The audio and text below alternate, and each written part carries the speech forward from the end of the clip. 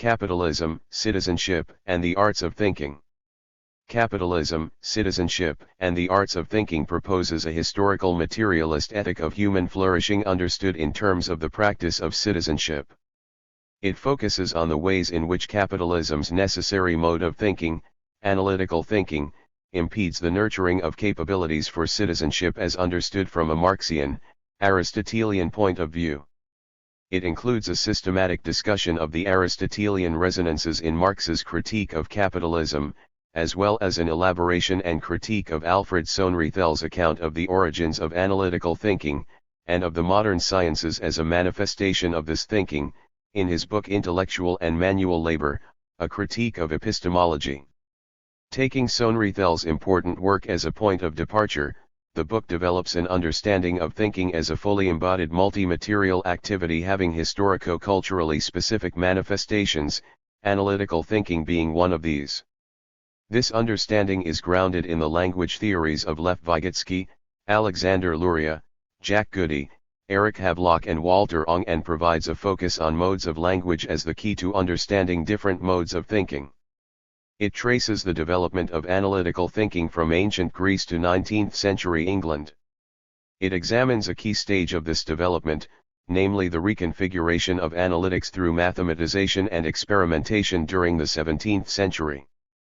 Through this reconfiguration, analytical thinking became a condition of possibility for the division of head and hand during the 19th century, as argued by Sohn-Riethel. In the conclusion, the author brings the analysis into the contemporary world by examining the changes effected by digitalist communication in relation to the potential for citizenship today, drawing on the work of Michael Hart and Antonio Negri in order to do so. Kathryn Dean is a research associate with the Department of Political and International Studies, School of Oriental and African Studies, University of London. This book is for my grandchildren, Finn and Mela. Preface. Introduction. Part I. The Materialities of Thinking. 1. Citizenship, Thinking and the Education of the Senses. 2. Towards a Historical, Materialist Science of Thinking. 3. Thinking and Language Modalities. Part 2. Alienation, Textualization, and the Capitalist Divisions of Labor. 4. Writing and the Institution of a Textualist World. 5. Alienation and the Capitalist Divisions of Labor. 6. Thinking in an Informatist World. Part 3.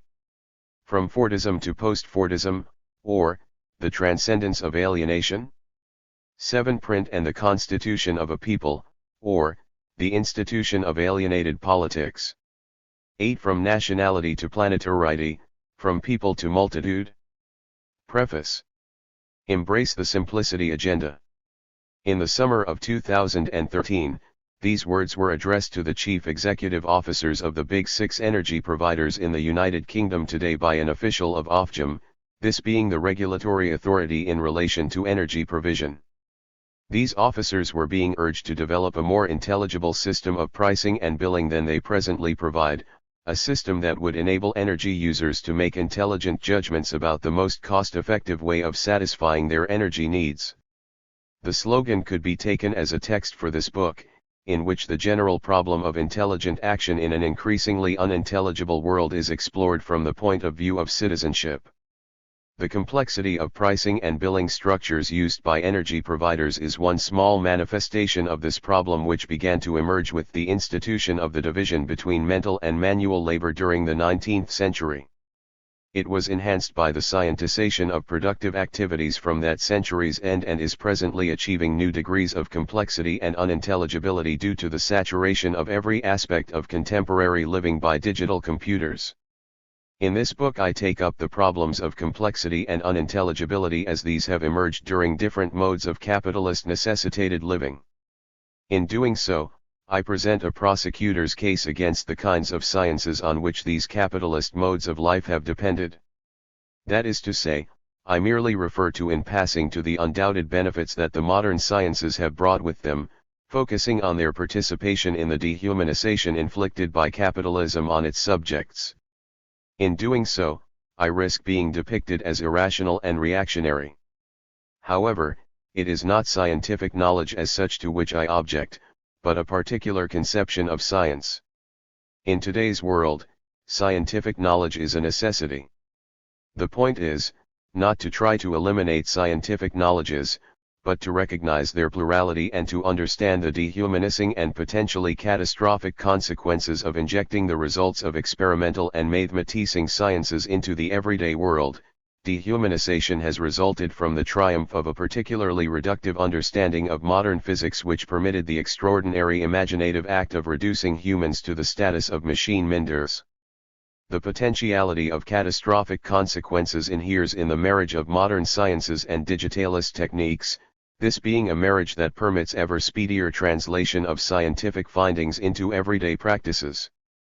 The resulting and unprecedented enhancement, and constant reconfigurations, of connectedness and complexity is rendering the world ever more unintelligible at the level of the whole, even while ever more impressive knowledge of ever tinier parts becomes available. Up to now, we have depended on the state to ensure that cycles of cause and consequence will be, mostly, to our benefit. Presently the state is proving itself increasingly unwilling or unable to fulfill this crucial task. As we come to recognize this uncomfortable fact of contemporary living, we are beginning to take on, however reluctantly, some of the tasks which were carried out by the state in the past. Or, we are beginning to exercise a citizenship of responsibility and governance, rather than merely of obligations and rights. If a citizenship at all adequate to the tasks of governance in a globalist, techno-scientifically saturated world is to be possible, the simplicity agenda needs to be adopted, not only by energy-providing companies, but in every sphere of human activity. This is the challenge that faces us today. Introduction. In the historical materialist tradition, the topics of citizenship and governance do not receive much attention. Perhaps this is not too surprising, given that Marx's own insights on the topic are scattered across a variety of sources: political sociology, journalism, correspondence, polemic, and did not receive the detailed and systematic discussion of the kind which he devoted to capitalism. The great status of capital, as the most comprehensive and scientific of Marx's works, tends to overshadow the rest, or at least, dictate that an economistic perspective on other necessary dimensions of human life be adopted. Point 1. Where the political is directly addressed, it is usually as a matter of class conflict over class-specific interests. From this point of view, politics is discussed as class-based collective action, with the tendency to conceptualize the problem at issue in terms of exploitation rather than of alienation or fetishization. The critique of capitalism is undertaken from the point of view of material rather than psychic immiseration. It is concerned largely with the distribution of economic resources, with external goods, rather than human capabilities, internal goods. Point 2. Central to this focus is the relationship between forces and relations of production, the hope being that recognition of the contradiction between these will result in a true proletarian understanding of the nature of capitalist exploitation, an understanding that will permit the transition from in-itselfness to for-itselfness. In this scenario, the question of future governance receives little attention. While the more obviously reductive forms of economistic thinking have become a rarity among contemporary Marxists, the problem of the gap between working class in-itselfness and for-itselfness, understood as a matter of internal goods, remains underexplored. Writing on class and politics some time ago, Alex Kalinikas called on us to imagine worlds other than the one we presently inhabit, worlds in which justice, efficiency, democracy, and sustainability would rule. This would necessarily and desirably be a world containing many worlds, one in which equality and difference would be complementary rather than contradictory. Kalinikos's book is a succinct and useful summation of the nature of contemporary capitalism and of the relative powers of neoliberalism and its enemies. He stresses the heterogeneity of the latter while also identifying proletarianization on a world stage in terms of the increasing number of wage laborers across the world, and advocates the connection of class and power in the manner of Marx. In doing so, he provides statistics that demonstrate to his satisfaction that the potential for anti-capitalist collective action exists but has not as yet been translated into actuality. Point 3. Kolinikos's analysis raises many interesting questions about both means of transcending capitalism and the nature of the world that might replace it, for it prompts thinking about the meaning of proletarianization on a world stage, about the gap between capacity or potential for engaging in emancipatory action, in itselfness, and actually present capability to do so, for itselfness, and the means whereby this gap might be filled. What is, or would be, the nature of proletarian for itselfness which would equip it for the arduous responsibilities which leadership of a capitalist-saturated world would necessarily entail? To what would this leadership be leading us? There needs to be the willingness and courage to say no to capitalism, but also to say yes to some alternative capable of ensuring universal well-being, however understood. Moreover, as a mode of life emergent from a world subjected to capitalism, hence a highly complex and cognitively challenging world, this alternative would, necessarily, require governance. The possibility of a hidden hand capable of coordinating myriad activities, social relations, and processes would not be available. Presently, we are overwhelmed with evidence of the aridity and destructiveness of neoliberal capitalism, yet we appear to have no clear sense of an alternative. From a Marxian point of view, what the worldwide proletariat would be saying yes to in the first instance would be the implementation of the solidarity principle, from each according to her means, to each according to her needs, at a global level. Clearly this would involve the redistribution of resources within and between existing political units. In this respect, a question that needs asking is, are the conditions present, or are there hints that these might be emerging, under which relatively prosperous proletarians, whoever they are and wherever they may be found, might willingly live this principle, particularly since the relatively prosperous are presently faced with a steady or, possibly precipitous, decline in the standards of living enjoyed by them up to now. This question has become more pointed and urgent given the advent of the most serious crisis in capitalism in living memory. Redistribution of external goods is one important dimension of the Marxian project. Another is the centrality of meaningful democracy, or, democracy involving significant popular participation in governance. This requires the development and nurturing of new kinds of internal goods of the kind implied by Marx in his concept of rich individuality, this being a condition of well-being which Marx considered to be a human universal or potential towards the consummation of which he found capitalism to be both means and obstacle. 5 The concepts of democracy and rich individuality did not receive systematic elaboration in Marx's work, but their use marks the importance of carrying out this task. 6 This is necessary if the transition from in itselfness to for itselfness is to be understood in terms not only of the redistribution of external goods but also of the means of attaining and enjoying rich individuality, a necessary dimension of which is truly participatory citizenship. For Marx, this development would require the alteration of men on a mass scale through a practical revolutionary movement such as to permit the shedding of the muck of ages. 7 At this point it is worth asking further questions. What is it about the muck of ages that prevents proletarians from participating in the activity of governance? And why have not Marxists been more concerned to address this question? In his path-breaking book, Intellectual and Manual Labor, A Critique of Epistemology, Alfred Sohnrethel provides an important part of the answer to the first of these questions by focusing on the dehumanizing consequences of capital's hegemonic mode of thinking, which he describes as philosophical epistemology, or, thinking with non-empirical concepts. As Sohnrethel claims, this alienated and alienating mode of thinking was a necessary condition of possibility for capitalist exploitation and alienation as manifested in the division of mental and manual labor. 8 I shall return to Sohnrethel below. For now, I note merely that I shall be following Sohnrethel in elaborating on the thinking muck that has been attached to humans through the institution of capitalist modes of life. Regarding the question about governance, one persuasive answer has been provided by Norman Levine, who provides an explanation in his introduction to Lukács's late work on democratization. In this introduction, Levine identifies two sources of that significant gap in historical materialism relating to questions about governance and citizenly capability. One is the conflation of politics and the state, hence of politics and class conflict, as noted above, the other is the egalitarian paradigm that equates conflict with self-interest under conditions of, alleged or supposed, scarcity and sees in technology, properly used, the means of overcoming this conflict. Point 9 For Levine, Lenin's State and Revolution marks the end of Marxist thinking about the political, because in this work the withering away of the state is equated with the withering away of politics. Point 10 Under communism the state would have become redundant because, first, class conflict would have become a thing of the past, and second, administrative egalitarianism would have eliminated the bureaucratic domination exerted by the state.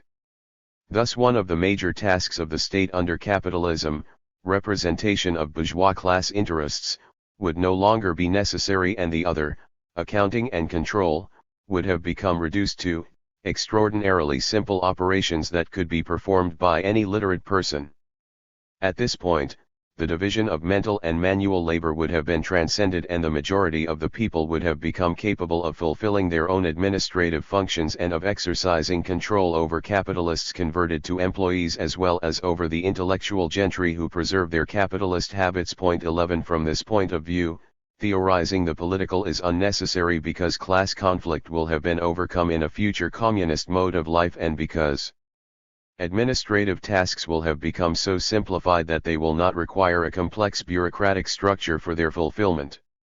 This analysis, says Levine, is the source of the black hole of Marxist speculation, or the absence of a theory of politics. Point 12. In this study the political is understood in its primary sense as governance, with the corollary that a historical materialist science of politics must be, in significant part, a science of citizenship understood in a civic rather than civil sense, that is, in terms, not of liberal notions of active rights relating to property, voting, and so on, and passive responsibilities or obligations relating to paying taxes and obeying the law, but of the capabilities needed for active participation in governing. While recognizing the centrality of surplus production of life's necessities as a condition of possibility, this science must focus on the nature and distribution of internal rather than external goods. Point 13. There is one strand in contemporary historical materialism that pays attention to the question of what I am describing as internal goods in relation to the problem of future governance. This is the Italian autonomist strand, as represented by, in particular, the work of Michael Hart and Antonio Negri. These authors detect, in the transition from Fordism to post-Fordism, the means of overcoming the division of head and hand with which Soenrethel was quite rightly concerned, and, moreover, of nurturing popular governance capabilities. The much criticized distinction between material and immaterial labor is fundamental to the argument developed by these writers, material labor being that activity undertaken by the machine minders required for the functioning of mass industrial Fordist capitalism, as opposed to the immaterial labor required by post-Fordism. The latter takes myriad forms but involves, essentially, the nurturing of knowledgeable individuals participating actively in the production of services rather than artifacts. Through this change, the authors argue, the division between head and hand has been ended, and the tendency is towards the restoration of knowledgeability to the bodies of workers. Moreover, this knowledgeability has a political character such as to yield the potential for future non-representative democracy. Point 14. The work of Hart and Negri will receive more attention in later chapters. The importance of this work is that it draws attention to a relatively neglected problem in historical materialism. Its limitations are many, including a failure to theorize knowledge and to take account of the significant inequalities within the category of immaterial labor. Regarding the latter, plurality is taken to be a good thing, apparently regardless of the myriad experiential differences to be found within our present globalist world. Regarding the former, there is a failure to consider systematically the causes and nature of the capitalist divisions of labor and to pay critical attention to the nature of capitalist necessitated thinking and knowledgeability. Relatedly, there is also a remarkable insouciance about the arduous responsibilities that participation in the governance of a post-capitalist world would bring with it. These failures and absences permit an overly optimistic judgment about the potential for non-representative democracy borne by the post-Fordist mode of capitalism. Yet, the body of work produced by Hart and Negri, as well as by the broader strand of autonomous thinking, is to be welcomed for its attentiveness to the particularities of contemporary capitalism as well as to the question of anti- and, possibly, post-capitalist political action. Point 15. Towards the development of a historical materialist science of the political. As a contribution to a historical materialist science of politics, this study takes as its point of departure Marx's conception of rich individuality and considers this richness mainly from one point of view, namely, from the point of view of participatory, deliberative citizenship. Citizens who participate through deliberation are citizens who can think effectively about a complex mode of life and who will engage in discussion and decision-making about governance in a public-spirited manner. Neither citizenship nor thinking gets much attention in the contemporary historical materialist corpus, although the problem of governance which my account of citizenship is intended to address is considered directly by the autonomists and indirectly by a variety of theorists concerned with a hope for transition to socialism. Point 16. Partly, no doubt, due to Marx's depiction of the alienated citizen in On the Jewish Question, citizenship tends to get a bad press and the question of thinking has been, in the past, subsumed under the problem of false consciousness. Point 17. As noted earlier, in this study, Alfred Sohnrethel's account of capital's necessary mode of false consciousness is a crucial source for my account of the intellectual muck that has prevented the nurturing of radically democratic modes of citizenship. As Sohnrethel pointed out, Marxists, while understanding the historicity of modes of production, had neglected to apply this understanding to modes of thinking, in particular, to capital's socially necessary mode of thinking. This mode of thinking, which I shall describe as analytical, was productive of modern natural sciences that, in turn, were a condition of possibility for the splitting of head and hand, what Marx described as the real subsumption of labor to capital, during the mass industrial phase of capitalism. Point 18. A return to Sohnrethel's work is particularly timely and compelling at present due to changes in the capitalist division of labor identified by the autonomists, among others. As noted before, the belief that this mode of capitalism has been dissolving the distinction between mental and manual labor has led Hart and Negri to claim that the possibility of a true, participatory form of democracy is present today. Some of the lacunae in this argument can be filled by following in Sohnrethel's footsteps. In particular, while Hart and Negri are critical of the thinking that has proved indispensable to capitalism, they neglect to consider systematically the ways in which that thinking has resulted in the saturation of the everyday world with modern scientific knowledge and the obstacles that this saturation places in the way of radically democratic governance. It is to this problem that Sohnrethel directs our attention. As he says, a construction of true socialism in our Western setting is, in my view, a near impossibility without a correct historical materialist understanding of science and of the relationship of mental and manual labor. 19. I follow Sohnrethel in his claim that the overcoming of the division of mental and manual labor needs an understanding of its source in a specific mode of thinking, an understanding that requires a historico-cultural account of the nature, conditions of possibility and emergence of that thinking. I also follow Sohnrethel in finding the source of analytical thinking in ancient Greece. However, I depart from him in explaining this emergence in terms of writing, rather than exchange relations. This is where the linguistic dimension of my account of citizenship makes its appearance. Before elaborating on this point, I need to explain the partnership of Marx and Aristotle. What Aristotle can contribute to a historical, materialist science of the political.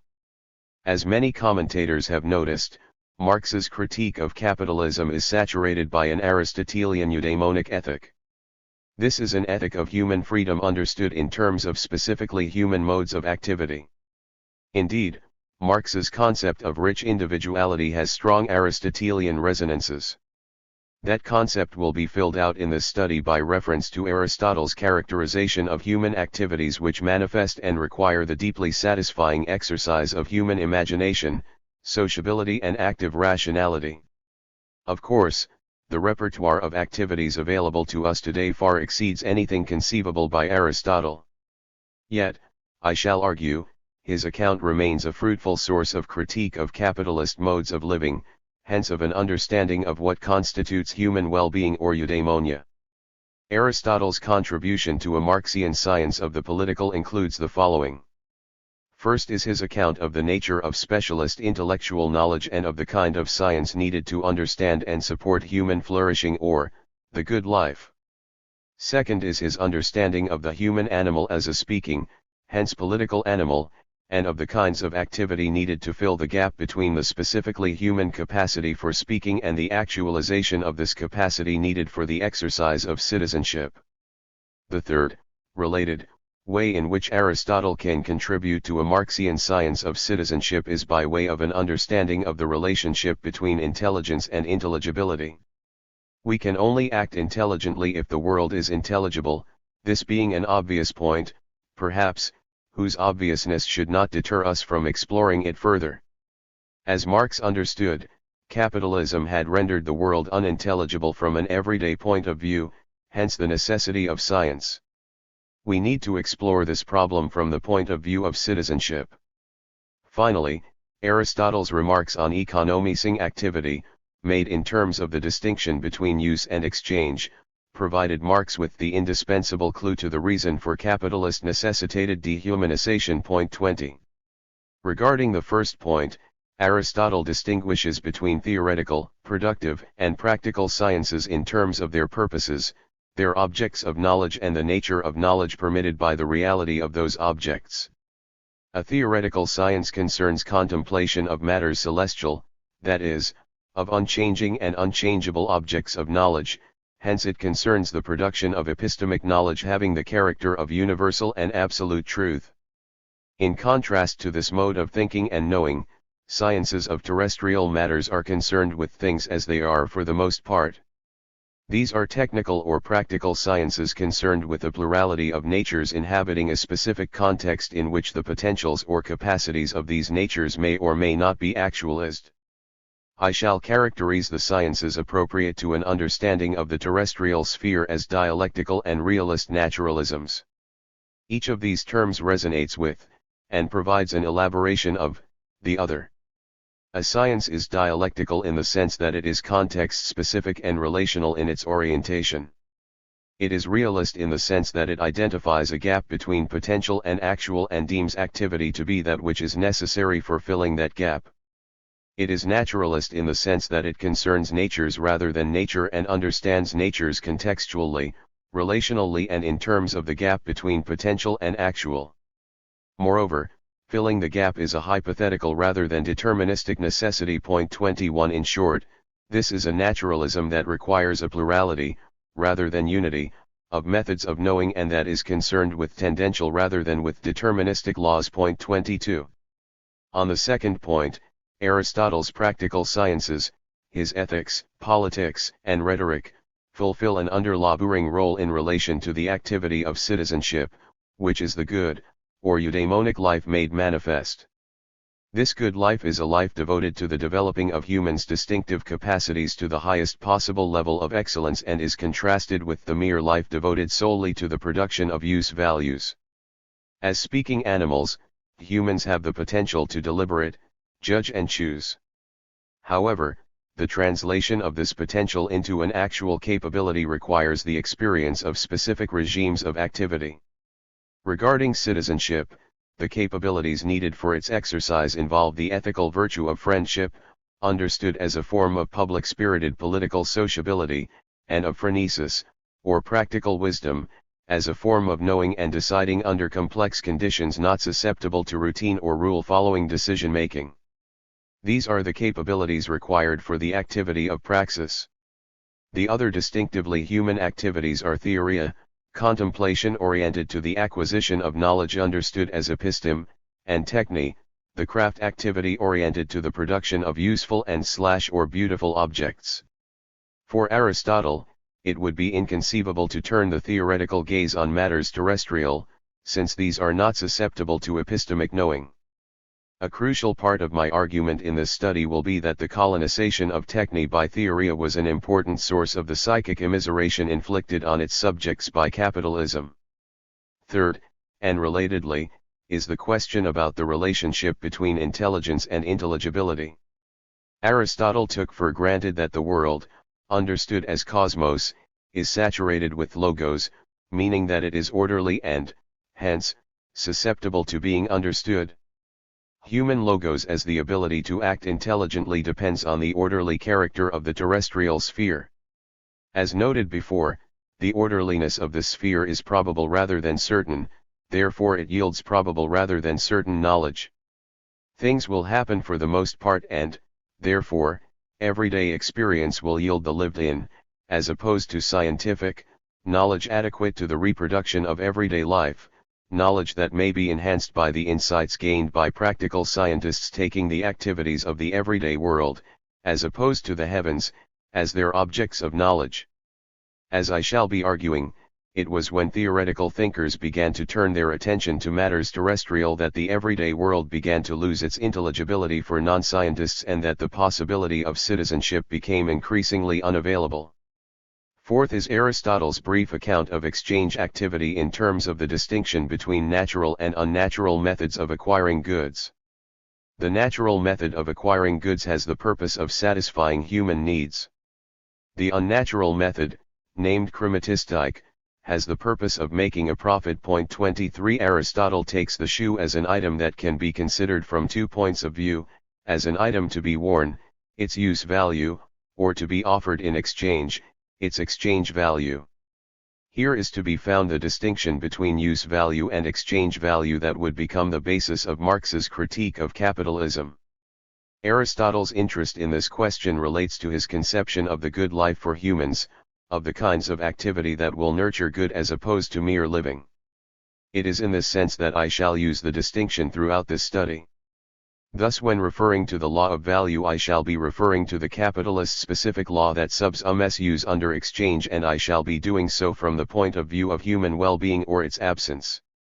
This very schematic outline of what Aristotle can contribute to a historical, materialist theory of the political is intended to provide a non-modern, pre-analytical perspective on the nature of knowing, thinking, and doing. This is a perspective that requires the re-injection of complexity, of sensuousness, and of relationality into the sciences needed to understand the nature of human modes of life in a non-alienated manner. It is a future-oriented rather than nostalgic perspective intended to denaturalize the modern, analytical mode of thinking and to counter its alienating effects. It is not about taking Aristotle off the shelf, as it were, but a preparation for the elaboration of a dialectical, practical science at the service of citizens. 24. Marx's Aristotelianism. As Alasdair MacIntyre argued some time ago, Marx's thesis on Feuerbach is an expression of his Aristotelianism. 25. Unlike MacIntyre, who deemed the Aristotelian way to have been, in Marx's work, the road not taken, I argue that Aristotle's account of humanity and its potentials informs not only Marx's understanding of human flourishing but also his critique of capitalism, as noted before. The thesis is evidence of Marx's intention to distance himself from the two main modes of scientific thinking available to him in the 1840s, namely, materialism and idealism. These modes of thinking, in spite of Hegel's heroic efforts to overcome the false abstractions that marked existing materialisms, remained inadequate to the task of providing an emancipatory practical science that would promote the ethic of freedom with which Marx, no less than Aristotle, was concerned. Marx's critique of capitalism only makes sense given Aristotelian assumptions about human flourishing and about the kinds of activity needed to secure such flourishing. It is from this point of view that I am interpreting his early account of alienated labor. 26. Indeed, the Aristotelian point of view provided the continuity in Marx's thinking, regardless of the different objects of that thinking from first to last. Thus Marx's thinking on political activity, no less than his account of the capitalist divisions of labor, is expressive of this essentially Aristotelian ethic. Regarding politics, there is the evidence of his criticism of the very un-Aristotelian citizen of capitalism in On the Jewish Question, OJQ, as well as his depiction of the privative character of the lives of French peasants in the 18th Brumaire of Louis Bonaparte and of the active citizenship embodied in the governance undertaken by the Paris Communards. As for the divisions of labor suffered by artisans turned proletarians, Marx's vivid and condemnatory descriptions of these testify to his sense of what impedes human flourishing while implying, for the most part, what a more enriching mode of human activity would be like. Point 27.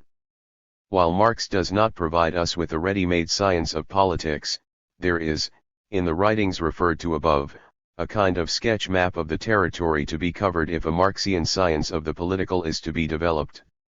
The Aristotelian character of Marx's account of the political alienation experienced by the atomized capitalist citizen and the French peasant will be explored at appropriate points in this study. Regarding his treatment of the Paris Commune, while he merely implied the nature of necessary citizens' capabilities, it is clear that, as Hannah Arendt pointed out, his understanding of truly democratic politics was derived from the example of the Athenian polis in that it stressed the deinstitutionalization of existing government through the displacement of the bureaucracy by worker-appointed administrators and of the standing army by a militia. What had been a state became a magistracy, as instituted at ancient Athens and as advocated by Rousseau in the Social Contract. Clearly, regardless of his doubts about its feasibility at that time, Marx saw in the Commune the model for a future post-capitalist mode of democracy, the democracy that would yield the actuality of human freedom understood as eudaimonia. Point 28. To raise this potential is to draw attention to the powers of humans which qualify us for freedom, to understand the significance of moving from the realm of necessity to the realm of freedom. The development of this dimension of Marxian theory is necessary if we are to identify fully and correctly the damage inflicted on humans by the capitalist mode of life and evaluate realistically potentials for the emergence, out of contemporary capitalism, of conditions for the development and exercise of citizenly capabilities understood in a Marxian, Aristotelian sense. Point 29. Providing a critique of analytical thinking in terms of its contribution to capitalist necessitated dehumanization is an important part of this work. A preliminary word on this topic will be useful at this point. Analytical thinking and its dialectical antidote. The mode of thinking that Sohn-Rethel described as philosophical epistemology, and that I shall refer to as analytical thinking, is marked by the following characteristics. It is history-denying and falsely universalizing in that it is blind to relationality and contextuality in human, and indeed all forms of, life, and it proceeds on the basis of dichotomizing concepts which it tends to fetishize or animate. Point 30. In effect, it conflates trans-historical and historical abstractions and, to compound this error, it ontologizes bad or irrational abstractions. As an important example, it draws a distinction between ideal and material, which is a bad abstraction and, moreover, ontologizes this abstraction by failing to note that it is an artifact of thinking as opposed to a property of the object of thinking. 31. Marx's thesis on Feuerbach begins with the prescription that this bad abstraction be displaced by the concept of sensuous activity. At this point it will be worth quoting the first thesis. The chief defect of all previous materialism, that of Feuerbach included, is that things Gegenstand, reality, sensuousness are conceived only in the form of the object, or of contemplation, but not as human sensuous activity, practice, not subjectively. Hence it happened that the active side, in contradistinction to materialism, was set forth by idealism, but only abstractly, since, of course, idealism does not know real, sensuous activity as such. Feuerbach wants sensuous objects, really distinct from conceptual objects, but he does not conceive human activity itself as objective activity. 32. This prescription marks the beginning of Marx's attempt to provide a dialectical antidote to the poison of analytical thinking. It recommends the rejection of the concept of matter in favor of modes of materiality and privileges the concept of activity as that which organizes and reorganizes modes of materiality. 33. This is how I shall proceed in my argument. Beginning with Marx's gnomic prescriptions, which I shall interpret as a contribution to the development of a practical science intended to be of service to citizens, I shall pursue an account of citizenship that is dialectical, realist and naturalist, as discussed briefly above. In doing so, I shall be bringing out the Aristotelian dimensions of Marx's ethics and politics. Marx's dialectics comes after analytics and involves the self-conscious attempt to correct analytical abstractions. His realist naturalism is a realism of natures and their identifying modes of activity, hence his naturalism is not of the reductive, homogeneizing kind to be found in analytical thinking. Neither is it deterministic in character. Rather, the naturalism derived from Aristotle's work is a naturalism involving hypothetical rather than deterministic necessities. It is a naturalism that looks for conditions of possibility rather than determining causes, a naturalism yielding probabilities rather than certainties. Marx's Aristotelian influences were arrived at in part via Hegel but are truer to the realist logic of Aristotelian naturalism in that he stressed the sensuous, as opposed to abstract, character of activity. 34 He was interested in the activity actually experienced by human bodies in the course of their everyday lives. It is from this point of view that he assessed the political alienation of the French peasantry and of the atomist citizen constituted by the capitalist industrialist regime of activity. The sensuous activities in which these different class members had been immersed were not designed to equip them with the ethical and political capabilities needed for participation in governance. 35. As an analytical materialist theory allocates to matter as such a foundational status, a dialectical theory begins by insisting that there is no such thing as matter as such. What is deemed matter comes to us, necessarily, already formed or organized. 36 Indeed, it is only the fact that matter is formed that enables us to recognize and know it. The abstraction of form as idea from a particular piece of matter and the allocation to the abstracted form or matter of causal or ontological primacy is a manifestation of a specific mode of thinking which was to become hegemonic in Western Europe in the course of the 17th and 18th centuries, at which time it became a necessary condition, one of many others, of large-scale industrial production, therefore, as Soenrethel quite rightly argues, of the division of mental and manual labor. Because I am primarily concerned with the question of human capabilities, I shall take activity, rather than process or relationality, as the identifying concept of dialectics, and I shall consider human modes of life in terms of their regimes of activity. 37 In effect, the regime of activity, understood as mode of life, displaces mode of production in my argument, this displacement being intended as a corrective to the economism which has marked much of Marxist theorizing in the past. 38 The concept of regime of activity will be elaborated by way of specific modes of materiality, rather than of matter. In this book I shall be particularly concerned with human, capitalist and linguistic modes of materiality. 39 Human materiality and its specific needs. Following Marx, following Aristotle, I take it that humans constitute a specific biological mode of materiality that requires long-term immersion in regimes of patterned activity for the enactment of human capacities as capabilities. Thus the regime of activity suggests the imperative nature of a mode of life in and through which individual humans necessarily have their being, indeed, acquire their specific mode of being through the becoming permitted by the activities in question. These regimes of activity are constituted by myriad modes of materiality, both human and non-human. Humans are members of a species of prematurely born organisms for whom extended learning is essential because the gap between capacity and capability is greater than for any other organism. The prematurity of the human newborn is biologically marked by the underdeveloped condition of its brain, compared to other primates. 40 Marx's awareness of the wide gap between human capacity and capability is expressed in a number of succinct formulations, as in his claim that the forming of the five senses is a labor of the entire history of the world down to the present. 41 The activity of learning is the way in which this forming of the five senses takes place. Learning can only proceed in an orderly, recognizable world, since it is through repeated encounters with similar instances of activities, objects, and processes that learning can happen at all. To cite Jonathan Lear, who is here following Aristotle, the transformation of human capacities into capabilities is effected through a series of sensory encounters in which the world cooperates through repetition and regularity. Point 42 This cooperation is effected through an unwritten compact between generations of humans whereby newborns are immersed in an orderly mode of life within which they can have the kinds of sensory encounters whereby they learn to become human in historico-culturally specific ways. Capitalist materiality and its dehumanizing character.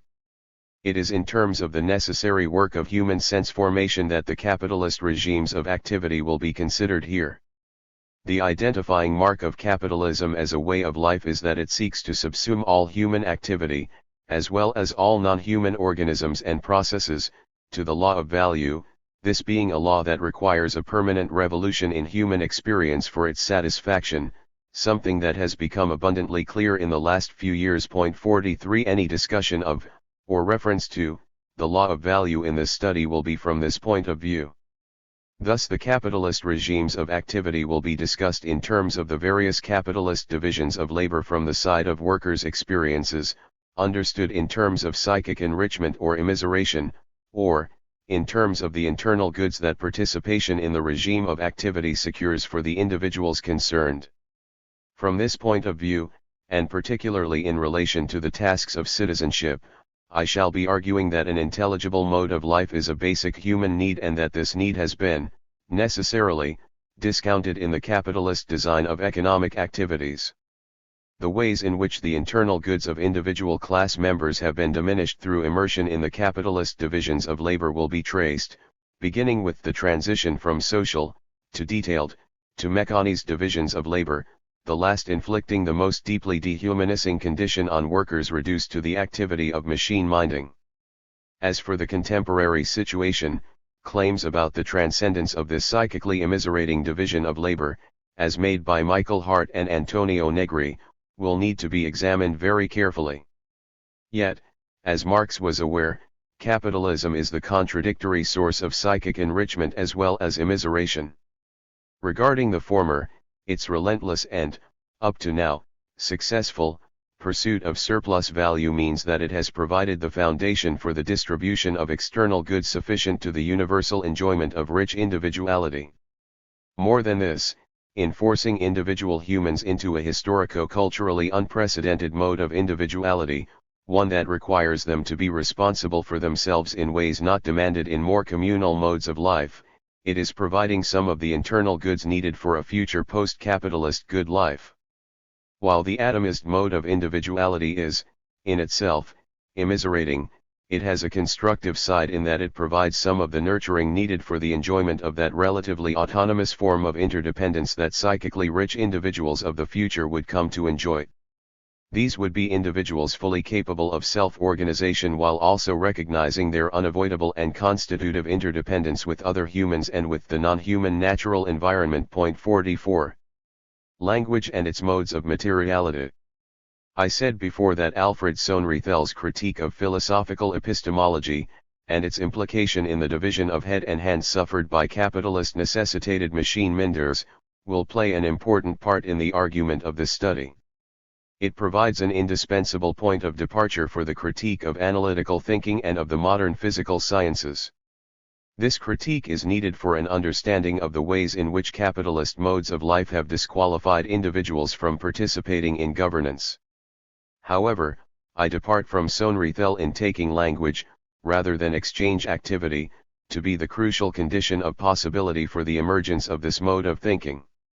In making this argument, I need to make a distinction between language as a trans-historical abstraction and historico-culturally specific modes of language up to now, these being oral, scribal, print and electronic modes.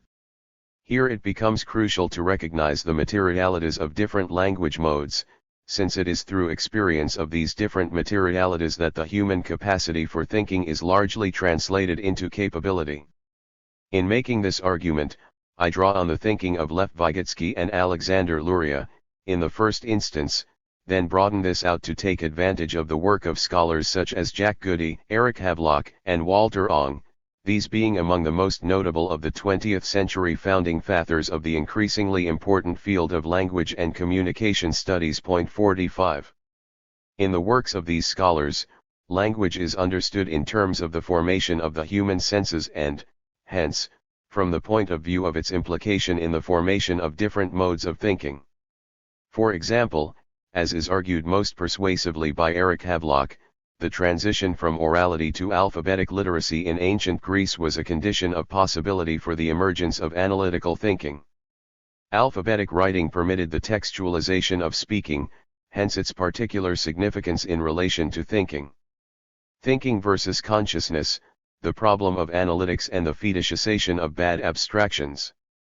In discussing the topic of collective action, Marxists tend to use the concept of consciousness to refer to questions about knowledge and awareness. The problem with this is that it forces us onto analytical territory in that the distinction between consciousness and being is taken to be a fact of nature rather than an artifact of the intellect. That is to say, the distinction is ontologist and the terms of the distinction become differently fetishized by idealists and materialists. In effect, consciousness is a bad abstraction in that it does not cut nature at its joints. Consciousness is an attribute of being, not its other. But, beyond this, the concept of consciousness is an abstraction that functions at too high a level of generality to be of use in a science of the political in that it refers to capacities to be found in some non-human animals. As used in this study, thinking is a specific human manifestation of the capacities connoted by the concept of consciousness. In elaborating on the activity of thinking, I am not concerned with the problem of consciousness as dealt with in the philosophy of mind. Indeed, the problem as posed is a problem thrown up by the analytical perspective and, as a bad abstraction, is unlikely to be solved at any point, as Thomas Nagel suggests in a recent book. For these reasons, it is with thinking, rather than consciousness, that I shall be concerned in this study, although I shall use consciousness as a term of convenience from time to time. This is thinking conceptualized as a multi-material, multi-sensuous activity of ordering a mode of life, the focus on ordering being derived from Levi Strauss's book The Savage Mind. 46. Soenrethel was right to argue that Marxists need to be more Marxian by historicizing capital's mode of thinking as well as of production. In doing so, he was observing the important Marxian distinction between transhistorical and historical abstractions. Thinking is a transhistorical abstraction that directs our attention towards a universal human capacity.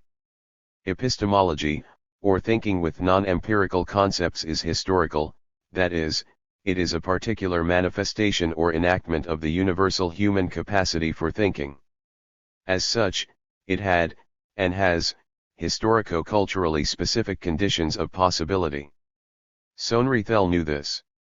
Unfortunately, influenced as he was by the base, superstructure metaphor, he found conditions of possibility for epistemology in the base, or, in this particular case, in experience of the activities of montist exchange. 47. The base, superstructure metaphor follows an analytical logic in that it implies external and linear relations between two dimensions of human life and endows one, the base, with causal powers. In effect, this metaphor, used by Marx to counter German idealism, turned out to be the source of an equally reductive materialism. The outcome, in Soenrethel's book, was the misidentification of the source of emergence of analytical thinking as participation in montist exchange relations rather than, as I shall argue, the experience of reading, writing, learning. The activity of thinking and thinking about class. An Aristotelian interpretation of Marx's understanding of politics and freedom directs us towards the concepts of thinking and activity as key to an evaluation of the human potential for rich individuality manifested in specific modes of human life. From this point of view, activity is understood sensuously rather than abstractly, that is, it is understood from the point of view of the actual experiences suffered or enjoyed by human bodies. 48. Now, the concept of class, which has been crucial to Marxist thinking, may be more or less abstract, more or less concrete, in relation to the everyday world. During the 19th century in England, the concept directed attention at the experiences of a class of artisans being subjected to proletarianization. As Edward Thompson put it, what was in question was a process of class formation as a process of self-making, or, the experience of class arose out of conflict and struggle between a class being deprived of both internal and external goods and a class of owners of capital. 49 In this case, the classes in question were both for and in themselves. The concept arose out of the evidence rather than being imposed on the evidence, it was part of the self-description of the groups in question. Today, the situation is far less clear than in the century of industrialization. Today, as Mazaros warns us, we need to avoid appeals to an idealized class consciousness. 50 Or, the concept of class does not yield access to the nature of sensuous activity by means of which capabilities are formed, or not. This is because today we have to deal with a ferociously complex division of labor across the planet and must include in membership of the world proletariat the Asian peasant turned proletarian who works unremittingly at the production of, for example, clothing, the highly skilled IT worker to be found in profusion in the modernized parts of India, the armies of clerical and professional workers who service finance capitalists, migrant labor of all kinds, as well as the vast numbers of peasants who remain in Africa, China, India, and South America, and the growing army of those discarded as irrelevant to the production of surplus value. The radical heterogeneity of experience, of that which fills the gap in humans between capacity and capability, which pertains in the contemporary capitalist world, renders class the wrong level at which to pitch an analysis of citizenship. At the level of class, we cannot begin to think coherently about the ways in which the capabilities associated with the exercise of citizenship understood in a Marxian, Aristotelian sense might be constituted. Rather, we must work down from the abstraction of class to occupational specificities so as to begin, as Marx recommended, with sensuous activity. This level directs us to a critique of capital in terms of alienation and fetishization rather than in terms of exploitation. The concepts of alienation and fetishization direct our attention at the suppression and perversion of human capabilities, and the unequal distribution of means of cultivating more humanly enriching capabilities, inflicted by capitalist modes of life. They direct our attention at the question of internal as opposed to external goods. This approach follows in Mies Postøn's footsteps in that it takes labor, understood as a particularly impoverishing mode of productive activity, rather than class, as the fundamental Marxian critical point of view. 51. An account of citizenship in terms of the actually available potential for the nurturing of specific capabilities requires us to attend to experiential specifics rather than to theoretical abstractions divorced from such specifics. This is what a practical science must be concerned with. Aristotle could discuss this topic in terms of class, which was a crucial category in his practical science. However, he approached the analysis of class from an occupational point of view in terms of the political significance of everyday class experiences. He understood that the concept of class needed to be decomposed in this way if conditions of possibility for the exercise of citizenship were to be understood. So, too, did Marx. His vivid depiction of the political alienation suffered by the residual class of 19th-century French peasants was couched in occupational terms and includes an analysis of the alienating and fetishizing, as well as exploitative, character of their mode of life. The exploitation inflicted on these peasants through their necessary implication in capitalist activities relating to credit left them with a paucity of external goods. The poverty of their internal goods was traced by Marx in terms of the highly constrained, cognitively limited, and socially isolated mode of agriculture by means of which they produced their meager use values. Paucity of external goods was matched by paucity of internal goods and, in particular, by the total absence of understanding of the nature of governance inflicted on them through the regime of Louis Bonaparte. The result was a kind of fetishization of Bonaparte through the conflation of this wretched figure and that of his ancestor, Napoleon Bonaparte, who had, in a real sense, represented the needs of an earlier generation of French peasants. Some objections considered. The purpose of the argument being presented in the book is to develop a Marxian, Aristotelian understanding of the conditions of possibility for the nurturing of rich individuality and of active, responsible, and public-spirited, or civic, citizenship.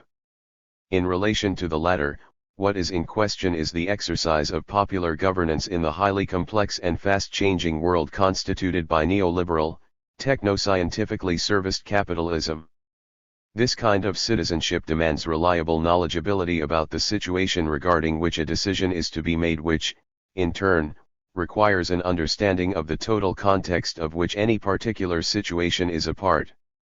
The conception of citizenly activity being proposed here will be deemed objectionable for at least two kinds of reasons. First, on the correct assumption that both thinking skills and knowledge are unequally distributed, it will be deemed elitist and charged with excluding, by fiat, those whom the supposedly knowledgeable will judge to be cognitively inadequate. Second, on the equally correct assumption that meaningful knowledgeability is impossible to attain because the world itself is too complicated for individual comprehension, it will be deemed utterly utopian. The response to the first of these objections is that what is being argued for here is a goal towards which we should attempt to move if we want democracy to be anything more than a device for legitimating elite rule. Moreover, the dramatic loss of respect for such rule is leading to a variety of popular attempts at self-governance. Even before the present crisis, the ruling elites in contemporary Western liberal democracies were suffering a serious deficit in trust. This distrust was incurred by the marketization of politics through its subsumption to public relations, as well as by an increasingly manifest inability to deal with major problems, relating to, perhaps most importantly, climate change, world hunger, and the increasingly speedy and unpredictable changes associated with a digitally enhanced mode of capitalism. Since the crisis, the lack of governing competence and the increasingly obvious collusion of liberal democratic governments with the large corporations has enhanced this loss of trust. In any case, there are presently emerging new kinds of popular organizations and social movements prepared to think and act outside of official political institutions.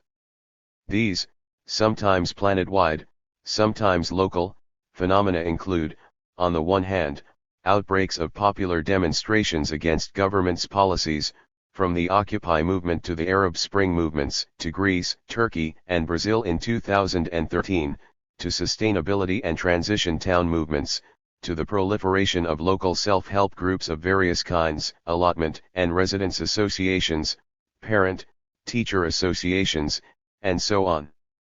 John Holloway describes these various doings as manifestations of a crisis in abstract labor, or as cracks in capitalism. 52 In many, not all, of these we find a recognition of the alienating effects of contemporary capitalism and an attempt, however modest it may appear, to counter these effects by the development of unalienated everyday practices.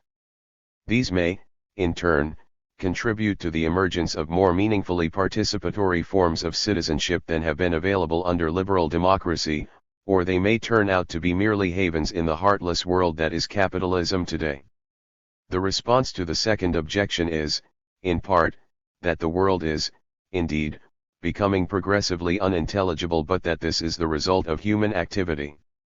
As the capitalist division of mental and manual labor began to render the everyday world unintelligible from an everyday point of view, the saturation of everyday activity by scientific knowledge enhanced this unintelligibility in such a way as to render the exercise of judgment increasingly difficult.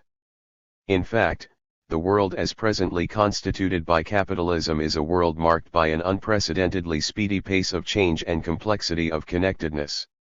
The crisis in which we have been gripped since 2008 has made this aspect of capitalist culture horribly clear.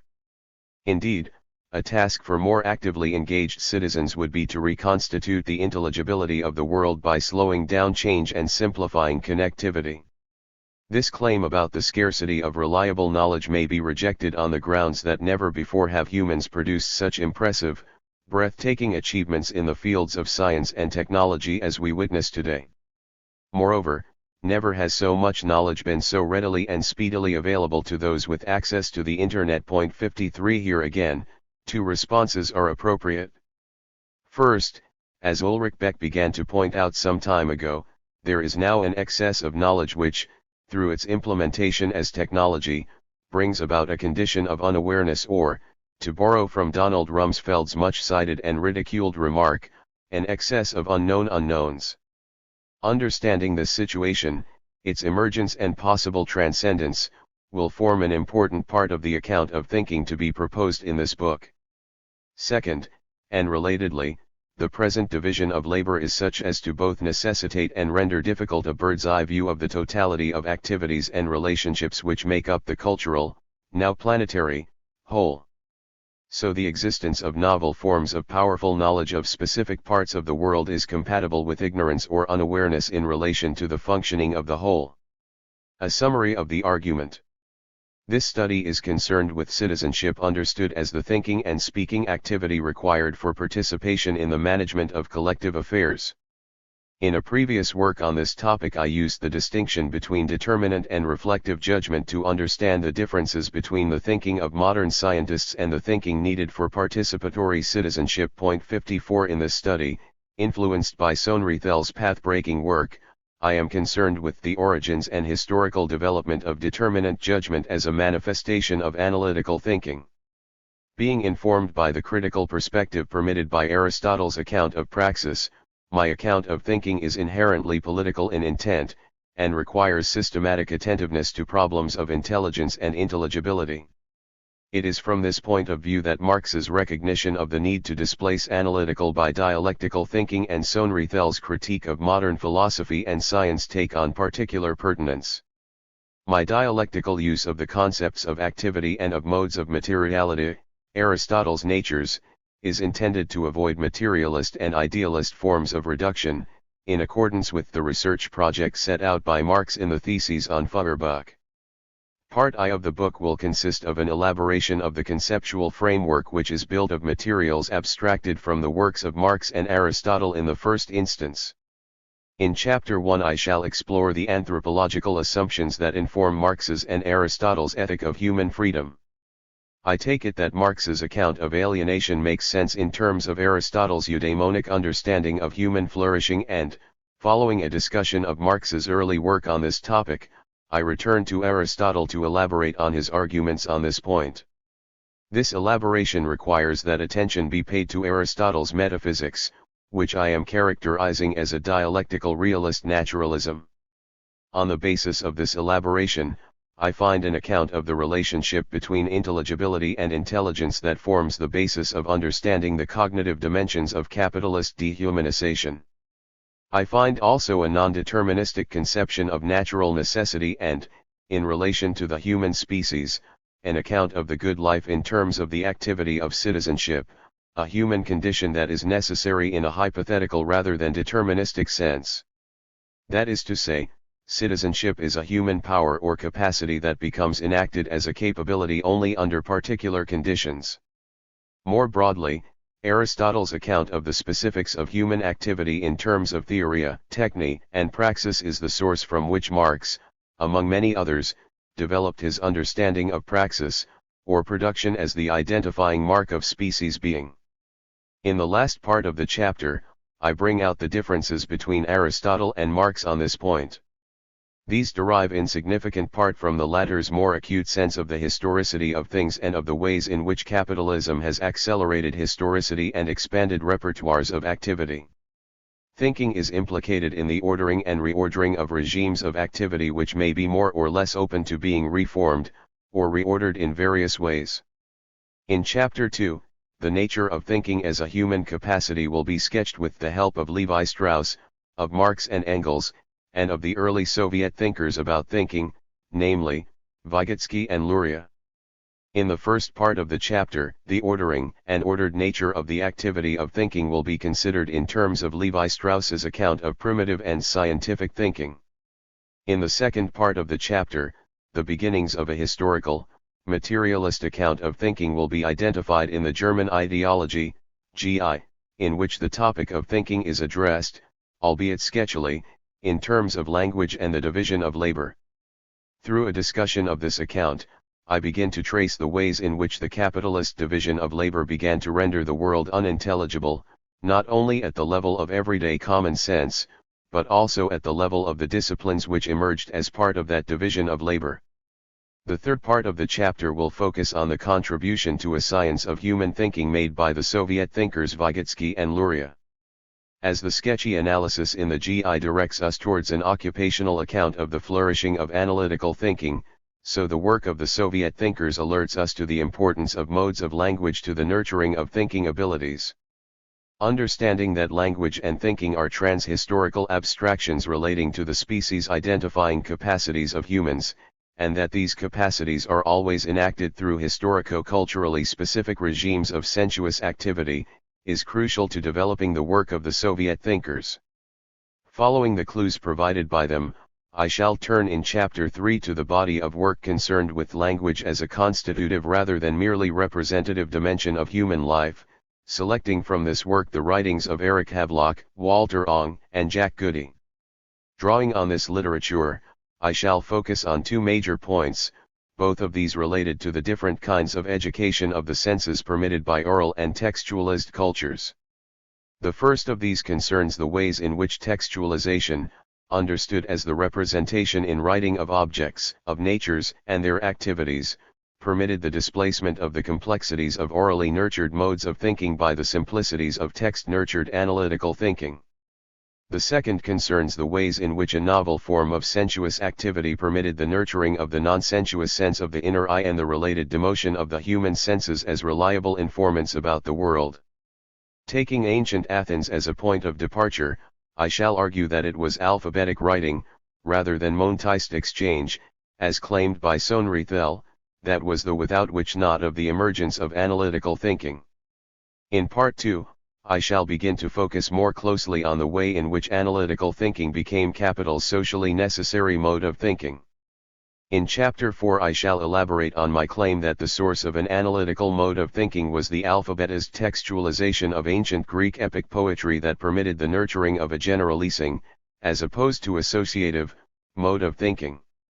Having identified Plato's theory of the forms and of the pure mathematical nature of the perfect shapes of these forms as an important antecedent of modern analytical thinking, I shall find in Aristotle the sources of both systematic analytics and its dialectical corrective. The systematic modern development of analytics, towards the accomplishments of which the achievements of scholastic thinking were crucial, is discussed using Descartes' analysis of the wax. This discussion consists of an elaboration of the nature of the sensuous reduction of objects in which analytical thinking is involved, the reduction of modes of materiality to pieces of residential extensa as effected by means of the distinction between primary and secondary qualities, a sensuous reduction which is accompanied by the spiritualist elevation of thinking as the matter-free exercise of the residential cogito.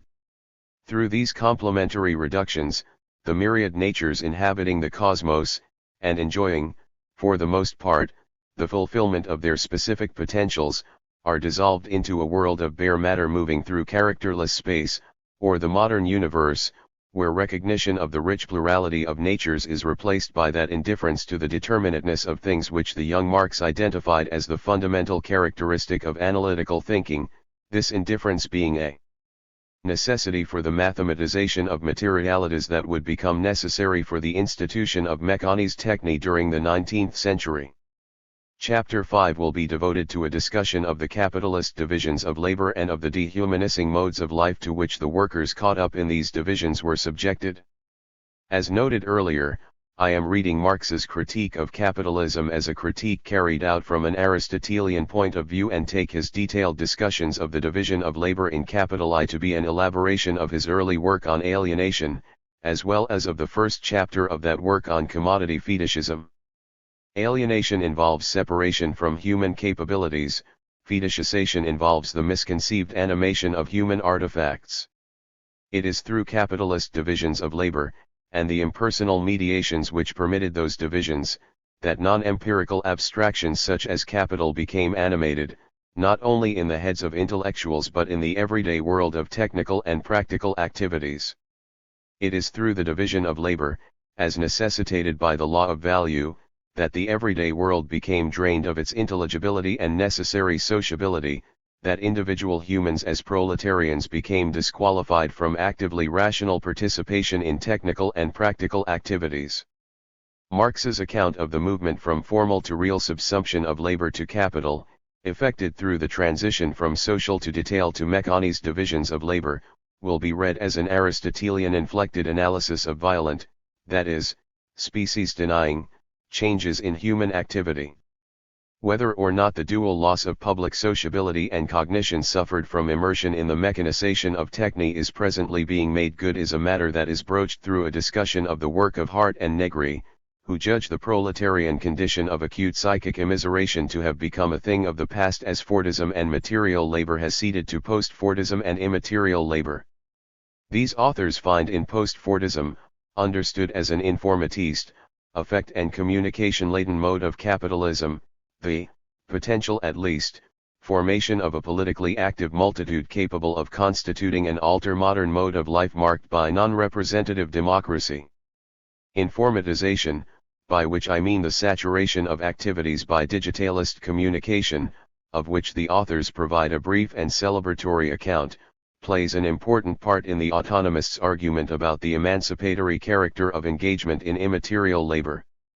In Chapter 6 I shall use this concept as a critical point of view on the digitalist mode of life that contemporary capitalism needs. In the first part of the chapter I shall consider the tendency on the part of commentators on the knowledge or information society to conflate knowledge and information. This tendency risks the trivialization of knowledge and is uncritically expressive of the fact that the feeding of capital's voracious appetite for commodifiable novelties is, indeed, associated with the built-in obsolescence of forms of knowledge.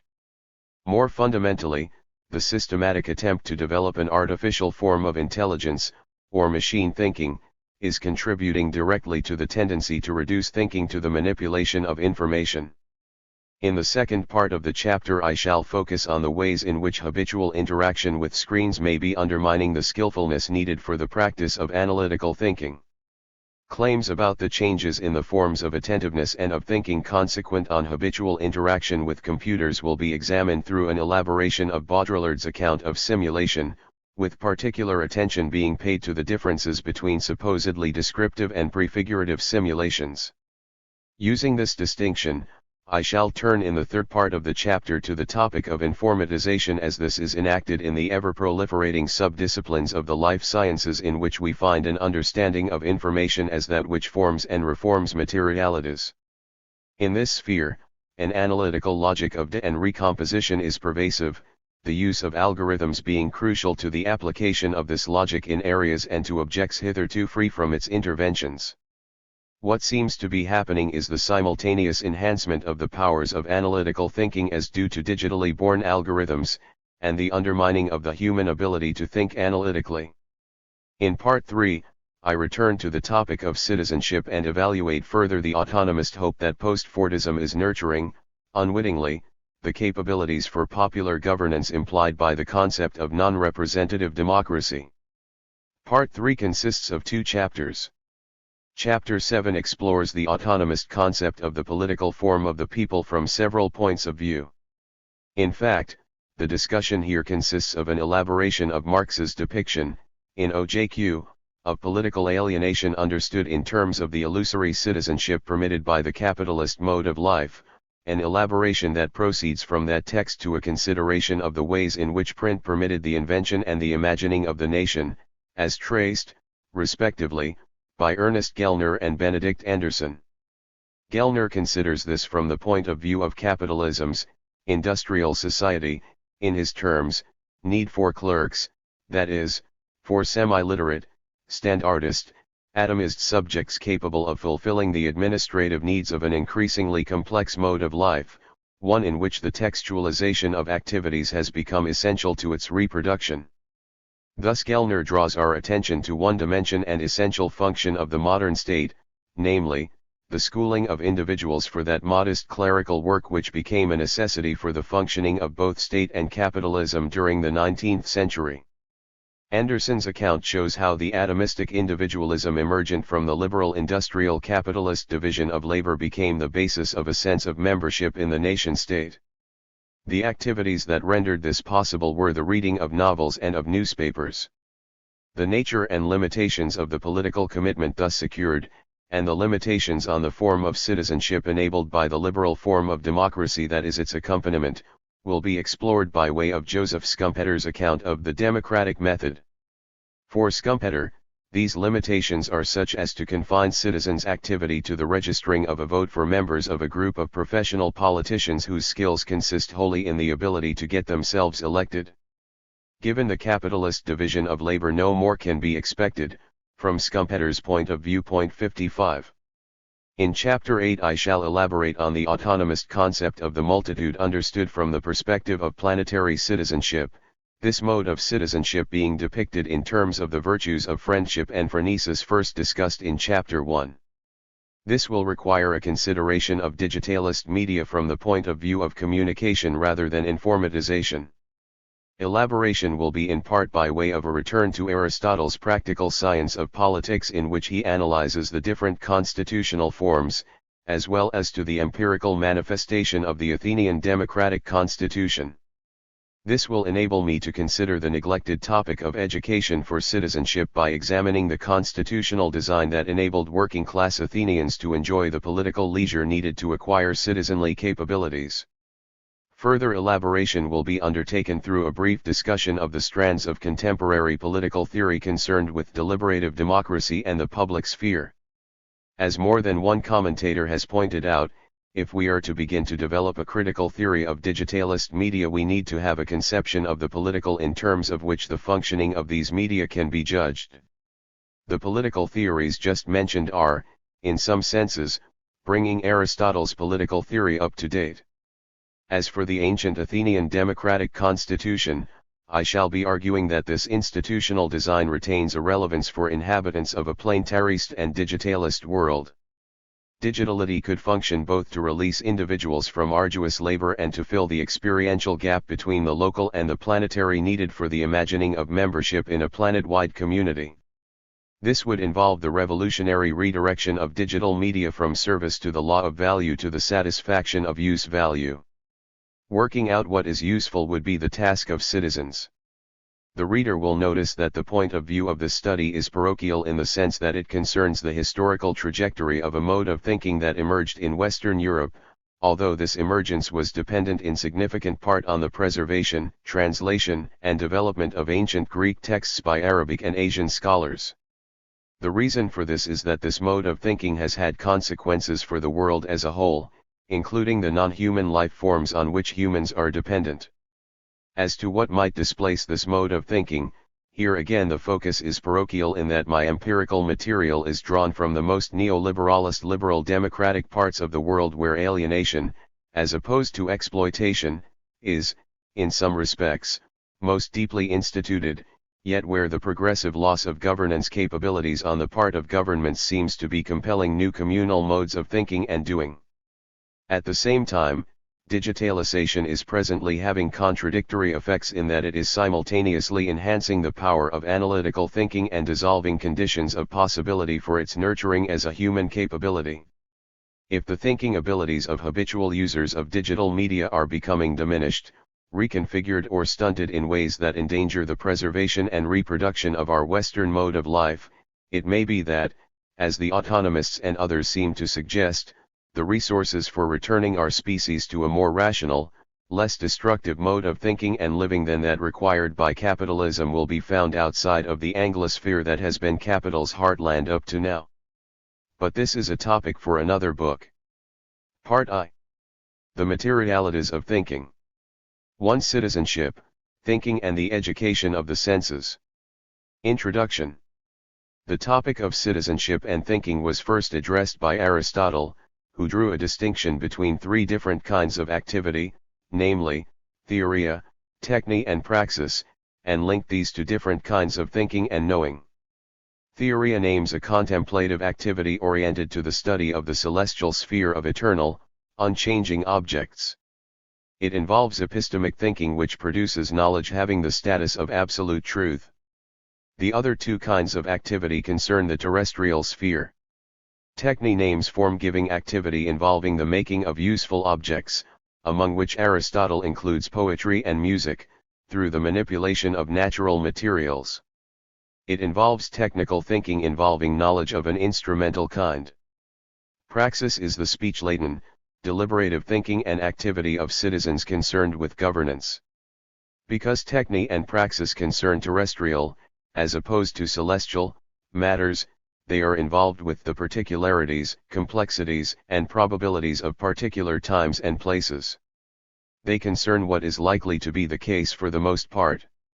The primary form of thinking and knowledgeability associated with these activities is lived in, or, it is knowledge that is inseparably situated in and borne by individual human bodies.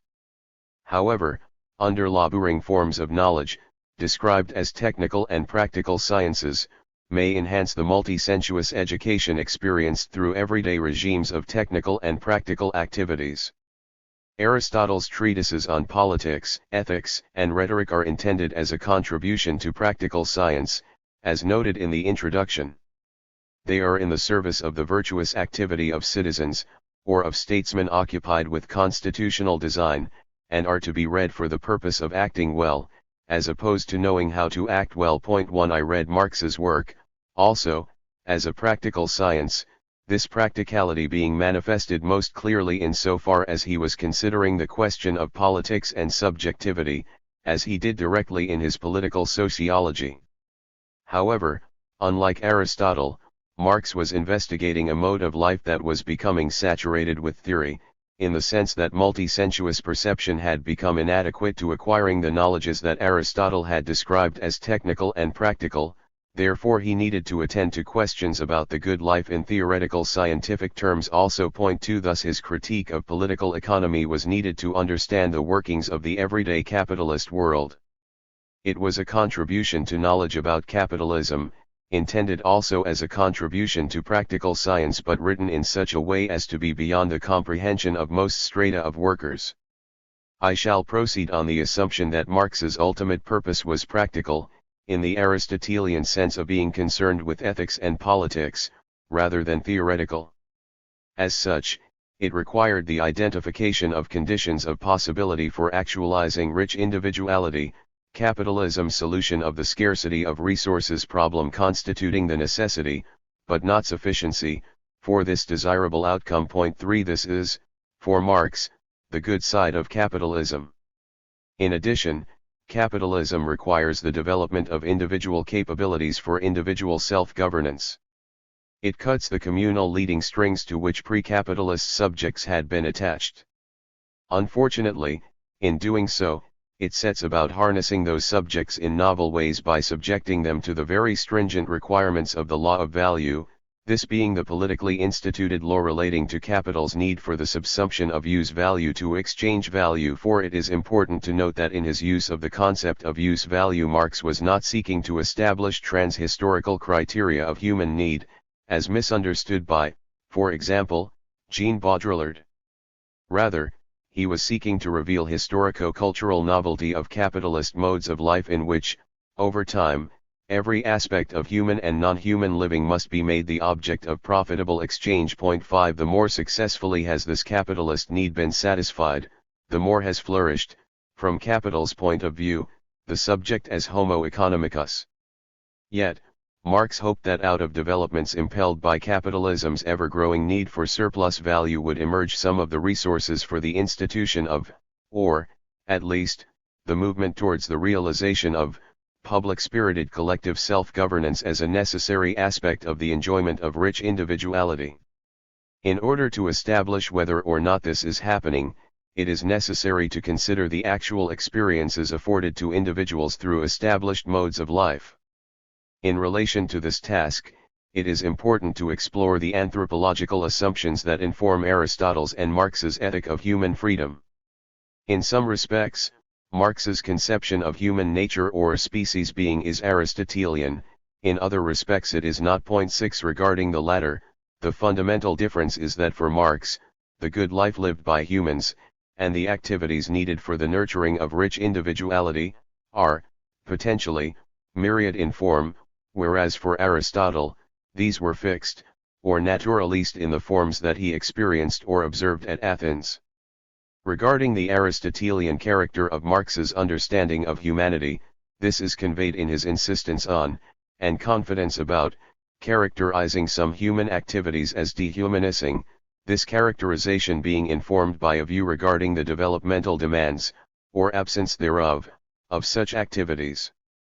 Thus Marx judged that workers turned machine minders had been dehumanist because their capacities for active rationality, for imagination, for self-organization and for cooperation, had been left or underdeveloped. To use an Aristotelian distinction, on which more later, these workers had been subjected to violent, nature transgressing, as opposed to developmental, nature nurturing, change.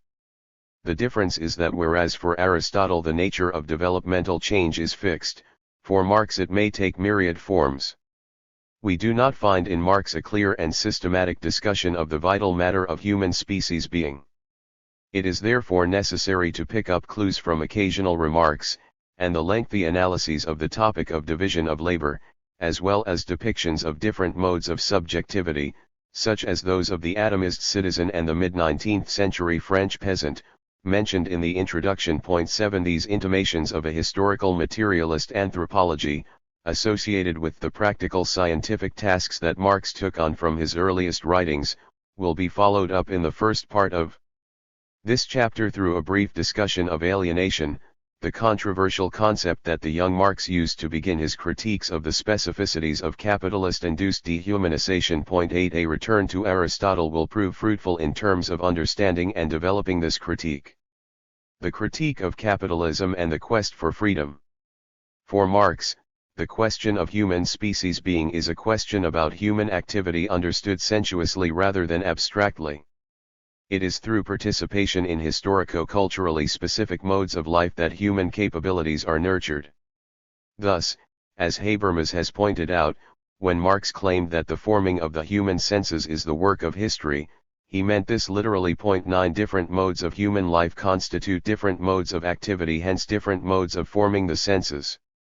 For Marx, as for Aristotle, claims about human flourishing are grounded in the biological nature of humans. It is because we are specific kinds of organisms that we have the capacity for freedom understood as both an individual and communal condition.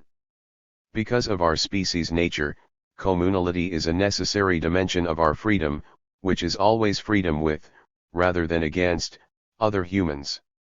What is freely chosen is always a matter of what the culture renders accessible. If a regime of activity is to constitute the good life, that is, a mode of life, or culture, 10 in which humans can live freely and enjoy rich individuality, it must involve the actualization of specific human capacities for sociality, for speaking, reasoning and imagining. 11. Historical materialist anthropology and Marx's ethic of freedom. In Marx's work, human capacities in general or outside of history are referred to in terms of power and need. Following an analysis that will be found also in Aristotle, Marx distinguishes between natural powers which humans share with other animals and species powers which are distinctively human. We have a specific biology, or mode of materiality, which equips us with distinctive capacities for specific modes of activity. The potential for engaging in freely chosen and effortful activity is the mark of human nature in general, which is modified in each historical epoch. This was Marx's way of referring to the gap between human capacities and their enactment as capabilities. While Marx recognized different marks of human distinctiveness, he considered the capacity to produce rather than find our means of life to be the most important. Thus, men can be distinguished from animals by consciousness, by religion, or anything else you like. They themselves begin to distinguish themselves from animals as soon as they begin to produce their means of subsistence, a step which is conditioned by their physical organization. By producing their means of subsistence, men are indirectly producing their material life. 12. In identifying production as the identifying mark of the human animal, Marx was privileging what Aristotle described as techne. 13 He was directing our attention to craft and householding activities involving the making and use of tools, and the satisfaction of vital needs for food and shelter that we share with other animals.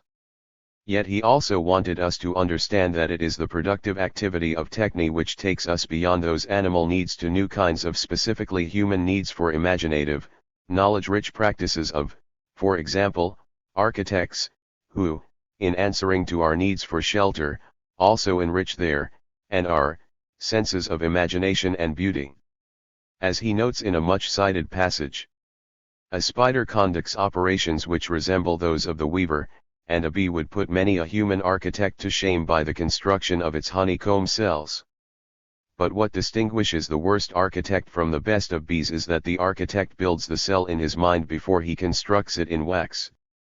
At the end of every labor process, a result emerges which had already been conceived by the worker at the beginning, hence already existed ideally. Man not only effects a change of form in the materials of nature, he also realizes his own purpose in those materials. Point 14. In conceiving of human labor on the model of the architect's practice, Marx was offering a vivid depiction of the kind of humanly enriching, demanding and effortful activity of which richly nurtured individuals are capable. He was also offering a corrective to the violent abstractions of both classical political economists and of idealist philosophers. The activity of the architect involves myriad modes of materiality, physical, biological and socio-cultural. These include the materiality of the architect's thinking body that has experienced the long-term and complex nurturing needed to attain architectural expertise, that nurturing in turn being dependent on the activities of earlier generations of humans dedicated to the improvement and generational transmission of architectural-related skills and knowledge, all, in turn, dependent on a hospitable non-human natural environment. The result is, or can be, a mode of communally enabled and communally oriented psychically rich individuality. Yet, so powerful has a productivist Marxism been that this enriching conception of production and of labor has been marginalized in interpretations of Marx's work which, as noted in the introduction, has been interpreted as a reductive form of materialism by a number of formidable thinkers both within and without the historical materialist tradition. Point 15. It is undoubtedly the case that Marx's conceptualization of labor was intended to stress the centrality of imagination, rationality, and sociability to specifically human forms of activity and to open the way to understanding quite how dehumanizing capitalist labor necessarily is. Yet his emphasis on labor and productivity, intended to counter the German ideology of idealism, risked naturalizing what is a specifically capitalist preoccupation. As will be discussed in Chapter 4, the 19th century characterization of human activity as labor was implicated in the reimagining of the human body as a repository of energy and of strictly countable movements, the very alienation which Marx had begun to identify and criticize in the Paris manuscripts. James Mill's reduction of human activity to mechanical motion was made flesh, as it were, through the late 19th century scientific theory of organic motion and the design of new work practices that this theory informed. This was part of a project to reduce that activity to a form that could be quantified, therefore fully subsumed to the intricate, complex divisions of labor required by the mechanized mode of capitalism. Point 16. Productive activity, alienation, and the division of labor. Marx's critique of capitalism included, of necessity, a critique of its socially necessary mode of thinking. Point 17. As manifested in classical political economy, this expressed an analytical logic grounded in the distinction between material and ideal. However, this logic was not merely the expression of a theoretical error, however fundamental. It received technical expression in the capitalist division of mental and manual labor effected through the mechanization of craft activity.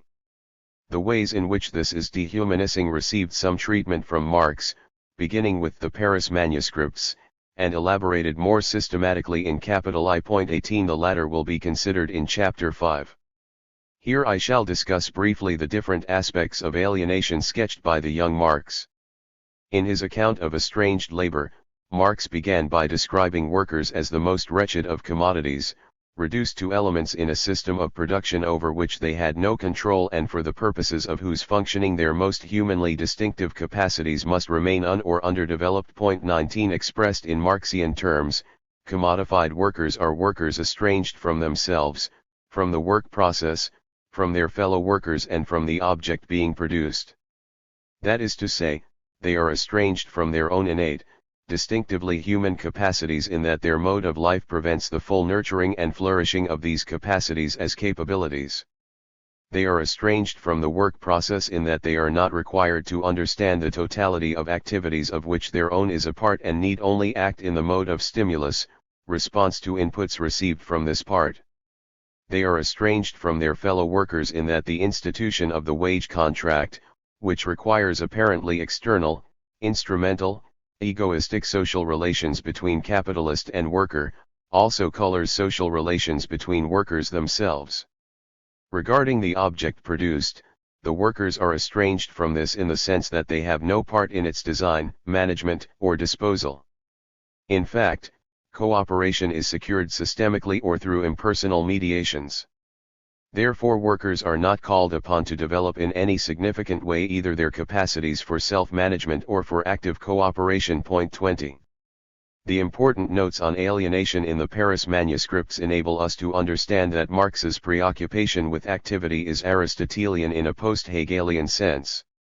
That is, he developed his Aristotelian sense of activity both out of and against that of Hegel. Point 21. This sense was also developed against the reduction of human activity to labor, conceived of in mechanistic terms, by the classical political economists, and drained of its necessary sociality and relationality, something which political economists forgot when they abstracted the social as society conceptualized as the other of individuals. Point 22. The political economists were criticized for producing a psychology ignorant of, or indifferent to, the richness of human achievement, a psychology involving that abstraction from the wealth of human endeavor required to reduce all human activity to the imperatives of need, this being the need, in fact, of capital rather than of humans, the satisfaction of which would come to require ever-increasing amounts of surplus value. Point 23.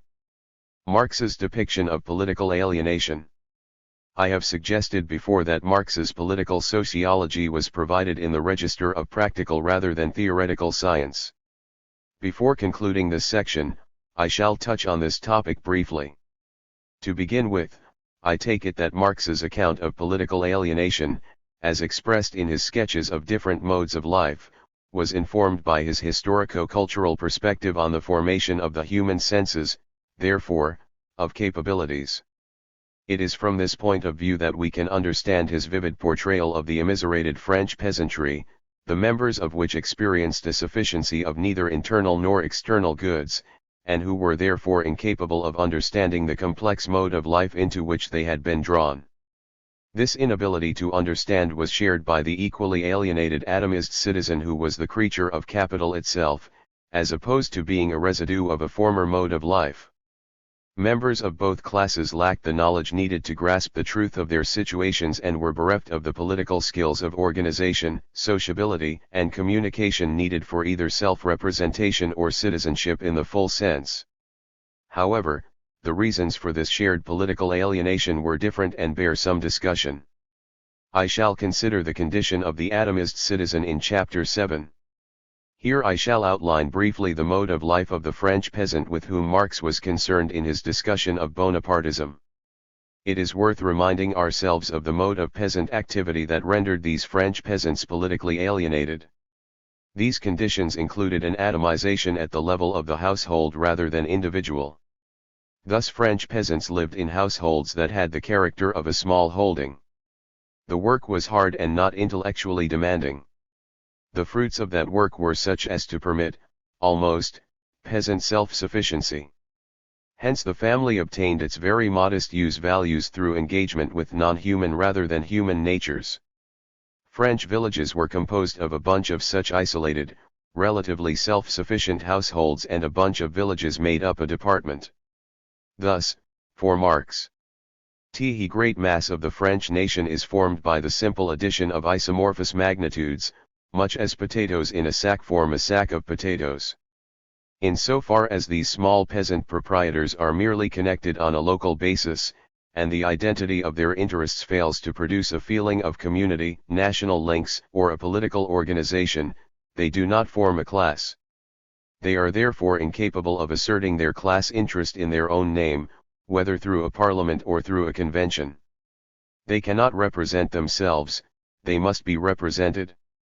Their representative must appear simultaneously as their master, as an authority over them, an unrestricted governmental power that protects them from the other classes and sends them rain and sunshine from above. The political influence of the small peasant proprietors is therefore ultimately expressed in the executive subordinating society to itself. Point 24. Marx's account of the French peasantry has caused outrage in many quarters. Its significance here lies in what it tells us about Marx's understanding of species being and of the particular inadequacies of certain kinds of self-sufficiency under specific conditions. To be clear, Marx was referring to a particular manifestation of the peasant mode of life, that which supported the Second Bonaparte government. 25 He was aware that peasants can be far from politically passive, as the historical record shows. What he was concerned with was a Napoleonic peasantry gloomily enclosed within an old order, a peasantry that was superstitious and prejudiced rather than enlightened and critical, a peasantry for whom memory of the first Napoleon informed its reception of the second. Under the former, peasants had not only been released from aristocratic servitude, but they had experienced a new kind of military glory and, moreover, had not yet fallen victim to capitalist predations. 26 By the time of the nephew Napoleon, these peasants have become drawn into a mesh of capitalist relations, a deteriorating agriculture and increase in peasant indebtedness. What had enriched the peasants at the beginning of the 19th century had become the legal basis of their exploitation and poverty a generation later.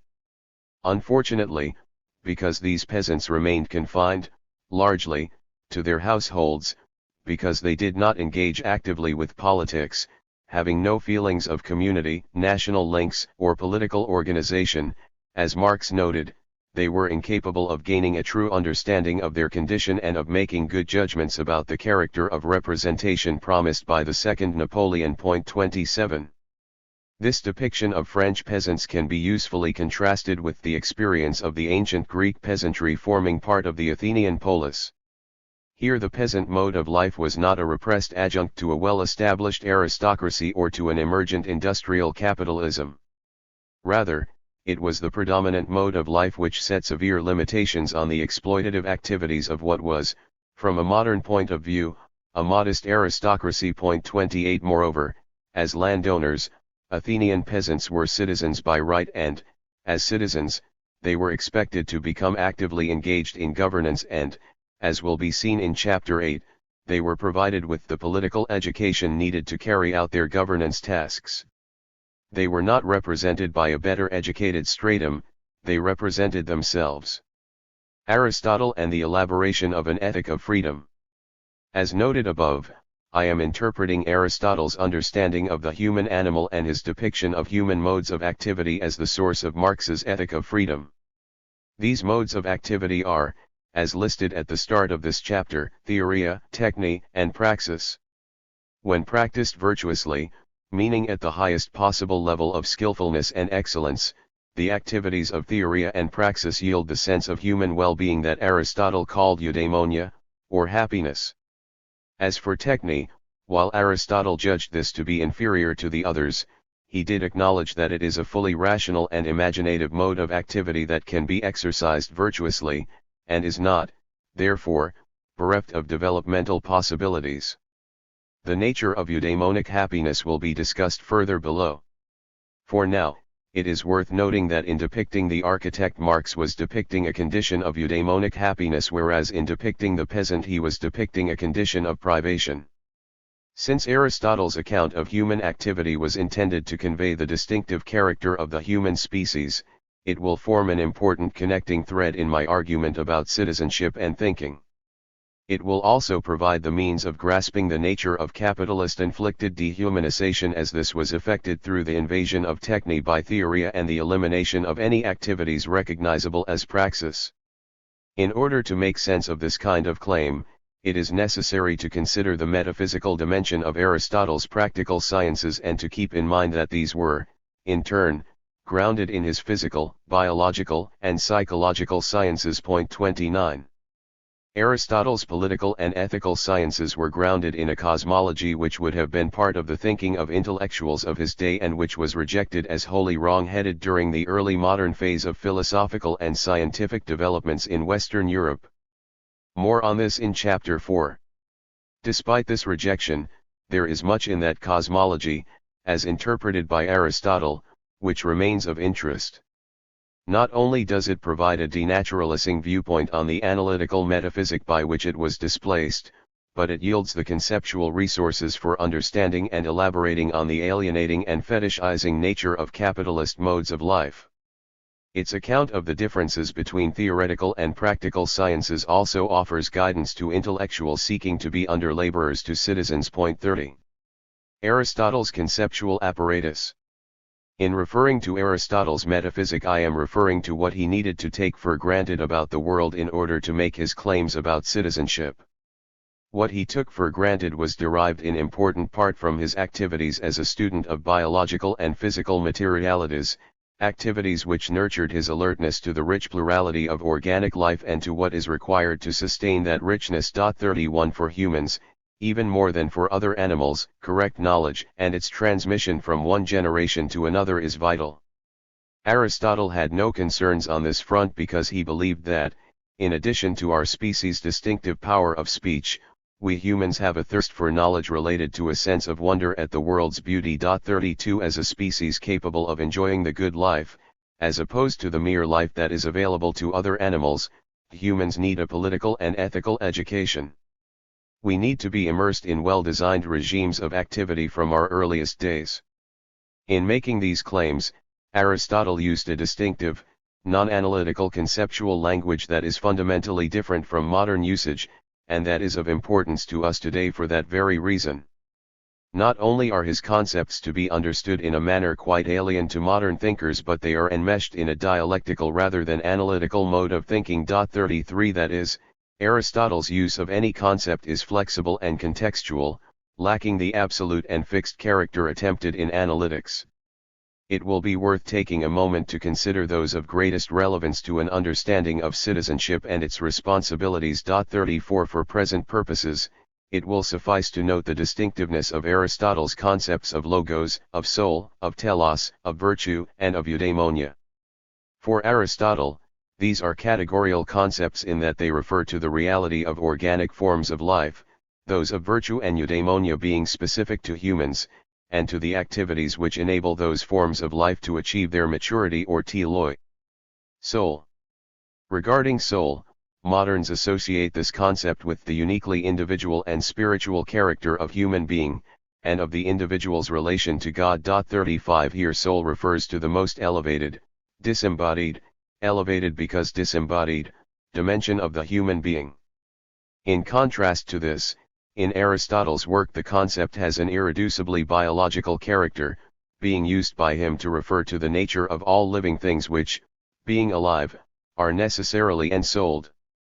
To say life is to say soul, or, as Aristotle puts it, the soul is the first principle of animal life. 36 As the specific life principle of an organism, soul is expressed in species-specific capacities or potentials that may, and normally will, be actualized through species-specific forms of activity. Telos. To have a soul is to have a specific purpose or telos, therefore to be capable of acting in the ways appropriate to achieving that telos. Note that, as used by Aristotle, telos shares the biological connotation of soul and has none of the metaphysical spiritualistic accumulations of modern usages. 37 Achieving a telos is a necessity for the specific plant or organism, it is that towards which the species member strives. However, this is a hypothetical rather than deterministic necessity, or, it is a necessity at the level of capacity which requires particular conditions of possibility for its actualization as capability. Thus humans have the capacity for speech, but, in the absence of appropriate regimes of speaking activities, individual humans will be deprived of the nurturing needed to translate capacity into capability. 38 Logos. As with the other concepts used by Aristotle to get at human specificity and modes of activity, his conception of logos is bound up in an understanding of the internal relations between intelligence and intelligibility. So, on the one hand, logos refers to human rationality, on the other hand, it refers to the intelligible character of the world in which human rationality is exercised. In the absence of a logos-saturated world, human logos would be impossible. Hence logos pertains to intelligibility, to order, to the regular recurrence of things needed for human learning. Only where this regular recurrence takes place do humans come to acquire the abilities to act intelligently, or, to acquire the human manifestation of logos. Therefore human thinking and knowing are the result of cooperation between a specific kind of knowing organism and a knowable world, the cosmos being the divine source and guarantor of this order and ordering. 39. Eudaimonia and virtue. The concepts of eudaimonia, normally translated as happiness, and virtue can be discussed together, since happiness involves what is good for humans, and what is good for humans is an activity of soul in accordance with virtue. 40. What this means is that happiness in the sense of eudaimonia consists in activity that nurtures specific human capacities to their highest degree of excellence. Relatedly, virtue, in the sense used by Aristotle, is not a psychological or spiritual disposition. Rather, it is a matter of doing well what, for humans, is worth doing. In relation to the activity of citizenship, it is a matter of excellence of character and of the dialogical and rhetorical use of speaking for the purpose of pursuing and sustaining the good life. 41. At the same time, it is important to note that, for Aristotle, pleasure is a necessary part of happiness. In fact, the sharp distinction between hedonic and eudaimonic happiness is not to be found in his thinking. 42. Thus the latter includes, but goes beyond, the enjoyment of deliberated pleasures, more on this below. It includes, but goes beyond also, the possession of external goods. Indeed, possession of the latter is necessary but not sufficient for the enjoyment of eudaimonia. Thus Aristotle characterizes the happy man as one who is active in accordance with complete virtue, and is adequately furnished with external goods, and that not for some unspecified period but throughout a complete life. 43. In the absence of these external goods humans are fated to fall short of attaining their telos, since they are fated to engage in modes of activity that prevent this attainment. 44. Logos, telos, and movement.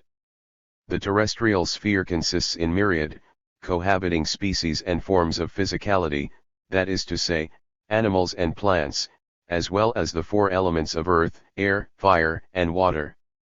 These are things by nature, or substances that have specific forms of motion or activity governed by the principle of hypothetical necessity, a necessity of the without which not rather than deterministic kind. 45. It follows that nature in the Aristotelian sense is not a deterministic concept. To say that species have a nature, then, is to say that they have a tendency to move towards their specific telos or place, but to understand also that this tendency may be frustrated by chance or accident. In the absence of countervailing powers, fire will go up, earth go down, the robin's egg will become a robin, the human being will speak. All of these happenings have conditions of possibility, which, for the human being, include a particular mode of life of some complexity. It is because of the necessity of conditions that these happenings will take place for the most part. Probability, rather than certainty, prevails in the everyday world of multi-sensuousness and multi-materiality, of myriad species interacting within a physically specific environment. Since the cosmos does not play dice with its creatures, we can expect probability to apply reliably, so we are being rational in expecting the expected for the most part. 46. Movement and the distinction between natural and violent change.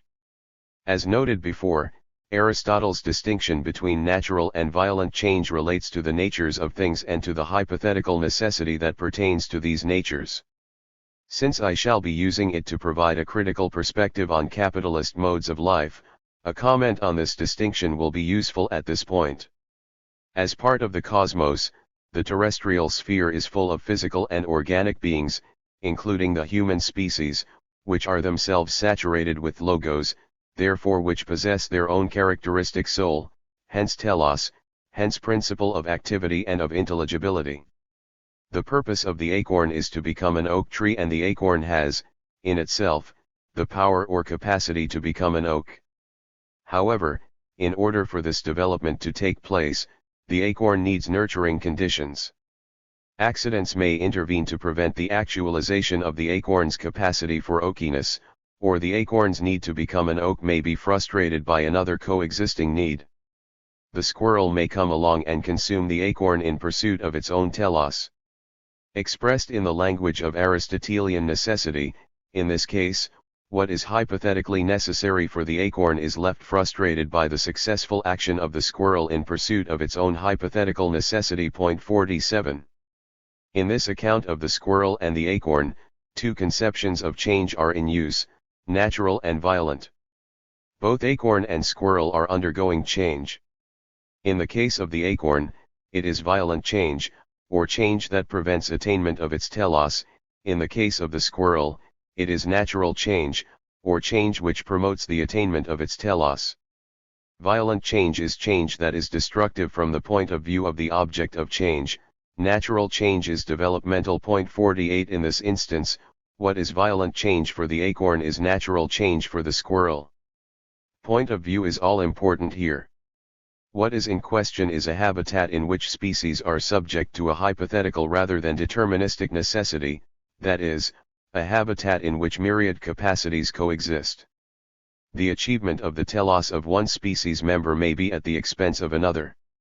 However, for the most part, or so Aristotle expects, coexisting species have cooperative or mutually nourishing modes of being. Life may be nasty, brutish, and short for some acorns, but enough acorns will fulfill their telos for the continuity of oaks as a species to be secured. Point 49. It is in terms of this, for Aristotle, preordained functionality, its logos-saturated character, that the terrestrial world is intelligible. In the absence of this intelligibility, life would be impossible. Human modes of life: household, village, polis. The strong claim about the political nature of humans is made at the beginning of the Politics, where we also find Aristotle's institutional analysis of human modes of life, an analysis which is intended to prepare the way for the argument about the polis and eudaimonia. The three spheres of human life identified by Aristotle are the household, the village, and the polis. The spheres of household and village are spheres of technical or handicraft activity, or, they are spheres in which use values are secured. The sphere of the polis is the sphere of praxis, the sphere where citizens gather together to engage in the activity of collective self-governance. Whereas the household is dedicated to the production of use values, it needs the village, as a cluster of households, to provide the surpluses needed to sustain, not only mere life, but the good life. The description mere life applies to activities solely devoted to the production of use values, therefore a life lived in the realm of necessity. However, the activities in question are a condition of possibility for living the good life. Yet participation in the former disqualifies participants from living the good life, and, from Aristotle's point of view, there is no getting away from this exclusionary fact of human life. The fate of the majority, in spite of their specific capacities, is to live a diminished mode of life. The best that can be expected is that the production of surpluses needed to sustain a leisured educated class will be devoted to this purpose, rather than to the accumulation of further surpluses. Thus threats to the good life can come from two directions, from the lack of ability to produce surpluses and from the choice, made by some rich men, to become ever richer through engagement in the activities of exchange rather than pursuit of the good life. Point 50. In short, the rich, as well as the poor, may be enmeshed in marroness. The difference is that, for the latter, it is a necessity, whereas for the former it is a choice. The opportunity for exchanging use values for the purpose of profit rather than consumption means that those who grow rich by such unnatural activity are also chaining themselves to necessity. Activity oriented only to profit-taking, as opposed to the satisfaction of use values, is unnatural because it is an impediment to cultivation of the virtues needed, not only for the exercise of citizenship, but for the more modest eudaimonic happiness attainable through the exercise of technical virtues such as flute playing or house building. Therefore confinement to the realm of techne does not necessarily bring with it a wholly unhappy, in the sense of eudaimonia-free, life. Strictly speaking, it is only the rich, at one extreme, and manual unskilled workers, at the other extreme, who have wholly excluded themselves, the rich, or who are wholly excluded, the poorest, from eudaimonia. Different modes of activity and the cultivation of the virtues. Before discussing the ways in which the virtues needed for the exercise of citizenship are acquired, it will be worthwhile to consider a point touched on earlier in the chapter, namely the nature of humans in relation to that of other living beings. There is, for Aristotle as for Marx, continuity as well as discontinuity between human and non-human animals, and we need to understand the nature of human flourishing in these terms. As animals, we quite rightly enjoy bodily pleasures relating to food, drink, and sexual activity. Those pleasures are not to be resisted or repressed. Rather, they are to be mediated and enjoyed through what marks our distinctiveness as a species, namely our capacity for speaking. So, they are to be nurtured and experienced in a deliberated way and in accordance with our humanly distinctive species attributes. Point 51. This matter was discussed by Aristotle in terms of parts of the soul. Point 52. The soul of plants is purely vegetative, or, it seeks the nutrition needed to maintain bare life through unmediated interaction within a particular environment. The soul of non-human animals is vegetative and also sentient. Through their senses, non-human animals interact with their environment to satisfy their nutritive needs. The soul of humans is vegetative, sentient and rational. Humans have needs for nutrition. We seek to satisfy those needs through active sensuous involvement with our environments, and, beyond this, and deriving from our capacity for speech, we can deliberate about the best means of satisfying needs. Point 53. A final point on this complicated topic: the rational part of the human soul can be either passive or active. As a receptive condition, rationality involves behaving in the ways deemed appropriate to a given situation. It requires no more than obedience to the appropriate authority. Passivity is expressed in following the instructions of more mature humans, as in, for example, a child's obedience to the rational advice or admonition of its parent. The virtue here lies in being amenable to reason, or, in recognizing what is good or bad activity. The fully human soul is one whose active rationality has been developed. It does not merely act rationally in response to the instructions or guidance of others. Rather, it acts on its own initiative, thinking powers, and knowledgeability, according to the virtues pertaining to a particular mode of acting and in a particular situation that is not susceptible to rule or theory-governed decision-making. Citizenship as human ensoulment. As living beings, humans are ensouled beings, or, beings having a telos towards which we have a strong tendency to move.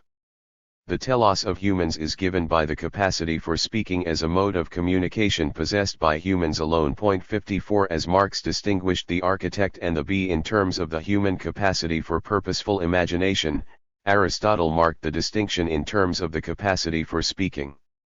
Thus, as he said, while other organisms, such as bees, are gregarious, humans alone have the power of speaking.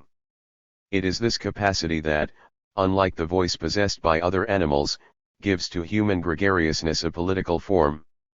That is to say, it opens up the possibility of judging, of choosing, of identifying the good from the bad, or, of deliberating. And it is on the ground of this capacity that Aristotle deemed humans to be capable of living the good life as opposed to mere life. Liberation from the realm of necessity is necessary but not sufficient for the enjoyment of eudaimonic freedom in the practical realm of politics, as noted above. Sufficiency is secured through the dialogically oriented nurturing needed for effective praxis. Those who have enjoyed this nurturing and who are, as adults, engaged in this activity, have attained their telos as human animals. They are living the good life. Point 55. In order to live the good life, individuals will need to have developed the correct ethical dispositions through childhood nurturing and to be inculcated into the intellectual intricacies of praxis and phronesis from their early adulthood. The correct ethical dispositions will render individuals capable of exercising the virtue of political friendship or public spiritedness, and the later education in the intellectual virtues associated with phronesis, or practical wisdom, will enable them to make good judgments about complex governance problems when and where needed, these political virtues being a necessity if conditions for the preservation of the good life are to be secured into the future. Both friendship and phronesis are matters of thinking and feeling, or, they involve fully embodied, multi-sensuous dispositions and abilities. They are acquired and exercised in the midst of the community. Once acquired, they equip individuals with the capabilities needed for enjoyment of eudaimonia. Different modes of activity and the cultivation of the virtues. How is human capacity to be translated into actually existing capability? The Aristotelian answer, which is also the Marxian answer, is through appropriate forms of activity, appropriate having the sense of nature, habit, and reason, as Aristotle put it. Among the animals, only the human needs these three working in concert. It is because of our specific capacity for speech-enabled reasoning that we can do things contrary to habit and to nature, when we are convinced that this is the better course. 56 The ability to identify the better course under the necessarily complex conditions of everyday life is the result of careful and appropriate nurturing. The activity of citizenship is the highest manifestation of this subtle and complex human ability. At this point it will be helpful to note the distinction between habituation and mimesis as characteristics of modes of activity. Both are manifestations of the human capacity for imitation, a capacity which distinguishes humans from other species of animal and which has, in the past, ensured the high fidelity intergenerational reproduction of a culture's regime of activity and, thereby, the basis of culture sustaining and improving innovation. 57 They are modes of learning having a generative character. That is to say, they equip the learner with the ability to make judgments under a variety of similar but subtly different conditions. The ethical virtues of character are cultivated through early and ongoing habituation in children. They are acquired in an unself-conscious, naturalizing way. 58 Where acquired, individuals will have developed the ability to feel appropriately at the right times on the right grounds towards the right people for the right motive and in the right way. 59 Yet, it is crucial to note that what is in question here is not a disposition towards rigid conformity. To the contrary. At the end of the period of habituating learning, the child becoming an adolescent will have begun to acquire a subtle and sensitive ability to act well in complex situations that are not susceptible to the certainties of either epistemic knowing or of technical routines or rule following.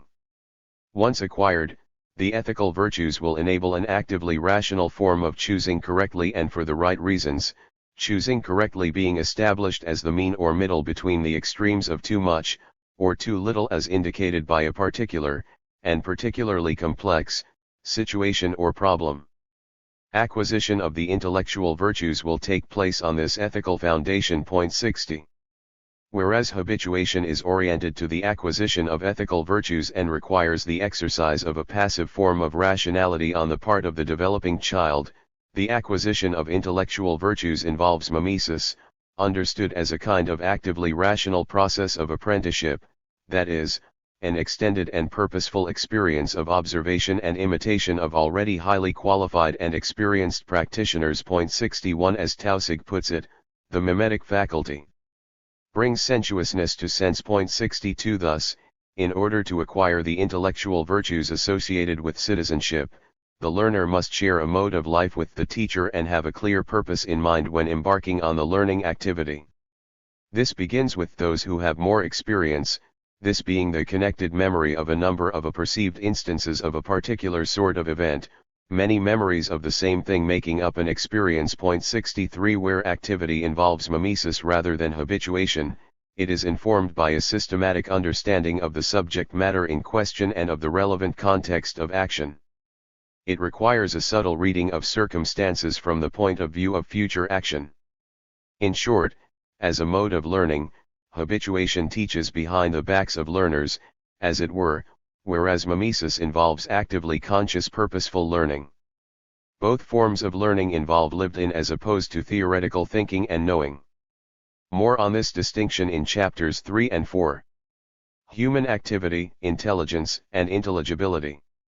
In non-capitalist modes of life, habituation and mimesis provide humans with the means of access to fully qualified membership of their culture. However, these educative experiences are only possible at all because the world is intelligible. Their continuance requires the maintenance of orderly regimes of activity grounded, in their turn, in an orderly non-human natural environment. This probable orderliness is the intelligible source of human intelligence. As intelligent activity, human activity is knowledgeable in a way that enables the sustenance of human life. It involves a functionally effective form of reasoning that is possible because the culture and a sustaining ecosystem allow it. Human immersion in such a world, and the nurturing that enables the right kind of activity in relation to particular circumstances, ensures successful reproduction of the species as well as, for the more fortunate, the enjoyment of eudaimonia. From an Aristotelian point of view, the ordering that sustains human learning of a technical and practical kind is not, and, moreover, cannot be, theoretical in character.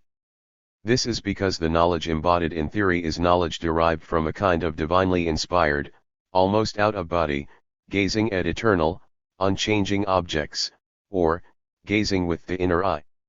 To attempt to inject the knowledge acquired by means of theoretical thinking into the everyday multi-sensuous, multi-material world of organic life would be a category mistake. This is not because the everyday world of techne and praxis is inferior to that of contemplation, although, in places, Aristotle does suggest, in a self-contradictory manner, that this is the case.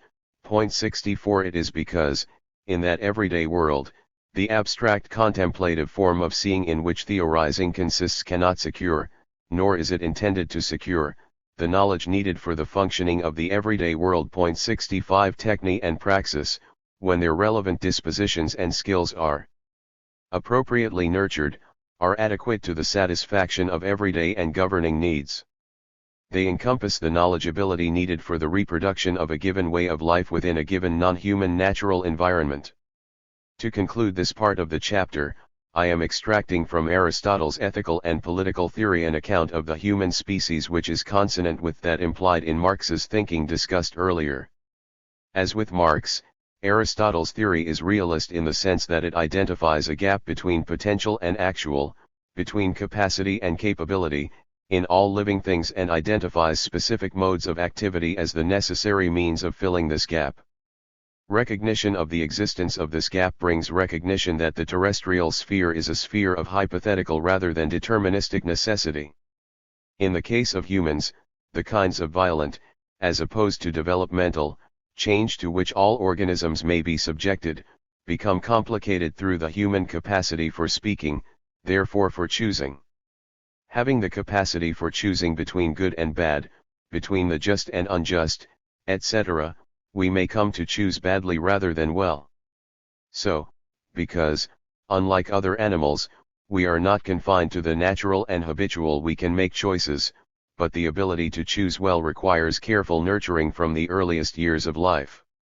Ensuring that this nurturing takes place is the task of the polis, or of the citizens acting in concert. From Aristotle to Marx. While Marx followed an Aristotelian path in privileging activity, he departed from Aristotle in two major ways. First, his conception of activity was not hierarchical. It attributed a full eudaimonic character to technical activities that, for Aristotle, were in themselves inadequate to the achievement of eudaimonia in the fullest sense.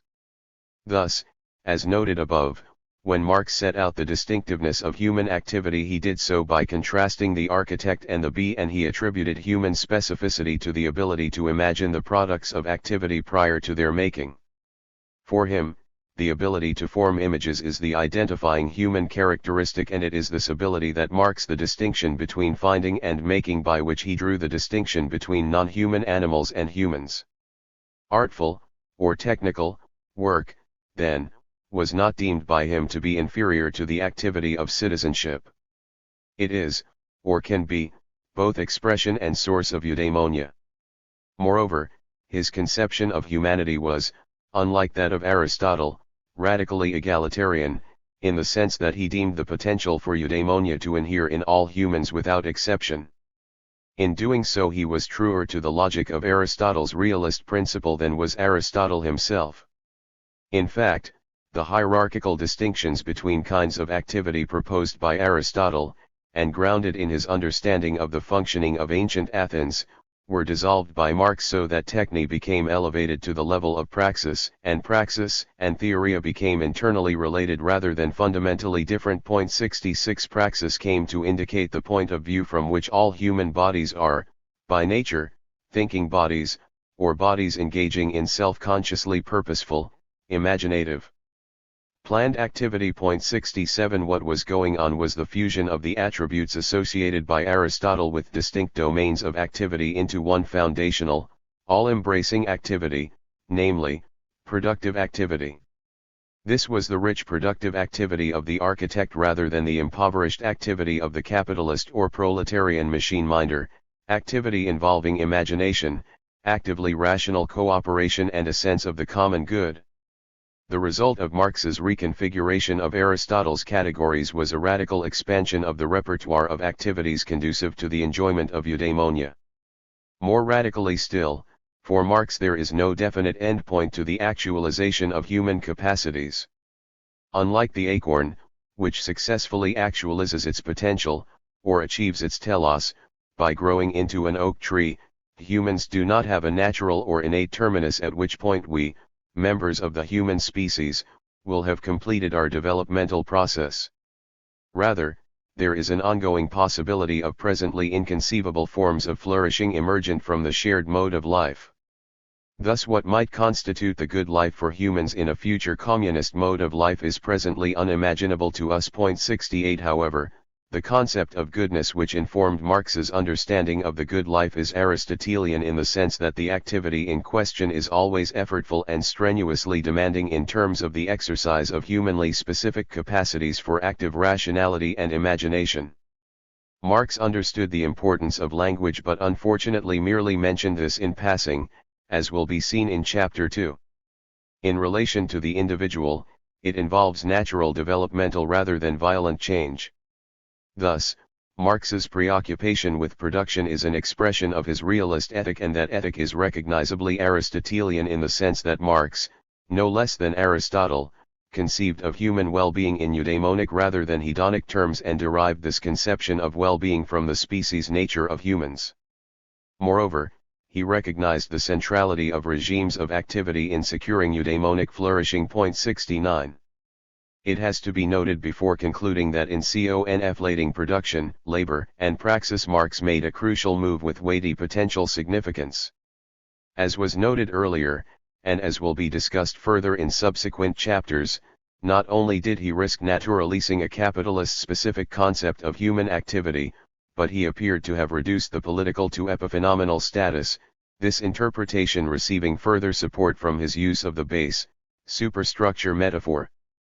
Restoring the political as an object of study on equal terms with that of the economy is imperative if we are to understand how a universal condition of rich individuality might be attained and enjoyed. Conclusion. The purpose of this chapter has been to elaborate on the intimations of a historical materialist philosophical anthropology to be found in Marx's work.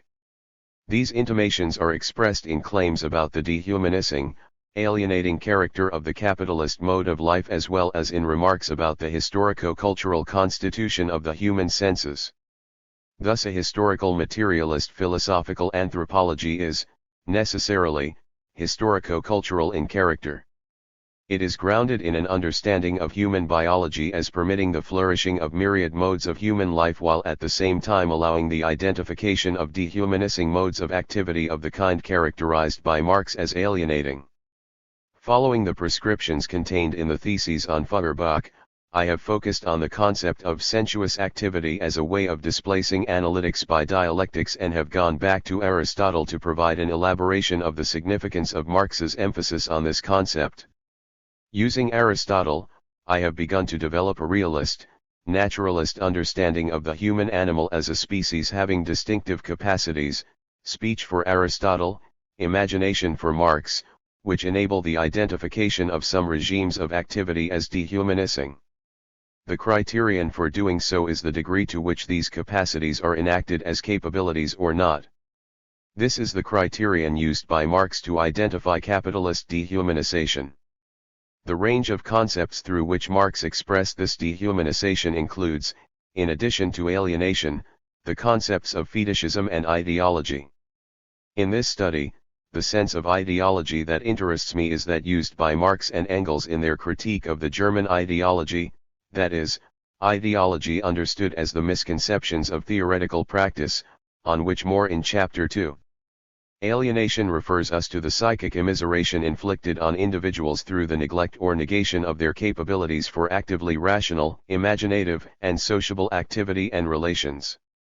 Fetishism refers us to the attribution of independent powers to what are artifacts of human activity, a misattribution that may occur within theoretical or technical spheres of activity.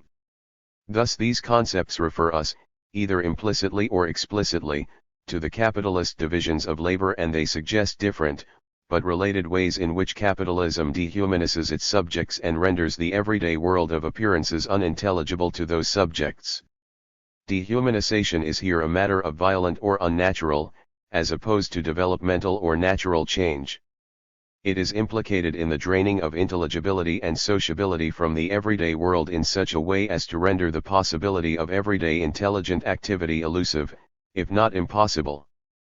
The return to Aristotle enables us to understand that freedom to act in the specific ways of theoria, techne, or praxis is conditional on the community's readiness to provide each individual with the necessary means of appropriate learning, which includes an immediately experienced intelligible mode of life. We can only be free in the sense used by Aristotle and Marx once we have been subjected to the already existing disciplines of training and education, habituation being a necessary experience for the acquisition of ethical virtues by the child, and mimesis being required for the acquisition and maintenance of intellectual virtues on the part of the adult. Thus, saturation in already existing, truly humanizing modes of activity is essential if freedom is to be enjoyed. Aristotle had a fixed idea of the nature of these humanizing modes of activity. He universalist or naturalist the Athenian historico-cultural. For him, male, humans can do no better than to enjoy the aristocratic mode of life in which Aristotle played a central role in intellectual terms, and a marginal role in social terms. Yet the reasons given by Aristotle for judging this mode of life to be the good life get us to the heart of the humanizing matter, such that, in grasping these reasons, we become capable of judging the ways in which the human modifications effected by capitalist regimes of activity are, necessarily, dehumanizing.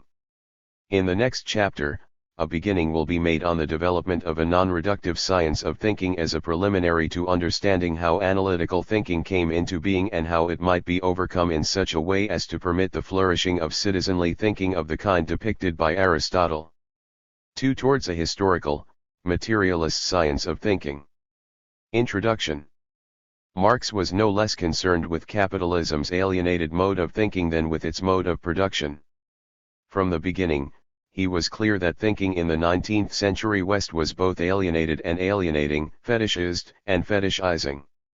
Philosophy in Germany took the form of abstract idealism, and the science of political economy took the form of abstract materialism.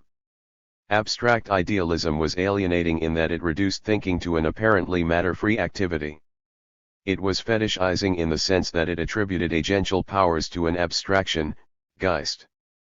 Political economy was alienating in that it reduced human activity to purely mechanical movement and attributed agency to deterministic natural laws rather than to humans acting within and on historico-culturally specific regimes of activity. In effect, whereas idealism took the body out of the soul, in the Aristotelian sense of that term, materialism took the soul out of all natural things by reducing natures to nature and by conceiving of the latter as a realm of irresistible deterministic laws.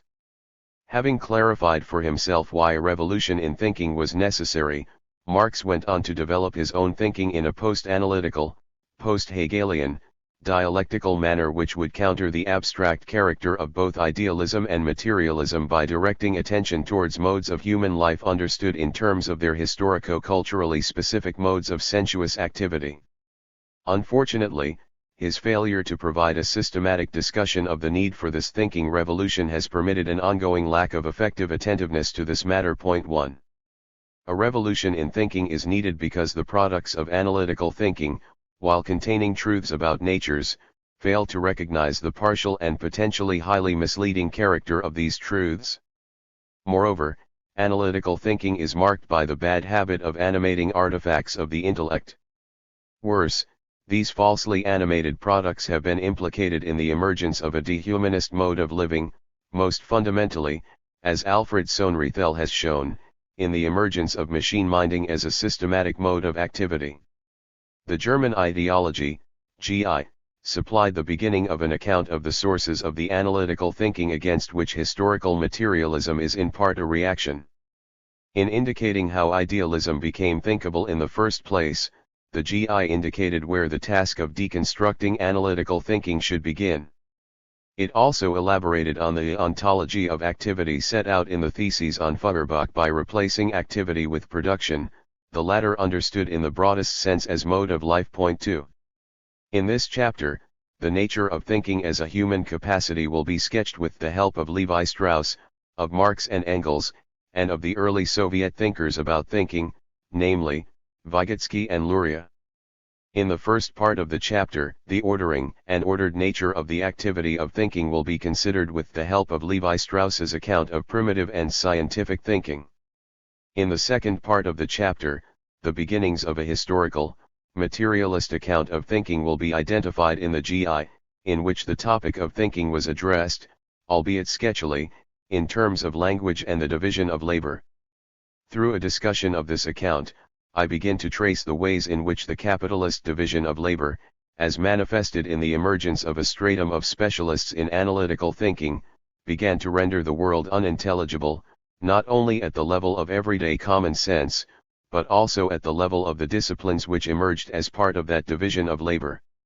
In the third part of the chapter I shall elaborate on the contribution to a science of thinking made by Lev Vygotsky and Alexander Luria.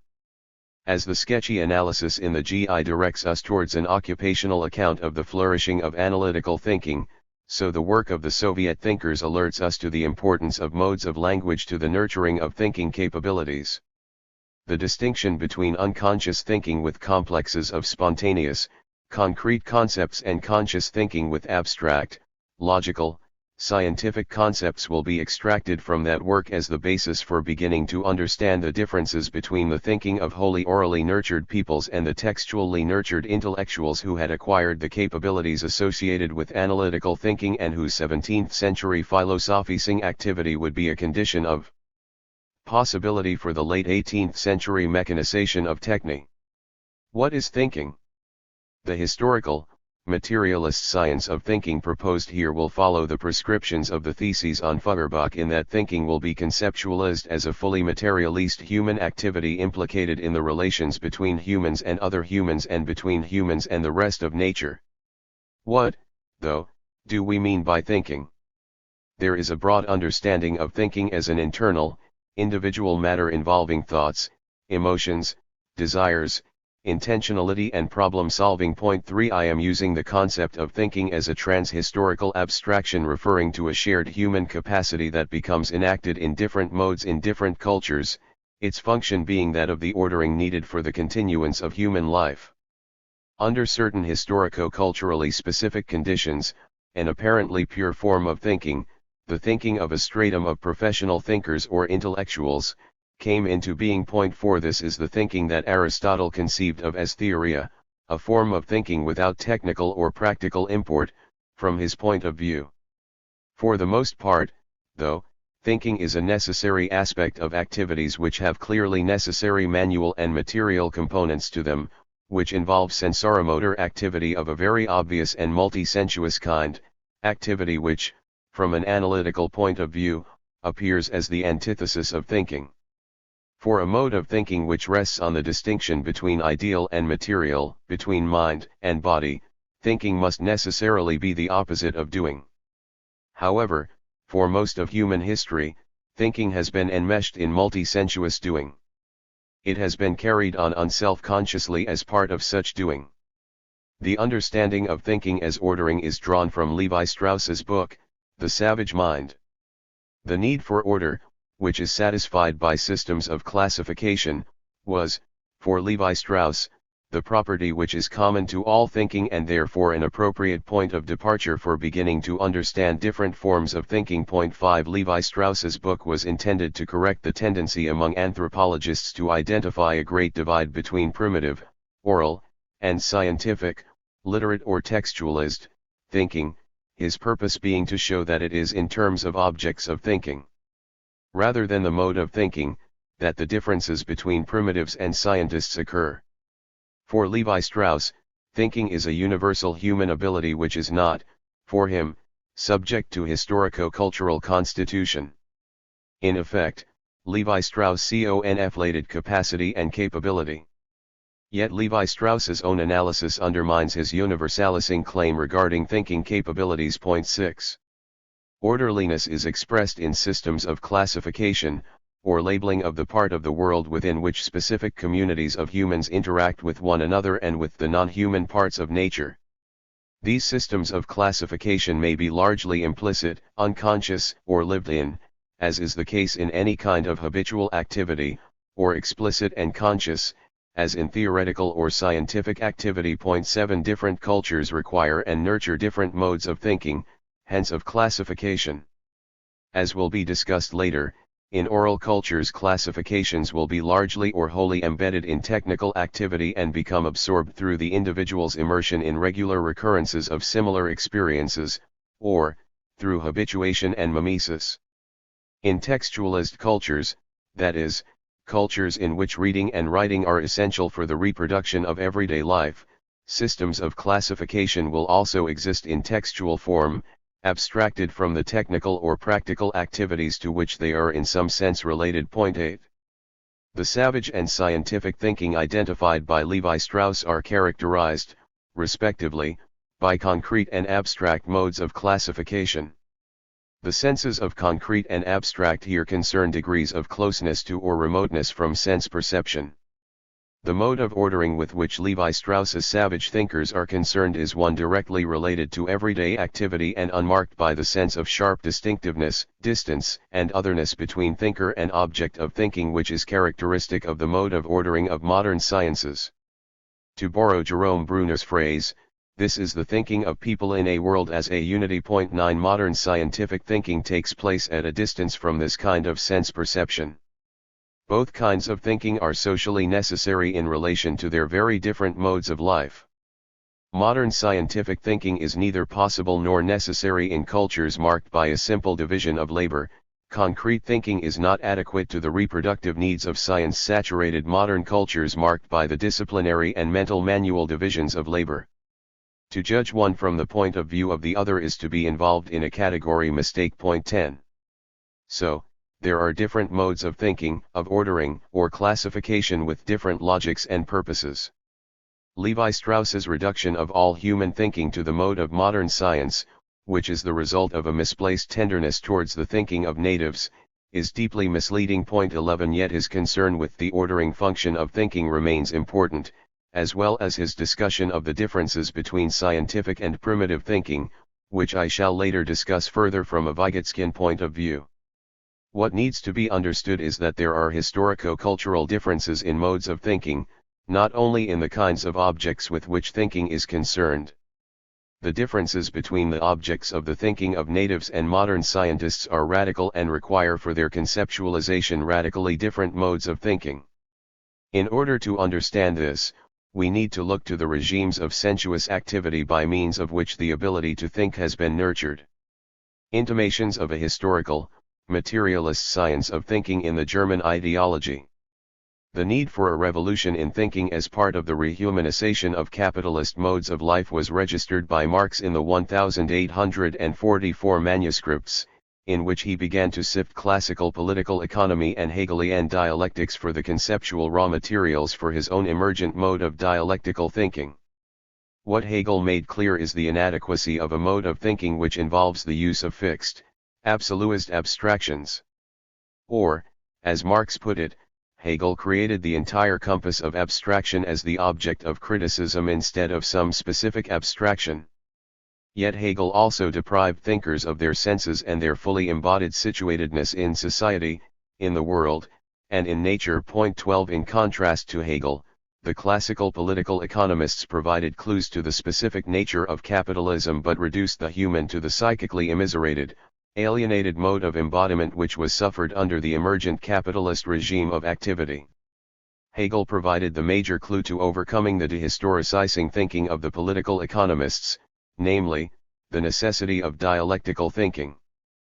But dialectical thinking must be brought down to earth, and direct its attention, not towards an idealized, disembodied human thinker, but to the sensuous activities whereby actual human thinkers are nurtured, or not. Point 13.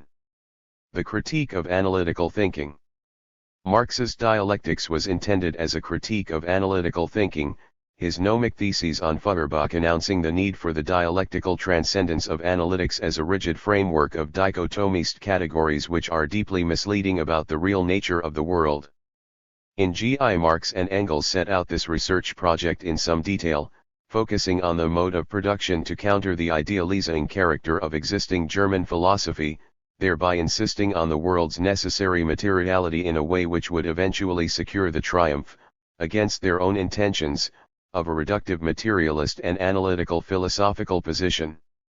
Rather than pursue the ways in which this reductive, economistic version of materialism took hold of Marxists, I return to the G.I. to take up the topic of human thinking. German philosophy's abstraction of the ideal from the material was irrational in the sense that it failed to cut nature at its joints. In relation to the activity of thinking, this abstraction encouraged the illusion that thoughts alone could bring about changes in the world. In opening their critique of German idealism, Marx and Engels scoffed at the valiant fellow that had the idea that men were drowned in water only because they were possessed with the idea of gravity. Getting rid of the idea of gravity would provide protection against drowning. Point 14. This example of the valiant fellow provided a vivid illustration of the fetishization of ideas or concepts, a fetishization that applies to the concept of thinking in force here, namely, the immaterial mind as source of such thoughts. On this point, Marx and Engels claimed the following: the mind is from the outset afflicted with the curse of being burdened with matter, which here makes its appearance in the form of agitated layers of air, sounds, in short, of language. Further, consciousness is, from the very beginning, a social product, and remains so as long as men exist at all. Following on from this claim, Marx and Engels traced the evolution of consciousness, or thinking. As a social product, consciousness was at first directly interwoven with the material activity and the material intercourse of men, the language of real life. Conceiving, thinking, the mental intercourse of men at this stage still appeared as the direct efflux of their material behavior. 15. This is the kind of consciousness of craft workers exercising their lived-in knowledge of their raw materials as manifested in the skilled activity that permits the reshaping of these raw materials in accordance with human purposes. Here, of course, far from being a burden, matter is the necessary condition for all human activity, including the activity of thinking as the specifically human exercise of consciousness. The point being made by Marx and Engels here is that everyday, theory-free activity concerned with the reproduction of a given way of life is where thinking is first located. This is the unself-conscious thinking of humans engaged in ordered and ordering activities of a technical or practical kind. This is the mode of thinking which Vygotsky described as thinking with complexes of spontaneous concepts, and I shall come to Vygotsky later.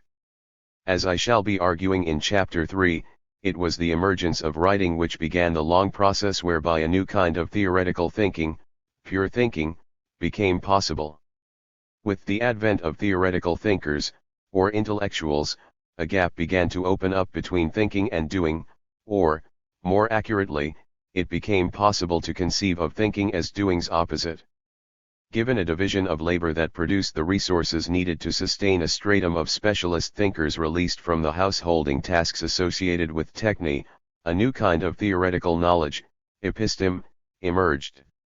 The remarks on pure theory in the GI suggest the dangers of this development. From this point, consciousness can really flatter itself that it is something other than consciousness of existing practice, that it really represents something without representing something real.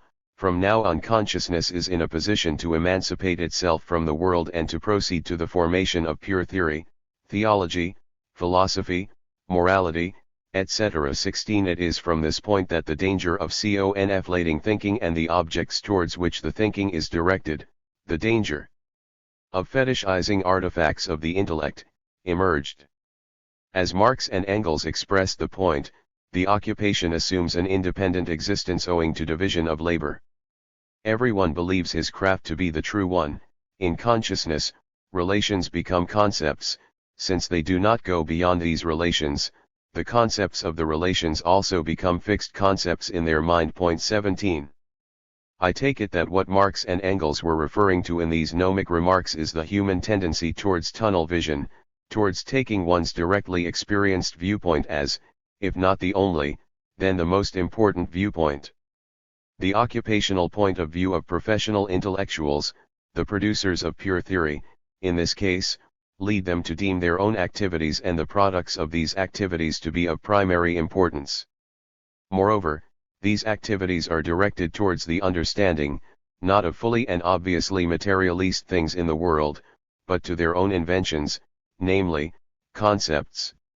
The aboutness of the craft worker is the aboutness of a particular human purpose directed at natural materials approached from the point of view of technical knowing involving lived-in concepts. The aboutness of the intellectual is an aboutness bound up directly in a particular mode of language as a mediator between intellectual and world. In effect, we find in this early historical, materialist analysis of thinking the double reference to division of labor and language in relation to the constitution of modes of thinking, hence of understanding the world.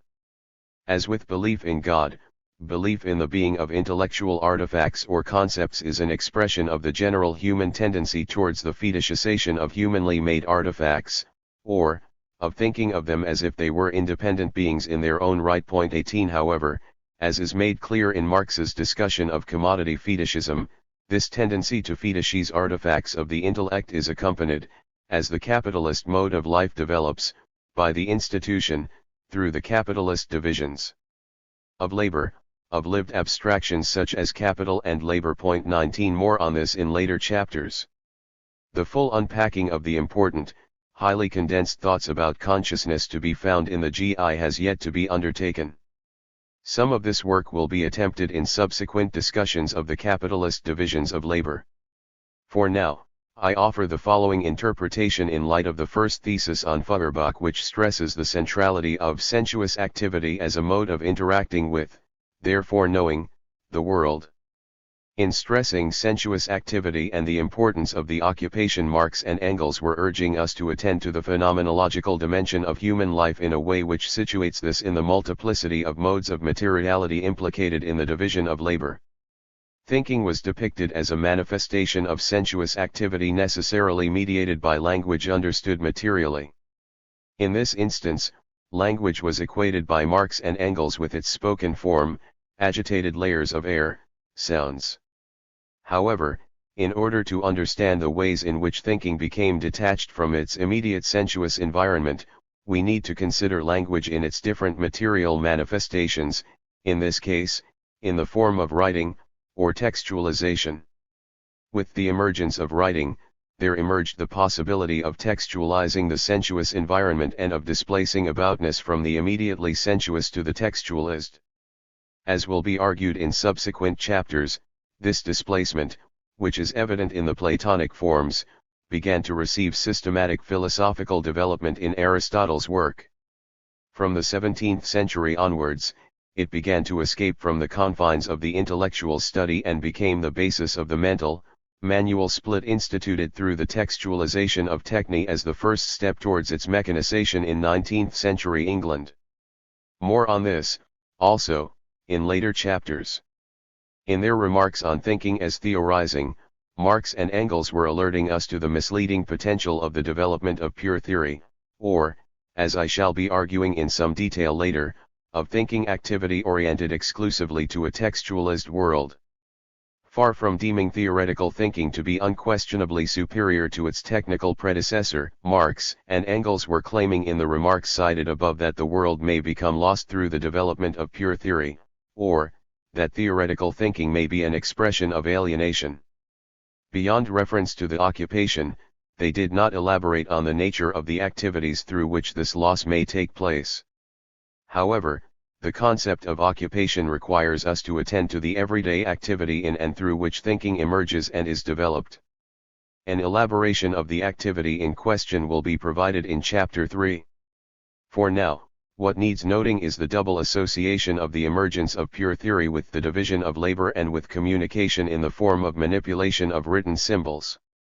Through these activities, ideological forms of theoretical thinking emerged and flourished, the ideological character being understandable in terms of the character of sensuous activity through which the individual experienced the world and by means of which the individual learned to think.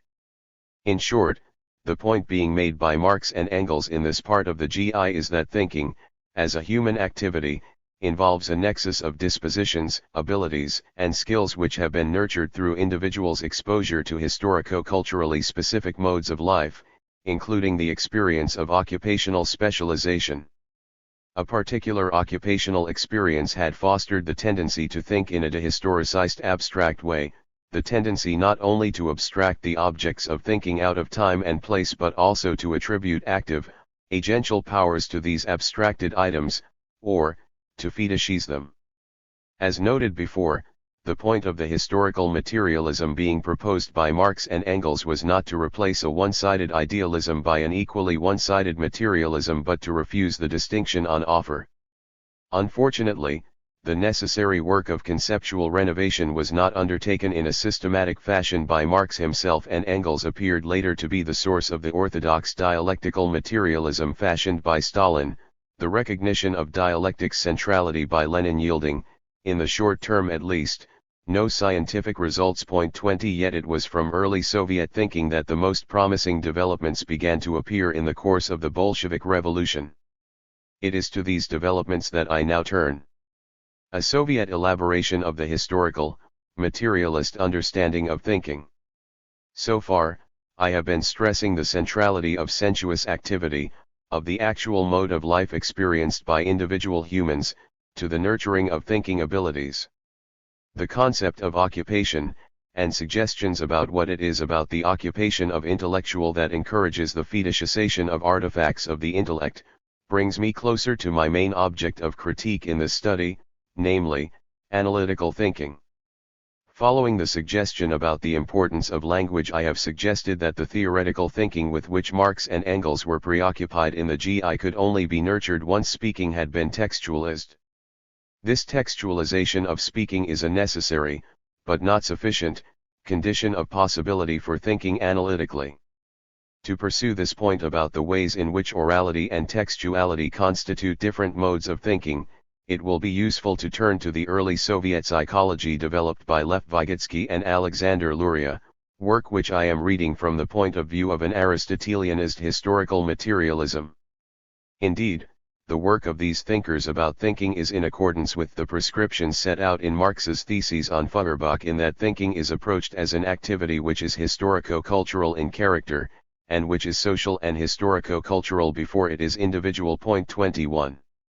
It is worth noting that the highly self-conscious attention paid to thinking by these scientists relates to their participation in the Soviet modernizing project, an important element of which was the subsumption of oral modes of life to a modern textualist form, as well as the nurturing of what Vygotsky described as scientific thinking in the developing child, Vygotsky being particularly concerned with the deprivation experienced by abandoned and disabled children. 22 Thinking on the basis of a pivotal experience of both textualist, literate, and untextualist, oral, modes of life. Vygotsky and Luria were in a good position to understand the historico-cultural specificity of modes of thinking. They were also persuaded of the danger of paying scientific attention to the mode of production as narrowly conceived, since this limitation on objects of study would render invisible the importance of thinking activity. Believing that scientific thinking, thinking with abstract, logical concepts, is essential to the enjoyment of a truly free and civilized mode of life, they set out to understand how such thinking might be nurtured. 23.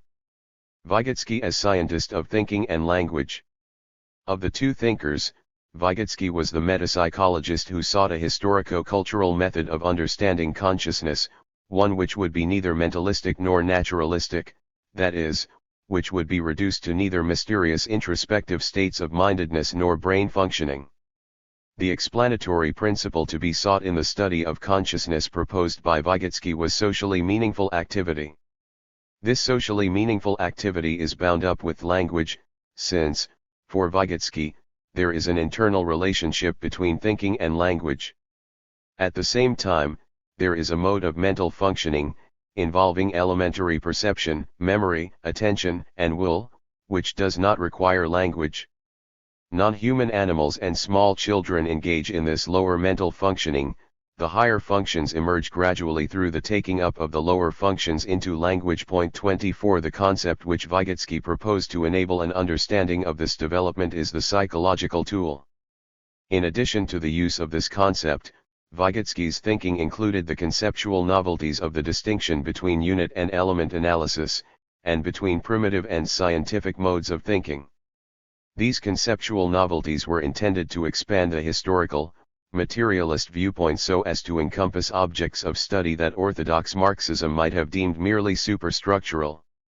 They were intended to elaborate on a Marxian mode of dialectical thinking by ensuring that concepts chosen would resonate with everyday activity in a way that would permit a comprehensive understanding of the sensuous, historico-cultural character of everyday life. Thus language was considered as speaking, and understood as the sensuous activity of actual speakers immersed in a particular social situation. Analysis, units versus elements. Vygotsky was clear that the capacities for language and thinking are internally related. In making this claim he was intending to avoid two existing positions on this matter. One involved the conflation of thinking and speaking, thereby the conceptualization of thinking as speech minus sound. The other involved the idealization of thinking through the attempt to free it from all sensory components including words. In place of these two misleading points of view, Vygotsky wanted to explore the multiform concrete relations between thinking and speaking so as to arrive at an understanding of the unitary nature of the living union of sound and meaning that we call the word. The latter, dialectical understanding was secured by a mode of analysis dealing with units rather than elements. 25 Analysis into elements is intended to arrive at abstractions that are beyond the particularities of time and place. An example of such an analysis is the decomposition of water into hydrogen and oxygen. Following this analysis, water thus understood is to be found anywhere in the world. Or, context becomes irrelevant, the true nature of water persisting regardless of differences in time and place. In relation to the topic of language, an analysis into elements is an analysis into word and meaning and a subsequent focus on each element independently of the other. Thus the unity of the entity is broken and context and particularity are ignored. Here the analysis of language loses contact with the sensuous activity in which the exercise of human language capabilities consists. In contrast to this analytical mode of thinking, analysis into units retains the contact with the sensuously active character of language use. It maintains the unity of word and meaning and focuses on these in terms of individual humans speaking and interacting with other humans and with non-human objects. This kind of analysis which picks out objects of thinking in a way that retains traces of their sensuously active character is a manifestation of dialectical thinking. Thinking as sensuous activity. The sensuous activity whereby thinking is nurtured in children is, most importantly, the activity of speaking. Yet, while Vygotsky found an internal relationship between thinking and speaking, he did not want to argue that there is no thinking in the absence of speaking, as noted before. Indeed, he believed that non-human animals can think in some non-linguistic sense and he accepted that children are capable of pre-speech thinking. As he put it, at the age of 2, the curves of development of thought and speech, till then separate, meet and join to initiate a new form of behavior. Once the child discovers that each thing encountered has a name, speech begins to serve intellect, and thoughts begin to be spoken. 26 Thus thinking is developed in the first instance through speech and through the child's dawning understanding that the world is saturated with names. At this point, the child is beginning to use a psychological tool. 27. The psychological tool as a maker of consciousness. In order to expand the field of historical materialism to include the topics of language and thinking, Vygotsky made use of the concept of psychological tool, thereby echoing the account of humans as tool users and makers given by Engels. Engels's analysis focused on labor and speech as the two identifying marks of the human animal. This analysis included a very general depiction of the emergence of these specific features along with the development of bipedalism and the freeing of hands. The latter permitted humans to engage in the ever more complicated and complex sensoromotor activities associated with the making and use of tools for the manipulation of non-human natural materials. 28 Vygotsky's use of the concept of psychological tool resonates with this earlier historical, materialist work. For Vygotsky, whereas physical tools are the human means of interacting with non-human nature, psychological tools, different manifestations of language and inscription, are the means whereby humans work on themselves, as it were. They are the means of making the concepts whereby thinking takes place. 29 Thus the concept of psychological tool refers to the form of mediation needed for the emergence of conceptualist thinking, and the tools in question include, in addition to speaking and writing, gestures, sign systems such as maps and diagrams, and mnemonic techniques. 30. For Vygotsky, speaking is a crucial psychological tool, the acquisition of speech marking children's initiation into the thinking of their culture. The development of thinking capabilities goes from the outside in, this development proceeding from social or communicative speech to thinking aloud, or egocentric speech, to internal speech or verbal thinking. 31 Egocentric speech is an intermediate stage leading to inner speech.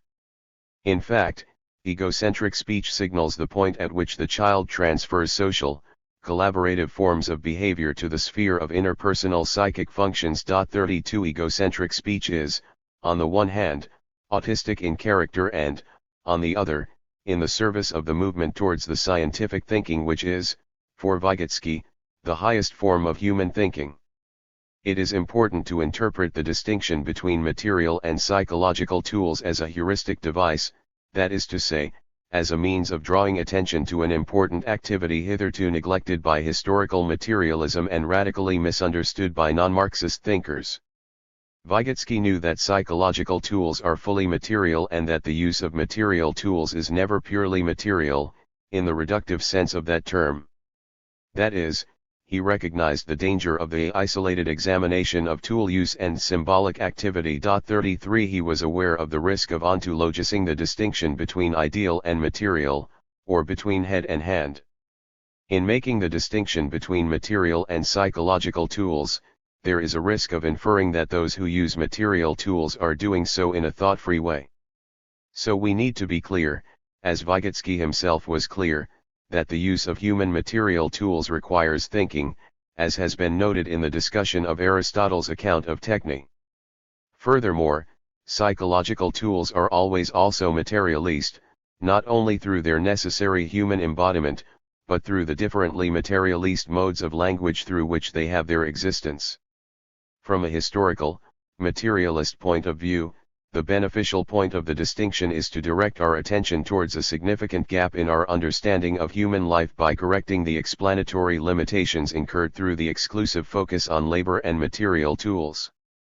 The distinction also enabled Vygotsky to elaborate on the constitutive rather than merely representative nature of language, and to understand the constitutive differences between speaking and reading/writing.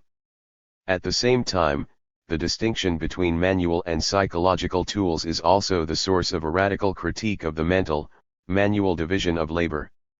It makes clear, against the arguments of those who resist the claim that immersion in manual labor is a privative, dehumanizing condition, that a neglect of capabilities associated with language use is a most fundamental, dehumanizing neglect. 34. Concrete and abstract thinking. In tracing the development of the child from language-free thinking to thinking aloud to internal speech or verbal thinking, Vygotsky was providing the materials for elaborating on the remarks made by Marx and Engels in the GI about the centrality of sensuous activity in the nurturing of modes of thinking. Echoing the account of thinking sketched in the GI, as noted above, Vygotsky depicted thinking as being first enmeshed in the material activity and material intercourse of men, or, in Vygotsky's terms, sensoromotor schemes, and only later, under enabling conditions, becoming an activity in its own right carried on at a distance from such schemes. Vygotsky referred to the differences between these different modes of thinking in terms of the concreteness, complexity, and spontaneity of the former, the thinking of primitives or orally nurtured individuals, and the abstractness, simplicity, and logicality of the latter, the thinking of the formally educated, or of individuals educated largely through reading and writing. Concrete thinking is thinking with complexes, or thinking in terms of families of particular items, the bonds between which are concrete and factual rather than logical. That is, concrete thinking involves the grouping or association of objects on the basis of their role in a practical operation. 35 While complex thinking may take different forms, Vygotsky identifies 5 types. The essence of this thinking is that it is thinking directly enmeshed in everyday multi-sensuous, multimodal materiality and activity, and it makes little sense to attempt to evaluate such thinking in isolation from its specific situatedness, which is a situatedness of technical and practical activity. Below I shall look at the evidence provided by Luria on this point. The ability to think with complexes of concrete concepts emerges out of a given mode of everyday life and involves concretization. Note that concrete has here the dual reference to both direct sense perception and a multiplicity of different determinations. 36 At the same time, this thinking is spontaneous in the sense that everyday speaking, which is, in part, its bearer, is spontaneous. The example of a spontaneous concept given by Vygotsky is brother. This concept, being deeply rooted in the child's experience, is not susceptible to ready definition by the child. In fact, the child who needs classroom teaching to understand this concept's use is a seriously deprived child. Thus I learn to use the spontaneous concept of brother through my everyday interaction, including the interaction of speaking, with another human whom I learn to describe as brother, among other things. My learning takes place through immersion in everyday familial relations and activities. In short, thinking with complexes is perceptually nurtured thinking with the 5 senses, as opposed to the seeing in which analytical thinking consists.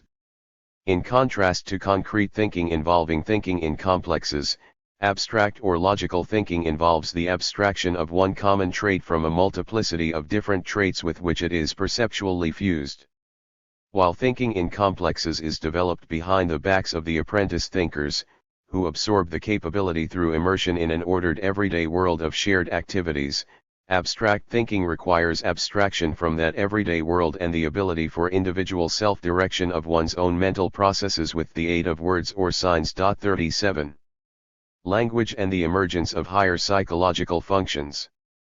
Vygotsky's purpose in studying the topic of speaking and thinking was to understand the conditions of possibility for the emergence, within the maturing child, of the ability to think logically, understood as the ability to use scientific, as opposed to spontaneous, concepts.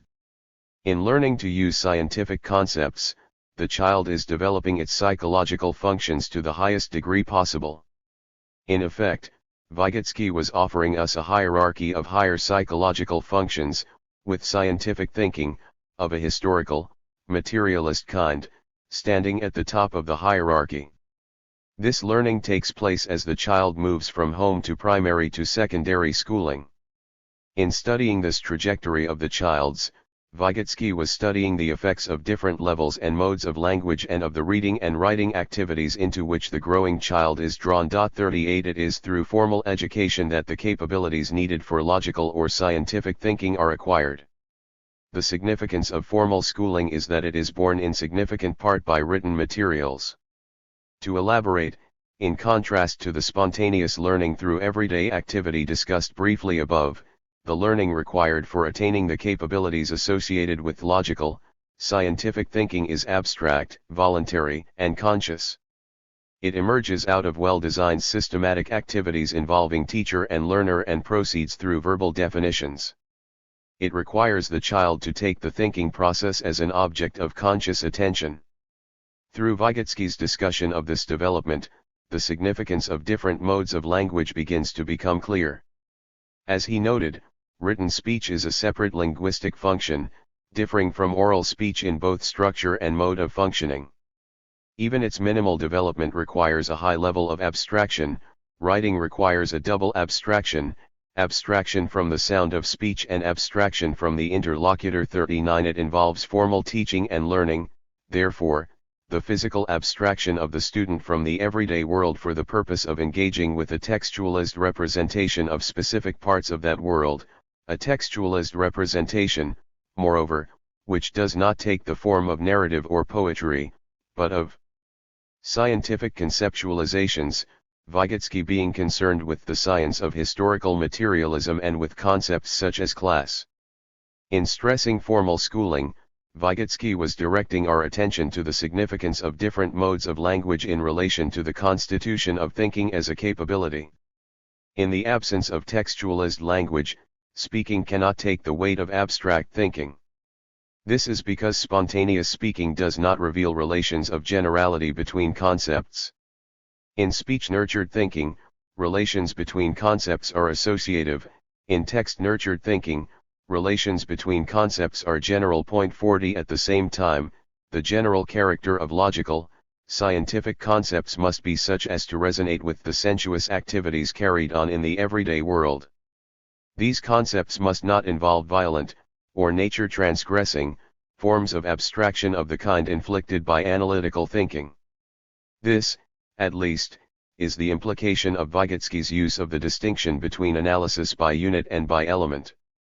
For Vygotsky, for him, crucial transition from concrete, complex thinking to abstract, logical thinking becomes possible only at adolescence and only if the individual adolescent is provided with the necessary nurturing conditions.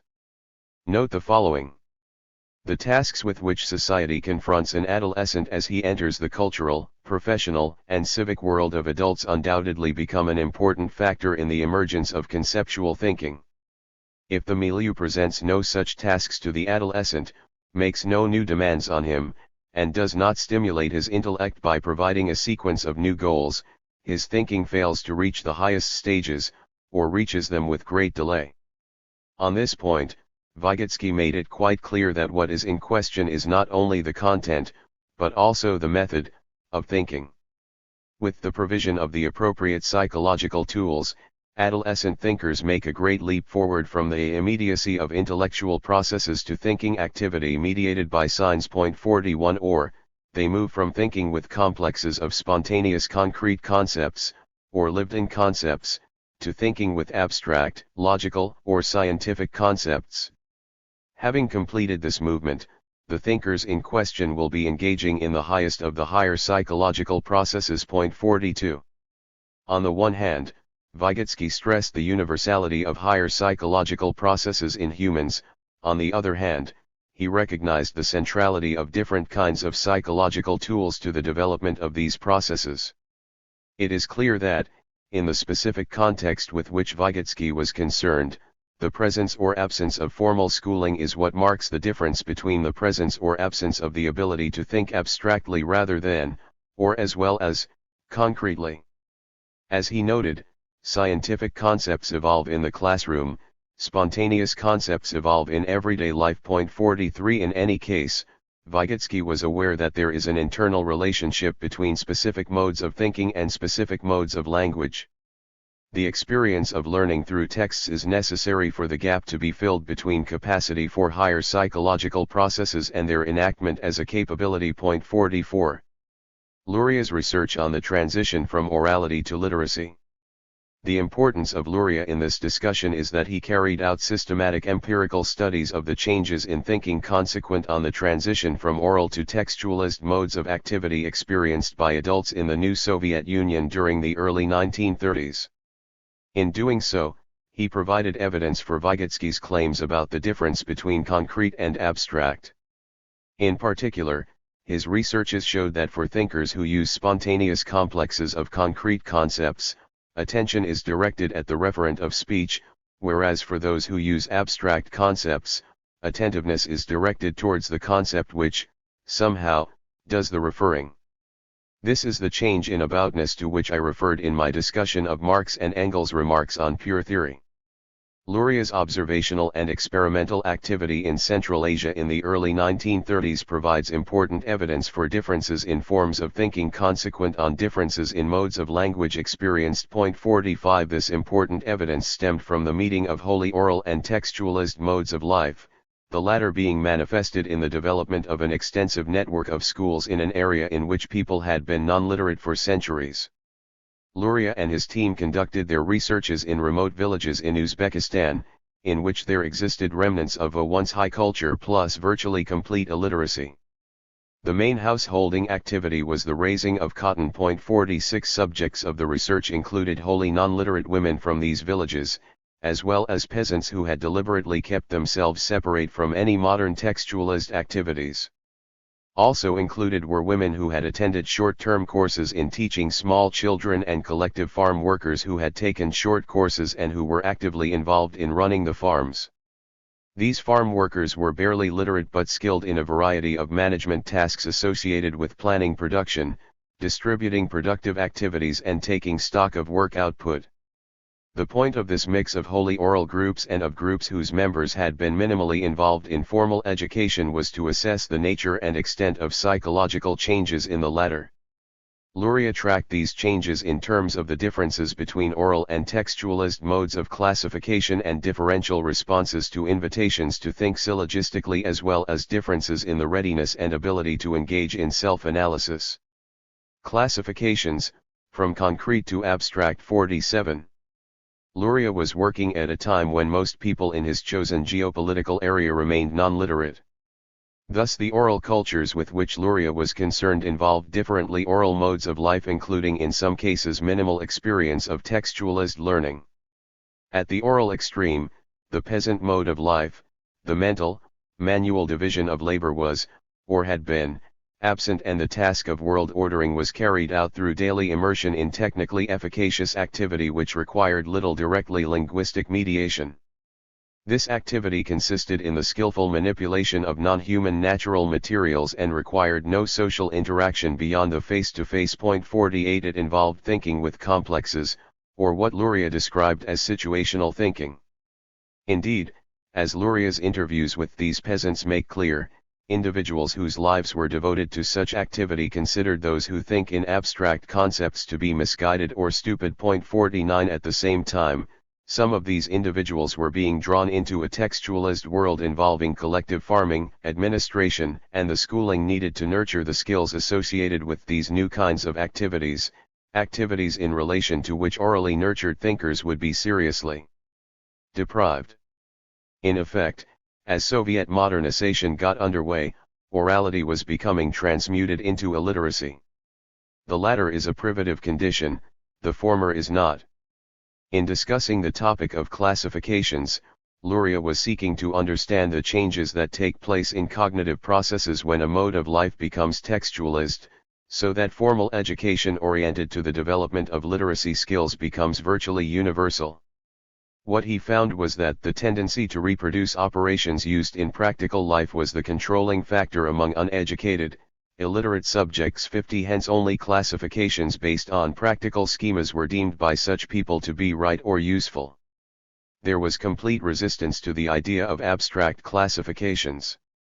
A couple of examples will be useful at this point.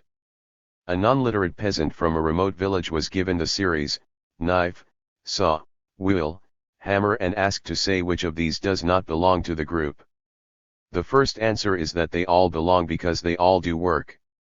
When eventually informed that the odd one out is the wheel, because the other three can be described as tools whereas the wheel cannot, the man objected that, given the right kind of wheel, this can do work also.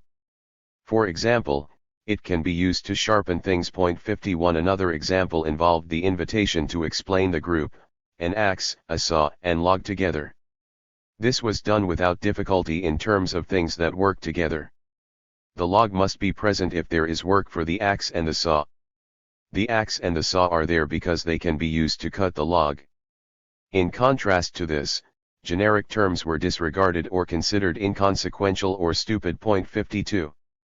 For orally nurtured thinkers, that is, for most of humanity until the 20th century, thinking with complexes of concrete concepts was the necessary, technically efficacious mode of thinking appropriate to cultures in which textualist activities were either wholly absent or marginal to the activities associated with techne or praxis.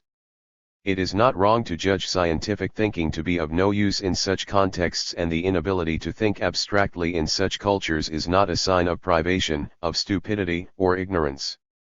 It is only where socially necessary activities become textualist that absence of literacy becomes privative, or that the label illiterate becomes appropriate. At the time of Luria's researches, the absence of literacy was, indeed, becoming privative in the strong sense that this absence would shortly come to interfere with individuals' ability to reproduce their own conditions of existence. Conclusion. In this chapter I have set about developing a historical, materialist account of thinking, understood as ordering, in terms of sensuous activity, drawing on the comments of Marx and Engels in the GI to conceive of this sensuous activity in occupational terms.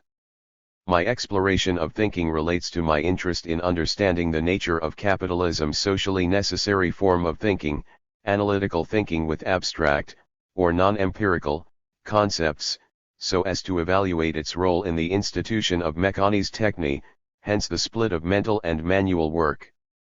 Following Levi Strauss, I take the socially necessary task of thinking to be that of ordering and reordering modes of human life, this ordering being manifested in systems of classification. Drawing on passages in the GI which provide a sketch of the nature and possible sources of pure theoretical thinking, I focus on the centrality of language and the division of labor in understanding the particular sensuousness experienced by professional intellectuals. On the basis of these sketchy comments, I have turned to the work of Vygotsky and Luria to seek an elaboration of the conditions of possibility for thinking theoretically, and have derived from this work the centrality of the differences between speaking and writing/reading. Of importance is Vygotsky's dialectical activity-oriented method involving the use of analysis into units rather than elements. This is a mode of analysis which resonates with the contextual, multimodal materialities and experiences of everyday life, a mode of analysis which does not destroy the experiential unity of things, in this instance, the unity of word and meaning as used by actual speakers in the activity of speaking. Of further importance is the distinction between spontaneous and scientific thinking, of thinking using complexes of spontaneous concrete concepts relating to everyday reality, and of thinking which uses logical scientific concepts abstracted from that reality. Writing from the point of view of the early Soviet encounter with oral modes of life, Vygotsky and Luria identified activities instituted through formal schooling as the means of nurturing scientific thinking. Sequestration within the dedicated space of the schoolroom nurtures the experience of detachment required for such thinking and, in addition, directs the attention of pupils towards textualist objects, themselves consisting of abstractions from the everyday world. Thus what is available through formal schooling is exposure to a textualist world.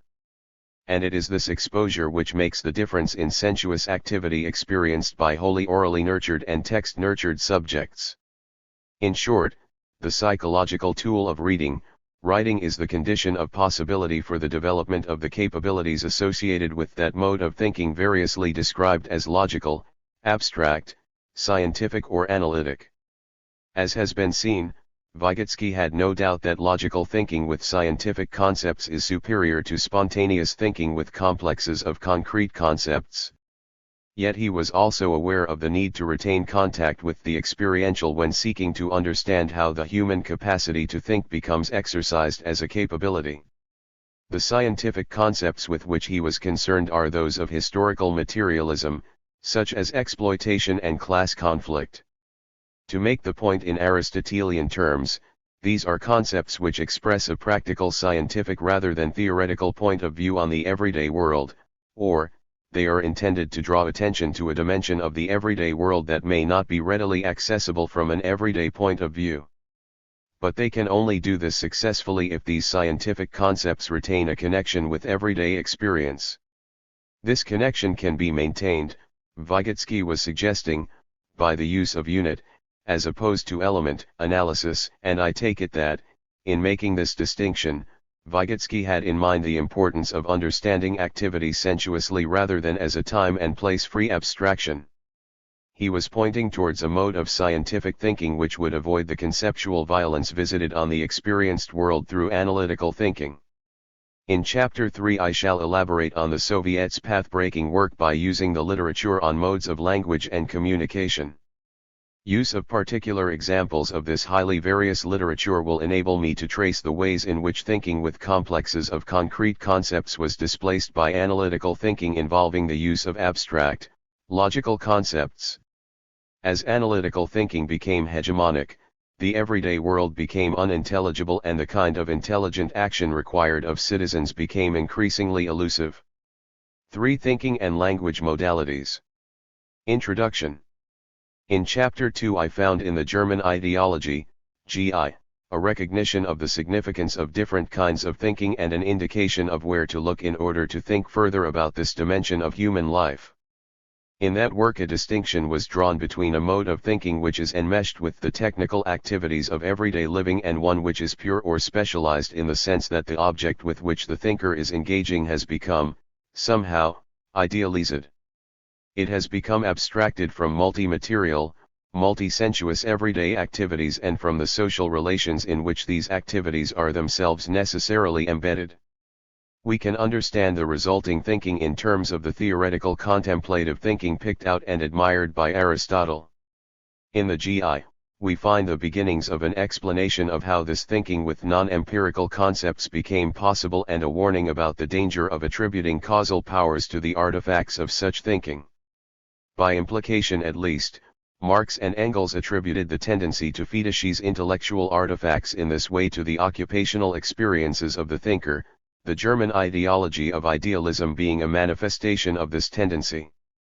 Through a kind of uneven development of the activity of theorizing, which, for Marx, was in advance of economic and political activities in 19th-century Germany, the occupational hazard pertaining to the activity of pure theorizing was given free rein, with no consequential countervailing experiences available to the theorists in question. 1. 2 references in the GI passages in question provide clues as to where further explorations should take place, the importance of language and the need to situate the intellectual's activity within a specific division of labor. In the GI, Marx and Engels had much to say about the latter but little about the former. In Chapter 2 I began to address the relationship between language and thinking by way of a discussion of the path-breaking work of Vygotsky and Luria, and in Chapter 5 I shall focus on the division of labor. Looking to the work of Vygotsky and Luria I began to gather the conceptual materials needed to develop a science of thinking which would be fully material in a non-reductive sense, one which is activity-centered and which, moreover, makes the link between language and thinking which is to be found in the GI. The first principle of the Soviets' thinking about thinking is that learning to think is implicated in learning to speak, and that, beyond this, the experience of reading and writing is necessary for the acquisition of the capabilities associated with scientific thinking. It needs stressing that learning to read and write is not in itself sufficient to nurture the relevant capabilities in individuals. Rather, this learning is the foundation for further development in the form of learning through reading and writing, a stress that is made by Elizabeth Eisenstein in tracing the effects of print on intellectuals. 2 Thus, if we are to understand thinking as an enacted capability, we must look to the mode of language and, from this point of view, I shall elaborate on the capability constituting experiences of intellectuals, understood as specialists in theoretical thinking, by describing their activities as those of reading, writing, learning. Understanding that language and thinking are transhistorical abstractions relating to the species-identifying capacities of humans, and that these capacities are always enacted through historico-culturally specific regimes of sensuous activity, is crucial to working effectively in the space opened up by the Soviet thinkers. Following the clues provided by them, I shall, in this chapter, develop my argument on the basis of work on the constitutive as opposed to representative character of language and communication, the work of, in particular, Eric Havelock, Walter Ong and Jack Goody. These are thinkers who paid serious and systematic attention to the ways in which modes of language constitute different modes of thinking and sociality, these modes being classified as oral, scribal, print and electric/electronic. Point 3 In accordance with the dialectical realist naturalist viewpoint set out in the introduction, I understand these different modes of language in a tendential rather than deterministic sense. Different modes of language permit or refuse particular developments. They provide conditions of possibility, but do not necessitate, the developments to be discussed below, where my focus is on the permissiveness of alphabetic writing in relation to the emergence of analytical thinking. It is neither possible nor necessary to provide a comprehensive account of the literature on modes of language here. Point 4 Instead, I shall use this literature to focus on two major points, both of these related to the different kinds of education of the senses permitted by oral and textualist cultures. The first of these concerns the ways in which textualization permitted the displacement of the complexities of orally nurtured modes of thinking by the simplicities of text-nurtured analytical thinking. The second concerns the ways in which a novel form of sensuous activity permitted the nurturing of the non-sensuous sense of the inner eye and the related demotion of the human senses as reliable informants about the world. Point 5, as will be argued in subsequent chapters, the theoretical denigration of the human senses, begun most strikingly by Plato and taken up most enthusiastically by Descartes, constituted a kind of self-fulfilling prophecy, in the sense that a version of Cartesianism was a necessary condition for rendering this cognitive demotion of the senses actual rather than only theoretical. Taking ancient Athens as a point of departure, I shall argue, against Sonrethel, that it was alphabetic writing, rather than montist exchange, which was the without which not of the emergence of analytical thinking. Point 6 While this mode of thinking emerged in ancient Greece, as he quite rightly claimed, it began to flourish more systematically in late medieval Western Europe. For reasons which will be explored more fully in later chapters, but in important part associated with the very different dispositions towards techne and trade found in the two different environments, medieval Western Europe had a greater appetite for texts than had ancient Greece. This greater appetite came to be expanded and better fed through the invention of print, itself the first example of systematically mechanized techne, and it was due in part to the effects of this first mechanization that the eventual reconfiguration of the division of labor through different fusions of technical and theoretical activities and knowledges became possible. In this chapter, I shall draw on the work of Ong, Goody, and Havelock to discuss the nature of holy oral cultures in terms of the sensuous education which these cultures permit by describing the cognitive and social responsibilities of its members.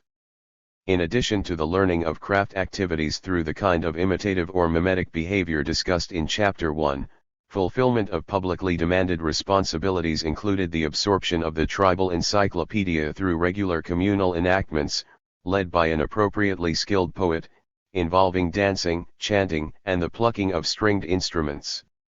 Having considered the nature of these responsibilities, I propose that the mode of thinking in such cultures is likely to be that of thinking with complexes of spontaneous, concrete concepts, as discussed by Vygotsky and Luria.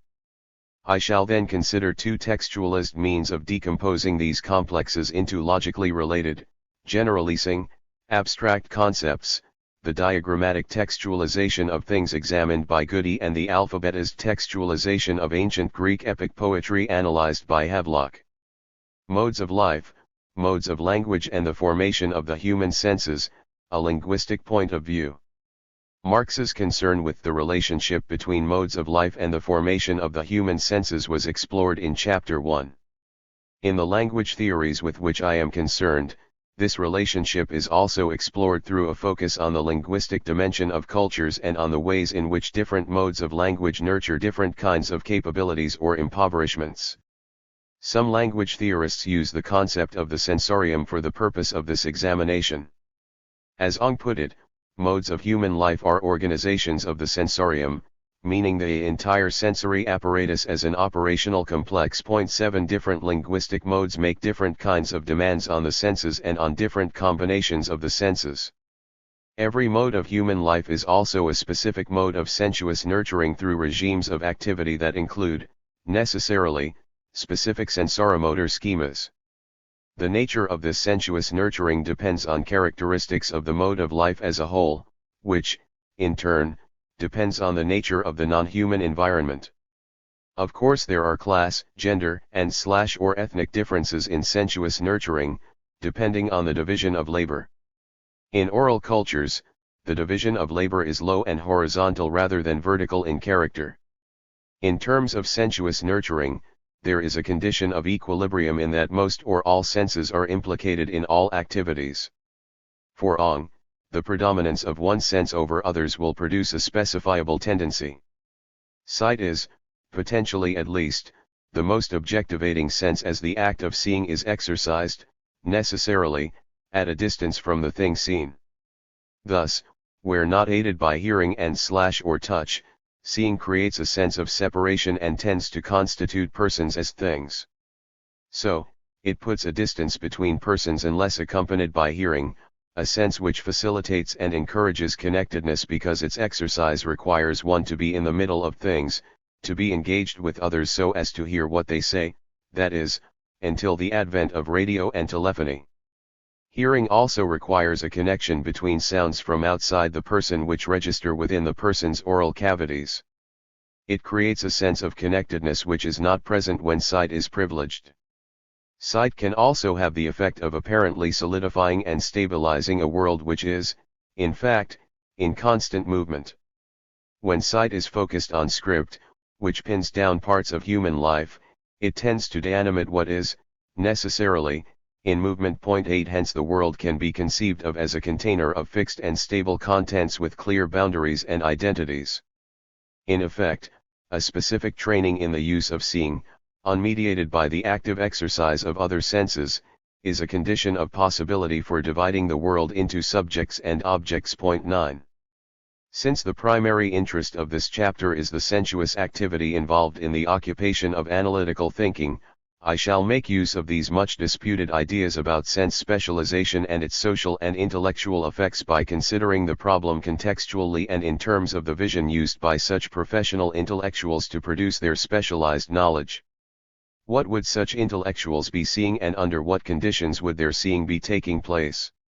If the argument is developed in these terms, it becomes possible to accept Ong's apparently extravagant claims about the tendency towards violent abstraction in hearing in the privileging of vision. In fact, as will be argued in Chapter 4, Ong's account of seeing becomes pertinent in relation to a specific use of vision, namely, the seeing of inner vision directed towards a particular kind of textualized object. The major point is that different language modes have specifiable capacities or tendencies which may or may not be enacted in a particular mode of life, or which may be enacted patchily or marginally, with little or no consequentiality for important activities. The capacities identified by the thinkers discussed in this chapter are those attributable to modes of language in ancient Greece and modern Western Europe, with the emergent analytical mode of thinking to be found in ancient Greece relating to the particular education of the senses experienced by a numerically tiny stratum of professional intellectuals, that is, of individuals whose occupation was reading, writing, learning and teaching through reading, writing, speaking. For now, I provide a sketch of the specific characteristics of oral modes of life as suggested by the literature on modes of language. While these modes of life have been myriad and richly plural in character, it is possible to identify some commonalities related to the absence of writing. 10. Modes of language as regimes of activity. Orality and the balanced sensorium. Modes of activity in wholly oral cultures are experientially multisensuous and multimaterial in that all activities are born, in an immediately experienced way, by individual human bodies interacting with other individual human bodies within a particular habitat marked by orderly interactions with the non-human environment within which the habitat is, necessarily and obviously, embedded and on which it is, necessarily and obviously, dependent. 11 In a wholly oral culture, the regime of activity enacted by living generations must bear the whole weight of the culture in the sense that knowledge must be stored in the living bodies, rather than in texts or in machinery of different kinds, although, of course, there will be an inheritance of physical and psychological tools which are passed on intergenerationally. But the knowledge and skills required to benefit from this inheritance must be imparted from person to person through face-to-face social relations. Or, they must be acquired by individuals directly through interaction with other human bodies and with non-human nature. The living generations are on their own in the sense that if they have failed to absorb into their own individual bodies the knowledge and skillfulness developed by previous generations, they must go back to the very beginning, as it were. Point 12. To make the point rather simply, the imperative learning in which oral peoples engage takes two forms: the kind of activity discussed by Aristotle in terms of techne, which I use here in a capacious sense to include hunting, foraging and farming skills, and the absorption of the ethical imperatives of the mode of life. Ethical imperatives are conveyed in vivid narrative form, which involves the personal doings and misdoings of gods and humans, and are absorbed through communal poetic, rhythmic speaking, dancing and chanting. Point 13. For the moment, I shall follow Havelock's account of the thinking and learning nurtured through poetic performance. Point 14. In ancient Greece, learning and the nurturing of thinking capabilities was a matter of active, multi-sensuous performance carried on in the midst of everyday life as well as of collective rituals intended for the transmission of the history of the tribe. This multi-sensuous performance involved modes of activity which were repetitive in a rhythmical way and which were guided by poets trained in the arts of preserving and communicating the only authorized version of important utterance, as Havelock put it. Through the rhythms of dance and chanted or sung poetry, individual humans learned of the history of their culture as borne by the heroic and useful, but also tragic and disastrous, activities of the ancestors, thereby getting a grasp of the personal dispositions of reverence for gods and ancestors, of knowledge of the ritual means of expressing this reverence, as well as the more mundane forms of judgment and skills needed to ensure their own survival and flourishing. Point 15. Regarding the multi-sensuous character of these performances, it is worth noting that learning here required that different parts of the body be working in harmony, there being musically dictated associated behavior in voice, hearing, and limbs. The rhythmic repetition of communal movement and chanting made possible an almost automatic patterning of behaviors as the whole nervous system was nurtured for the task of memorization of vital knowledge and information regarding the nature and functioning of the culture. 16. By these means, which were both effortful and pleasurable, individuals absorbed and mastered the tribal encyclopedia. Point 17. Thus the heavy cognitive burden borne by individual members of the holy oral culture was lightened by the poetic mode in which cultural transmission was effected. Rhythmic storytelling involving meter, rhythm, and formulaic utterances was essential, as well as the role of poet as keeper and transmitter of the collective social memory. It was the poet who led the public performance of epic poems which helped to fix the tradition in the collective memory. Public performance nurtured the emotional identification with worthy ancestors through narratives and reenactments that focused on the deeds and misdeeds of significant persons. Events or processes that could not be attributed to identifiable persons, such as plagues and other disasters, were attributed to the anger of the gods. In other words, causality was conceptualized in terms of the activities of individuals, whether godly or human. Point 18. Orality and the nurturing of thinking with complexes. Ritualist communal multi-sensuous, multi-material enactments of the tribal encyclopedia were a vital means of educating the senses of wholly orally nurtured individuals. These enactments were primarily a means of ethical nurturing with some technical material included. They were a means of enabling individuals to identify good and bad dispositions and behaviors, as well as useful and useless knowledge. Regarding householding or craft activities marked by the kind of thinking with complexes identified by Vygotsky, these were also multi-sensuous and multi-material. In fact, thinking with complexes of concrete spontaneous concepts is thinking immersed in activities devoted to the direct technical manipulation of different kinds of materiality, and the capabilities associated with this thinking will have been acquired on the job, or through imitation of a skilled practitioner. Depending on the craft in question, and on the level of skillfulness and imagination attained in the past, imitation might be of the unself-conscious or passively imitative kind, or it could be of the actively rational, mimetic, and generative kind discussed in Chapter 1.19. Learning one's mother tongue is a crucial example of the latter mode of learning. It is our first experience of apprenticeship and, as such, involves both habituation, exercise of passive rationality, and mimesis, exercise of active rationality. This skillfulness is acquired through imitation, over a long time period, of numerous patterned speech acts of already skilled speakers with whom the apprentice speaker has a personal, face-to-face relationship. The learning involved is generative in the sense that it enables the individual speaker to produce novel utterances through the recombination of spontaneous concepts. It yields the ability to judge when the use of particular spontaneous concepts is appropriate in a variety of situations. It involves the five senses interacting in a specific regime of activity that provides specific exercise for the human sensoromotor apparatus. Point 20. To conclude this section, wholly or predominantly oral cultures nurture thinking in complexes, or thinking which is enmeshed in multi-sensuous, multi-material, and communal activities, of either the poetic performative or craft kind.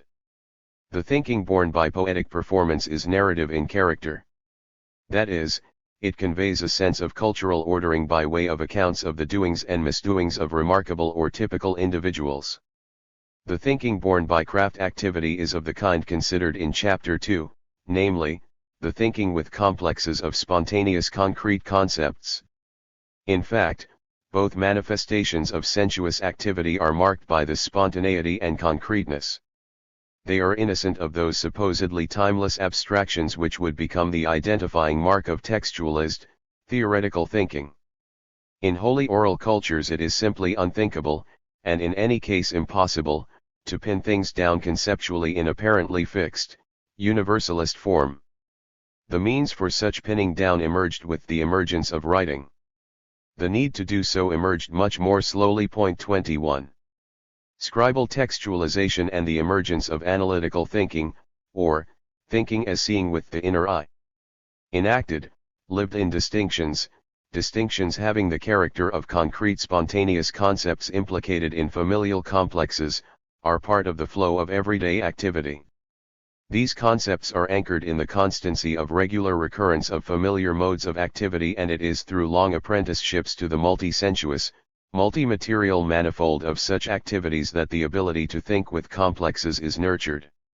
In order for analytical thinking to emerge, another kind of constancy becomes necessary. This is the very different constancy permitted by textualization. It is when distinctions are written down rather than enacted that analytical thinking becomes a possibility, written down in the form of continuous prose produced and absorbed by a new stratum of reader-writer-learners. Point 22. The example of this form of textualization is that of ancient Greek epic poetry, and I shall come on to that shortly. First, though, I need to consider briefly another mode of textualization, of things rather than of speech, which would also become, eventually, a condition of possibility for capitalist activities. Scribal inscription as the textualization of things. Goody's work on mental domestication enables us to grasp the mechanism and process whereby the complex thinking of orally nurtured peoples began to be decomposed into the clear and distinct objects of knowledge which are the focus of analytical thinking. Or, it shows how thinking with complexes of concrete, spontaneous concepts could have been displaced by analytical thinking with abstract, non-empirical concepts, how associative thinking could have been displaced by a generalizing mode. Point 23. Thus Goody sets out to show how textualization began to bring thinking to heel, as it were, by reshaping it in forms following a linear and atomizing logic, forms such as lists, formulae, and diagrams, or, forms conducive to quantification, hence conducive to the mode of thinking that would become essential for the functioning of capitalism. Point 24. The earliest forms of textualization traced by Goody emerged in ancient palace and temple cultures, therefore in cultures which had come to produce the surpluses of food and raw materials needed to support strata of priests, kings, and administrators. Textualization in this case was for the purpose of recording and controlling householding activities and products.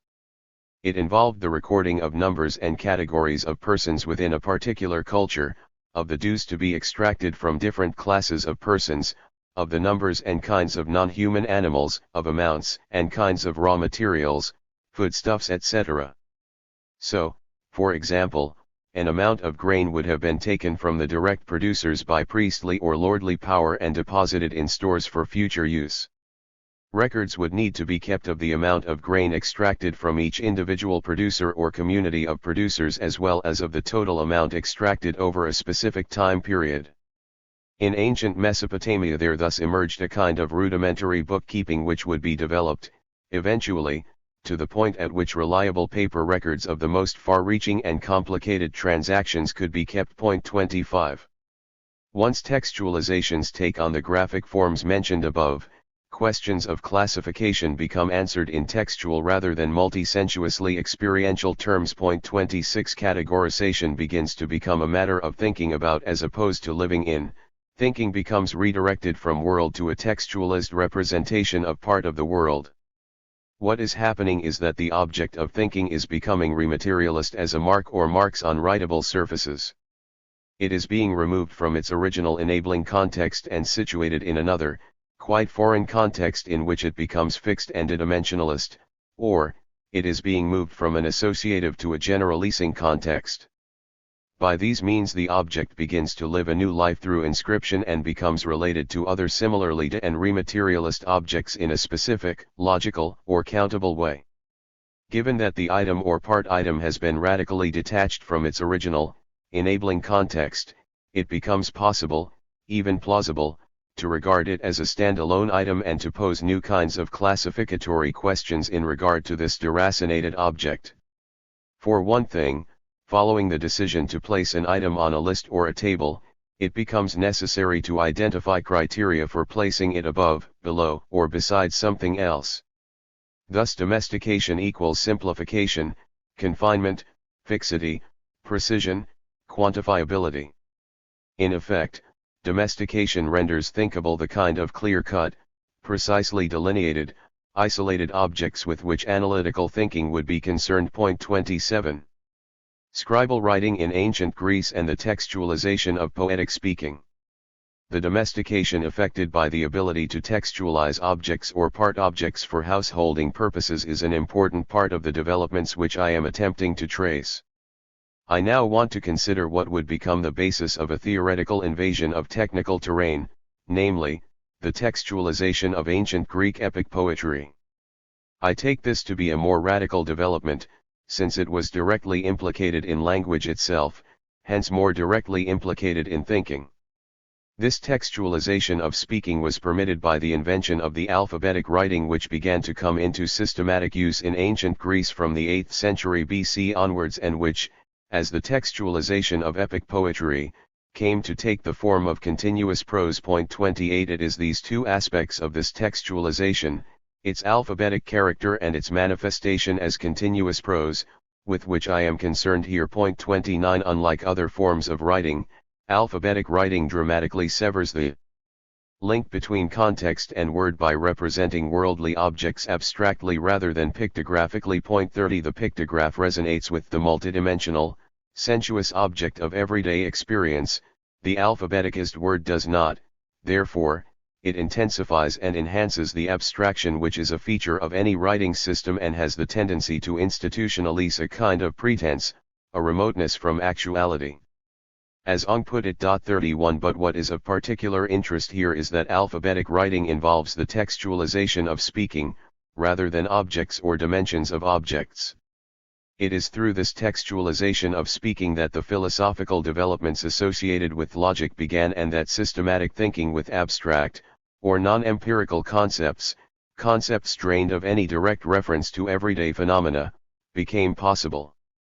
Havelock's work on the textualization of ancient Greek epic poetry showed how this extraordinary change began to come about. 32. In particular, through careful textual analysis of the ancient Greek epics and of the language used by Plato in his dialogues, Havelock traced the ways in which narrative descriptions of the just or unjust actions of just or unjust individuals became displaced by analytical discussions of the nature of something that came to be called justice.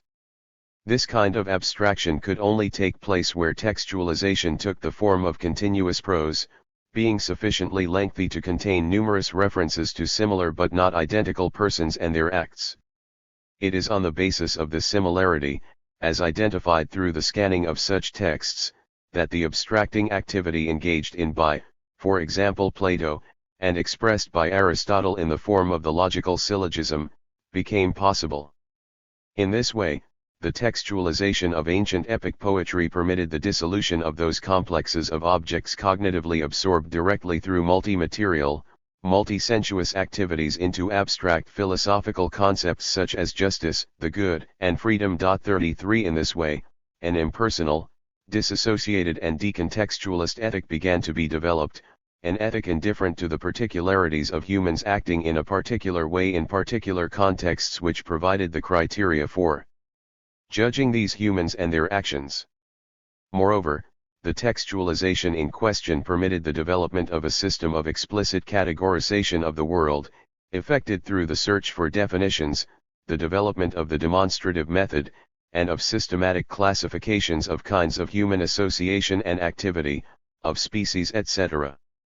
It permitted the beginning of the activity of thinking about thinking, as manifested most vividly in the Platonic dialogues and most systematically in Aristotle's treatises. Both of these thinkers were benefiting from the achievements of hundreds of years of apprenticeship to what would become the new text-nurtured thinking. 34 In fact, the distinction between theoretical and technical knowledge which is crucial in the work of both is prefigured in that between divine and human knowledge, developed by the pre-Socratics. 35 The latter is a matter of sense experience, the former a matter of pure thinking. In effect, as did Goody in his account of domestication, Havelock, in his work on the textualization of poetic utterances, showed how writing could become the means of decomposing complex, concrete families of concepts into generalities. In the case of alphabetized textualization, though, what was being represented was speaking, hence that dimension of human life which is most intimately implicated in the capacity for thinking, as Vygotsky argued. Beyond the abstractions just mentioned, alphabetized textualization enabled the abstraction of the poems from the contexts in which they emerged and had their being, the communal, multi-sensuous, multi-material place of the public collective performance. In being abstracted from their necessary public places, the poems were also abstracted from the body of the poet who, up to the point of textualization, had been the necessary, pivotal figure in relation to whom the community performed its encyclopedic activities. From having been spoken, heard, sung and danced, the poems became fixed on papyrus and could be moved from one place to another, independently of the communal activity which, up to the point of textualization, had been essential to their successful reproduction. What had been an attribute of an acting person or of an act, became an entity in its own right, an entity which was detached from communal human doing, hence from the obvious materiality and multi-sensuous character of enactments that had been, in the non-textualist past, necessary for the reproduction of the poems in question. These de and rematerializations were implicated in a cognitive revolution, a movement from understanding the world in terms of persons, mythical or historical, and their doings, spontaneous thinking with complexes of concrete concepts, to an understanding derived from the manipulation of non-empirical concepts, logical thinking. Thus began the transition from myth, narrative, to logic, analysis. More on this in Chapter 4. Textualization and the occupation of professional intellectual, reading, writing, learning as mode of activity. Having suggested some ways in which the textualization of things and of poetic speaking served the transition from spontaneous to logical thinking in terms of de and rematerializing the objects of thinking, it is now time to consider the effects of the activities of reading and writing on intellectuals who learn by these means. Or, it is time to consider the occupation of professional intellectual once householding surpluses became sufficient to the release of a minority of individuals from the realm of necessity, and once this release became enjoyed as the leisure to engage in an unprecedented mode of sensuous education. 36. Earlier I quoted Ong on the sense of remoteness from actuality permitted by alphabetic writing. I now want to consider this remoteness as a characteristic of the activity of reading-writing learners. All thinking is situated in the sense that it is thinking of organic bodies inhabiting a historico-culturally specific place. Yet we use formulations such as situated thinking, luria, and lived-in concepts to mark the distinctiveness of oral thinking from the logical, abstract mode of thinking nurtured through textualization. These formulations imply the possibility of unsituated thinking, or the view from nowhere, Thomas Nagel's phrase, captured by the inner eye, which would become the alleged achievement of appropriately nurtured intellectuals in early modern Western Europe. Of course, I understand what Luria was getting at in characterizing the nature of orally nurtured thinking in this way, and, indeed, the nurturing of capabilities associated with thinking with abstract, logical concepts requires a withdrawal from the everyday world of multi-sensuous, multi-material happenings and activities. Yet, if we are to understand how this withdrawal is part of the necessary constitutive experience for analytically thinking intellectuals, we need to understand it as a situation in which these intellectuals are immersed over long time periods. I began to consider this in Chapter 2, where I noted Marx's insistence on the need to take account of the occupation when judging the claims of German philosophers. In this case, Marx was attempting to understand how these philosophers could imagine that their ideas had an independent life of their own, with powers to effect significant change in the world. Marx was clear that it is out of the everyday lived experience of these philosophers that these idealist illusions emerged, that the means of thinking could be misperceived as the object about which the thinking was undertaken. Look to the occupation, but not only to the occupation, and the causes of idealist misconceptions will become clear. In that spirit, I shall now take a look at the lived experience of intellectuals from the point of view of the activity of textualization. In discussing this topic, it is essential to keep in mind the difference between learning to read and write and learning through reading and writing, as noted before. It is the latter which constitutes the apprenticeship that is needed to nurture the abilities associated with analytical thinking. Through this apprenticeship, intellectuals, as artifacts of reading and writing, to put the matter rather crudely, become new kinds of artificers. Through interactions with the world of textualized objects, they begin to craft new kinds of conceptual objects, the referents of which are inaccessible to the human senses. The experience of the individual intellectual, whose nurturing takes the form of lengthy professional training through reading and writing, is the experience of isolation, or abstraction from the everyday flow of activities into the silence of the study. 37 Indeed, the acquisition of the high-level literacy skills in reading and writing required for strenuous philosophical thinking requires extraordinary bodily discipline, from the need for fine motor skills in writing to the need for long periods of silence and stillness in reading. 38 What is in question is a kind of abstracted, decontextualist situationality which involves the readiness and ability to concentrate and remain attentive to peculiar kinds of textualized objects, hence objects which have themselves been abstracted from their own nurturing situationality and which are present in the study in a fixed, unchanging form.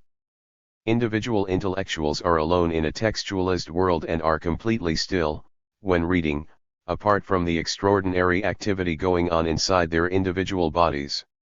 In learning through reading, the senses, apart from the sense of sight, are suspended as the individual is withdrawn from the manifold world of multi-sensual experience. From an experiential point of view, only the individual's mind is active, and this activity is experienced as intangible and ghostly.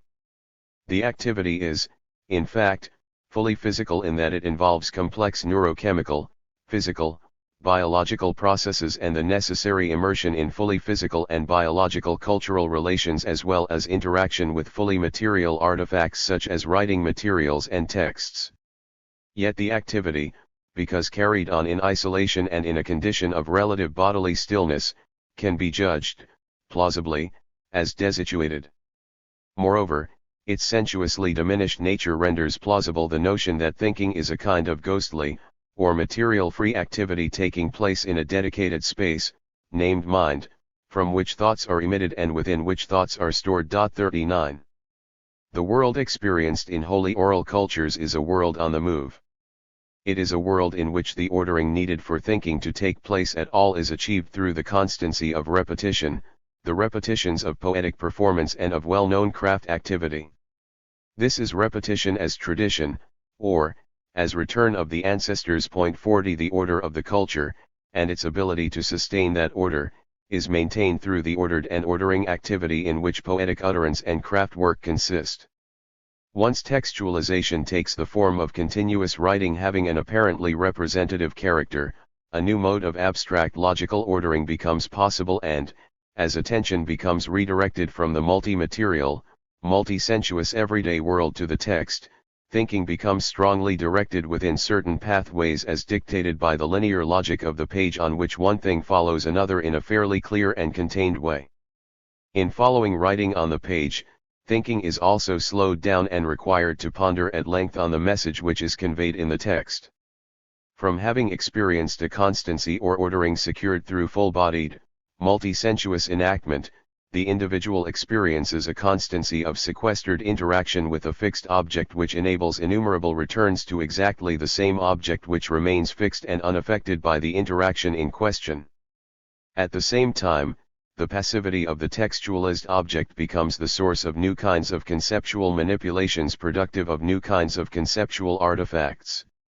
The mode of materiality of the object drains it of the active character associated with objects encountered in the everyday multi-sensuous world. Through inscription the object becomes an inert rather than living object and, as such, it becomes susceptible to the apparently unlimited manipulations of an active subject. In this dual character of fixity and manipulability, the textualist, rendered as conceptualist, universalist abstraction, becomes an important, but not sole, source of novel human capabilities for mastering, rather than cooperating with, non-human nature and, eventually, human nature itself. 41. The scribal world of medieval Western Europe. The alphabetized textualization of ancient Greek epics, of narratives of the doings and misdoings of remarkable and typical individuals, was the source of the ability to think theoretically in an analytical fashion. I am arguing that it was a kind of apprenticeship of reading-writing learning through interaction with long forms of textualization that nurtured this ability in individuals. Through this apprenticeship, which was the fruit of hundreds of years of slow development that involved the activities of generations of intellectuals, new kinds of thinking subjects and objects of thinking emerged, subjects who, through the kind of sensuously diminished detachment from everyday life needed for the apprenticeship in question, began to see with their inner eye new kinds of objects which were without immediate, empirical reference, objects such as justice and the good.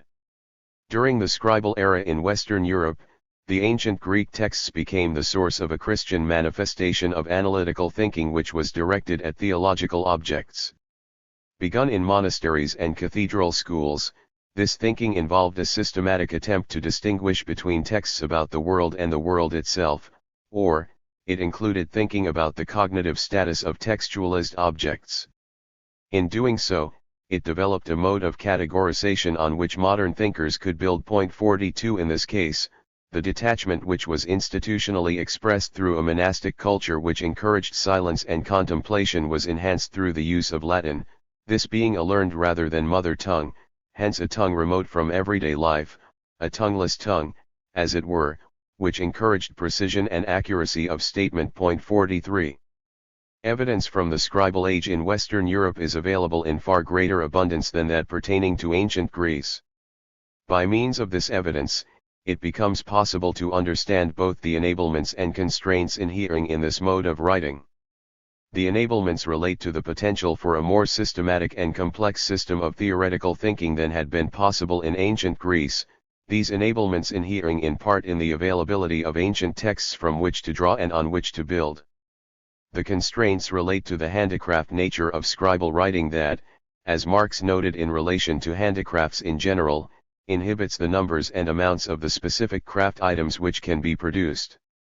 But the difference between script and print, between craft writing and mechanized writing, is not one merely of quantity. For one thing, craft writing was not merely inhibited by the energetic limitations of the human body. It was implicated in a culture in which orality and literacy coexisted in different forms. In the case of medieval Western Europe, up until the 12th century, literacy was overwhelmingly the literacy of reader-writer learners and was confined to monasteries and cathedral schools. This was the literacy of the learned, nurtured by a small number of vital ancient texts, from which reader-writers would draw wisdom, and on which they would comment.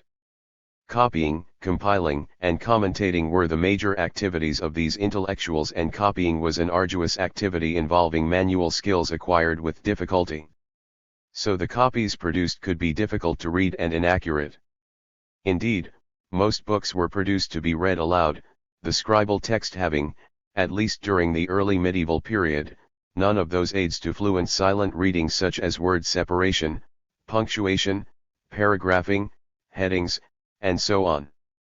As one commentator notes, from the 12th century many texts were composed in vernacular languages but few were read, since they were texts composed to be read aloud, therefore more listened to than read. 44 Clearly, the practice of reading aloud to an audience does not have the asocial, detached character of silent, sequestered reading, and the activity of listening to a text being read is not such as to nurture the ability to think analytically. Until the establishment of universities from the 12th century onwards, the numbers of the learned remained small in relation to the overall populations of Western European countries. From this time on, learned literacy began its journey towards secularization. Moreover, over time, improvements in copying techniques and organized systems of copying were productive of more efficient practices which ensured speedier production of greater numbers of single books. Indeed, there emerged a stratum of professional scriveners organized into their own guild. 45 And it turned out that the scribal mode could be made to serve a new lay readership, at least in the towns that were emerging and enlarging during the late medieval period. It turned out, too, that, with increases in technical and trading activities, script was up to the task of textualizing increasingly complex activities associated with law and governance.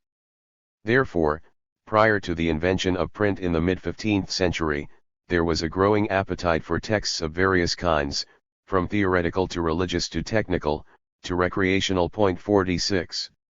From script to print, or analytics triumphant. The transition from script to print is deemed by many writers on communication, McLuhan being a striking and extravagant example here, to mark a revolution in human thinking, therefore in human doing. 47 From the point of view of the emergence and development of Mechanism's technique, two tendencies need noting. First was the gradual displacement of analytical thinking from the realm of theory and theology to that of the physical world understood as universe rather than cosmos.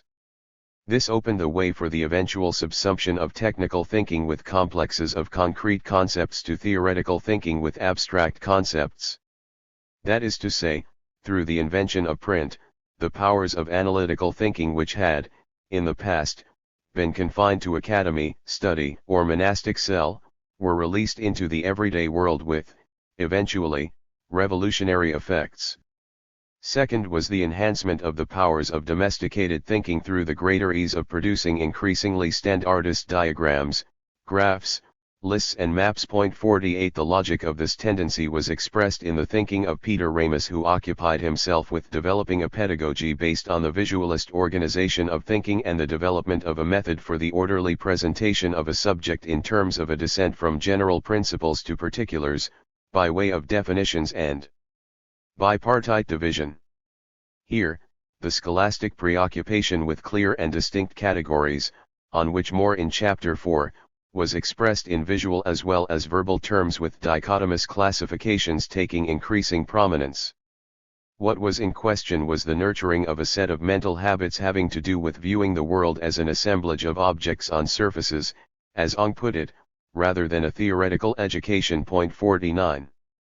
These two tendencies might appear to work in opposite directions in that the first involved the enhancement of theoretical thinking in terms of the emergence of theorization of techne, whereas the second involved the technicization of theory, or, perhaps more accurately, the displacement of theory by pedagogy and method.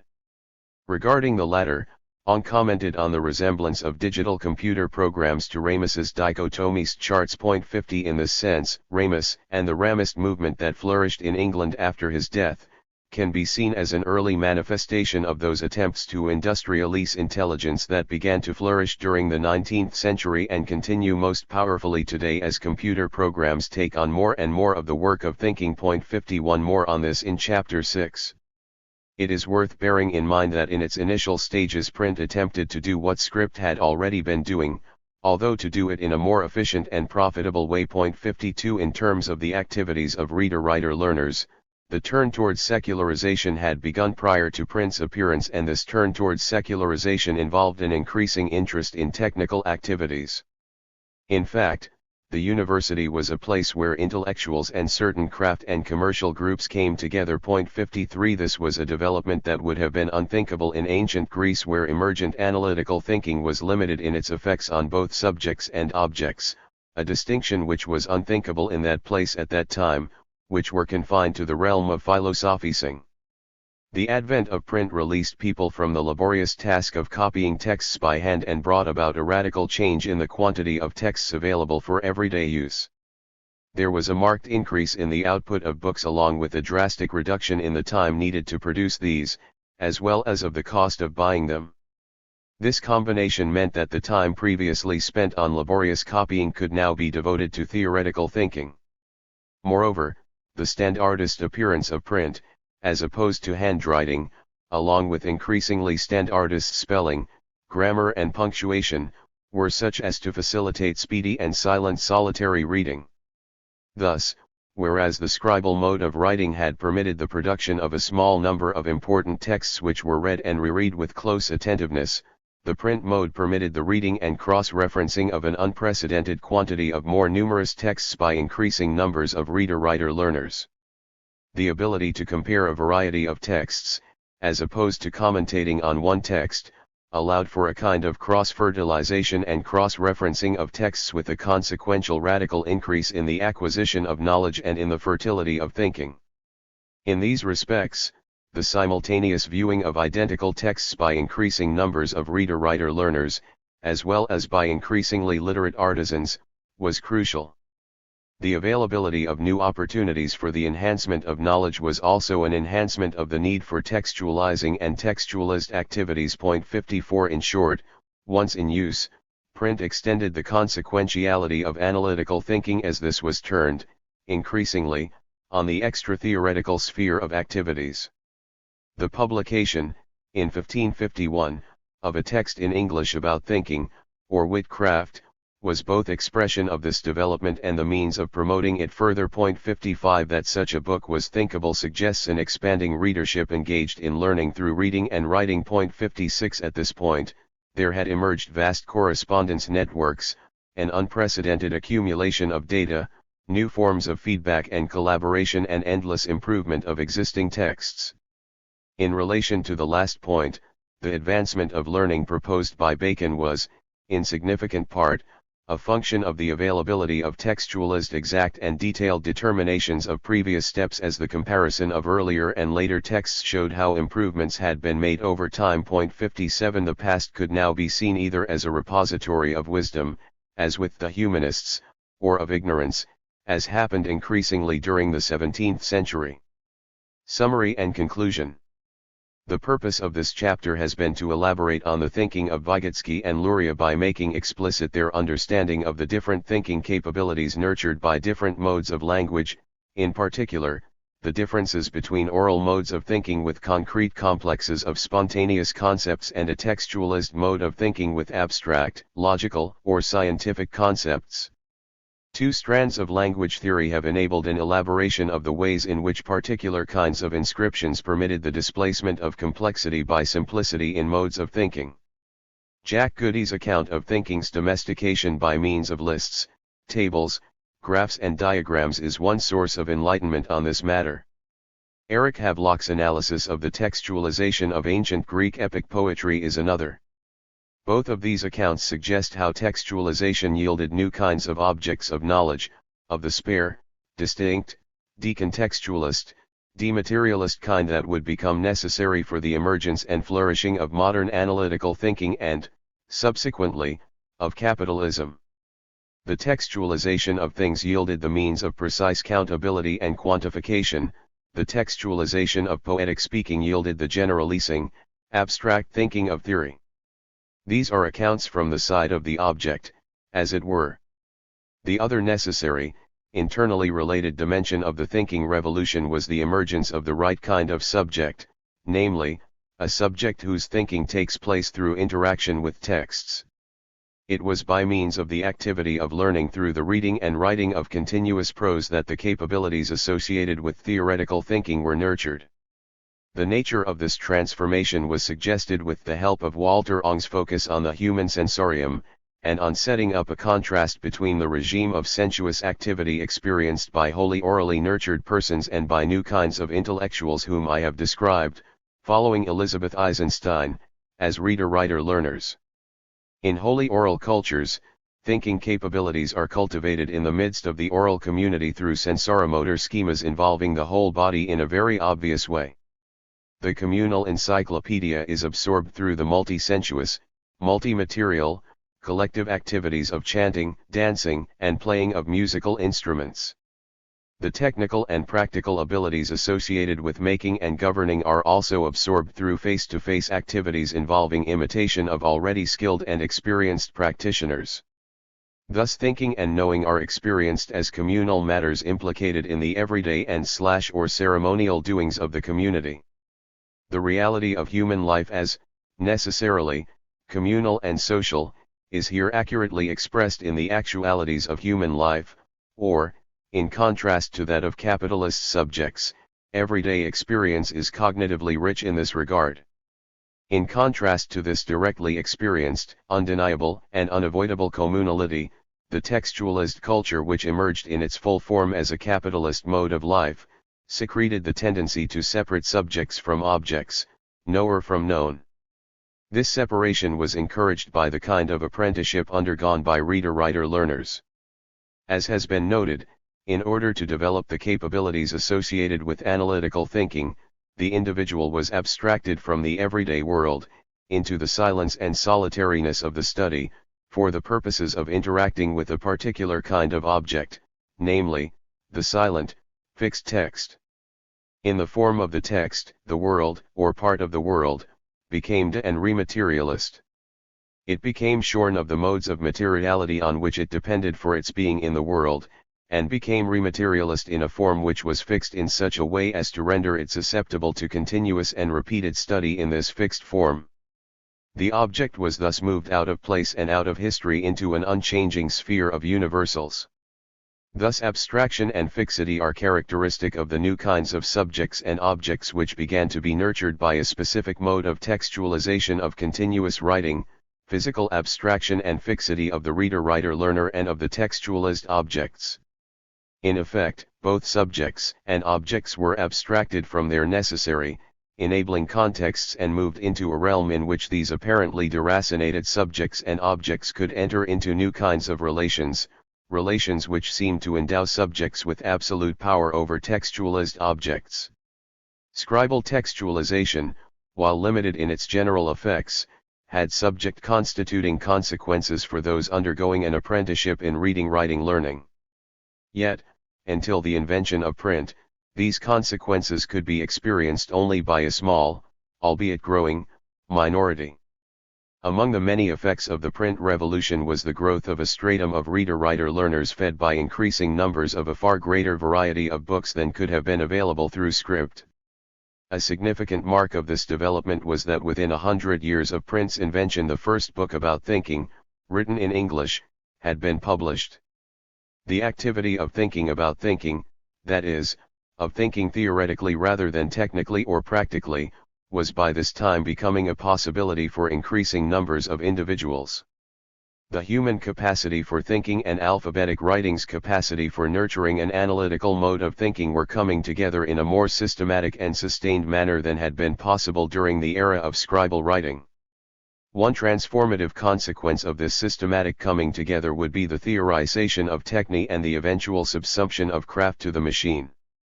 This is the topic to be discussed in Chapter 4, in which I shall retrace the steps taken in this chapter for the purpose of elaborating further on the nature of analytical thinking, and on the thinking developments which, eventually, during the 19th century, permitted the institution of Mechanische Techne, or, the real subsumption of craft workers to capital. This was also a matter of the formal subsumption of intellectuals through the emergent professionalization of the sciences and an increasingly elaborate disciplinary division of intellectual labor. Part 2. Alienation, textualization, and the capitalist divisions of labor.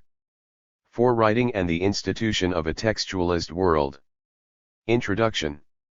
In Chapter 3, the primary focus of attention was on the way in which changes in modes of language can affect changes in modes of thinking.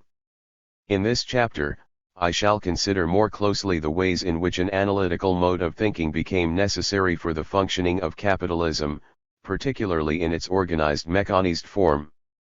This is a mode of thinking which is indifferent to all real determinateness. As the young Marx put it. One of the many peculiarities of this development was that mathematics, which in ancient Greece had been confined to the sphere of theoria, became the source of technical novelties and thereby of revolutionary possibilities in the everyday world.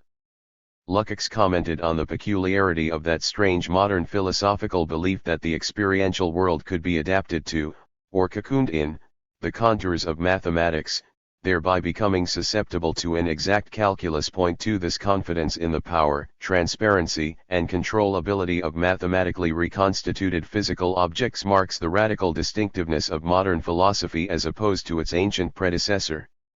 In covering this topic, I shall be ransacking what is a rich philosophical tradition of thinking for the purpose of getting to the heart of the alienating matter. I shall be considering, in part, how it is that Marx could charge Descartes with seeing with manufacturer's eyes. Indeed, Descartes' analysis of the wax in his second meditation will turn out to be indicative of the kind of seeing which capitalist manufacturers would need for the subsumption of techne to theory, hence for the reduction of individual humans to the status of machine minders. However, it is not that capitalism had a need which it was Descartes' task to satisfy, as Lukács seemed to suggest in his discussion of the matter. 3 Far from this being the case, it was the everyday experience of Descartes that enabled him to think in the relevant manner. It was the opportunity to learn through reading and writing under the conditions pertaining in early modern Western Europe.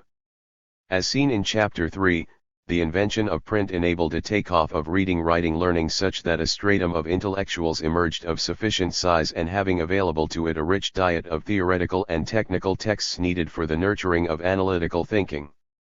This was at a time when the business of manufacturing remained the task of craft workers, albeit craft workers coming under threat from the increasing intrusion of merchant capitalists into the commissioning and management of their activities. It is now time to consider more closely the theoretical fruits of that nurturing by retracing the steps taken in Chapter 3, in the process elaborating on the account given there of ancient Greece, and of medieval and early modern Western Europe. To begin with, I shall recapitulate the main features of Sohn-Rietheil's project to bring thinking within the ambit of history so as to facilitate a more radical critique of scientific thinking than historical materialists had managed to accomplish up to his time.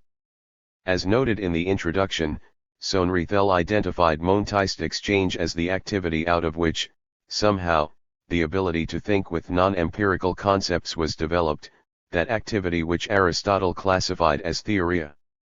In accordance with Marx's prescription regarding the centrality of sensuous activity in the forming of the five senses, I am identifying the experience of reading-writing learning as crucial to the nurturing of theorists. In a sense, this is obvious, but the implications of its obviousness merit further attention. In paying attention to this matter, I am hoping to fill a gap in Sohn-Rietheil's account of the division of mental and manual labor permitted by the coming to hegemony of analytical thinking in the form of the modern sciences. Following a brief return to Sohn-Rietheil's work, I shall elaborate on the topic of ancient Greek analytical thinking as a necessary preliminary to exploring the ways in which late medieval scholarship nurtured in monasteries and, later, in universities, prepared the ground for the full Cartesian flourishing of this alienated thinking mode. This scholarship was, in its turn, indebted to the recovery and preservation of ancient texts by Arabic and Indian scholars, whose work was a necessary contribution to the theoretical developments of scholasticism and the European Renaissance. For my purpose in returning to the ancient Greeks is to bring out the denigration of everyday thinking, of thinking with complexes of spontaneous concepts, which characterized the Platonic version of this thinking, a denigration which would become a kind of self-fulfilling prophecy once the results of analytical thinking were injected into the realm of techne, as would begin to happen during the 18th century in Western Europe. Scholastic thinkers were working with the Latin scribal mode of writing, which permitted the development of a system of clear and distinct non-empirical concepts which would become the basis of the mathematization of materiality. This revolutionary potential of analytical thinking was realized sometime after script ceded to print. 5 By the 17th century, it had become thinkable to view non-human physical natures from a mathematist point of view, although the promise of absolute precision and controllability of everyday life would not begin to be realized until the 19th century. 6 But, beyond this, it was the development of a novel mode of experimentation, informed by the new thinking, that is, experimentation. Conducted according to the logic of the inner eye, which secured the unity of theory and technique which would come, eventually, to nurture a mechanized mode of capitalism. This mathematist point of view was dependent on the visual prosthetics and other artifacts rendered possible by the excellence of the existing technical arts, these including the mechanization of scribal writing. Thus the revolution in thinking had three aspects: technical, theoretical, and experimental. 7. Ancient Athens and the beginning of textualization. Sohn-Rethell's approach. As discussed in the introduction, Sohn-Rethell sought to draw attention to the historico-cultural specificity of the analytical mode of thinking that has been naturalized by historical materialists. In setting about this task, he developed a path-breaking analysis of the relationship between this mode of thinking and the eventual splitting of head and hand through the capitalist mechanized division of labor. With this analysis he located the source of the problem of alienating and alienated thinking in ancient Greece, relating the emergence of this thinking to the activities of monetized exchange and the division of head and hand. From this point of view, the basic non-empirical categories of abstract intellect replicated the elements of real abstraction effected through monetized exchange. In both cases, the basic categories related to a second nature that permitted a kind of amnesia about the first nature of multi-sensuous and multi-material embodiments and necessities. Thus what activities of exchange and of thinking with abstract concepts have in common is that they can be indifferent to all real determinateness. However, since it is the activity of exchange which held the mode of life together, it was the activity of exchange which, somehow, permitted the activity of analytical thinking. Or, as Sohn-Rethell put it, the real abstraction required for the activity of monetized exchange was converted into an intellectual form or ideal reflection. 8 In other words, the superstructure somehow came to reflect the base. At this point, the crucial weakness of this part of Sohn-Rethell's argument is demonstrated in the following. How can we set out to reason the case for or against the conversion? Thinking of the conversion as a performance in people's minds, it can, of course, never be either demonstrated or denied because it cannot be witnessed. The concepts in question being non-empirical, their mental presence cannot be testified by observable objects or facts. To try to ask the people themselves is equally non-availing, since we have ourselves made out that the conversion must be blotted out from the minds engaged in it. All we can argue is the problem at issue in the conversion and how to make it recognizable. In real life, the ideal abstraction blots out the real abstraction so as to make it irrecognizable.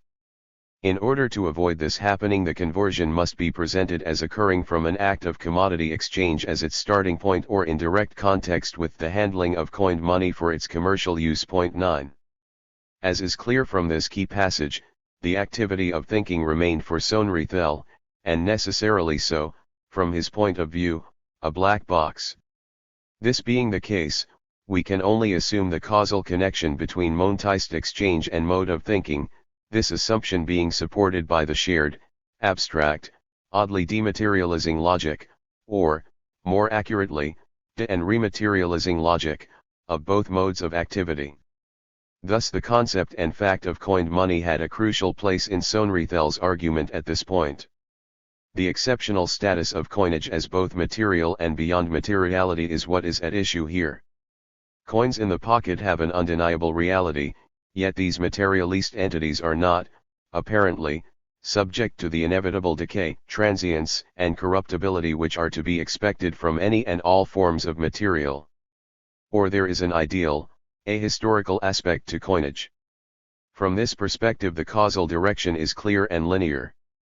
First came coinage and the radical separation of form from its materiality, this development somehow related to the division of mental and manual labor. Then came, consequently, abstract intellect. As exchange abstraction cut the activity of exchange off from the necessary materialities of use value, the abstract intellect, through its use of non-empirical concepts, cut thinking free from its necessary situatedness, from the time, place, and other circumstances of its emergence and objects. Hence both exchange abstraction and pure thinking appear to stand outside the realm of sense perception while also maintaining their own unchallengeable claim to reality. But, for Sohn-Rethel, it was general commodity abstraction that enforced the formation of non-empirical concepts of pure thought. What Sohn-Rethel was saying is that the emergence of commodification in ancient Greece is what led to philosophical epistemology. Through the regular use of coinage, a sense of connectedness with non-human nature was lost, and it was this experience of monetised exchange that led to philosophical epistemology. In effect, Sohn-Rethel was making his claim in terms of a kind of elective affinity expressed in an indifference to the empirical world shared by the two developments. Now, it is undoubtedly the case that there was flourishing long-distance trade in ancient Athens, and it is likely that such trade was a condition of possibility for the flourishing of theoretical thinking, in the sense that it yielded the surpluses needed to support a leisured class that, in turn, required the services of intellectuals such as Aristotle. Point 10. In this sense, Sohn-Rethel was right to identify a connection. Point 11. Yet, regardless of the degree to which the activity of monetised exchange had penetrated the mode of life, there is nothing in Sohn-Rethel's account which enables us to understand how the occasional, or even daily, experience of monetised exchange might have resulted in the ability to think analytically. We must look elsewhere if we are to understand ancient sources of the division of labor as it emerged in its capitalist form. It is necessary to identify the activities in which intellectuals habitually engaged. My discussion so far points to the centrality of language. Analytical thinking as the false consciousness of intellectuals. For Sohn-Rethel, philosophical epistemology is the false consciousness arising from the division of head and hand, or, the ego cogito is the false consciousness of intellectuals. Point 12. What I now want to argue is that, while the latter claim is correct, the former is not, or, at least, not in the sense for which Sohn-Rethel argued. The division of mental and manual labor was not enacted throughout the mode of life experienced by ancient Greeks. It was not a systemic fact of life. True, a small stratum of privileged individuals had been released from householding activities and became experts in theorizing. True, also, the division of head and hand may have been present in relatively large-scale mining and quarrying activities. But this did not mean that the division was instituted in the mode of life as a whole. Indeed, the evidence is that the predominant mode of householding was that of peasant farming with, in the cities, the social division of craft activity. Point 13. Neither of these involves the splitting of head and hand. My point is, not that this splitting did not occur in ancient Greece, but that it was not systematist and it did not apply to craft activity. It was a marginal rather than central dimension of the Athenian mode of life, therefore it could not have had the radical effects claimed by Sohn-Rethel. In any case, when inquiring about the source of analytical thinking as a human capability, we need to look for the sensuous activity needed for its nurturing. Textualization and the development of non-empirical concepts. In Chapter 3 I began to examine the way in which the textualization of poetic speech permitted the identification of commonalities or generalities across myriad instances of individual dispositions and acts.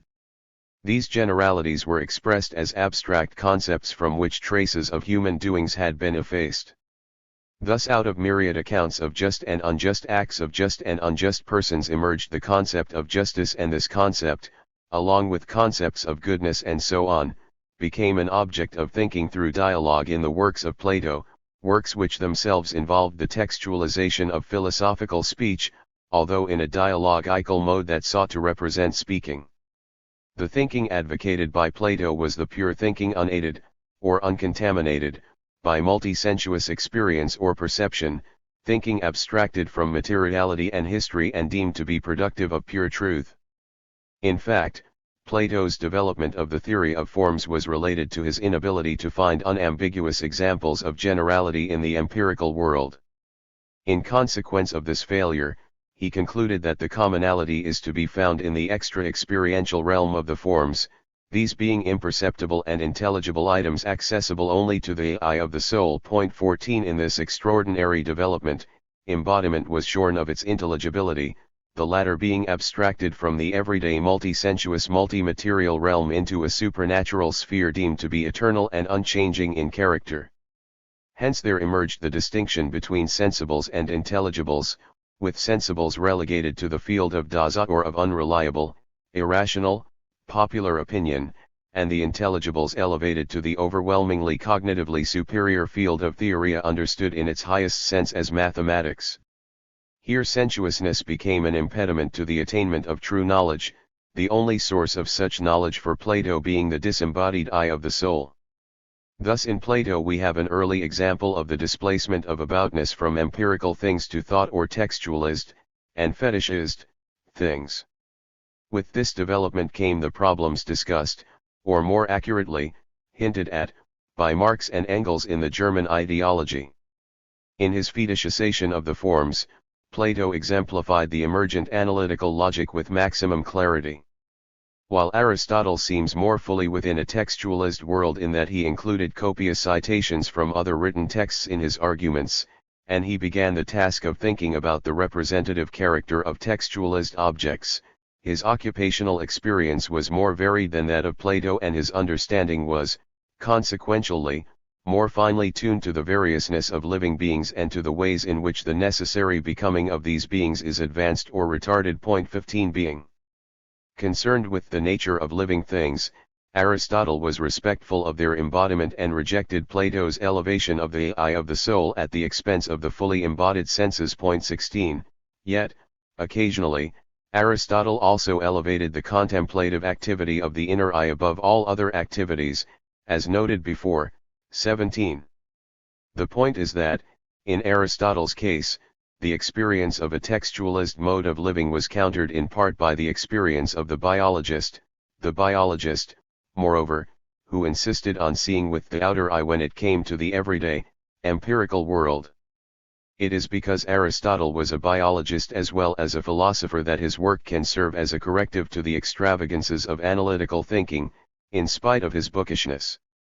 It is because of his bookishness that he could invent the logical syllogism. Analytical thinking and the logical syllogism. In the Republic we find, embedded in the exciting and non-analytical form of the dialogue, clear expressions of the analytical thinking which the textualization of epic poetry had permitted and which had been developing over several centuries in ancient Greece. As noted above, Plato's two worlds conception of a supramaterial world of forms and an inferior world consisting of imperfect materializations of these forms expresses the theoretical foundational antinomy of analytical thinking. However, it is in the work of Aristotle that we find a systematic attempt to think analytically through the device of the logical syllogism.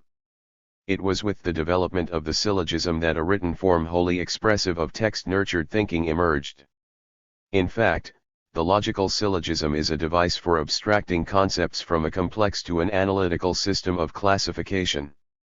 Narrative describes persons and their doings in a manner that is close to the experiences of the everyday world. Logic represents everyday doings in conceptual abstractions remote from that world. 18 Individuals who think with complexes of concrete spontaneous concepts have no difficulty in understanding narratives.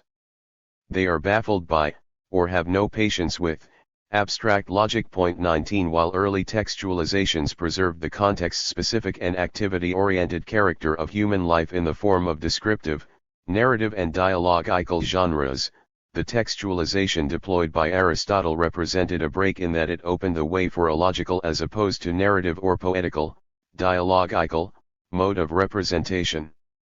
In fact, while Plato argued with passion about the superiority of philosophical over poetical thinking, Aristotle provided a method for moving from one to the other in a systematic way. This is the method of the syllogism.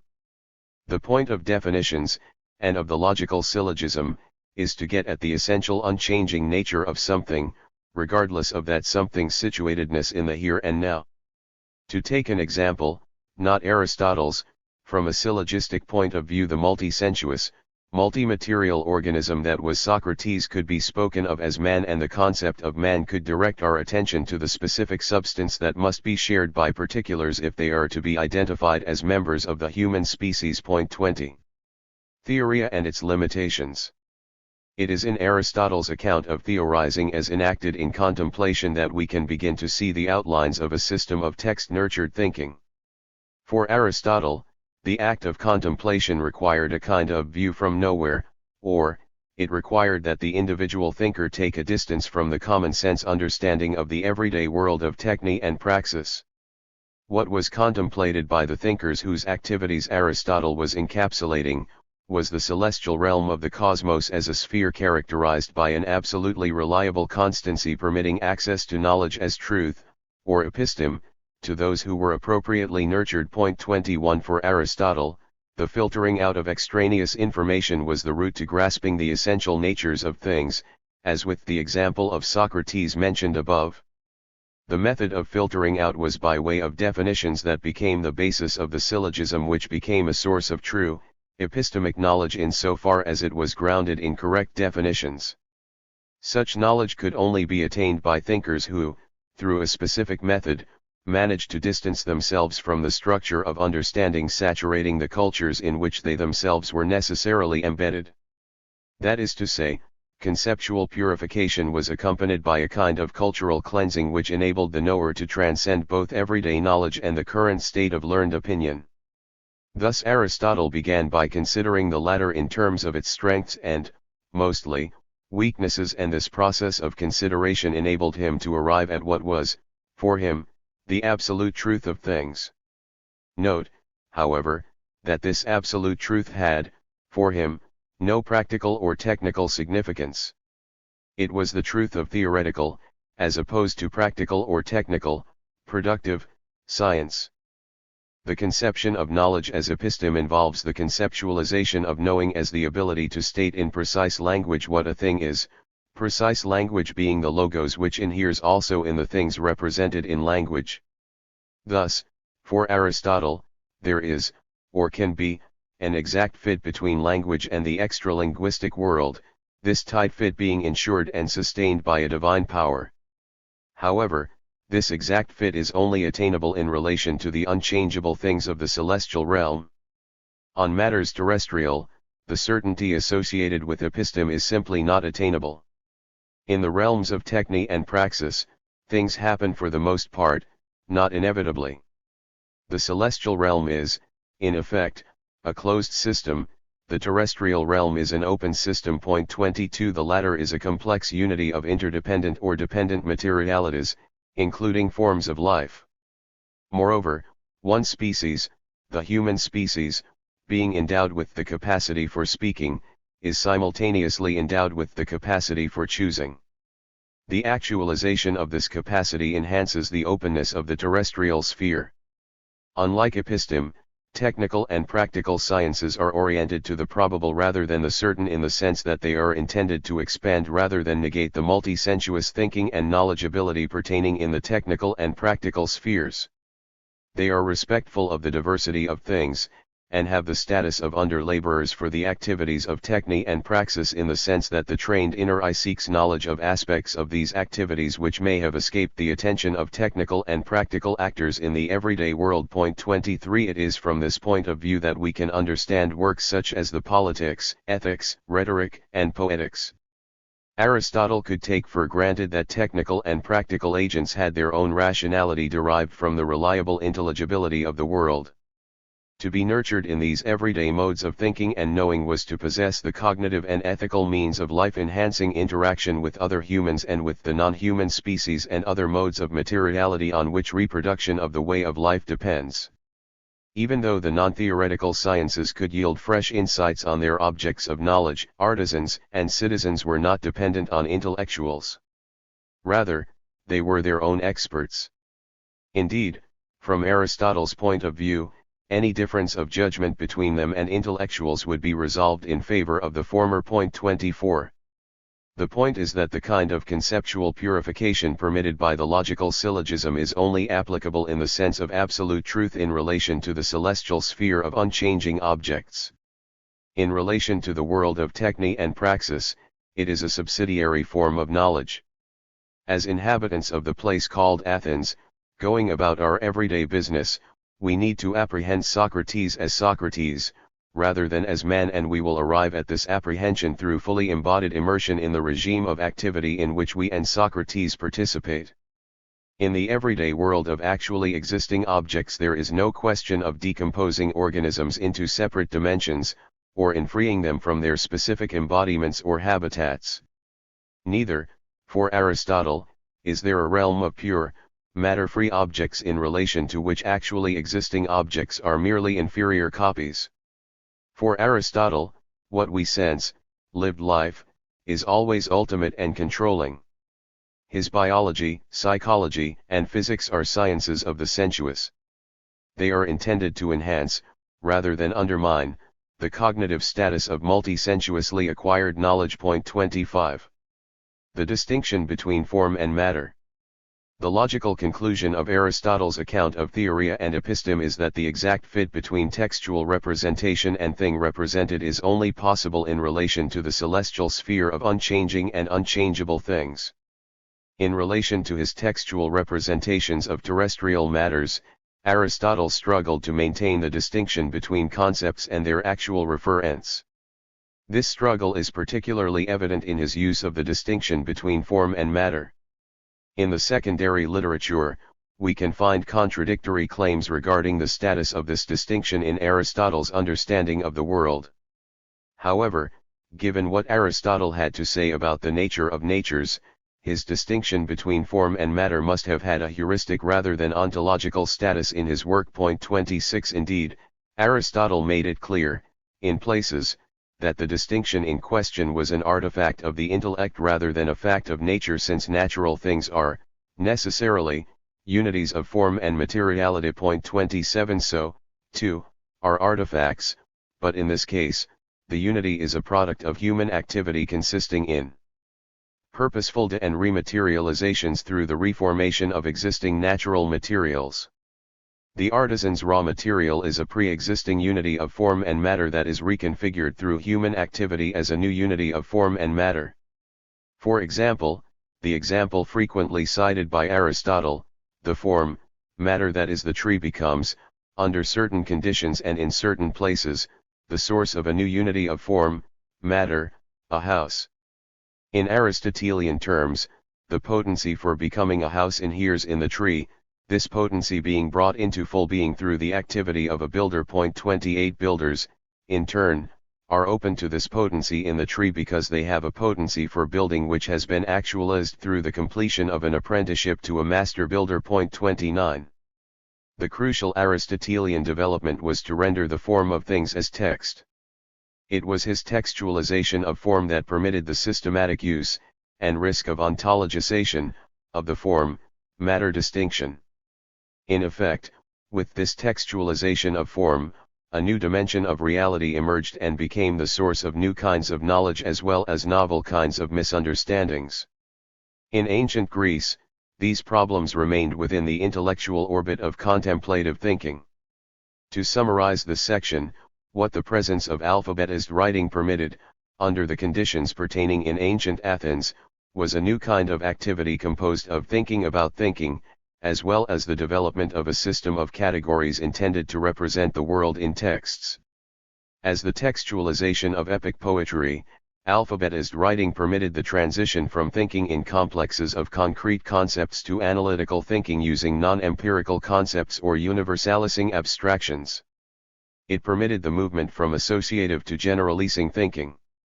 What was in question in this transition was a new kind of thinking productive of a new kind of epistemic knowledge equated with knowledge as such by Plato, but not by Aristotle, knowledge attainable through the inner eye rather than through immersion in the multi-material, multi-sensuous world of everyday activities. The difference between Plato and Aristotle on this question is crucial.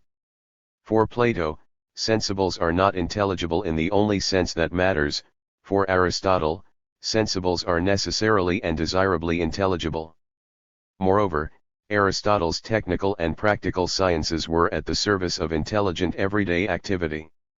As such, they were intended to enhance rather than undermine everyday intelligence and intelligibility.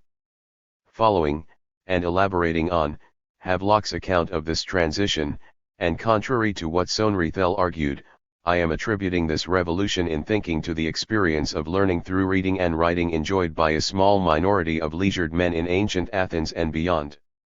This activity was what nurtured the peculiar ability to see with the inner eye.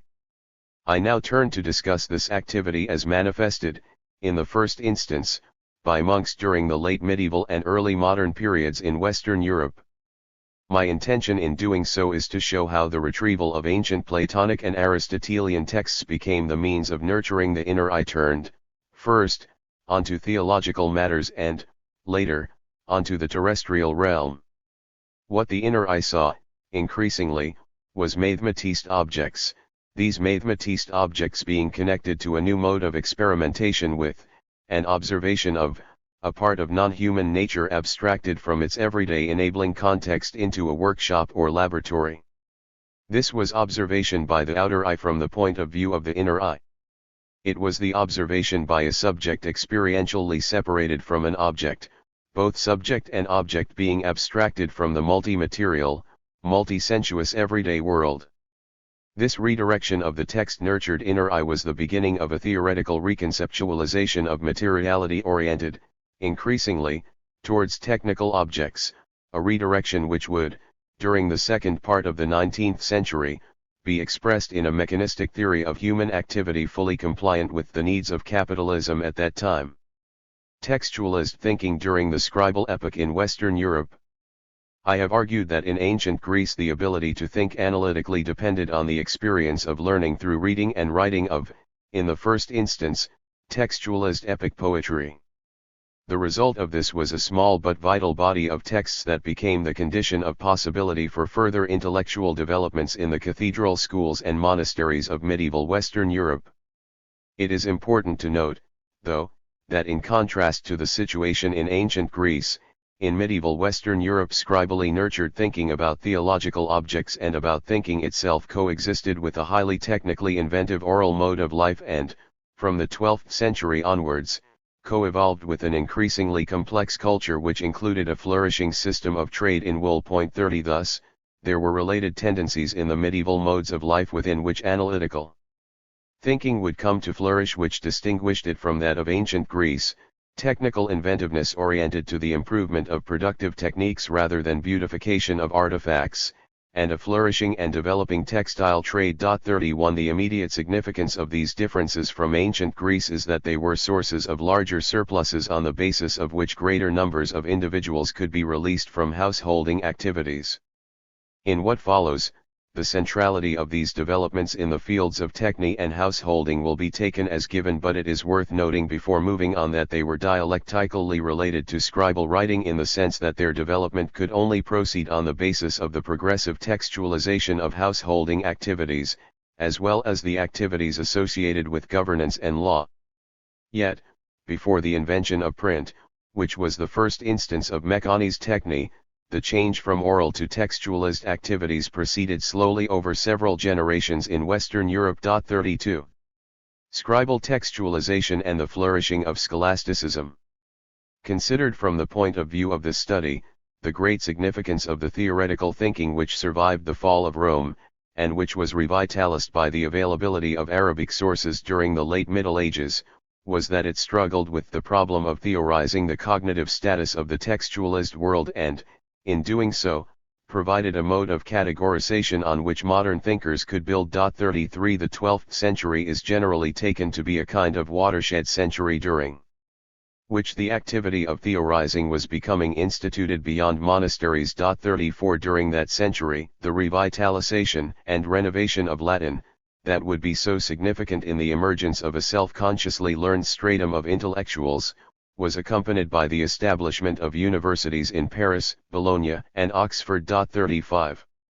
The renovation of Latin was implicated in the cleansing of language, which included the shaving away of historical accretions and of anything that could be deemed ambiguous, the intention being to craft a purified, pared-down logical language grounded in the distinctions between matter, form, substance, accident and essence, existence. This quest for precision was unlike anything to be found among ancient thinkers. 36 Precision of meaning was here at the service of writing commentaries on the ancient texts for the purpose of elaborating on the nature of Christian theology. In relation to this exercise, the distinction between form and matter became absolute, expressed in the Christian belief in the superiority and eternality of the human soul as against the sorry, decadent materiality of the human body. Clearly owing much to Plato, this ontologization of an eternally living ideality superior to a mortal fleshy body would feed into the dualistic ontology of Descartes. The crucial point is that in engaging in the conceptual cleansing permitted by textualization, the scholastics were developing a system of the kinds of precise distinctions which would be essential for the mathematization of myriad materialities. 37 The use of the mostly textualized language of learned Latin, remote from everyday life, together with the related denigration of speaking on the grounds of its necessary imprecision, was an important preparation for the use of the textualized language of mathematics, which would be associated with the elevation of analytical thinking to hegemonic status.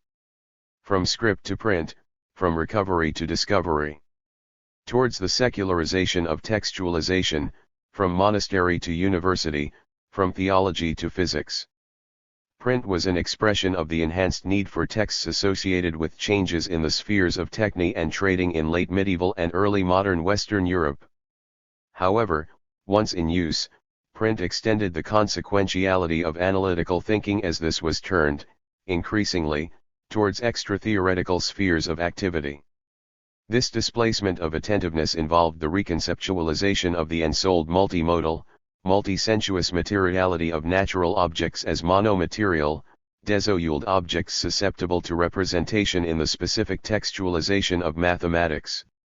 The refurbishment of categories effected by the scholastics was an important condition of possibility for this revolutionary move towards mathematization of things terrestrial, since the latter required the absolute distinctiveness and decontextualization of the material on which mathematization would be imposed.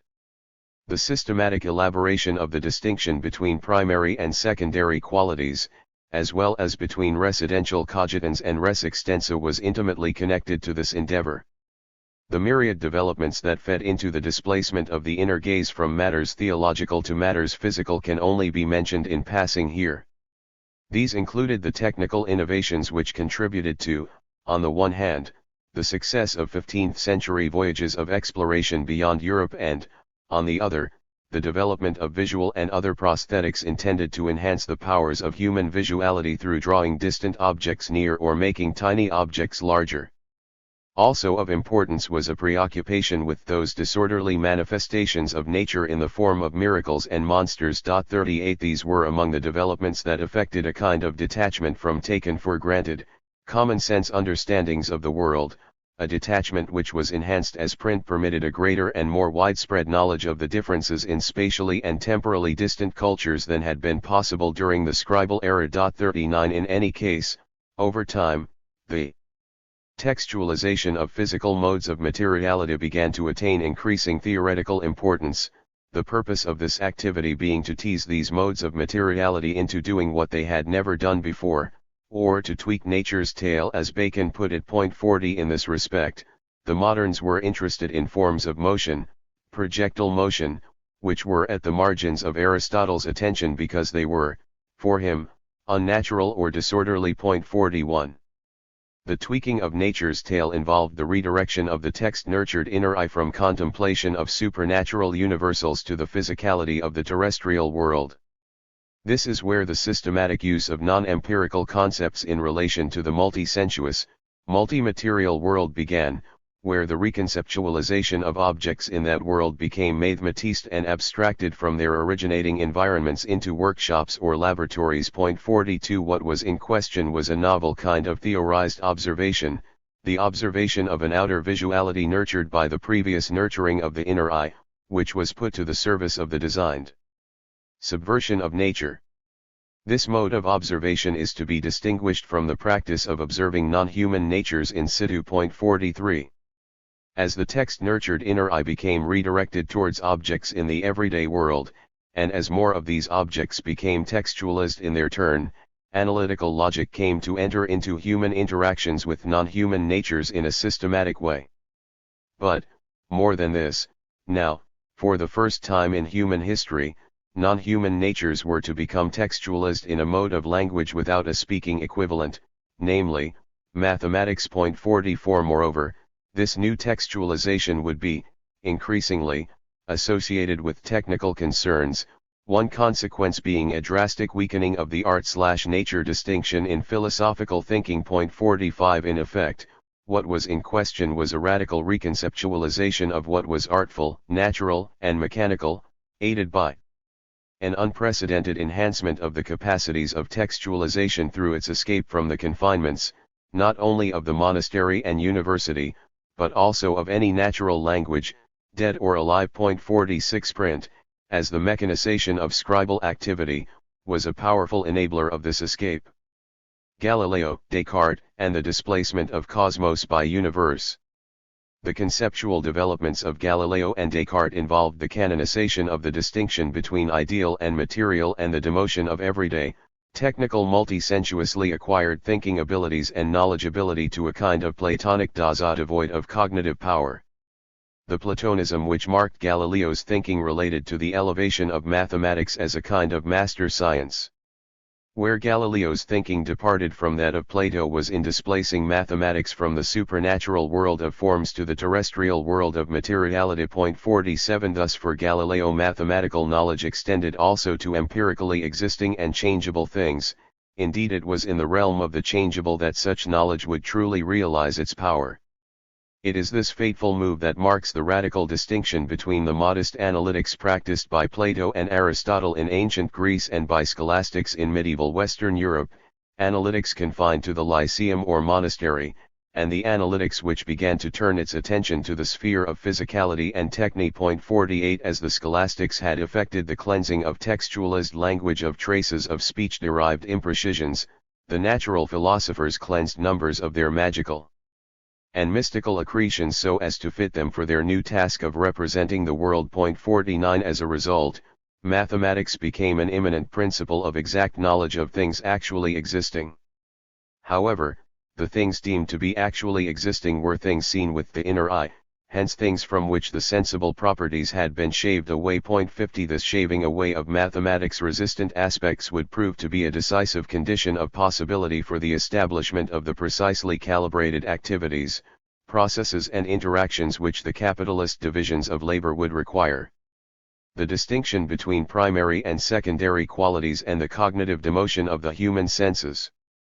The distinction between primary and secondary qualities signifies the departure from Aristotle's belief that the human senses are intelligent because the sensed world is intelligible, that the world presents itself to us in an immediately intelligible form, although the possibility is there for unusual and dedicated individuals to know the world at a deeper level.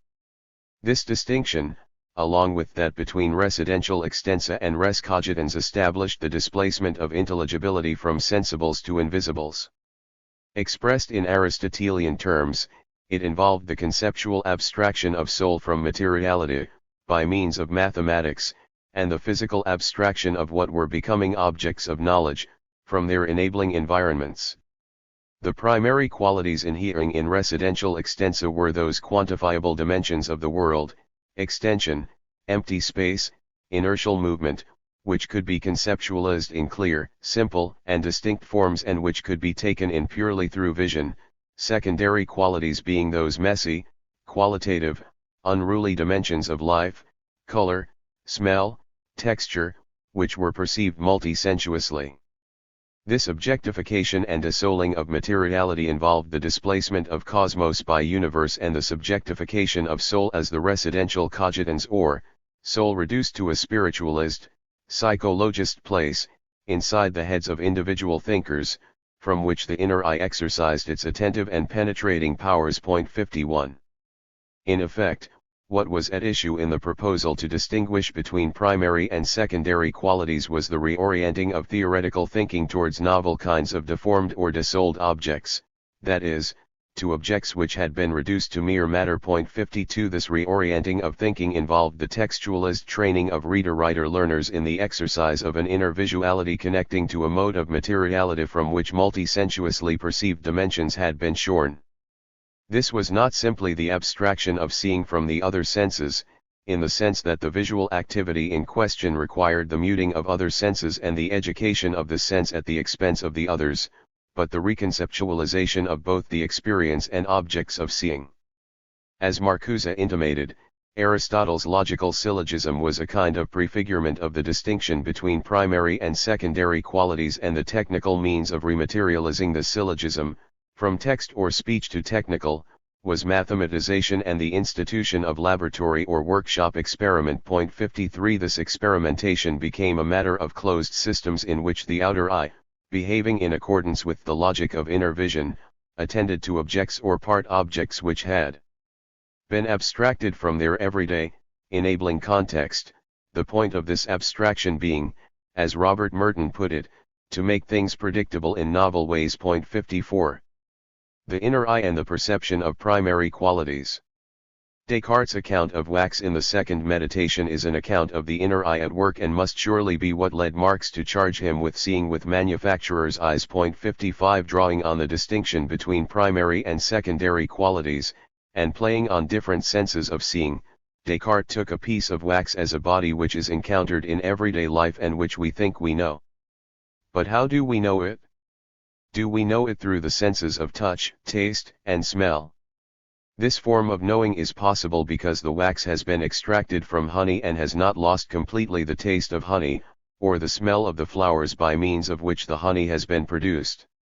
Its color, shape, and size are clearly to be seen with the outer eye, its particular texture can be felt, and its scent can be smelled. Yet, Descartes did not want to stop at this point. He urged us to think about what happens to the wax as it is brought into contact with the fire, thereby losing those distinctive attributes just listed. Yet the wax still remains. But what is it about the wax which remains, even though the knowledge gleaned through our secondary senses has been rendered redundant because the qualities to which our secondary senses provide access have been destroyed? In what inheres the waxiness of the wax? Descartes' answer is crucial here. What is left is simply something extended, flexible, and changeable. Moreover, this changeability is not a specific potential but, rather, the potential for an infinity of changes. 56. Note that when Descartes was speaking of changeability, he did not have in mind the Aristotelian conception of change as developmental, or as movement towards a natural place on the part of a specific nature.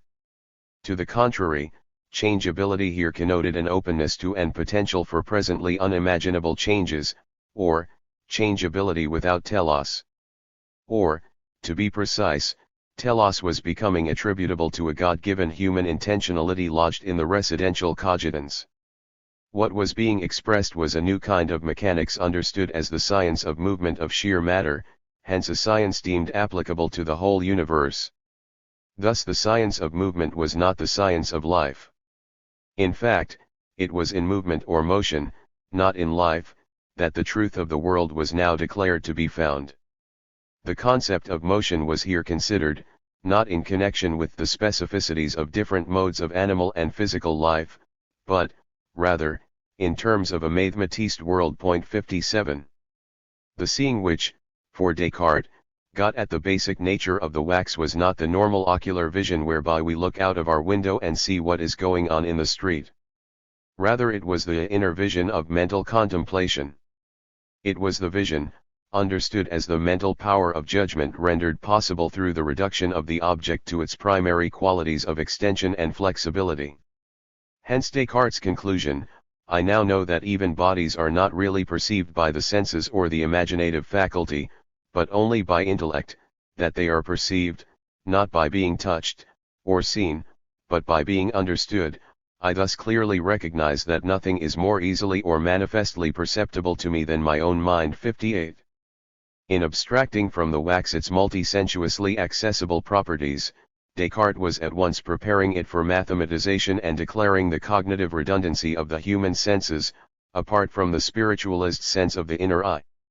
Rendered cognitively invisible and irrelevant were the necessary contextuality or situatedness of the piece of wax, its history, and its necessary relationality to bees and flowers. This invisibility was secured through the radical sensuous simplification enacted through the sequestered activity of reading, writing, learning.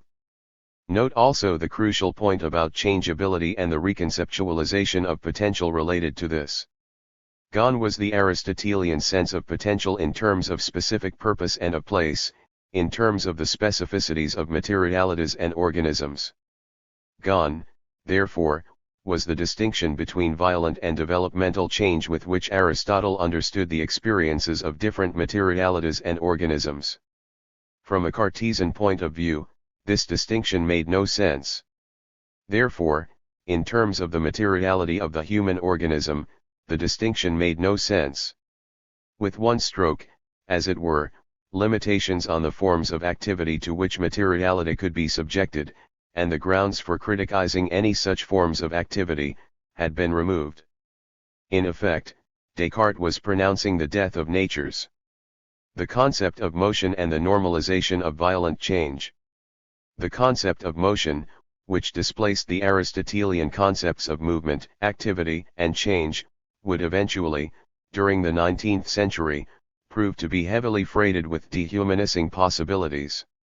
This displacement concerned the movement from a conception of change as that which normally actualizes natures to the characterless motion of atomized matter in absolute space, from a realism of natural kinds to a mathematical realism, from a cosmos of myriad cohabiting, mostly cooperating species occupying particular kinds of nurturing, intelligible habitats to a universe of bodies, as packages of atoms, moving in a mathematically trackable manner through absolute, characterless space.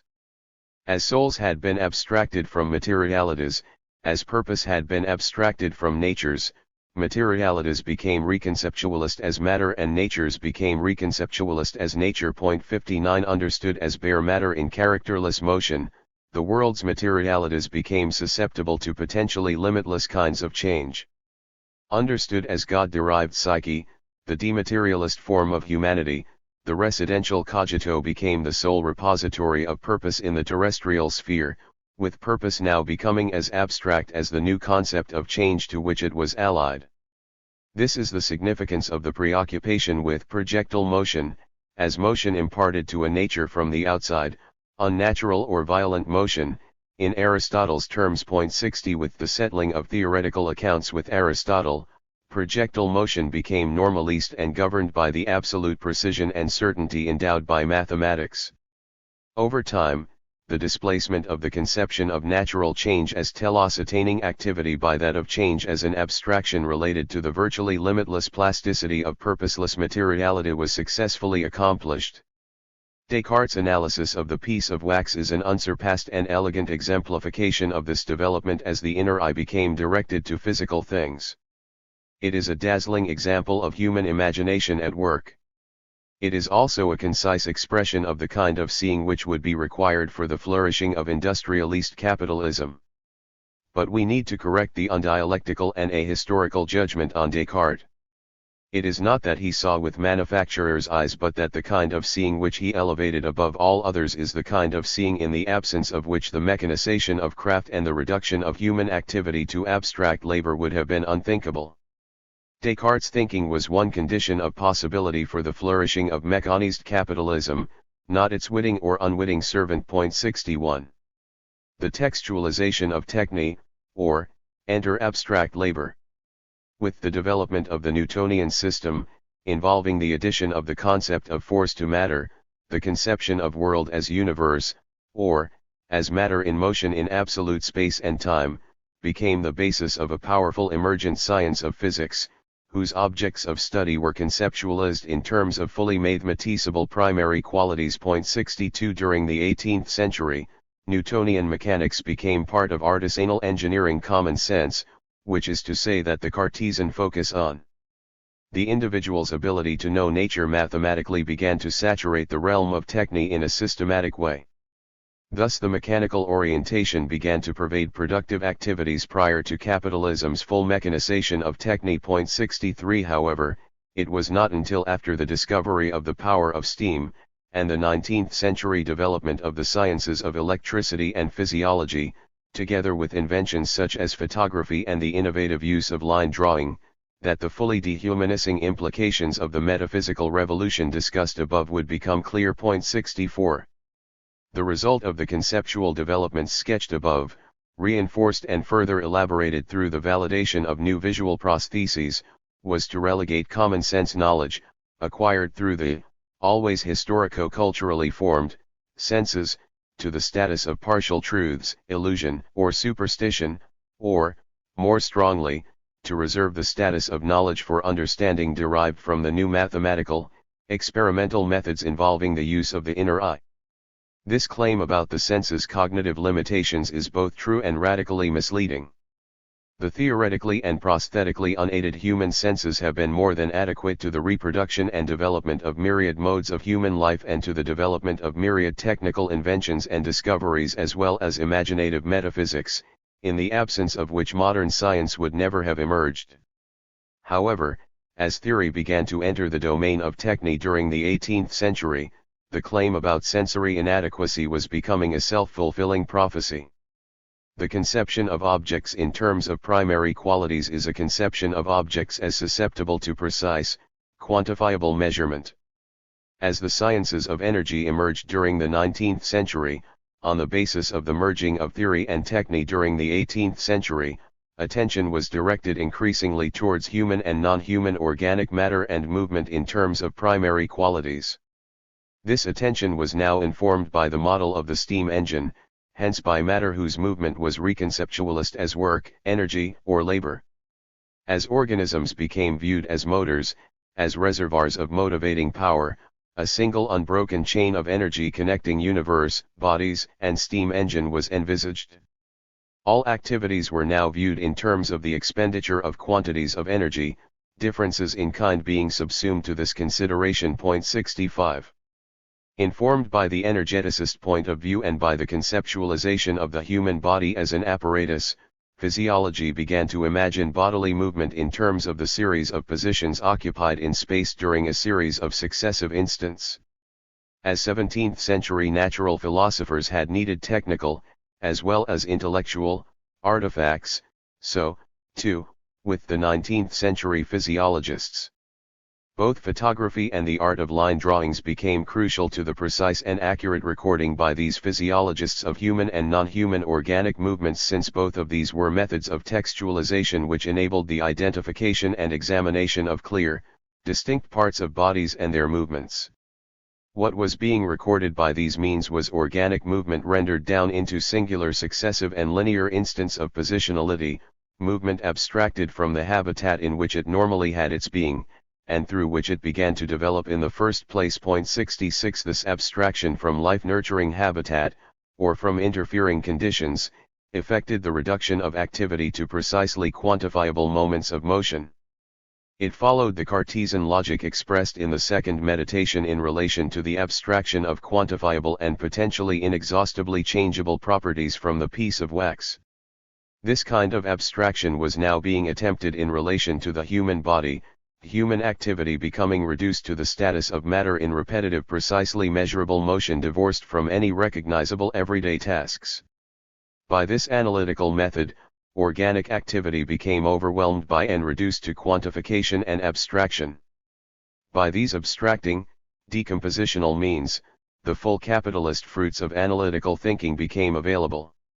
In effect, what was in question was the reduction of human activity to abstract labor, or, to a desituated capacity for expending energy in ways which are susceptible to apparently unconstrained purposeful and precisely controllable, quantifiable manipulations.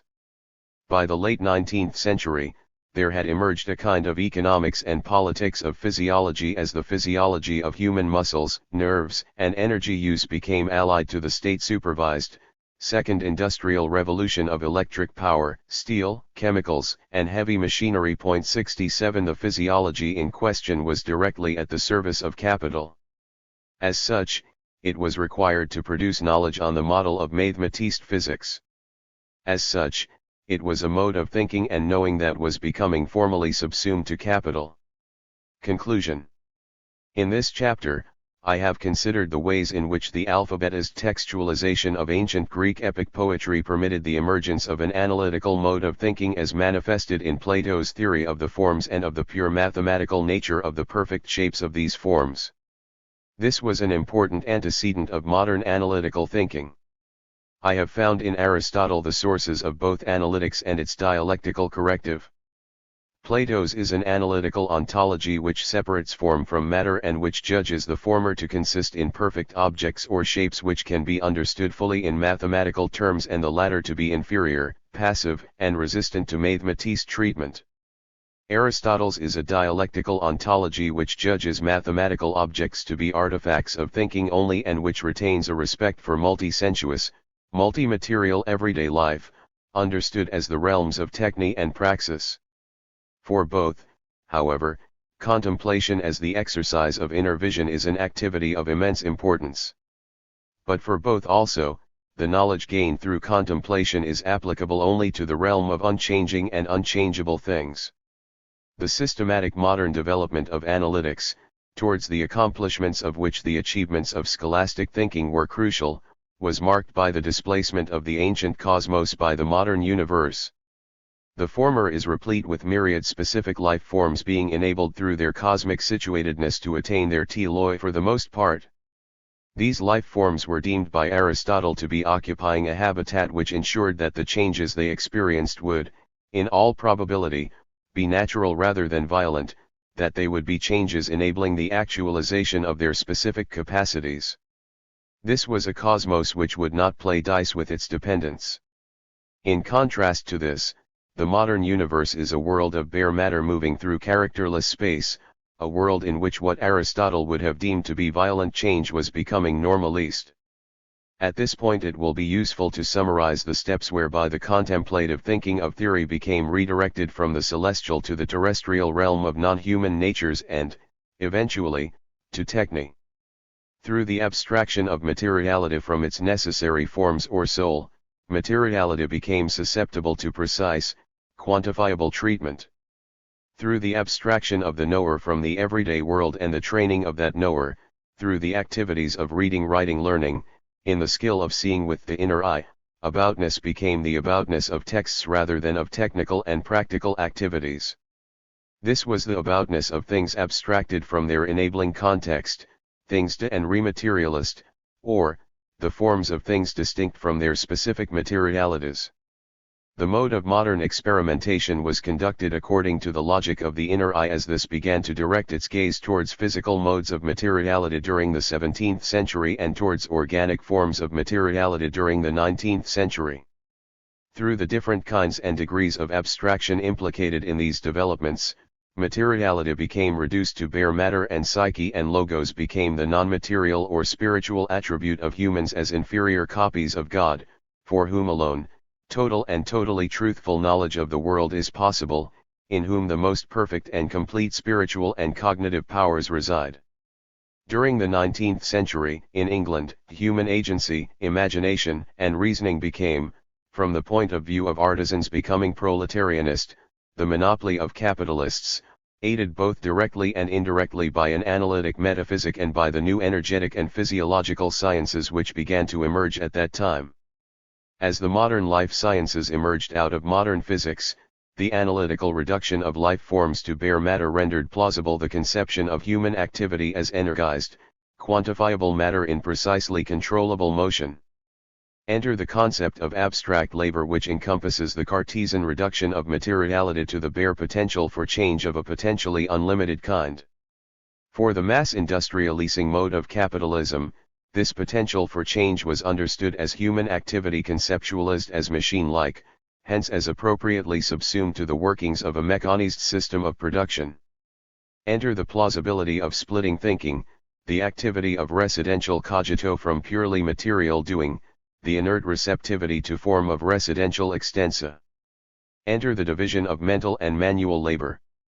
5. Alienation and the capitalist divisions of labor. Introduction. The discussion of Descartes' analysis in Chapter 4 was intended to provide a close-up account of that aspect of analytical thinking that qualified it as capital's socially necessary mode of thinking. Its decompositional and purifying character rendered thinkable the violent abstraction and mechanizing logic that informed the organization of the emergent capitalist workshop and, subsequently, the subsumption of craft workers to machines. Its abstract conception of materiality as matter rendered plausible the reduction of human activity to abstract labor. It is to this topic that I now turn.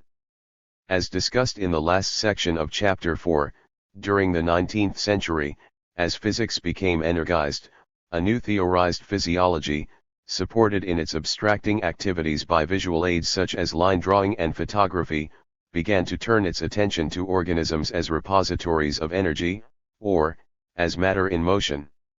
In the process, the bodies in question were abstracted from their everyday contexts, as the wax had been abstracted from the honeycomb, and shorn of all particularities of time, place, and everyday experience, so that their activities could be studied as context-free, broken into instance movements susceptible to mathematizing treatment. In this way, the messy materialities which Plato had deemed resistant to the beautiful precision of mathematics were to be cleaned up and reshaped for instant responsiveness to the new mechanized imperatives of an increasingly insatiable capitalism.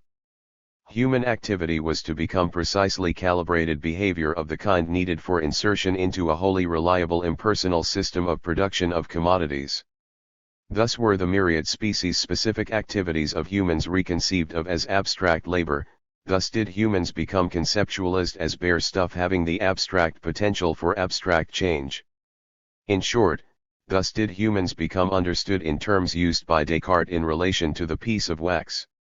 I shall begin this chapter with a brief discussion of pre-capitalist divisions of labor, intended to convey the democratic character of their general intellect, a Marxian concept brought into contemporary historical, materialist discourse through the work of Italian autonomist thinkers and used here to refer to the nature and distribution of thinking skills and knowledgeability needed for the reproduction of a given mode of life.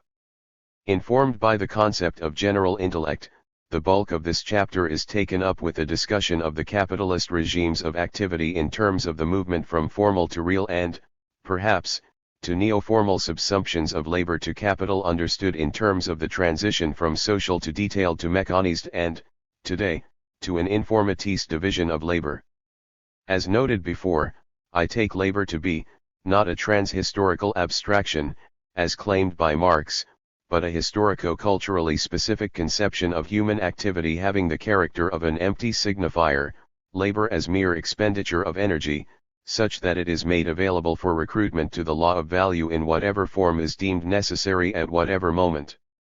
It is worth recalling that I am reading Marx's critique of capitalism as a critique carried out from a broadly Aristotelian point of view and take his detailed discussions of the division of labor in capital I to be an elaboration of his early work on alienation, as well as of the first chapter of that work on commodity fetishism. One, it is through capitalist divisions of labor and the impersonal mediations which permitted those divisions, that non-empirical abstractions such as capital became animated, not only in the heads of intellectuals but in the everyday world of technical and practical activities too. It is through the division of labor, as necessitated by the law of value, that the everyday world became drained of its intelligibility and necessary sociability, that individual humans as proletarians became disqualified from actively rational cooperative participation in technical and practical activities. Point 3, of course, capitalists were also disqualified, on the individual level. However, their class situation rendered the partial neutralizing of this disqualification via collective action more readily available than was possible for proletarians. For whether or not this dual loss of public sociability and cognitive power is presently being made good, as some autonomous thinkers claim, is a matter that will be raised in the final section of this chapter. Pre-capitalist divisions of labor. The division of labor is a feature of all cultures, from hunter-gatherers, to relatively self-sufficient households, to clusters of households in villages, to ancient palace cultures, to city-states and pre-modern empires.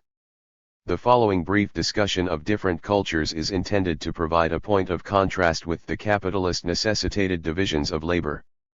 It is intended to throw into sharp relief the character of capitalist-induced dehumanization as anticipated in the detailed division of labor and fully enacted with the mechanization of technique.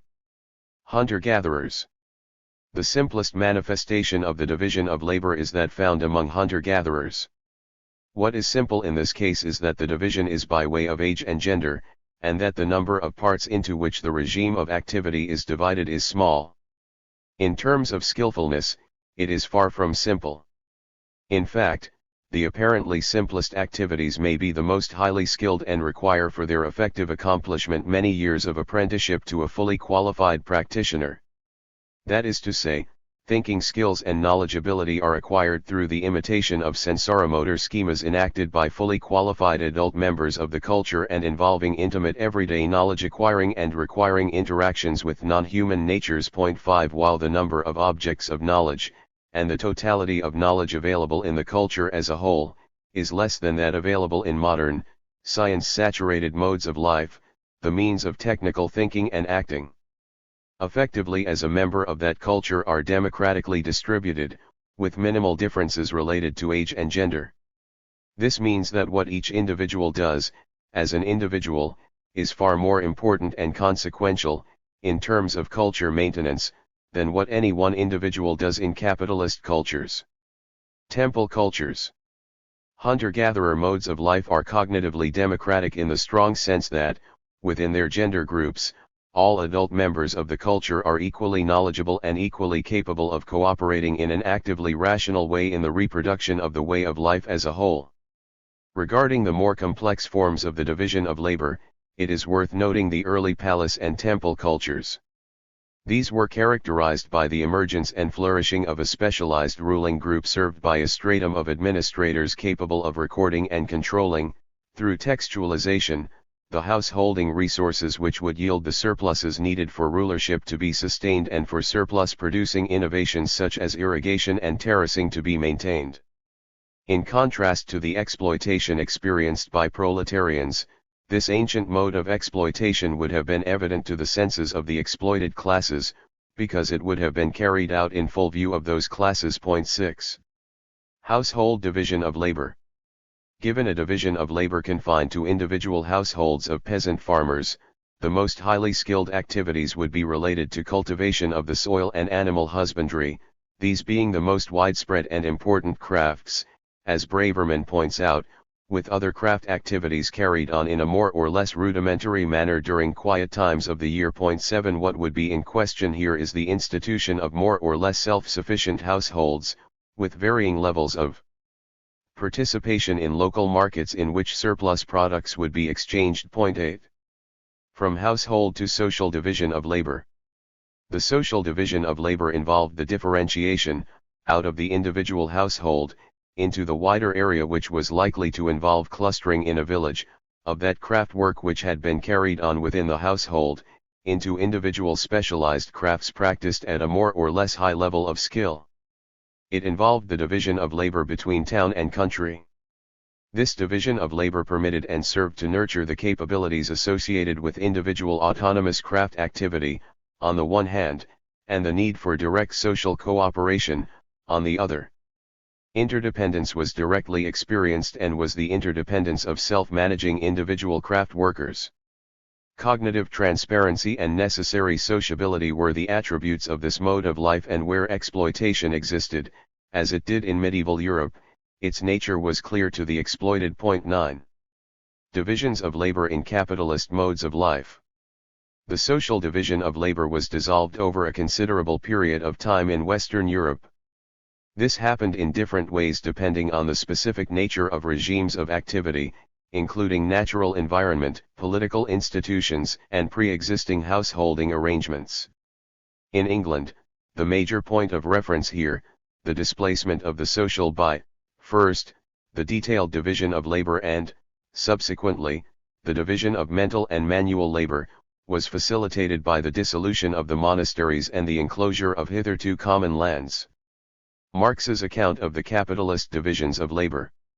The division of labor is a fundamental topic in Marx's historical materialism and was treated by him from 2 points of view: capital's need to increase surplus value, and the human cost of satisfying this need. My interest is in the latter rather than the former. In his early work, the dehumanization effected through the emergent capitalist division of labor was discussed by Marx in terms of alienation of the individual worker's social and cognitive powers to capital, elaborated in terms of workers' estrangement from the object made, from the process of making, from fellow workers, as well as from workers' own individual powers, as discussed briefly in Chapter 1.10. Marx's account of the emergent capitalist division of mental and manual activity is an account of how the successful actualization of the law of value required the mechanization of techne.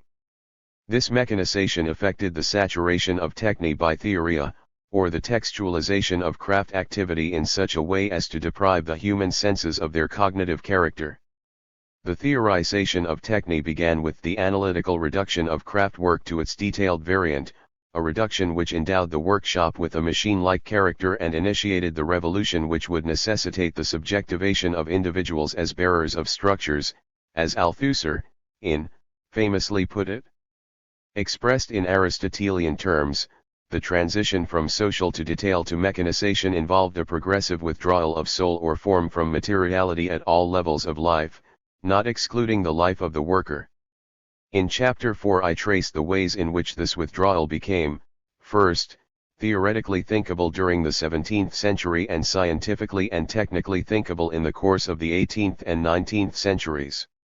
Marx dealt with dehumanization in terms of the mechanization of techne, and he understood that its subsequent scientization carried on this dehumanization in the short term at least. As will be discussed further in the last section of this chapter, he also anticipated that theory-saturated activity could become the basis of future emancipation of a eudaimonic kind. The capitalist divisions of labor involve a mode of cooperation whereby the human power to act in concert is vastly increased, but in such a way as to diminish the individuals who are caught up in this unprecedented collective power. Point 11 The loss to individual workers was a loss in the twofold sense that both their social and cognitive capacities were left or underactualized. The increase in collective productive power took place in such a way as to render the collective social character of this power invisible to its necessary contributors. Expressed otherwise, the actualization of the human capacities for actively rational, sociable, and imaginative activity became unnecessary. It is this alienation from capacities, through the capitalist need to reduce humans to parts of a machine, to which Marx was referring in his early work and with which he remained actively concerned throughout Capital I. The diminution and impoverishment of human capabilities were traced by him through capital's procession from formal to real subsumption of human activity to the law of value. Towards the formal subsumption of labor to capital, from social to detailed division of labor. The workshop was the pivotal institution whereby the social division of labor began to cede to its detailed successor. Point 12 As the site of techne, the workshop was a place in which master craft workers, journeymen, and apprentices worked together to produce use values as determined by the custom of the country. This workshop was devoted to the production of one kind of object, and the process of production was cognitively transparent to fully qualified craft workers. It was hierarchical, but the hierarchy, in terms of its individual members, was not fixed. Apprentices would become journeymen as their skills developed, and journeymen might become masters. At the same time, individual crafts guarded the secrets of their trades, ensuring a kind of monopoly of knowledge and skill within one family or group. Point 13 At the same time, also, members of different crafts interacted with one another on more or less equal terms, in face-to-face marketplaces. They exchanged their commodities in cognitively transparent ways, understanding the nature of the market, of the use values which needed satisfying, and of the kinds of objects needed for this satisfaction. Individual artisans were producing commodities which fed into the activities of other individual artisans, these commodities having the character of specific use values for their purchasers. Thus, the cattle breeder produced hides, the tanner made the hides into leather and the shoemaker made boots out of the leather. Here each individual worker was self-directing and had full cognitive and managerial responsibility for the production of a particular commodity. In this nexus of activities, cooperation was an imperative personal social skill cultivated over time. 14. The dissolution of the social division of labor through the formal subsumption of labor to capital, the development of production in the workshop, or manufacture, was effected in two ways. First, previously independent artisans from a variety of specialisms were assembled in one workshop under the management of a capitalist. For example, Marx's example, wheelwrights, harness makers, tailors, locksmiths, upholsterers, etc. would be brought together to make carriages, with the unfinished product passing from one hand to another. This process was described by Marx as one of simple cooperation, simple in the sense that workers and necessary materials were ready to hand. Individual workers continued to use their craft knowledge but under conditions, increasingly narrowed conditions, determined by the capitalist. They were occupied exclusively in the making of carriages and gradually lost the habit, and therefore the ability, of carrying on their old trade in all of its ramifications. 15. Their activity became progressively one-sided. From having been undertaken as the work of independent craft workers coming together in one place, the process of producing carriages became one of splitting it into various detailed operations, each of which was allocated to a particular worker by a capitalist or manager. The second way in which the social division of labor was dissolved by capital consisted in the employment by one capitalist in a single workshop of a number of artisans all doing the same kind of work. Each worker made the whole commodity, therefore performed in succession all of the operations needed to do so. However, under pressure of external circumstances, this concentration of craft workers was put to a different, more efficient use. The analytical method was applied to the individual commodity so that each individual performed one, isolated task in relation to the production process as a whole. Each commodity now became the social product of a number of craft workers, each of whom was required to specialize in the production of one part of the commodity itself. 16. Once the detailed division of labor was in place, individual craft workers became alienated from their own managerial and administrative capacities. They lost the abilities, not only to produce a whole, clearly useful artifact, but to be in charge of the means of production, the design of the product and its disposal, hence to engage in active cooperation with other independent craft workers, with suppliers of raw materials, and with customers. As Marx put it, the productive power which results from the combination of various kinds of labor appears as the productive power of capital. Manufacture proper not only subjects the previously independent worker to the discipline and command of capital, but creates in addition a hierarchical structure among the workers themselves. While simple cooperation leaves the mode of the individual's labor for the most part unchanged, manufacture thoroughly revolutionizes it, and seizes labor power by its roots. It converts the worker into a crippled monstrosity by furthering his particular skill as in a forcing house, through the suppression of a whole world of productive drives and inclinations, just as in the states of La Plata they butcher a whole beast for the sake of his hide or his tallow. Not only is the specialized work distributed among the different individuals, but the individual himself is divided up, and transformed into the automatic motor of a detail operation. 17. It is important to note that craft skill, albeit narrowed and relentlessly one-sided, remained the basis of manufacture. The worker's intellect remained engaged, even if minimally, in the production process. Yet there was already introduced a kind of mechanical character to workshop activity in the sense that the qualitatively different parts of the collective worker were simplified and multiplied in such a way as to give the work process a quantitative and automatic character. Having had their activity reduced in nature and scope, individual craft workers became habituated to this reduced activity in such a way as to work with the regularity of a machine. 18. Detail workers were to fit into the technical unit in a passively rational manner.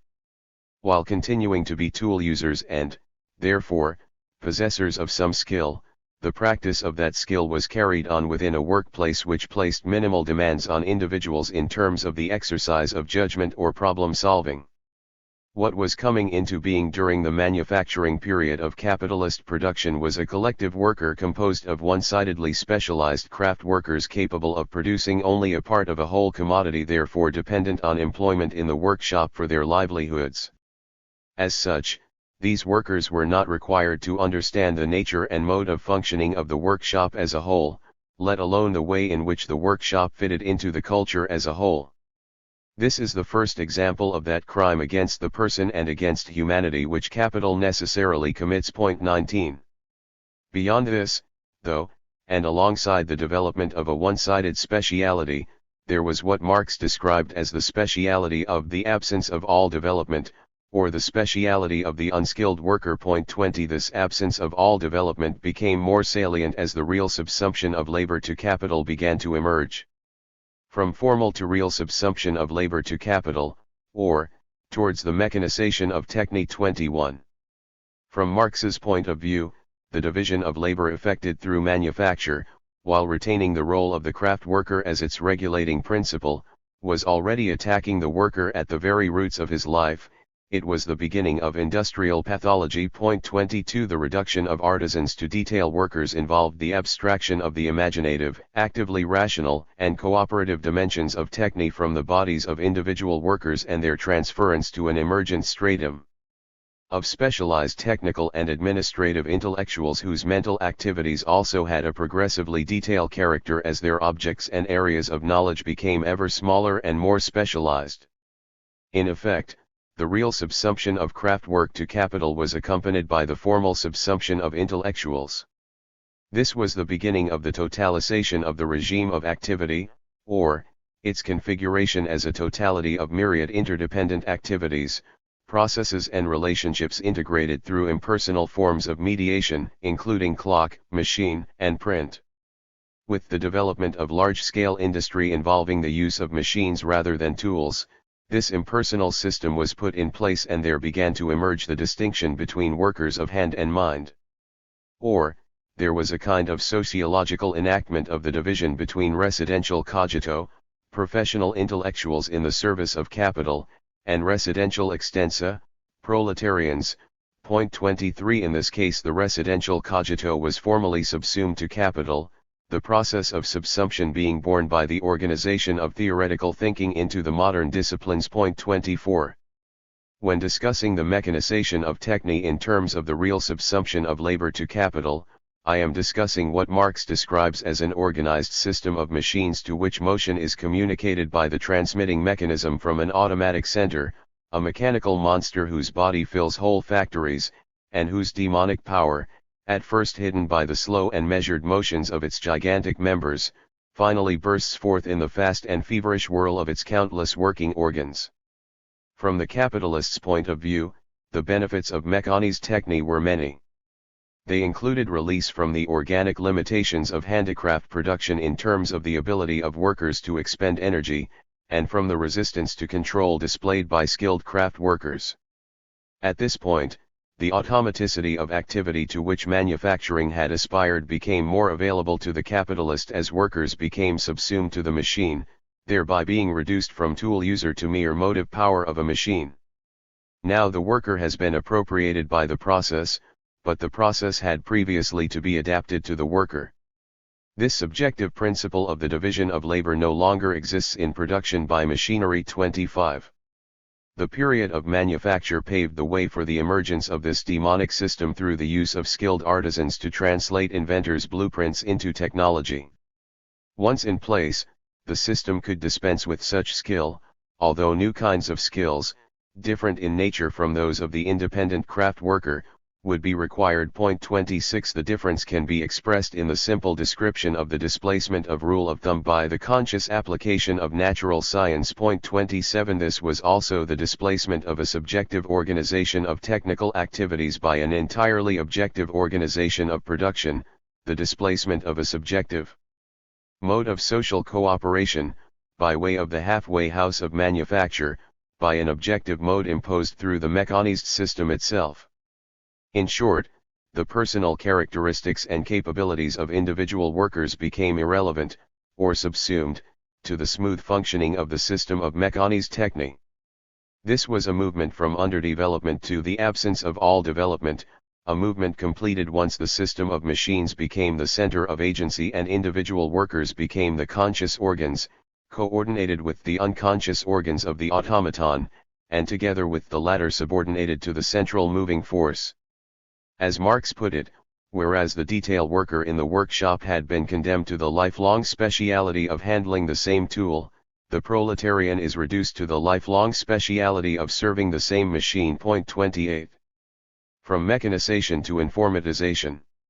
It seems unlikely that individuals who spend their lives minding machines would have either the time or the energy to develop their capacities for citizenship, particularly if we understand citizenship in a Marxian, Aristotelian sense. Aristotle had speculated that automation might be the means of universalising eudaimonia, at least among adult males. However, he did not have any serious expectation of this development. At the end of the 19th century, it would not have seemed too fanciful to anticipate a fully automated world of work on the basis of which the rich individuality of which humans are capable could become a universalist actuality, the possession and exercise of citizenship capabilities being a necessary dimension of this rich individuality. As science and technology began to enter directly into the everyday regime of capitalist activity, it became possible to hope for the end of the multidimensional alienation experienced by proletarians. This, at least, is what Marx hoped for, his fragment on machines seeming to express this possibility by pointing towards the reversal or cancellation of real subsumption promised by the scientization of work. 29. Yet the scientization was leading, in the short term, to the more systematic real subsumption of a greater variety of activities to the needs of capital, as well as the formal subsumption of intellectuals whose thinking was put directly to its service. Marx and the general intellect. In the Notes on Machines, Marx used the concept of general intellect in relation to the contradiction between the increasing insignificance of necessary labor time in the production of surplus value and capital's undiminished focus on labor time as the only measure and source of wealth. 30. The reduction of necessary living labor time related to the centrality of mechanized activity, the incorporation of the results of past living labor into machines. By the late 19th century, the increasing direct scientization of mechanise technique was coming to change the ratio of dead to living labor in favor of the former, and the role of living labor was largely that of machine minder. At this point, general intellect took the form of an impersonal, coercive force looming over individuals reduced to their power to expend energy in a largely mindless way. This was the general intellect as concentrated in science and technological development, or a radically undemocratic general intellect marked by the monopolization of residential cogito by capitalists and their necessary intellectuals. At this point, as Marx put it, individual workers were no longer the chief actor in the production process, they were subsumed to the collective worker. At the same time, there was an extraordinary mismatch between the kind of living labor, abstract, alienated labor, involved in the production process and wealth produced by that same process. So great was this mismatch that, in fact, living labor time ceased to be the sole measure and source of wealth, that is, wealth production became relatively independent of the activities of living laborers. Yet capitalism, necessarily, proceeded as if this was not the case, because capitalism must take the reduction of living labor time as a source of surplus value rather than of enhanced human well-being. Recognition of this moving contradiction of capitalism would permit the redirection of this surplus value away from the capitalist and towards the free development of individualities. 31. For Hart and Negri, thanks to the transition from Fordism to post-Fordism, we have arrived at the point at which this contradiction is becoming recognizable. Whereas the Fordist subject, as material laborer trapped on the manual side of the manual divide, was wholly captured by capitalism, the post-Fordist subject, in whom the mental and manual have been reunited through the need for immaterial labor, is both within and outside of capitalism. What this seems to mean is that, unlike the material laborers of Fordism, post-Fordist subjects experience the contradictoriness of capitalism in their bodies.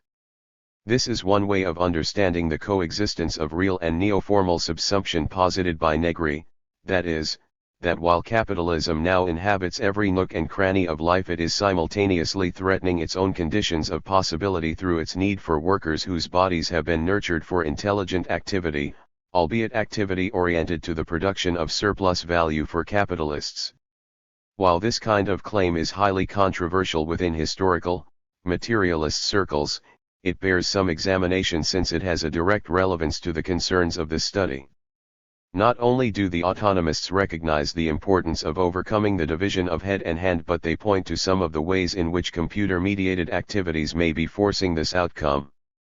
They also recognize that a new mode of thinking, for them, the thinking of biopolitical reason, on which more below, is necessary if the psychic damage inflicted by capitalism is to be overcome.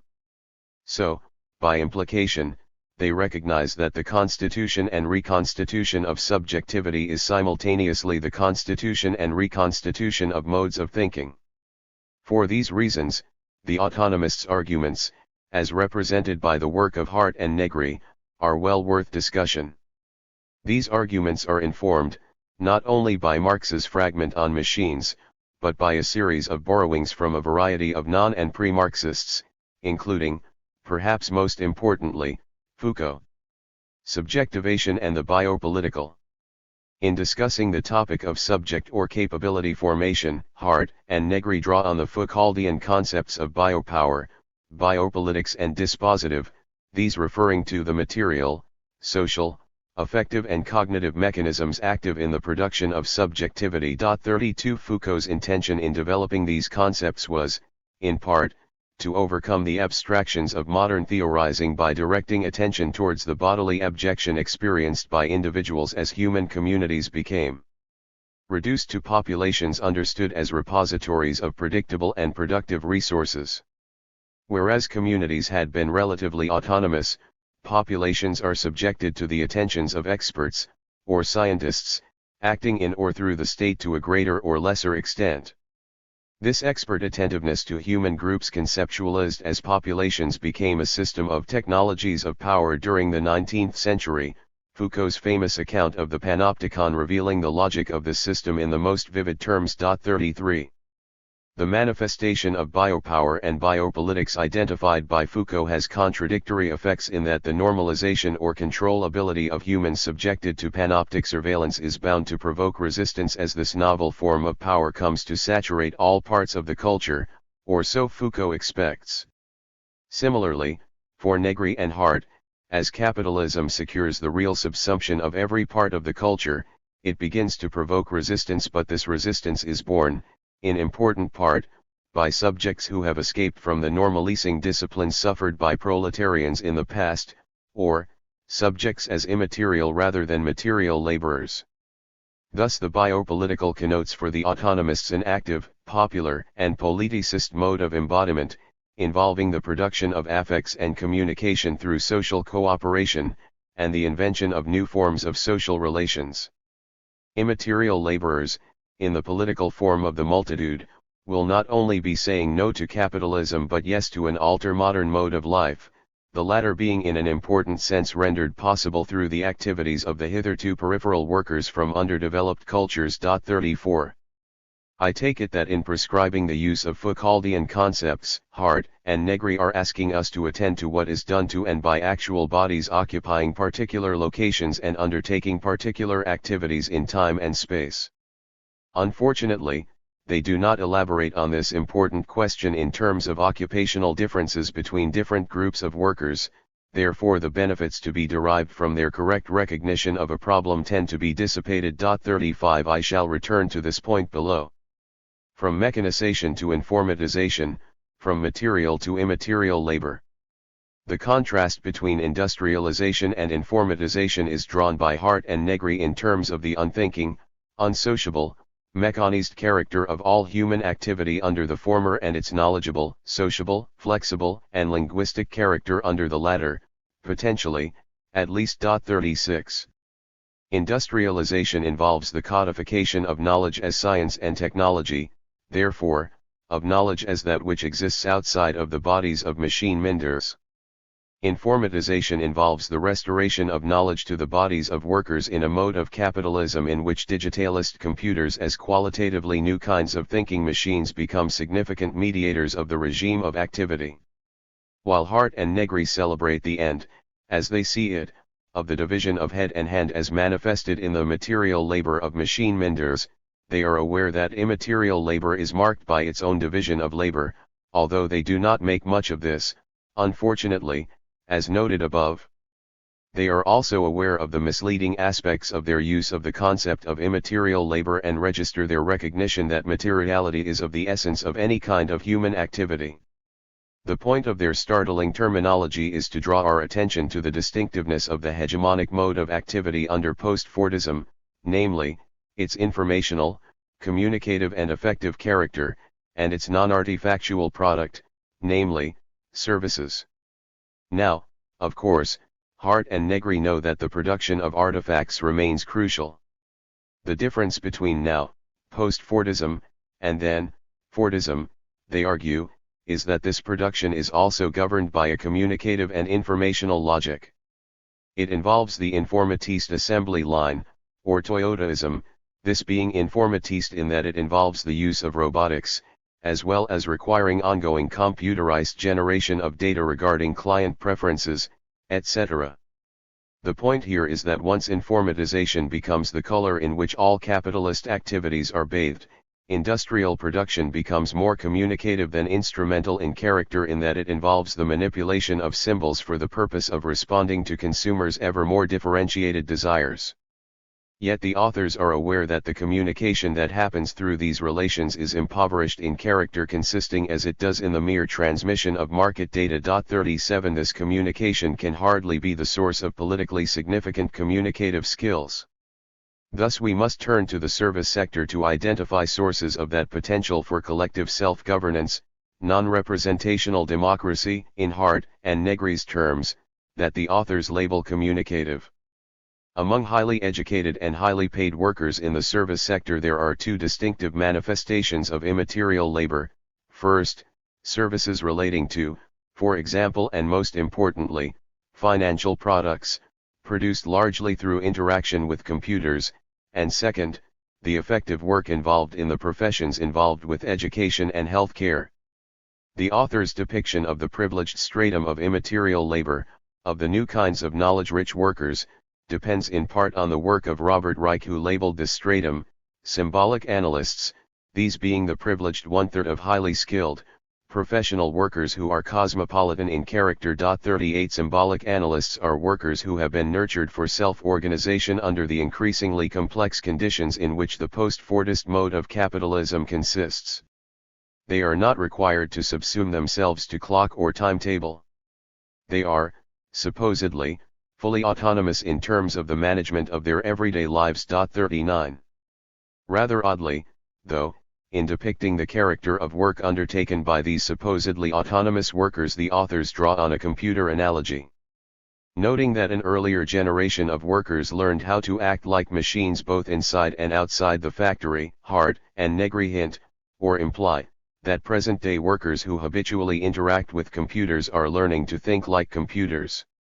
In doing so, they should be learning to modify continually their own functioning, since this is what computers can do. 40 The character and possible limitations of this ability will be discussed in Chapter 6. For now, it needs noting that, for Hart and Negri, one crucial aspect of immaterial labor is that it is informatist, or, saturated with a computerized logic. Hart and Negri find this to be a good thing because it enables us to constantly redefine ourselves, the implication here being that we may come to redefine ourselves against capitalism and in terms of an alter-modernity characterized by a radically participatory form of democracy. 41 So important is informatization that the authors conclude, the anthropology of cyberspace is really a recognition of the new human condition. 42 In this claim, the authors seem to be identifying computerized activity as the main source of subjectivation in post-Fordist capitalism. However, they leave us in the dark as to how intellectual subsumption to the computer is more conducive to radically democratic politics than artisanal subsumption to the machine. In fact, as I have argued elsewhere, Castells's concept of self-programmable workers points towards a more critical depiction of the supposedly autonomous character of such workers than does Reich's account of symbolic analysts. It does so in the sense that it brings out the contradictory character of their supposed autonomy. Yes, these workers are interpellated as being autonomous, but they are also depending crucially on contracts with, mostly, large corporations. As Castells puts it, whoever is educated, in the proper organizational environment, can reprogram him/herself toward the endlessly changing tasks of the production process. 43 This is one sense in which members of the privileged stratum of immaterial laborers are learning to behave like computers. 44 Yet, somehow, out of this condition, Hart and Negri hope to see the emergence of a new, active and globalist form of citizenship.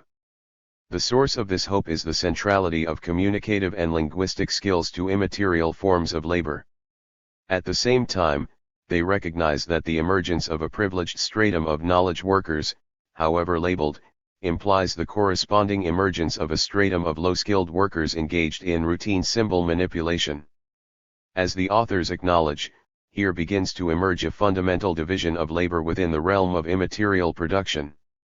Unfortunately, this point escapes any significant elaboration in relation to the important topic of citizenship capabilities. 45.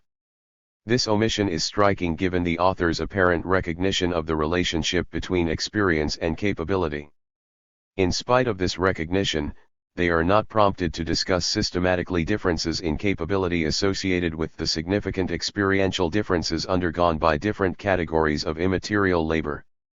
At one extreme there are highly educated and highly paid symbolic analysts, at the other extreme there are poorly educated and poorly paid members of the cybertariat, Ursula Huss's concept. Within the caregiving sector, there is the professionalist caring of doctors, nurses and teachers, on the one hand, and the care work requiring minimal communicative skills in old people's homes, in the fast food industry, and cleaning. 46. Not surprisingly, there are radical differences in knowledge, skill, and the need for affect-laden social relations in the service sector.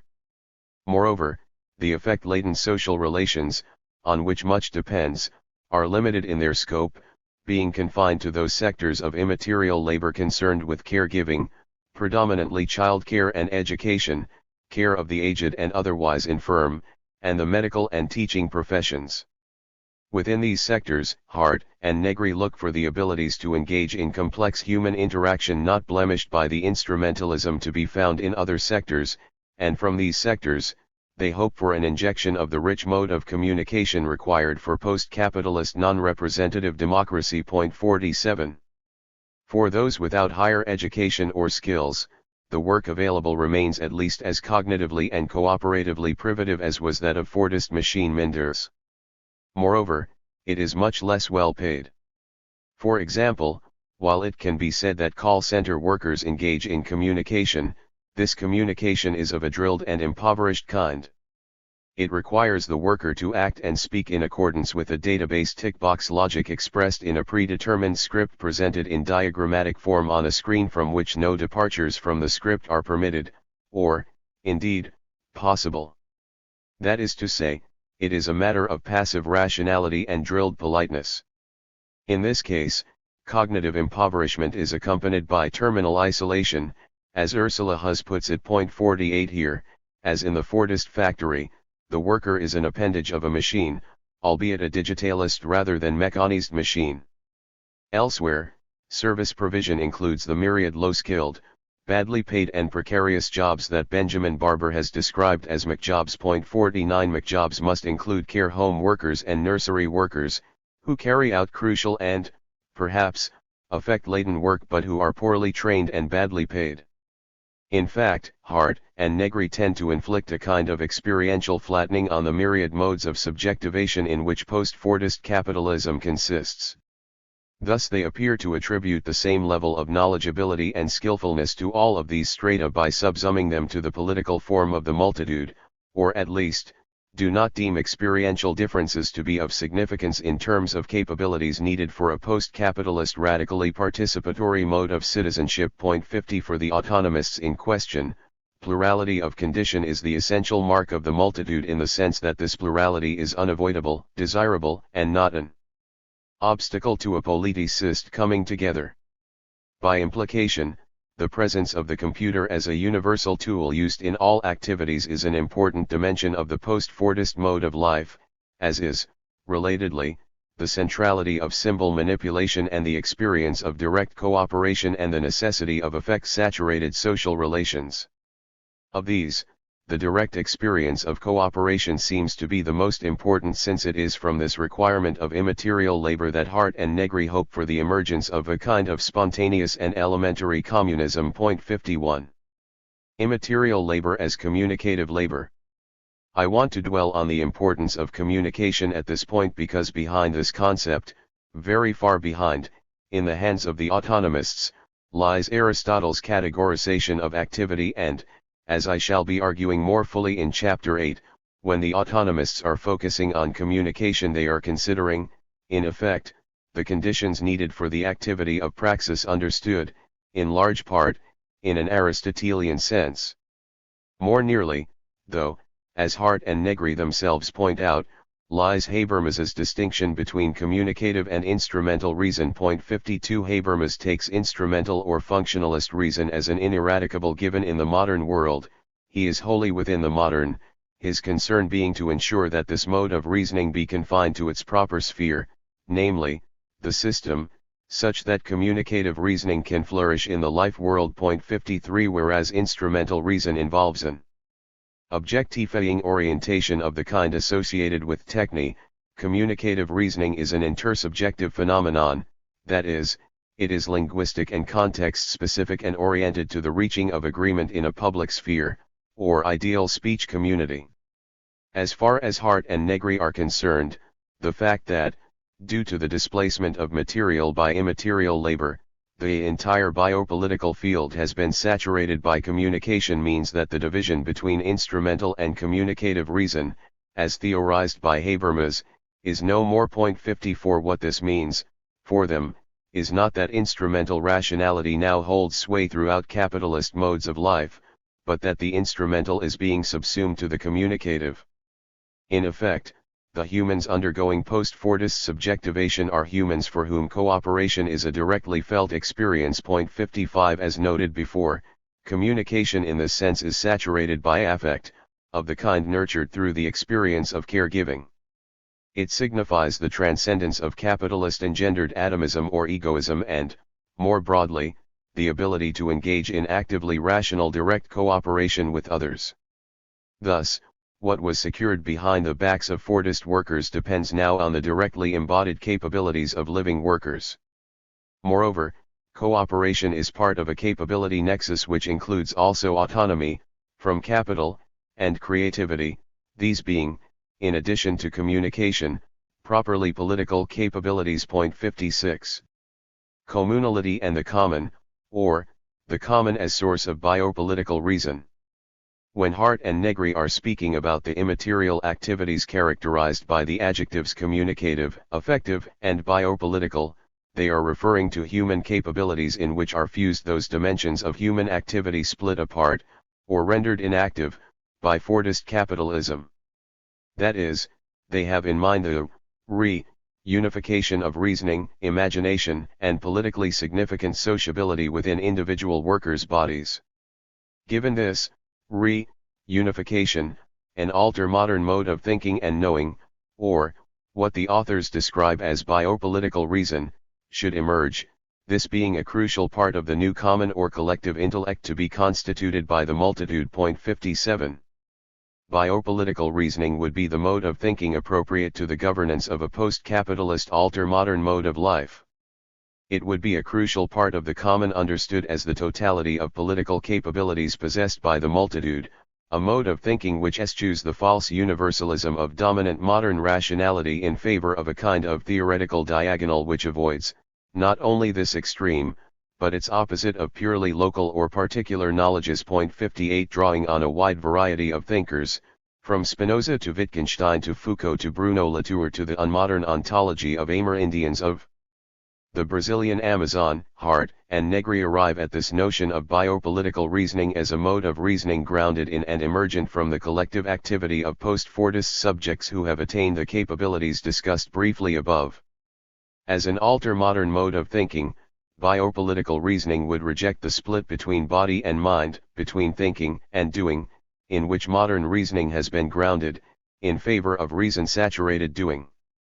What this means is that truth would be, not only proclaimed, but enacted through the everyday activity of citizens. 59 What is in question here is not a return to purely local knowledges confined to particulars, but, rather, a certain social generality emergent from capitalist necessitated transformations in everyday life and actively produced through collective social activity. 60 The autonomists' hope is that this new mode of thinking will emerge from below, out of everyday struggles against capitalism, including struggles relating to the production and productivity of the common.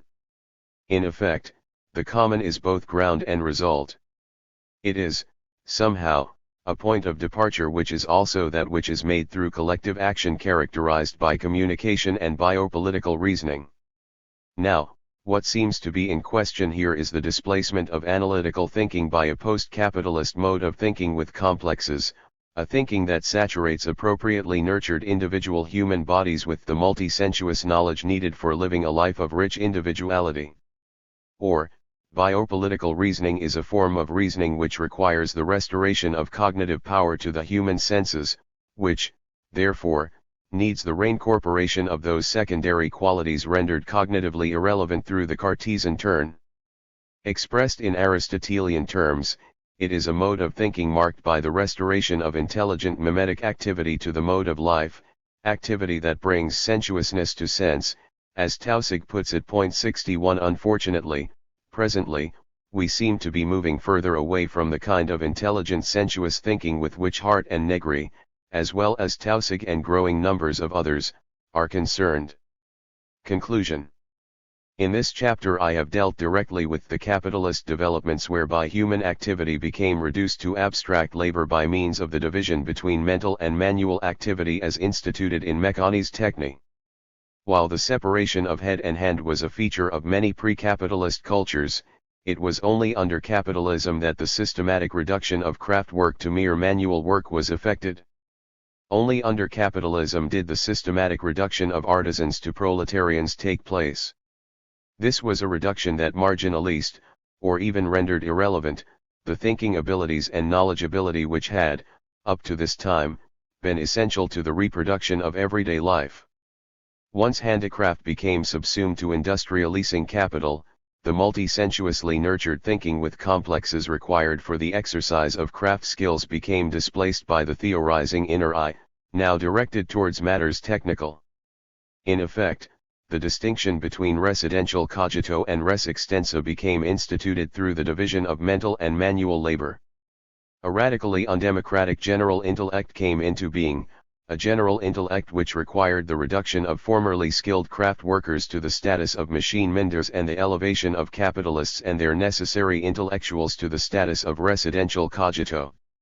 Yet the latter's elevation involved a kind of formal subsumption in the sense that those involved in the tasks of conception were themselves reduced to parts of a thinking machine, as shown to be the case for the late 19th century emergence of physiology in Chapter 4.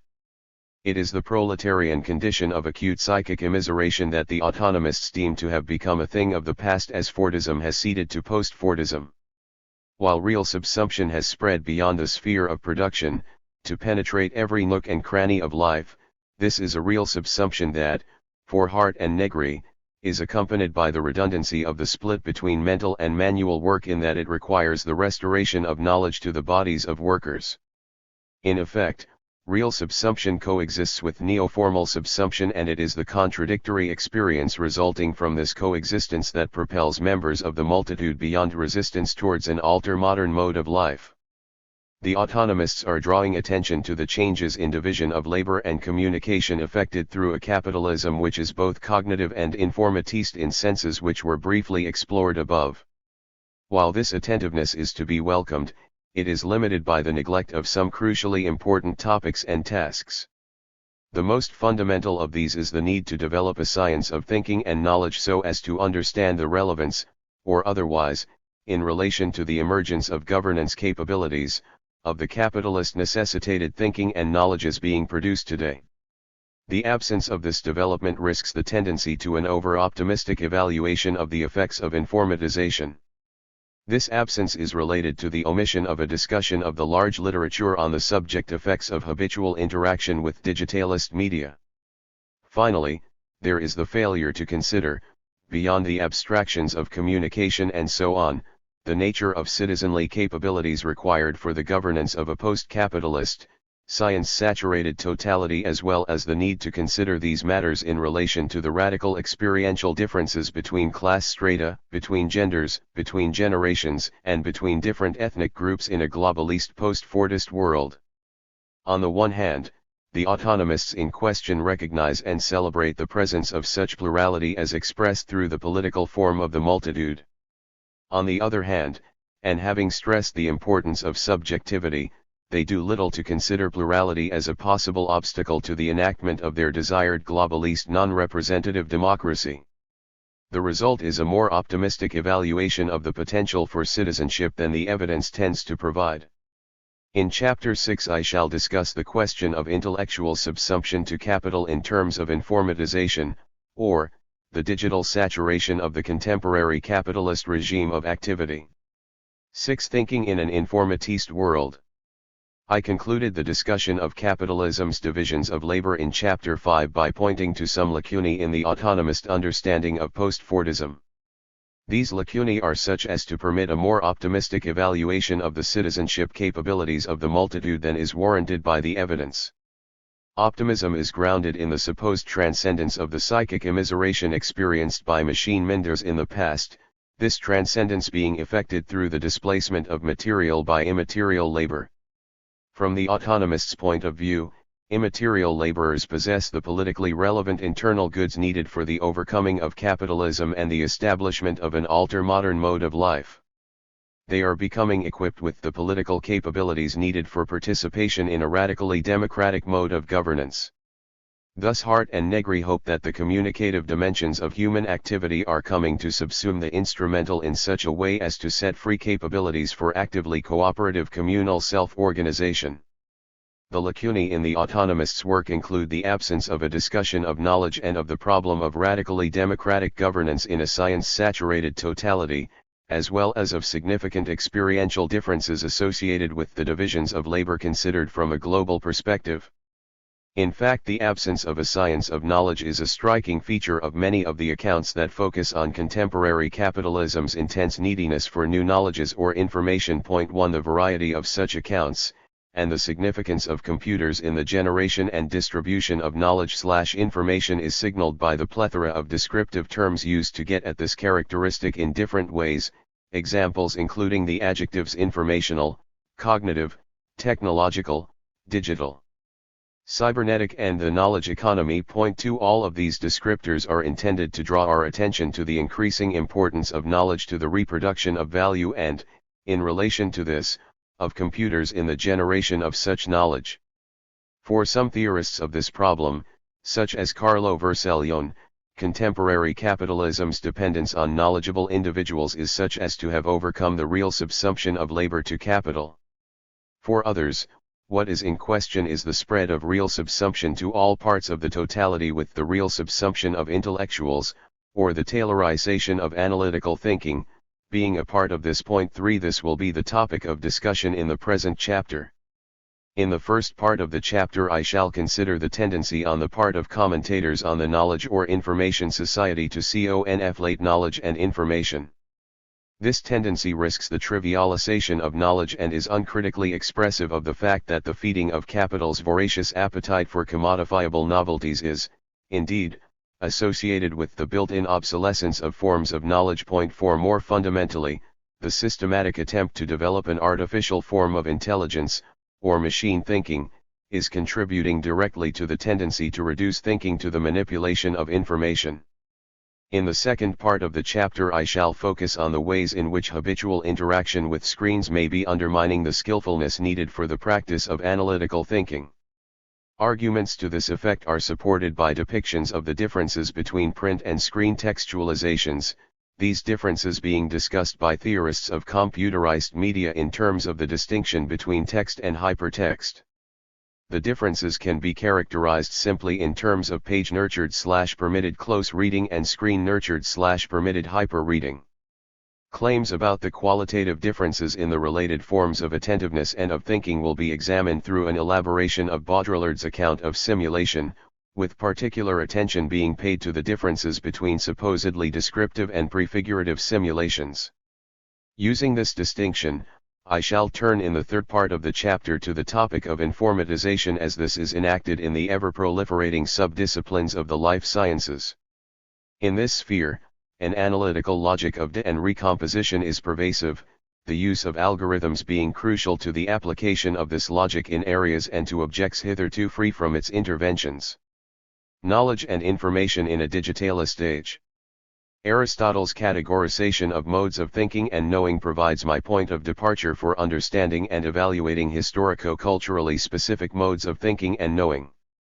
As has been seen, Aristotle took it for granted that human intelligence is a function of the intelligibility of the world, or, the cosmos is such as to enable humans and other organisms to inhabit the terrestrial sphere in a way that, for the most part, sustains their modes of being, or, enables them to reach their specific places or teloi. Knowledges of the terrestrial sphere, technical and practical knowledges, are such as to sustain human life in a recognizably human, communal, and rational form. When a theorist of knowledge claims that true knowledge is that which survives integration into a way of life without endangering its reproduction, or inflicting upon it dysfunctional unintended consequences, he is making a claim that Aristotle would recognize as sensible and to the point. 5. Since at least the 1970s, we have been receiving warnings that capitalism is transgressing against this life-sustaining principle of knowledge, reproduction. That is to say, capitals need to subsume use value to exchange value, and for ever-increasing amounts of surplus value, is beginning to endanger the orderliness needed for intelligent human activity to be possible. Orderliness is a fundamental human need, the satisfaction of which contemporary capitalist necessitated modes of thinking and knowing are putting under serious threat.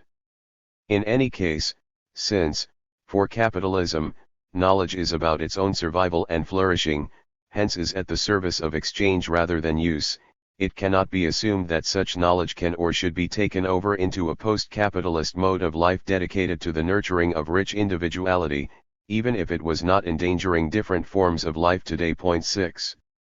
From a Marxian, Aristotelian point of view, capitalist necessitated knowledges are dehumanizing in the fundamental sense that as they come to saturate the everyday world they drain that world of its common sense intelligibility, thereby disqualifying us from meaningful citizenly activity and, indeed, reducing us to bearers of structures.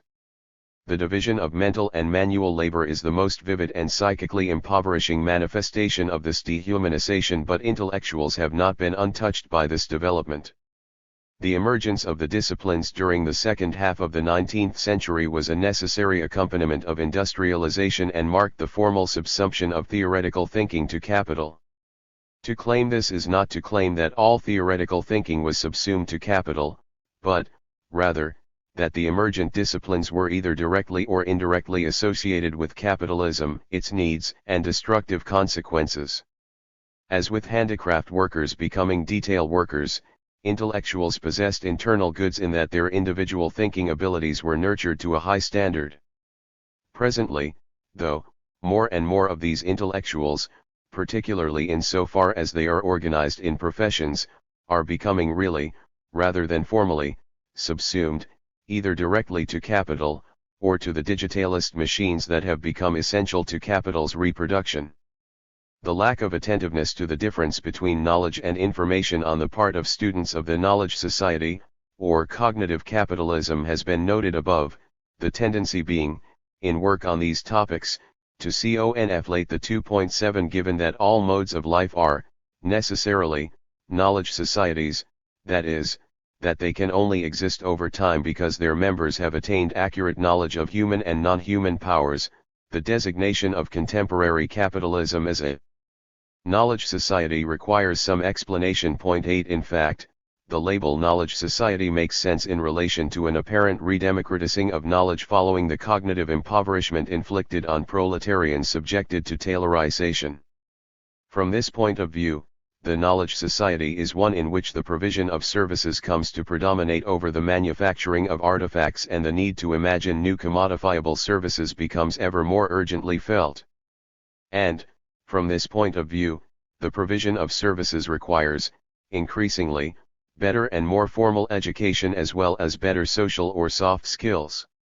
This formal education became possible in large part due to the remarkable expansion of higher education following the end of the Second World War, an expansion that tended to involve, increasingly, the kinds of knowledge that would be most obviously and immediately implicated in the production of exchange value. Point 9. The fact that much of this expansion was also directed towards the servicing of an increasingly powerful state, particularly in the United States, does not serve to contradict this point.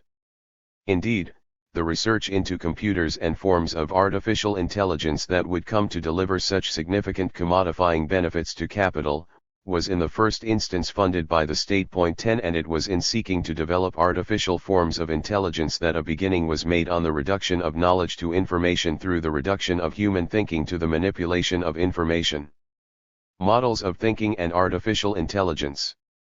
In opening up this topic, it will be useful to return to the distinction between thinking with complexes of spontaneous concepts and with abstract, scientific, or logical concepts.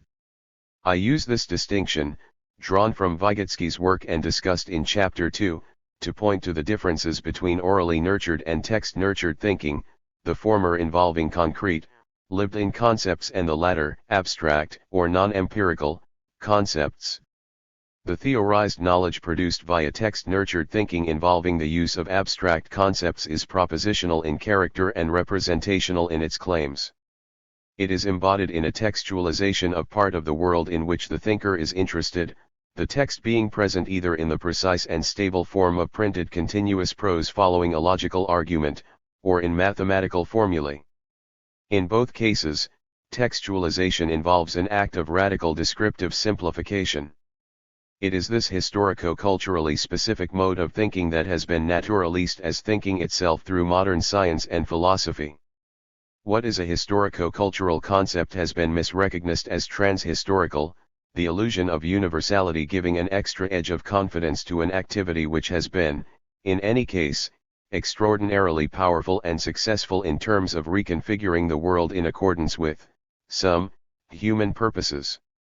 This reconfiguration came down to what Theodor Roszak describes as the conversion of experience into numerical abstractions, the conceptual and eventual institutional reduction of craft work to machine minding being a vivid and dehumanizing example of this conversion. Point 11. A particularly reductive interpretation of this mode of thinking, enabled by a kind of marriage between cybernetics and philosophy, underpinned the efforts of early designers of artificial intelligence, AI. These efforts being aided and permitted through a remarkable reconceptualization and expansion of the reach of the idea of information.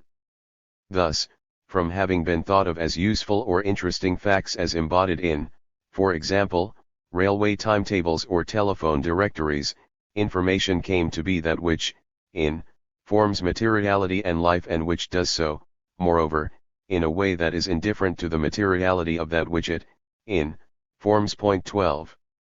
It is outside the scope of this discussion to trace the myriad ways in which the modest conception of information became elevated or bloated through, first, its reconceptualization for the technical ends of engineers of communication and, subsequently, through its appropriation by engineers of AI and, later, by life scientists.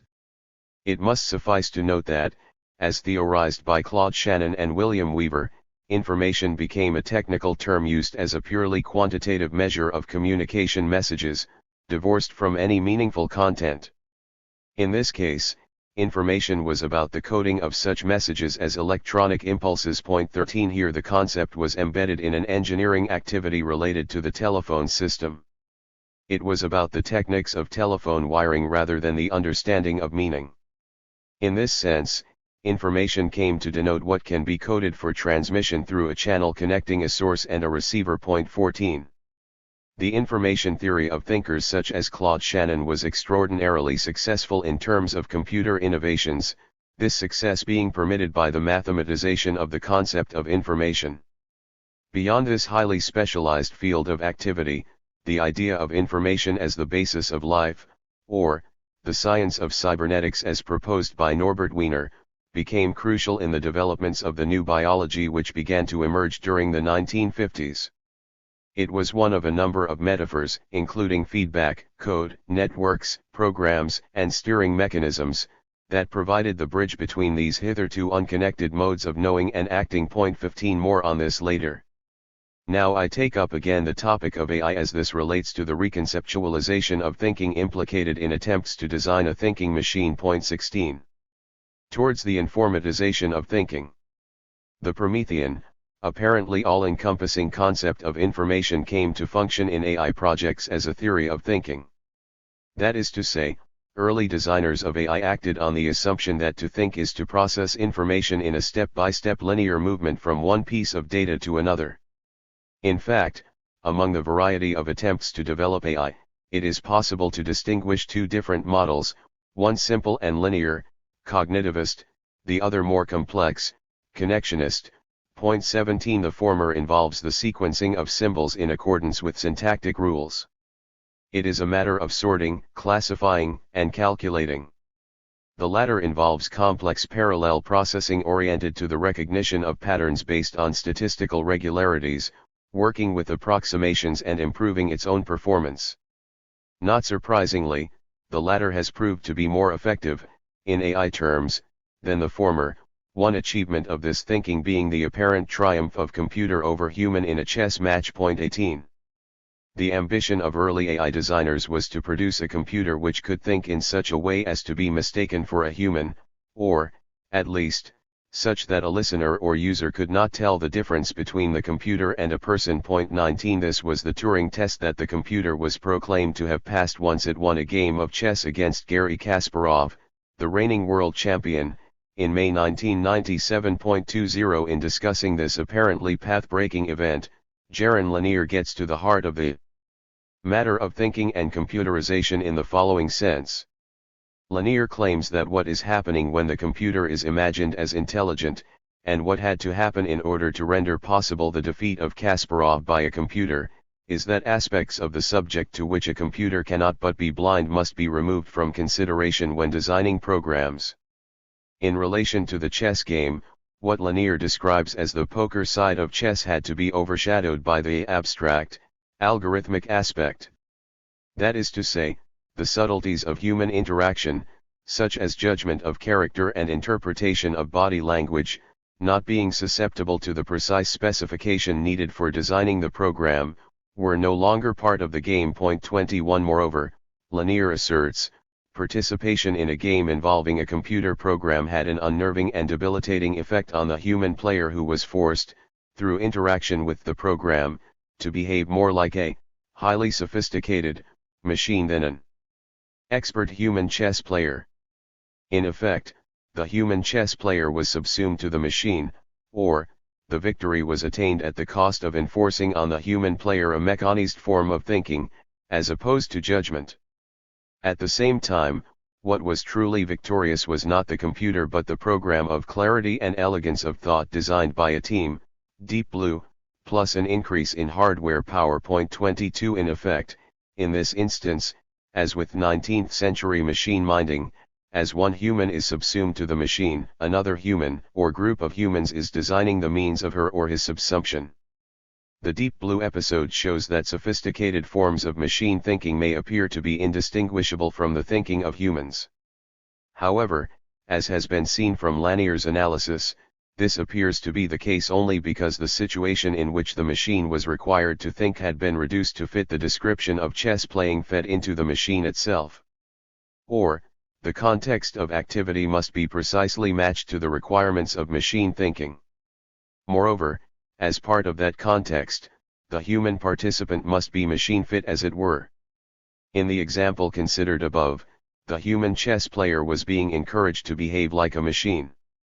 In the absence of a science of knowledge and learning, this reduction escapes attention, as does the wider significance of the possible penetration of machine thinking into other spheres of human activity.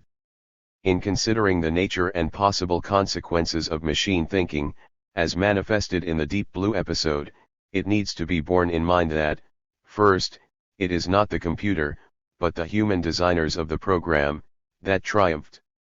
Second, the imaginative triumph of one set of humans was secured at the expense of the quality of games playing activity permitted to another. Third, there is a gap between what is known and what can be said about what is known, and this gap is a source of myriad unintended consequences. Regarding the last point, Lanier is saying here that what cannot be textualized cannot be taken in by the computer, and he is alive to the potential for human impoverishment inhering in the temptation to reduce what we do and how we think to what the computer can do and think. Point 23. Yet he is unusual, among computer experts, in recognizing this problem.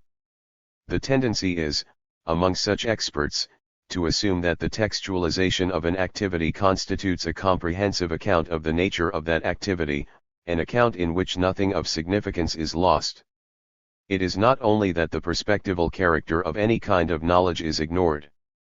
Rendered invisible also is the necessary incompleteness of any form of textualized knowledge in terms of its inability to get at the totality of the knowledge being textualized, as is the particular limitation of a mode of textualization consisting of combinations of noughts and ones. Point 24. Thus the problems inhering in the very idea of representation, and in the specificities of digitalist modes of representation, receive little or no attention. A final point to be made about the Deep Blue episode is provided by Hubert Dreyfus, a longtime critic of the human tendency to fetishize computers. This is a major point about the limited nature of computer knowing. As Dreyfus puts it, Deep Blue can look at all moves into the future without needing to understand. In effect, the computer is learning how to do the trick without knowing what is going on, to borrow Collins's description of a kind of limited or rote learning. This is learning as pattern recognition.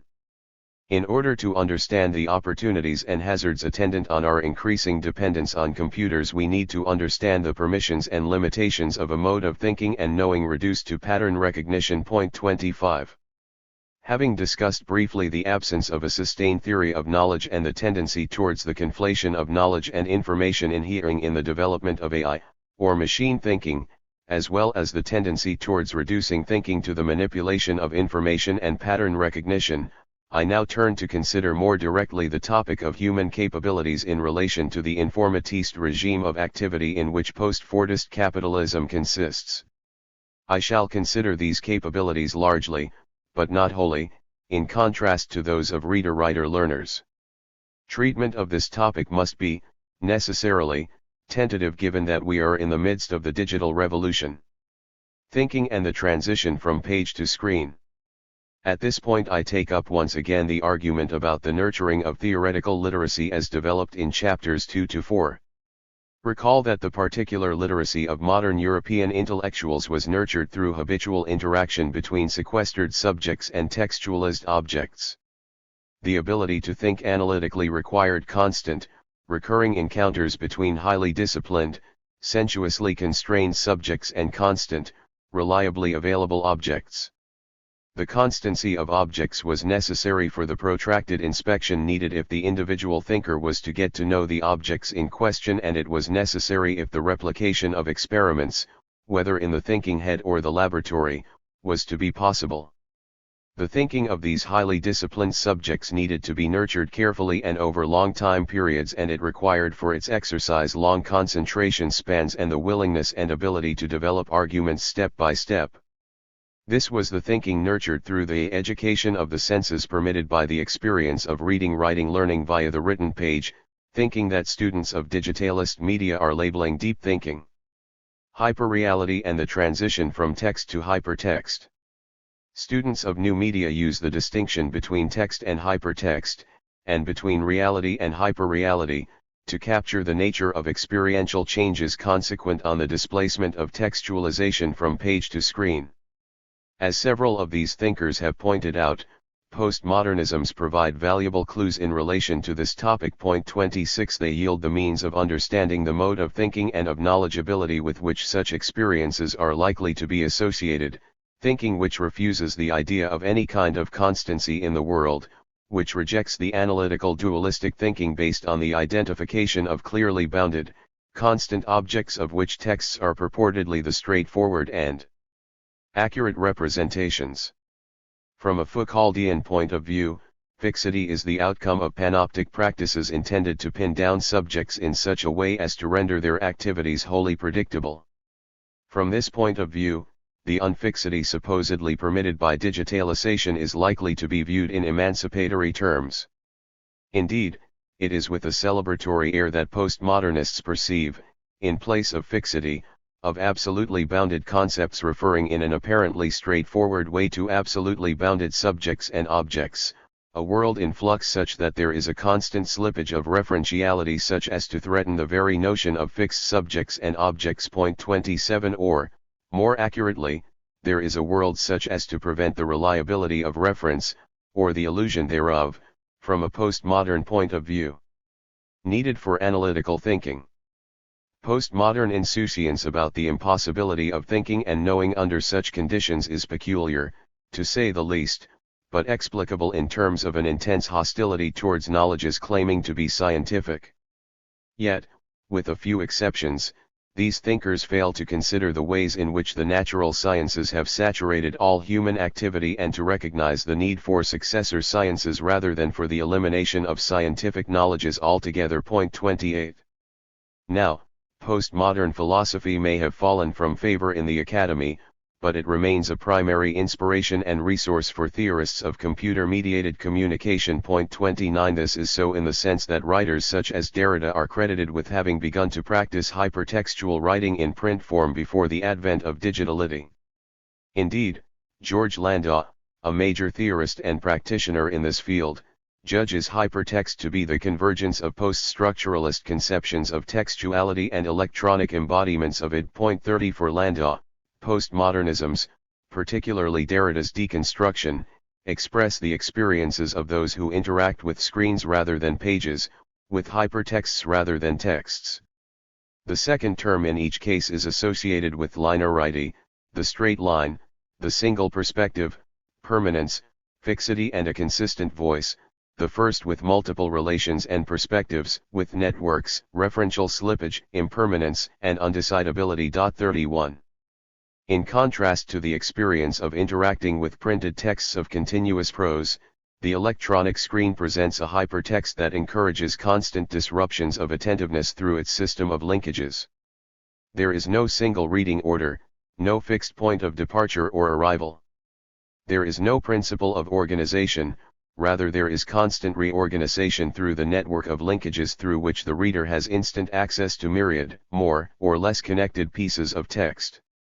Moreover, the object may be a short piece of writing or an image and, increasingly, as more powerful forms of computerization become available, the messages taken in through screens are multimodal in character, being composed, not only of images and text, but also sounds of various kinds. 32. The monomodal fixed, presentation of the world in print characterized by precision, linearity, and clearly bounded objects is displaced by the multimodal flowing depiction of the world encapsulated in the screen. 33. As a movement from monomodal to multimodal communication, the movement from text to hypertext is a movement from writing the world to showing the world, from a precise, explicit account of the world, to an imprecise, impressionistic account of the world. The abstractions involved in picturing the world are quite different from those involved in its alphabetized textualization. For one thing, they do not carry the strong generalizing tendency that inheres in alphabetized writing. 34. As was seen in Chapter 3, the latter, along with the domestication of activities enabled by diagrammatic modes of representation, permitted the imagining of logical or abstract concepts, and of objects as fixed, clearly bounded, and atomized. The multimodal, presentations permitted by computerization appear to escape this domesticating abstracting logic, therefore escape the referential fixity that print textualization permitted and encouraged. This escape from referential fixity is precisely what capitalism requires, as its need for an accelerating stream of commodifiable objects becomes more acutely felt. It represents a kind of loosening of the grip of the experiential given which enhances openness to new representations, or nurtures a kind of future orientation which can be understood in terms of a design epistemology. 35. The design epistemology is one that stresses the production of new knowledges as opposed to the absorption of existing bodies of knowledge. It involves an orientation to a future expected to be different from the present. This epistemology is expressed in a pedagogy involving the use of textbooks in which images become at least as important as text. These are books intended for working with rather than passing on an authoritative body of knowledge that the student is expected to absorb and reproduce, books as tools of research rather than containers of knowledge, books for inculcating dispositions to design. 36 Whereas bodies of knowledge are, in part and necessarily, oriented to the past seen as partial source of such knowledge, information is future-oriented and implies a kind of knowledge having the temporary and strongly conventional status of a railway timetable. It implies a kind of necessary ongoing process of information production that can render any piece of information swiftly obsolescent. Hyperreality and the scattering of attention. The sense that deep or slow thinking, one version of which is the analytical thinking which has been necessary for capitalism, is coming under threat from the increasing prevalence of screen-mediated multimodality has stimulated new work on the nature of attention. 37 Much of this new work involves the self-conscious attempt to transcend the limitations of analytics by, for example, providing an account of attention which resists its reduction to brain functioning, on the one hand, or to the strongly detached, individuated internalist attentiveness of mind, on the other. 38 An important finding of this research is that there is a cognitive burden attached to the constant redirection of attention encouraged by interaction with a multimodal screen of linkages and swiftly changing, presentations. It seems that, due to this burdensomeness, comprehension of what is being attended to may be limited. This dimension of digital nurtured attentiveness has been explained in terms of the relationship between short-term or working memory and long-term memory. 39 To make the point rather crudely, what is being argued is that habitual experience of hypertext places such a heavy burden on short-term memory that the crucial step of transferring contents from working to long-term memory becomes more difficult to take. In a sense, the ratio between a short-term memory that contains data or information, and a long-term memory that is the source of knowledgeability and skillful doing, comes to favor the former. An important element of this argument, which is based on the research of educational psychologists, is that repeated encounters with similar phenomena are required for the development of long-term memory. 40 In the absence of such repeated encounters, what habitual experience with hypertext nurtures is an impressive ability to move quickly from one thing to another and to make superficial sense of what is being taken in. At the same time, what is being taken in can be highly complex in character, requiring active thinking and permitting sophisticated understandings and responses to given objects. 41 Yet, it is likely, at least on the basis of research up to now, that the acquisition of such abilities, which consist in the speedy recognition of patterns, is at the expense of true knowledgeability, understanding and skillful doing. The danger is that, insofar as we are engaging with digitalist screens, we are becoming reduced to decoders of information as opposed to thinkers capable of making rich mental connections, as Carr puts it. 42 Moreover, as we are constantly being invited to move from one link to another, from one message to another, it becomes difficult to cultivate or retain a sense of the difference between relevance and irrelevance. 43 The mode of communication becomes a mode of distraction, or of an indiscriminate and serial kind of attentiveness to an ever more swiftly appearing and disappearing parade of objects, the relative significance of which it becomes increasingly difficult to determine. Or, to borrow Derrida's fundamental concepts, difference becomes difference and the world becomes saturated with undecidability. Encompassing as it does both deferral and difference, the concept of difference is related to the term play rather than to contrast. Whereas contrast requires clearly bounded entities, play suggests an infinite and limitless slippage of meaning so that the fixing of meaning is deferred. put off indefinitely into the future. With the concept of difference we have moved from a modern analytical to a postmodern deconstructive way of thinking, and this movement is what appears to be happening through habitual interaction with digitalist media. Point 44. This is the secondary orality with which Walter Ong associated electric and emergent electronic media, and, for the present, his judgment that regular interaction with these media would result in the utterly bewildered sensorium must carry some weight. Point 45. Hyperreality and the bewildered sensorium, the death of referential reason? Ong was writing about television, particularly in terms of immersion in an ambience of non-present present events. Point 46. He was writing before the extraordinary saturation of everyday life with digitalist activities and in relation to the kind of obstacle to understanding presented by representations experienced through the television. This aspect of televisual experience was discussed also by commentators and theorists such as Daniel Boorstin, who was concerned with the political implications of televisually staged events, and by Jean Baudrillard, whose misunderstood comments on the First Gulf War provoked such outrage. Point 47. The implication of Baudrillard's account of the world is that the proliferation of signs, either through speeded-up cycles of consumerism, or through the simulational effects of screen-based communication, is that the world becomes unknowable and that thinking, however conceived of, becomes impossible. Point 48. Here I shall confine myself to a brief discussion of Baudrillard's account of simulacra and simulation, read as an elaboration of the experience of non-present present events provided by habitual interaction with, first, television and, more recently, digitalist media. In fact, Baudrillard's account of simulation and simulacra has proved to be extraordinarily prescient in relation to contemporary happenings in the life sciences, on which more below.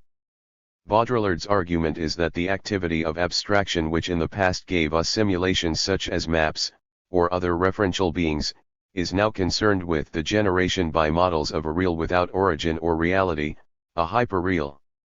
With the latter, the territory neither precedes nor survives the map, he tells us. Rather, the map that precedes the territory engenders the territory. What Baudrillard was speaking about is the end of the belief in a representation that makes present, somehow, what does really pre-exist the representation. Representation in this sense is the first phase of simulation, as Baudrillard put it. That is, it is the representation of a profound reality.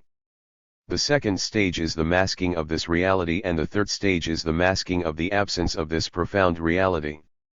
Finally, there is the stage of the pure simulation that has no relation to any reality of any kind.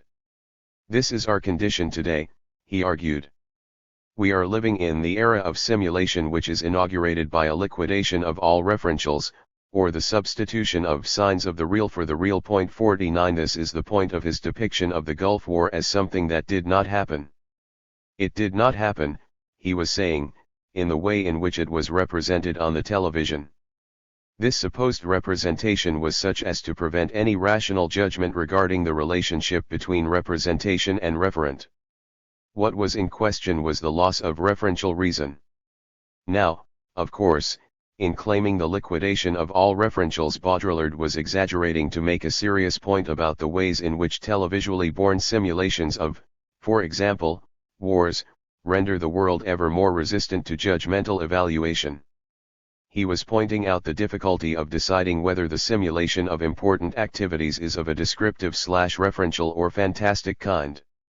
Unfortunately, he was doing so in such a way as to deter serious consideration of his argument. Point 50. At the same time, his preoccupation with the growing intelligibility gap between the actual world and the ways in which television permits its representation is one which has become more, rather than less, relevant as time has gone by. Thus today we find that the liquidation of all referentials is proceeding in novel ways in, for example, the spheres of finance and of the life sciences. Point 51. In the latter, prefigurative, as opposed to descriptive simulations are used as the means of charting unknown territory for the purpose of designing new life forms. This is the design epistemology with a vengeance. Machine thinking and the real subsumption of professional intellectuals to capital. Writing in the late 1970s, Lyotard considered two related potentials inhering in the increasing use of computers at that time. The first concerned the nature of knowledge itself and the likelihood that learning that could not be translated into quantities of information would become irrelevant. The second related to the relationship between knowers and known and concerned the likely exteriorization of knowledge with respect to the knower, wherever the latter might be placed in the knowledge process inhering in emergent computerization. On the one hand, knowledge would become reduced to what could be quantified and thinking would become outsourced to computers. On the other hand, human thinking would or could become more machine-like. Thus Lyotard anticipated the obsolescence of modes of knowing and the abandonment of the major cultural task of the training of minds as knowledge becomes reduced to the manipulation of quantities of information and as computers take on the tasks associated with this manipulation. Point 52 in effect, and as I interpret it, Lyotard was directing our attention to the possibility of a real subsumption of intellectuals' thinking to computers, hence to capital. Point 53. Earlier I discussed arguments that habitual interaction with digitalist computers is threatening the human practice of analytical, or deep, thinking. Now I want to consider the possibility that machine thinking is enhancing the power of analytical thinking just at the point at which it is in decline as a human practice. Yes, we seem to be in the midst of another revolution in thinking, the nature and consequences of which remain, necessarily, unclear. What is clear is that the constancy of objects given in their different ways by techne and theoria is ceding to a kind of permanent revolution in subject-object relations such that the distinction between subject and object that was ordained by analytical thinking is under threat. This is what postmodernisms are expressing and celebrating. Yet, paradoxically, for the moment at least, this development involves, not the transcendence, but, rather, the further empowerment, of analytical thinking. Empowerment inheres in the computer's unprecedented ability to enable the and recomposition of objects at ever smaller, and sensuously inaccessible levels of being. It thereby permits the mathematization of new domains and the establishment of new relations of extraordinary complexity. However, this enhancement involves also the displacement of the purest form of analytical thinking, mathematical thinking, from the individual thinker to the computer. It is through this displacement, effected by the saturation of human activities by digitalist algorithms, that the wilder claims of postmodernists such as Baudrillard begin to make sense. As the capitalist need for permanent revolution becomes serviced by digital computers, pronouncements about sensory bewilderment, ong, and the death of referential reason, Baudrillard, seem increasingly prescient. Point 54. Computerized textualization and simulational thinking. The use of machine thinking is by way of digitalist algorithms that now saturate every area of activity. These algorithms have become the source of software that, increasingly, guides the activities of policymakers, of doctors, of nurses, of teachers as well as of engineers, scientists and, most notoriously, financial traders. In attempting to understand the nature and possible consequences of these digitalist algorithms, it will be useful to recall my earlier discussion of Baudrillard's account of simulation in terms of the differences between descriptive and prefigurative simulations, the former appealing to some referent, the latter being without a referent. Examples of referential or descriptive simulations include the simulation of driving and piloting activities intended to facilitate learning by novice drivers or pilots. In these cases, the intention is to represent as accurately as possible certain conditions which learner pilots or drivers will experience in everyday life, the point being to enable the learner to acquire relevant experience under controlled conditions before embarking on the activity being learned in actual highly complex everyday conditions.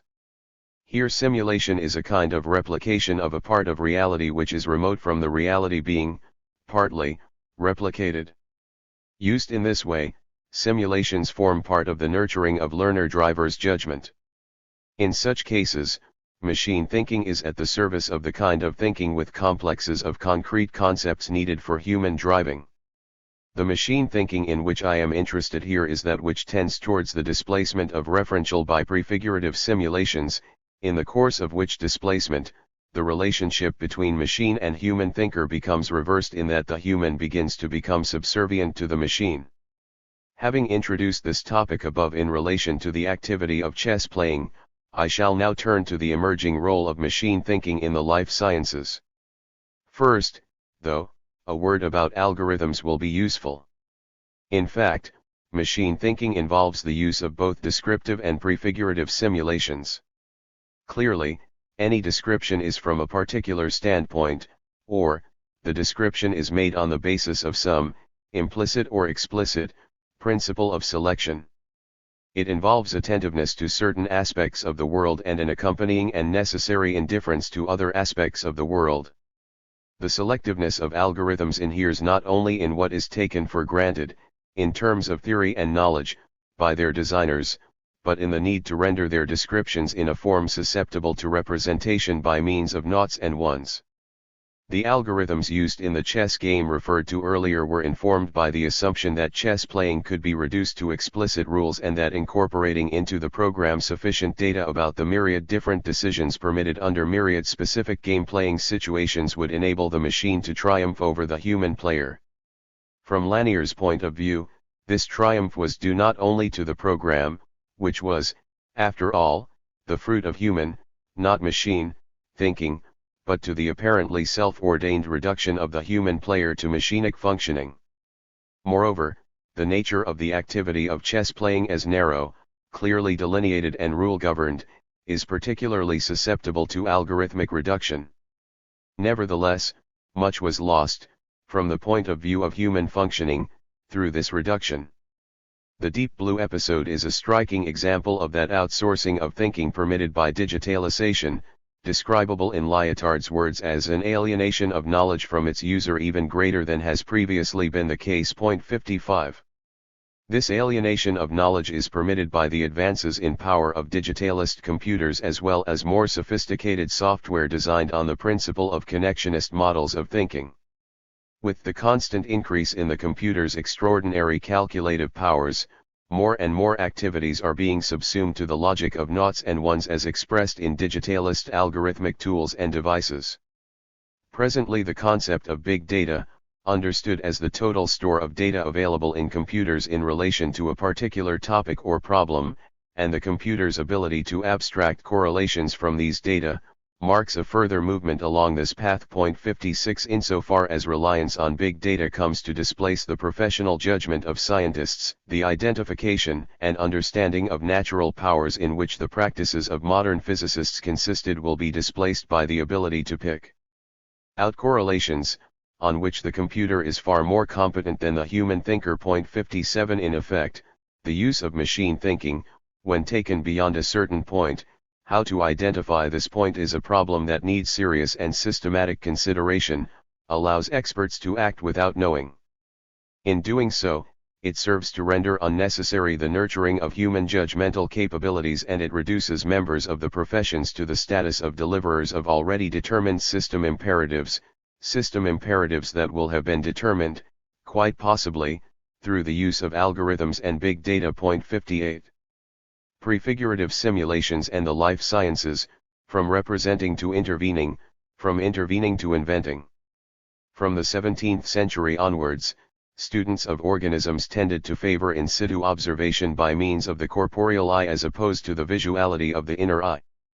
This viewpoint predominated in the life sciences until the 19th century, during which period advances in microscopic techniques enabled a major advance in biology, this being the identification of the cell, deemed to be the smallest identifiable part of the biological system. 59 From this time on, the activities of the inner eye were essential to developments in the life sciences. As the inner eye came to be serviced by electronic microscopes, it began to encounter entities, such as genes and molecules, which came to be endowed with extraordinary powers to write and rewrite the nature of the organism. 60 In effect, the design epistemology has made its appearance in the field of the life sciences. It is manifested there in the development of myriad prefigurative simulations, a development permitted by the reconceptualization of biology as a kind of information science, the nature of whose objects is reconceptualized and redesigned in accordance with metaphors such as program, information, and code, derived from cybernetics and computer sciences. 61. Informatization was what permitted the discoveries associated with recombinant DNA and the project to map the human genome. 62. It was what permitted the representative/descriptive simulations of biological parts, internal to plant and animal bodies and beyond the purview of non-electronic microscopic powers. But, beyond this, it was what permitted the development of prefigurative simulations, of things that had never existed before, on the basis of which radically new engineered life forms could be made. In relation to the informatizing of the life sciences, the development in which I am interested here involves the displacement of attention from life as it is, or is taken to be, to life as it could be. 63. This refocusing of the attention of biologists was permitted by computer-enabled transformations engendered in myriad subdisciplines in the life sciences emerging from the complex coming together of engineering, mathematics, and biology. An important step towards the achievement of the goal of designing new life forms was the move from computer simulation of differential equations to simulations of the movement of molecules to the attempt to simulate observed phenomena in all their complexities, prior to any act of simplification. With this third step, analytics appears to have been left behind. 64. And indeed, a new model of science devoted to complexification rather than simplification has begun to emerge, this new model being informed in part by the discoveries of quantum physics and in part by the availability of digitalist simulations. 65. Yet the analytical, Cartesian approach remains powerfully present in developments referred to by students of these developments as, on the one hand, data made flesh or, on the other, the barcoding of nature. 66. The point is that the activity of prefigurative simulation is being carried on, and the artefactual life forms resulting from this activity are being released from laboratories to open system conditions without the careful exercise of judgment, for the necessity of which Aristotle, with his emphasis on the probability, rather than certainty, of regular recurrences, argued. As the life sciences have become an important source of exchange value today, the importance of maintaining a distinction between pure and applied sciences, and of recognizing the different capabilities needed for these very different practices, becomes neglected and, indeed, the gap between pure and applied becomes ever narrower. 67. Whereas the pure scientist can be bold and imaginative, and unconstrained by the complexity of open systems, the applied scientist must attend precisely to that complexity of connectedness when attempting to decide where and how to manipulate hitherto unmanipulated natural powers. 68. Such life forms are now proliferating and being inserted into our everyday world with apparent insouciance and, as even enthusiasts for this activity are becoming aware, we have no way of knowing whether the result will be happiness or catastrophe. Today, the flood of data produced by computerized seeing is such as to require the computer for its ordering, interpreting and representing. That is to say, the powers of human thinking are confounded by the results of human thinking, namely electron microscopy and the kinds of complex models of life forms permitted by digitalist algorithms, and as more and more activity becomes saturated by these models, the more powerful does the flood become and the greater is the reliance on machine thinking. 69. Conclusion. A massive alienation of knowledge from its human users was accomplished as craft work was subsumed to abstract labor through the mechanization of technique. With the successful accomplishment of this subsumption, workers were reduced to the status of residential extensa and a numerically tiny stratum of professional intellectuals was elevated to the status of residential cogito. At the same time, this elevation secured the formal subsumption of intellectual labor to capital and, at the same time also, an army of clerks, or white-collar workers was recruited to service the bureaucracy required for the functioning of mass industrializing capitalism and its necessary state form. More on the clerks in Chapter 7. Today, what we appear to be experiencing is the subsumption of professional intellectuals to machine thinking, to that industrialization of the intelligence which proletarians and clerks began to experience during the 19th century. Today, habitual interaction with digitalist computers is affecting the alienation of analytical thinking from humans through the fetishization of the machine. As the textualization of craftworkers' knowledge was necessary for their eventual reduction to the status of machine minders, so, today, the digitalist algorithmic textualization of different forms of analytical thinking is preparing a similar fate for professional intellectuals. The real subsumption of intellectuals to capital has been proceeding through a variety of enactments of informatization that affect different categories of professional intellectuals, from scientists to engineers, from policymakers to members of the education and health professions. Practices in these professions depend increasingly on digitally born algorithmic thinking and/or are subjected to the intrusion of quantification and tick box thinking into areas previously requiring the exercise of judgment. Or, these practices are increasingly dependent on the availability of digital computers capable of generating avalanches of data and of recognizing patterns among these data. The use of algorithms is especially evident in the area of finance and the ever-proliferating subdisciplines of the biological sciences.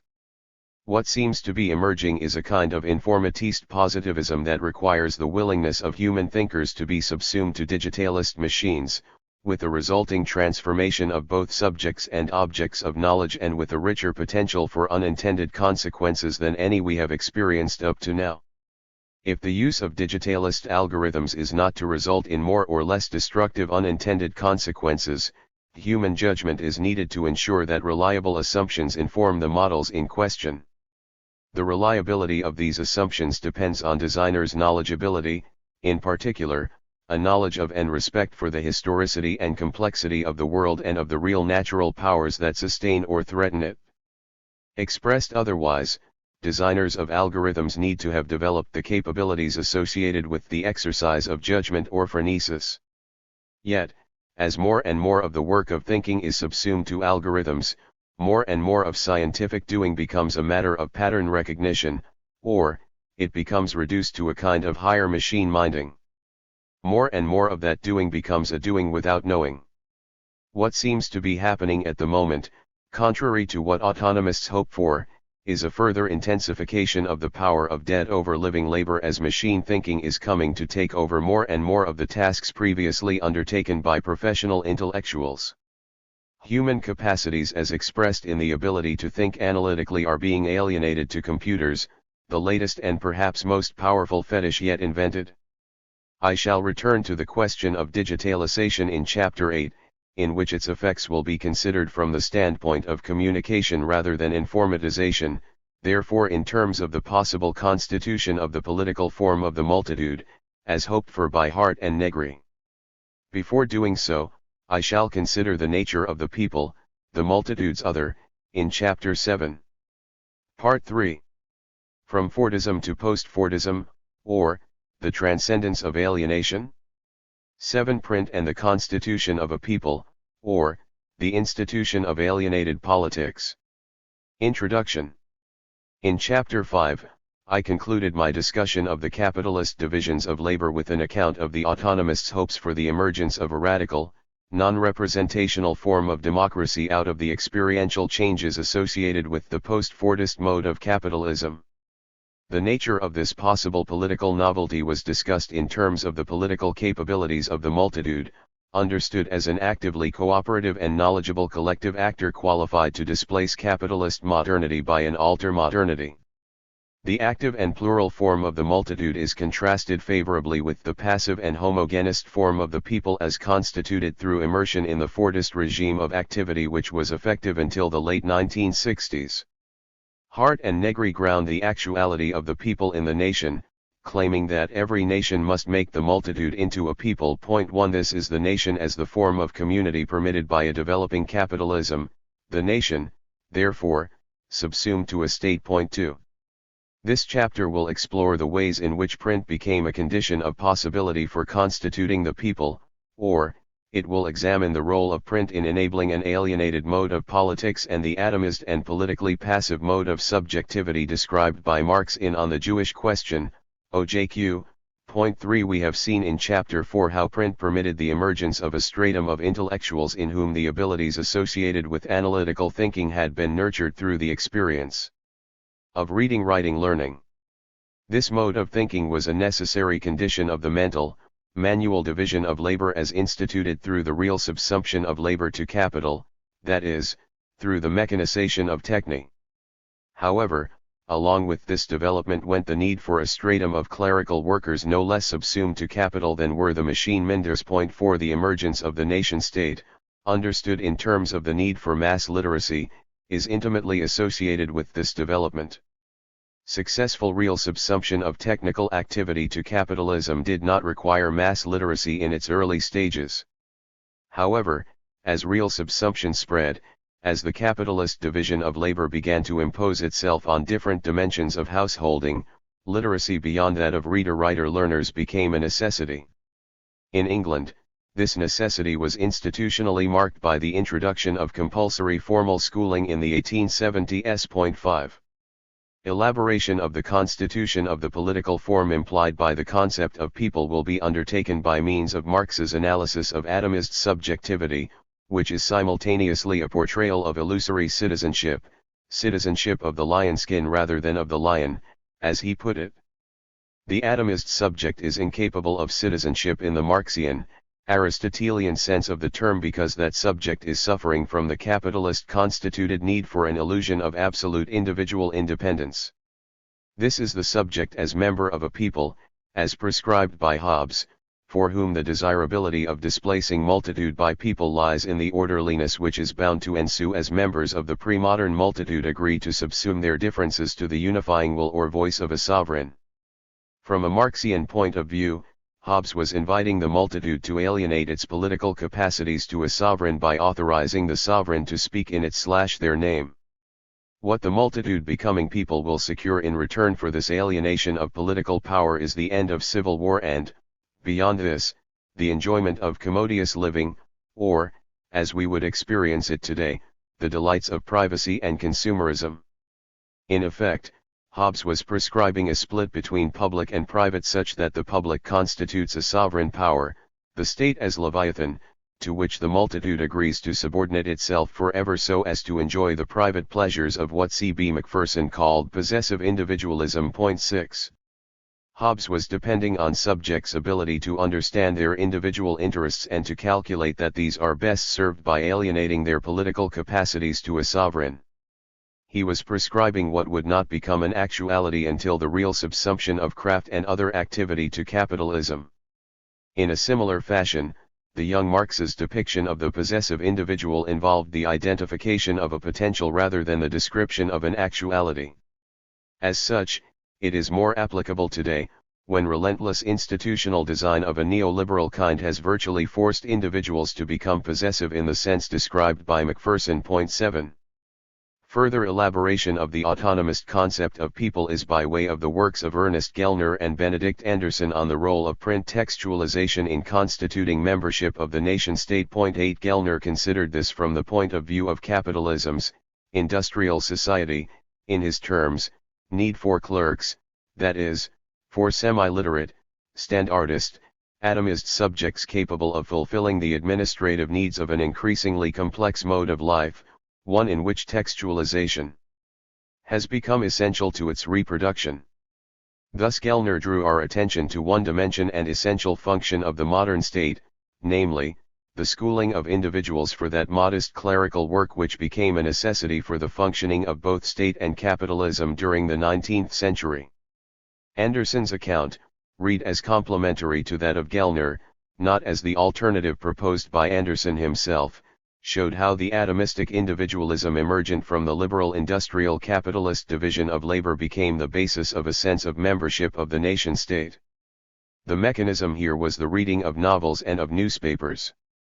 The nature and limitations of the political commitment thus secured, and the limitations on the form of citizenship enabled by the liberal form of democracy which is its accompaniment, will be explored by way of Schumpeter's much-cited and remarkably prescient account of the democratic method. Point 9 For Schumpeter, these limitations are such as to confine citizens' activity to the registering of a vote for members of a group of professional politicians whose skills consist wholly in the ability to get themselves elected. Given the capitalist division of labor, no more can be expected, from Schumpeter's point of view. It is worth noting before proceeding that, unlike the state depicted by Marx, the nation-state has been more than a source of exploitation and alienation. Or, to make the point more accurately, as the committee for managing the affairs of the whole bourgeoisie, the state has had the difficult, often impossible, task of reconciling the needs of exchange and use value, or, of ensuring that the law of value is not allowed to proceed in a self-destructive way. Point 10. The Keynesian settlement embodied in the post-1945 social democratic welfare state was the most successful, but necessarily short-lived, attempt to effect this reconciliation. In considering the passivity of the people, the relative domestication of capitalism effected in Western cultures during the quarter-century following the end of the Second World War needs to be taken into account, as well as the emergent delights of consumerism. Point 11. The Hobbesian people, a Marxian perspective. The alienated citizen, or political freedom as lion skin.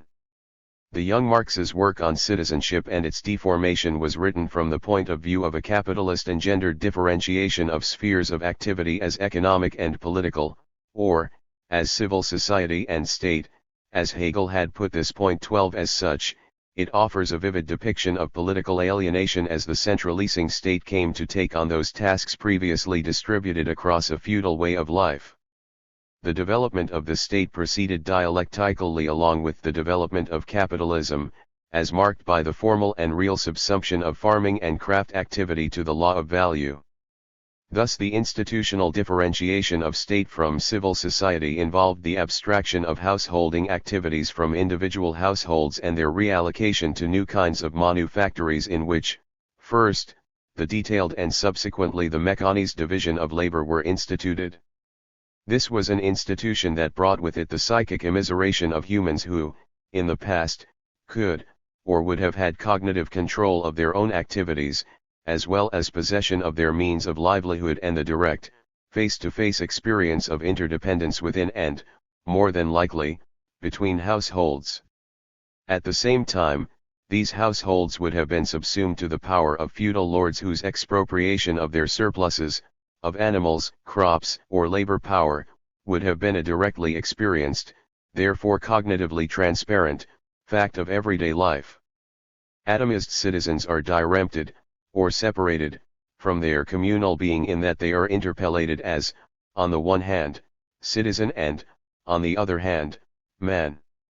The citizen is, supposedly, the communal being, man is the egoistic being. Point 13. In speaking of capitalist constituted citizens in this way, Marx was speaking about humans whose capacity for political or public-spirited sociability, Aristotle's friendship, has not received the nurturing needed for its enactment as an actually existing capability. What has been actualized is the freedom of man as a monad isolated and withdrawn into himself, a monad who finds in others not the actualization, but more the limit, of his freedom. Point 14. As monads, capitalist subjects are under the illusion that they can, or should, be wholly self-sufficient, that they own their own capabilities, such as they are, and that the existence of other human beings is either means, or obstacle, to the advancement of their own apparent self-interests. Point 15. To atomize the human being is to dehumanize the human being because humans are inherently, necessarily, social animals who can only actualize their capacities as capabilities within a community. As animals who must live in a community, and who have, moreover, specific aptitudes for deliberative speaking, for imagination and active rationality, humans are also political animals. As the capitalist division of labor separates workers from their cognitive and technical means of self-actualization through work, its differentiation between economic and political activity, and its abstraction of the latter into the modern state, alienates individual citizens from their capacities for participation in collective self-governance. Under these dehumanizing conditions, atomization is the alienating actuality and communality is the consoling fantasy. Communality is a fantasy because, in terms of actual subject and capability constituting experiences, those afforded by civil society trump those afforded by the state, as this was, understood in Hegelian, hence communitarian, terms. Hence the promise of citizenship in the political community is hollow given the regime of sensuous activity within which so-called citizens have their beings. From this point of view, Citizenship is a mere political lion skin. Point 16 The wearing of a lion skin is intended to signify extraordinary powers on the part of its human wearer where no such powers exist. The attribution of citizenship to capitalist man is similarly meaningless. As noted before, I am reading this account of illusory citizenship in terms of a potential that accompanies the emergence of capitalism. To the degree that atomization is successful, communality cedes to systematicity, or, coordinating and governing activities take place through impersonal or bureaucratic modes of mediation, money, machine, print, rather than through the active communal decision-making of individuals interacting as citizens. In fact, atomization is only possible where these impersonal modes are already in existence. This atomization may have been more aspirational than descriptive at the time of Jeremy Bentham, who considered Homo economicus to be a fact of nature rather than of culture, yet the emergent mode of capitalist life was such as to enable Marx to identify, correctly, the ways in which this dehumanizing mode of being human would come into existence through, first, the disembedding of individuals from their pre-existing social, relational nexus and, next, their class-specific reduction to the status of individualist bearers of labor power or capital. Point 17 This, at least, is the logic of capitalism, a logic that has been resisted by workers but periodically revitalized by, most recently and disastrously, the neoliberal program initiated in the 1980s. The capitalist division of labor and the invention and imagining of the nation. I have been reading Marx's OJQ as a portrayal of the nature of citizenship enjoyed or suffered by members of the people. In this case, the making of a pre-modern multitude into a people, as Hart and Negri express the point, involves contradictory interpolations of individuals as both man and citizen, the constitution of man being understood here in terms of the experiential changes associated with the movement from craft work to abstract labor, as depicted in Chapter 5. However, there is another, important dimension to the refashioning of the multitude as people with which Marx did not concern himself and which it is crucial to address if the very peculiar communality of the nation-state is to be understood. This is the dimension of textualization as this featured in the invention and imagining of the nation. The nation was invented, claims Gellner, because industrial society needed an army of clerks, that is, of functionally literate individuals. The nation was imagined, claims Anderson, through the experience of print literacy in the form of novel and newspaper. These are the dimensions of people constitution to which I now turn. The nation, the modern state and the emergence of industrial capitalism. As capitalist necessitated differentiation of spheres of economic, political, and cultural, familial activity began to emerge, and as the industrialist divisions of labor took hold, the governing activities of the modern state became ever more necessary. Over time, the state became crucial to ensuring that the different parts of the capitalist totality behaved as required, or, that the necessary cycles of cause and consequence were established and maintained. Point 18 As part of this crucial supervisory activity, the state needed to secure both the flourishing of capitalism and the satisfaction of the subsistence needs of its workforce. Or, more accurately, the former could not be secured without the latter. In engaging in this activity, the state did, indeed, have a communal aspect, but this communal aspect was constantly under threat from the necessary contradictions of capitalism. Moreover, this communal aspect was impersonally, bureaucratically mediated. It did not require the individually acquired capabilities for active cooperation. That is to say, cooperation was not, or was not necessarily, lived in the everyday lives of individual members of the capitalist nation-state. Indeed, face-to-face encounters between most of these members were impossible and, to the degree that print, rather than face-to-face interaction, constituted community membership, the community would be an abstract community. This is what Benedict Anderson is getting at in describing the nation-state as an imagined community. Before elaborating on this description, I shall discuss Gellner's account of the nation's invention. Print and the invention of the nation. The communities in which I am interested here are communities that fulfill essential householding functions for their members, as well as providing them with a sense of themselves and their place in the world. In this sense, community membership is an imperative rather than choice, since in the absence of community, as Aristotle notes, there are either beasts or gods, not humans. From this point of view, the concept of community does not imply the sense of emotional well-being and condition of loving kindness with which it tends to be associated by both its modern promoters and detractors. Point 19. Indeed, communities in this sense may be harsh and demanding of their members. What this concept does connote is shared work and certainty regarding the regime of activity whereby this work is carried on, as well as the promise that compliance with the requirements of that regime of activity will secure desirable, or at least, bearable, outcomes for the individual, these desirable or bearable outcomes being understood in terms of the community's informing principles. Most human communities have been concrete, face-to-face communities which have emerged and reproduced themselves over long time periods in an unself-conscious, habitual manner, and which have fulfilled all of their functions through the face-to-face relations and practices of the whole membership. What this means is that the community could be directly experienced as a community by all of its members. In contrast to this normal manifestation of community, the nation bears many exceptional characteristics.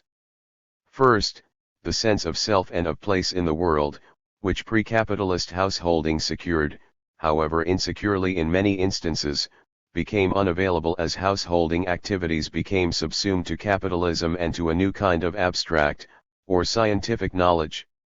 As discussed in Chapter 5, this subsumption involved the reconfiguration of the division of labor such that individual workers lost their active, directing role and became the passive executors of instructions designed by others. Second, and relatedly, the differentiation of spheres of activity that characterized the new division of labor, rendered it impossible for individuals to grasp the totality of the community's necessary activities and relations at the level of direct experience. There was thus a twofold blow, to individuals' identities as workers responsible for the conception and execution of a whole task, and to their identity as members of a concrete community. Personal, face-to-face mediations could no longer effect the necessary integration of tasks and, in any case, by the end of the 19th century, natural scientific knowledge had become essential to the reproduction of capital. Now the reproduction and ongoing redesign of the regime of activity required intentional intellectual and political activity of an expert kind, scientific, educational, bureaucratic, and engineering. As industrial capitalism emerged, first in England and subsequently in France and Germany, the work of householding carried on by concrete communities was rendered impossible. Point 20. The nation-state became the new kind of community which, in some cases, but not all, reconfigured householding and community constituting tasks in a way which, for a brief period and in some cases, maintained a balance between the needs of capital and of particular nation-state members. It will be helpful at this point if we consider the before and after of the nation-state as set out by Gellner. Point 21. While Gellner's work is marred by his insistence on theorizing modernity in terms of industrial society 22 rather than of capitalism, it casts a powerful beam of light on one important aspect of capitalist cultures and is an important source of understanding the necessity of a mass form of literacy, permitted by print, in reproducing the economy as well as the political form of the people. Point 23. From Gellner's point of view, it is useful to understand the agrarian cultures that preceded industrial societies in terms of a dual structure consisting of a horizontal layer of high, literate, culture, composed of religious, courtly, warrior and or bureaucratic groups, atop myriad vertically divided low, oral, cultures. The latter were relatively autonomous in relation to the reigning high culture and were absolutely autonomous in relation to one another. Point 24. Autonomy here refers to the capacity of these groups to satisfy their householding needs from their own immediate resources. What this means is that the division of labor was either minimal, intergenerational and gendered, as in the peasant household, or of a social kind which sustained both craft autonomy and an overall intelligibility which permitted a general understanding of how the culture as a whole held together. Low cultures, or oral cultures, as I prefer to describe them, were also cultures whose geographical boundaries were established non-legalistically, and whose members were contained by means of their own oral languages. Point 25. What was in question was a condition of strong cultural plurality protected by the constraints of orality. Whereas oral cultures were wild cultures, that is, cultures which did not require the expert ministrations of gardeners in the shape of professional intellectuals, or reader-writer-learners, nations are garden cultures which need to be carefully and consistently tended by experts to ensure that only the right kinds of plants flourish. Point 26. This gardening metaphor is intended by Gellner to convey the deliberate, intentional, and functional character of the work of inventing the nation, this being a work of subsuming a plurality of low cultures to one high culture, a subsumption without which industrial society would have been impossible. It also conveys the new hierarchical, cognitivist nature of the relationship between intellectuals as gardeners and people as plants or weeds. Unlike members of print-permitted cultures in which a mass literacy has been established, members of oral cultures do not need anything from professional intellectuals.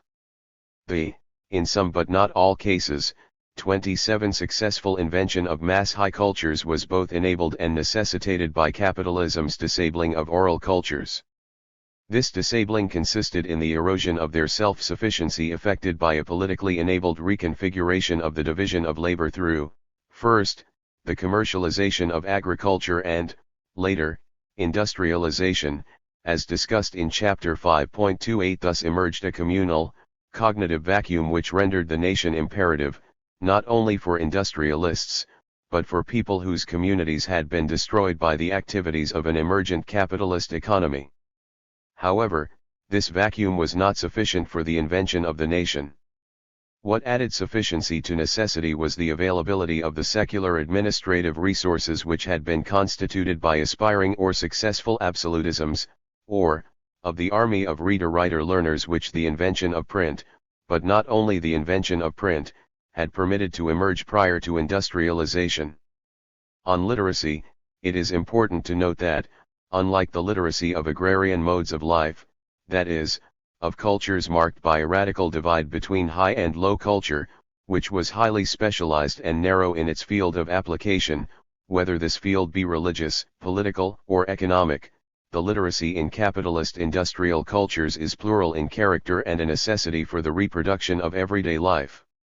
For Gellner, the task of inventing the nation is directly related to this necessity and, for Gellner, the most important and striking characteristic of the nation is that it is a society of clerks.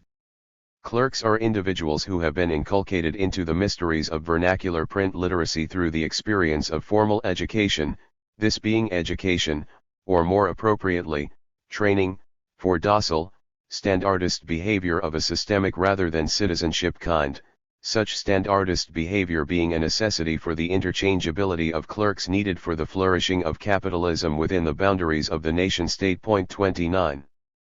Gellner's account stresses the culturally homogenizing effect of industrial society in terms of the obliteration of a multiplicity of oral cultures achieved, most significantly, through the medium of formal education dedicated to the training of clerks.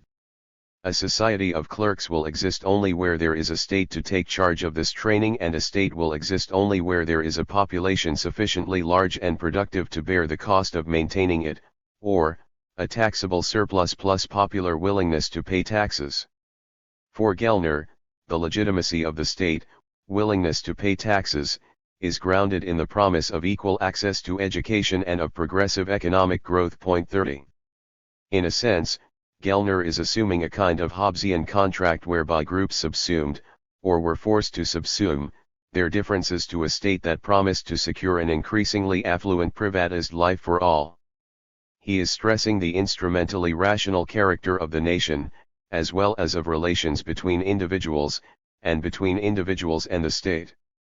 Considered from this point of view, the nation was invented for a specific purpose, the education and training of the army of clerks needed for the functioning of industrial society, and it is sustained by successful delivery of the promise, made to these clerks, of ever-increasing affluence. In effect, what Gellner is writing about is the constitution of the people, as described in a Hobbesian way by Hart and Negri. Anderson's conception of the abstract community is intended to show how a sense of community may be nurtured with the help of print capitalism under such conditions. Print and the imagining of the nation. Gellner's is an objectivating, top-down analysis of the emergence and functioning of the nation-state, an analysis designed to focus on the instrumentally rational character of this novel kind of abstract human community. It is also a focus on one important dimension of the nation-state, the householding dimension and, by implication, the relationship between the industrial capitalist division of labor and the emergence of a stratum of clerks, or, persons trained in a limited, instrumental form of literacy. In contrast to, or as a complement to, as I am using it, this top-down analysis, Anderson focuses on the bottom-up dimension of print, the dimension relating to identity, or the sense of self and one's place in the world. The cultures of capitalism are, necessarily, abstract communities in the sense that it is impossible for the subjects of capitalism to grasp the totality of the community through everyday experience. From this point of view, imagining the nation provides consolation for the loss of identity and the loneliness experienced through the obliteration of oral cultures. It is a kind of consolation in a world rendered heartless and unintelligible through the successful and real subsumption of labor to capital. The imagination of which Anderson speaks is subsumed to that of analytical thinking, as manifested in the nation's invention, in that it is the imagining of atomized individuals for whom a shared context and point of view is recreated in a specific way. What is in question here is a form of imagination implicated in injecting subjective concreteness into the abstract community of the nation, a community whose members will never experience face-to-face encounters with most of their fellow members. The work of communal imagining was enabled by the democratization of literacy as vernacular mass literacies, a process initiated by the European Protestant Reformation, according to Anderson, and accelerated by the needs of print capitalism for a market for its products. 31 This work consisted in the reading of two kinds of texts which nurtured two forms of imagining, the novel and the daily newspaper. 32 The novel nurtured an imagination oriented to universalist representations of time as empty and homogeneous, and of individuals as members of a society in which they are somehow connected without being acquainted. Universalist modern time is time measured by clock and calendar rather than by the particularities of the visual and oral artifacts of the medieval sacred communities, and, more importantly, we should add, although Anderson does not, by the particularities of seasonal activities dictated by the rhythms of nature. 33 Modern individuals, as represented in the modern novel, are individuals who move according to clocked, calendrical time within a shared space and who are thereby connected while remaining largely unaware of one another. The daily newspaper nurtured representations of these bureaucratically connected individuals as communally connected through the activity of its silent solitary reading. The date at the head of the paper, the shared point of view projected through the selection and interpretation of news items, created a sense of communality. Bureaucratically connected, personally unconnected, individuals could imagine a new kind of connectedness through the awareness that they shared a space with numerous others who, on this exact day and within that shared space, were reading this precise newspaper, the items in which had been selected and written on the assumption of a particular group, the nation, sharing a particular geographically located space and a particular point of view. 34 In this way, the activity of silent reading of newspapers permitted the emergence of a common sense of national membership in an abstract community. It is worth noting that, in contrast to the instrumental rationality which Gellner finds to be characteristic of national membership, the nation is, for Anderson, the site of an imperative sense of membership marked by a deep and sustained sense of attachment sufficient to effective engagement in the most demanding form of collective action, namely war, and the willingness to die for the nation, if necessary. Yet the kind of activity which Anderson describes as constituting, for individuals, membership of the nation, far from the directly experienced communal activity of shared imperative tasks carried on by members of concrete communities, seems a fragile basis for that imperative sense of membership which engenders preparedness to sacrifice one's life. But this is what Anderson claims. Somehow, from this odd kind of imagined engagement comes a love analogous to the love of family, a love, therefore, according to Anderson, which is disinterested and solidaristic, and which is invoked by the nation precisely because the nation is interestless. 35. It needs stressing that the work of imagination of which Anderson speaks is a low-cost, risk-free kind of work requiring minimal commitment from individual imaginers while, apparently, delivering the psychic comfort to be derived, according to Anderson, from kinship ties. How such comfort is derived from the kind of malnourished, strangely abstract sociability which the reading of novels and newspapers involves is a mystery which Anderson does nothing to dispel. In fact, the imagined community depicted by Anderson would seem to have little more substance than that community dismissed by Marx in OJQ. Communality is not lived in everyday life, as it needs to be if it is to become an individual capability expressed in the ability to cooperate actively and knowledgeably with others to reproduce and/or improve the conditions of everyday life itself. It is the illusory communality of the capitalist constituted citizen, the citizen as other of actually lived man. It is quite different in character from that of clan or tribe. Something more is required to explain preparedness to die for the nation. 36. Yet Anderson does capture something significant about the invention/imagining of the nation as a novel and peculiarly abstract form of community. Given that the community expressed in the industrial capitalist nation-state was abstract, in contrast to the concreteness of low cultures, the reading of novels and newspapers was an essential imaginative aid to developing a sense of identity. As noted before, successful invention of the nation depended on the emergence of a communal vacuum and the availability of secular administrative expertise. Both Anderson and Gellner understand and comment upon the importance of the latter. Regarding the former, Anderson attends to one dimension of the communal vacuum, the dissolution of the great religious communities and of dynasties. Gellner attends to another, the dissolution of concrete householding communities in the face of industrialization. On this point, Anderson is wrong to assimilate the nation to other imagined, or abstract, communities such as, for example, Christendom, and to assert as the human norm imagined rather than concrete communities. 37 He is wrong because, unlike earlier imagined communities of church or dynasty, most of whose members inhabited a concrete community dedicated to householding activities and who were, therefore, technically and cognitively independent of intellectuals, members of the nation-state are acutely dependent on professional intellectuals for the satisfaction of their livelihood needs, as noted before. To summarize before proceeding, I have been considering the topic of the people in terms of the print-constituted character of the abstract community of the nation-state. The bureaucratic manifestation of print is involved in the instrumentally rational activity of invention, as understood by Gellner. Gellner depicts the nation as a kind of artifact that was invented for the purpose of supporting industrial society and that effected, through the institution of formal, bureaucratized education, the cultural homogenization of myriad particularistic low cultures. The result was a nation of clerks, that is, of standardist, atomist, literate individuals designed for maximum conformity, exchangeability, and mobility within specific territorial boundaries. For Gellner, this culture is maintained through a contract between state and people whereby individual clerkly participation in the industrial society is rewarded by increasing affluence.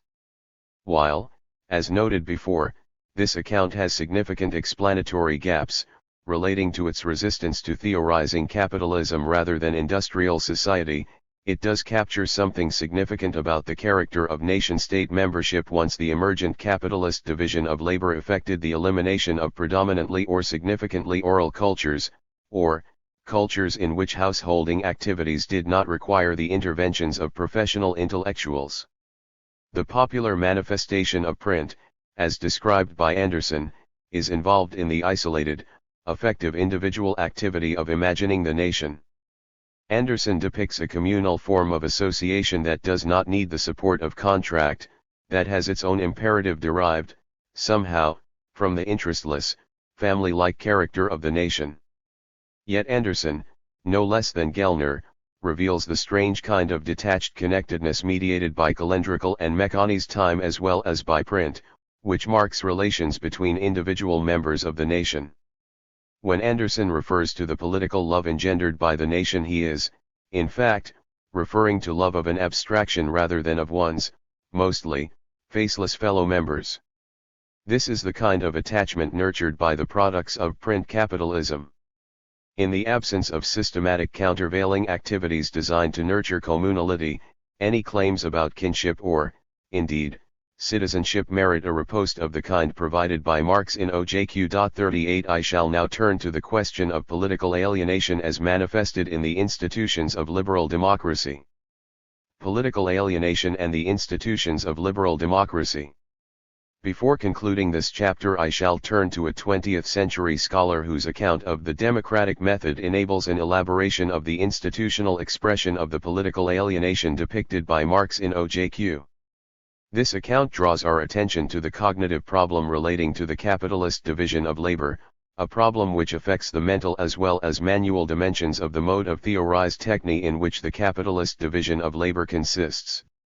It provokes attentiveness to the implications of this division of labor for the exercise of citizenship and constitutes a critical point of view on the specificities of today's liberal version of democracy and the trivialization of politics that seems to be its necessary accompaniment. Schumpeter's account, in Capitalism, Socialism, and Democracy, was intended to put an end to utopian ideas, such as the will of the people or the common good, put about, allegedly, by, for example, utilitarians such as Bentham and Mill. 39. The fact that the theoretico-political other, the classical doctrine of democracy, against which he provided his supposedly realistic depiction of the democratic method is a straw figure does not, contrary to what many of his critics proclaim, detract from the usefulness of Schumpeter's understanding of the requirements for a specifically capitalist form of democracy, of the form of democracy exercised by atomist citizens. Indeed, this understanding includes features that merit more careful attention than they have so far attracted, features relating to the overwhelming significance of the division of labor that marks the industrialist capitalist totality. Schumpeter was concerned with the implications for political participation of the cognitive character of this division of labor, and it is mainly on the basis of this that he formulated the doctrine of the democratic method.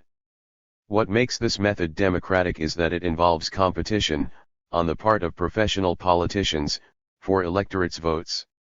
What secures good and stable government is that policy making is the business of a highly professional civil service with a strong public service ethos.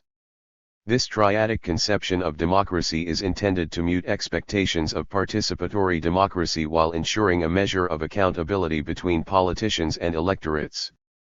Participatory democracy is, for Schumpeter, impossible under modern conditions because the modern division of labor is such as to render individuals, as individuals, incapable of exercising sound political judgment.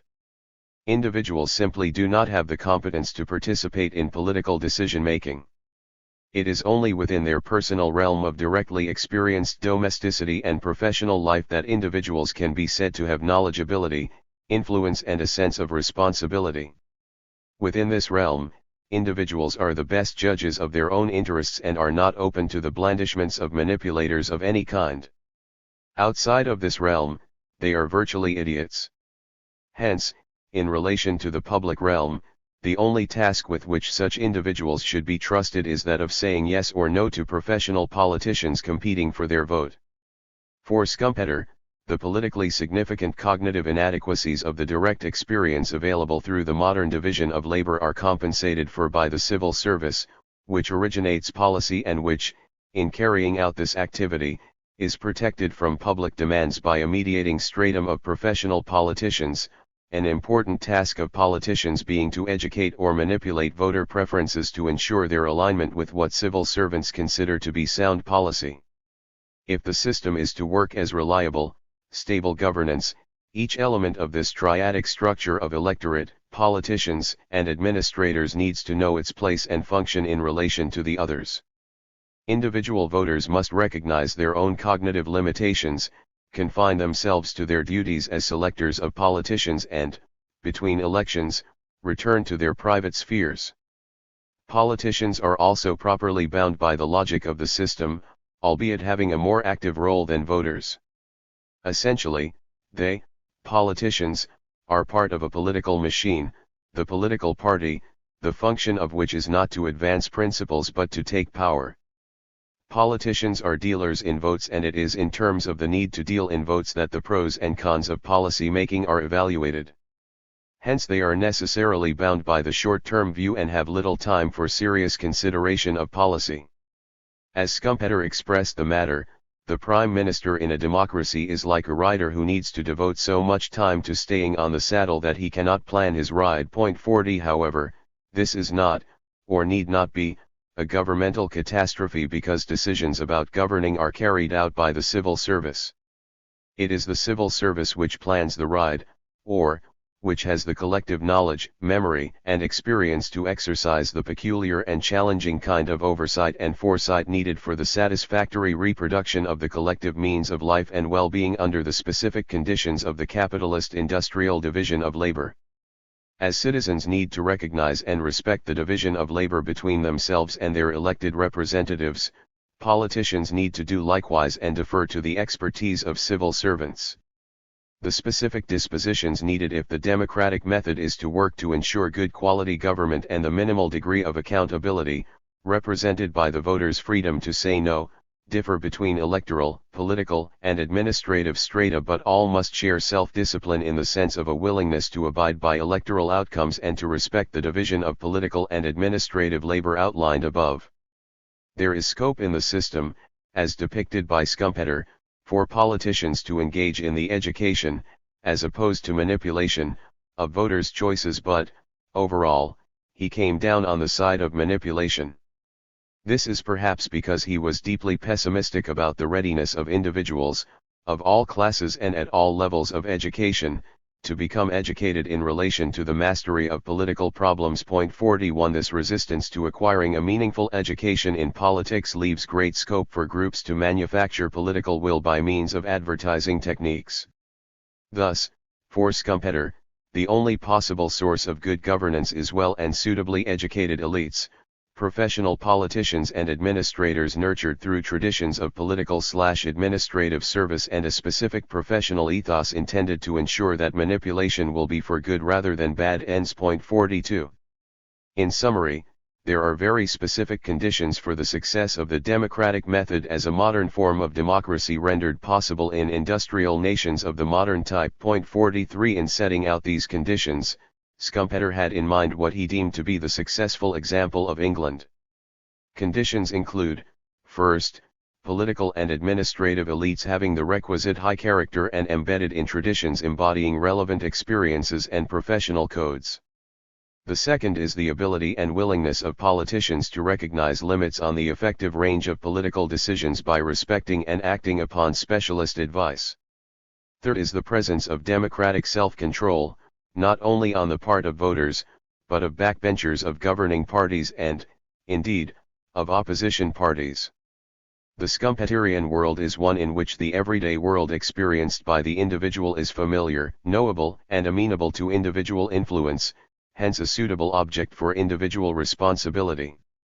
True, this realm of individual affectivity is very narrowly drawn, but, within that realm, the individual can make good and meaningful decisions that are appropriate to the good functioning of that realm.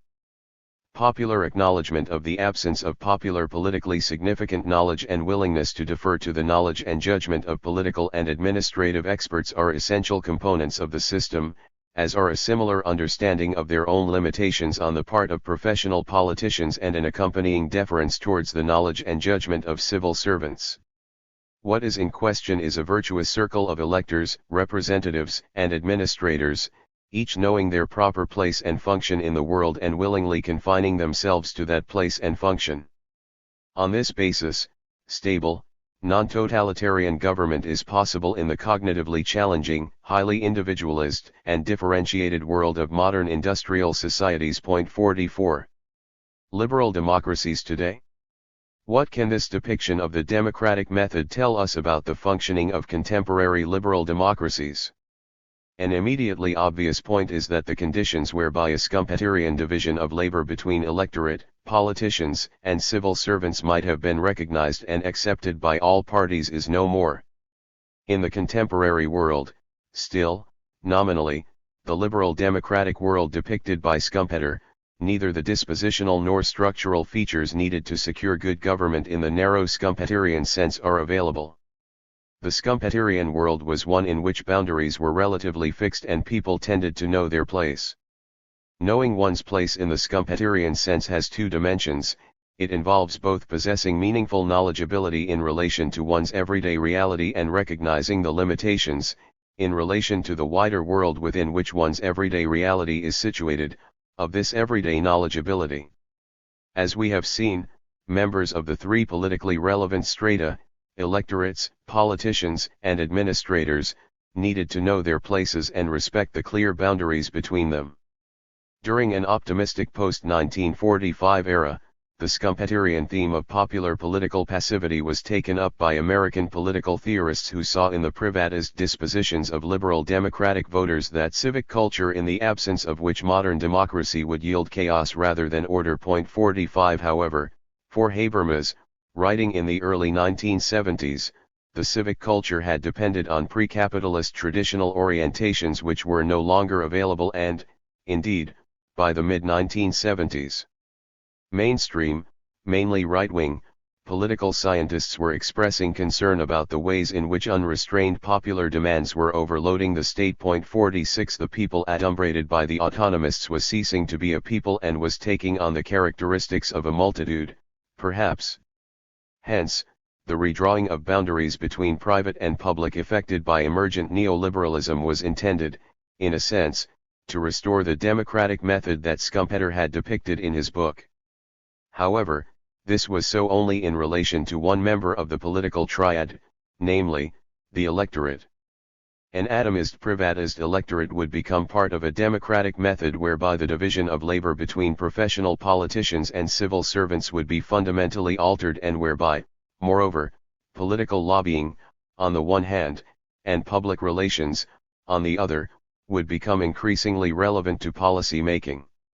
To take the neoliberal agenda pursued successfully in Britain, following its trial run in post-Allende Chile 47 here restoration of the democratic method involved the rebuilding of strong boundaries around a meaner, leaner state and the restoration of political discipline via the commodification of needs and wants hitherto satisfied in terms of use rather than exchange. The privatization of housing and pensions would nurture such privatist, or egoistic dispositions. It would wean individuals off dependence on the nanny state, simultaneously yielding fresh sources of surplus value for capital and ensuring that the state would no longer be the focus of popular welfare expectations. 48. The reinstatement of the market as a crucial distributive mechanism was, under Thatcher, a means of reducing claims on the welfare state and of displacing class conflict from the political to the economic arena. In fact, given acceptance of the logic of the market, class conflict would be marginalized and seen as illegitimate. In any case, the solidarity on which successful working class action is necessarily based was to be systematically undermined by the war waged on the miners, as well as more subtle measures such as the right to buy policy on social housing and the reconfiguration of trades unions through the legal enforcement of the secret ballot.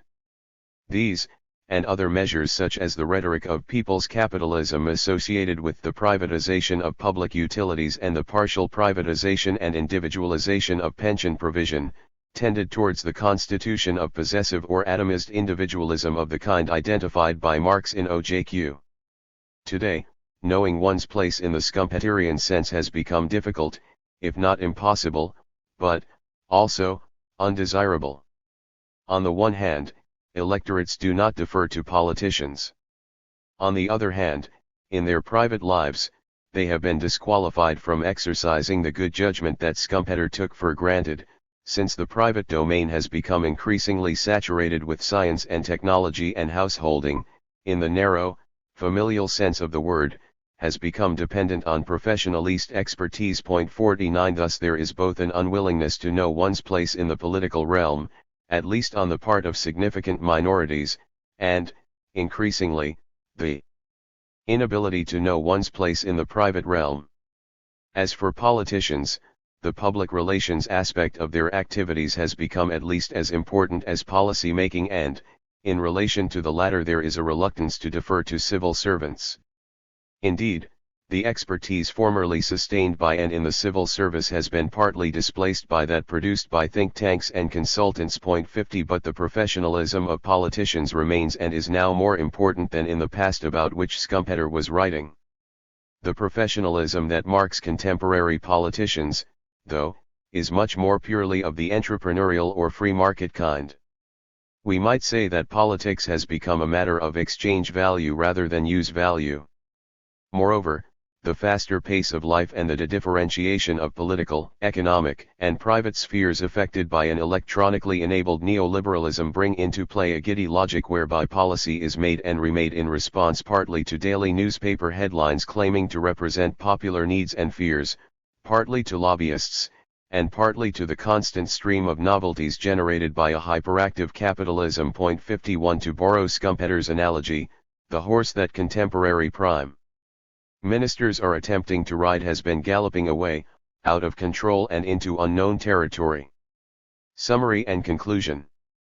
In this chapter I have been elaborating on the autonomist conception of the political form of the people by way of a discussion of, first, Marx's analysis of the bogus citizenship attributed to the alienated individuals constituted by capitalism, and second, the role played by print in the constitution of these alienated individuals.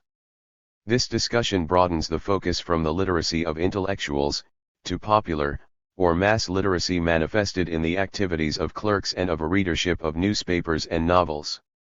Gellner's account of the invention of the nation enabled an understanding of the ways in which formal schooling affected the standardist, docile behavior needed for efficient administration of the capitalist totality.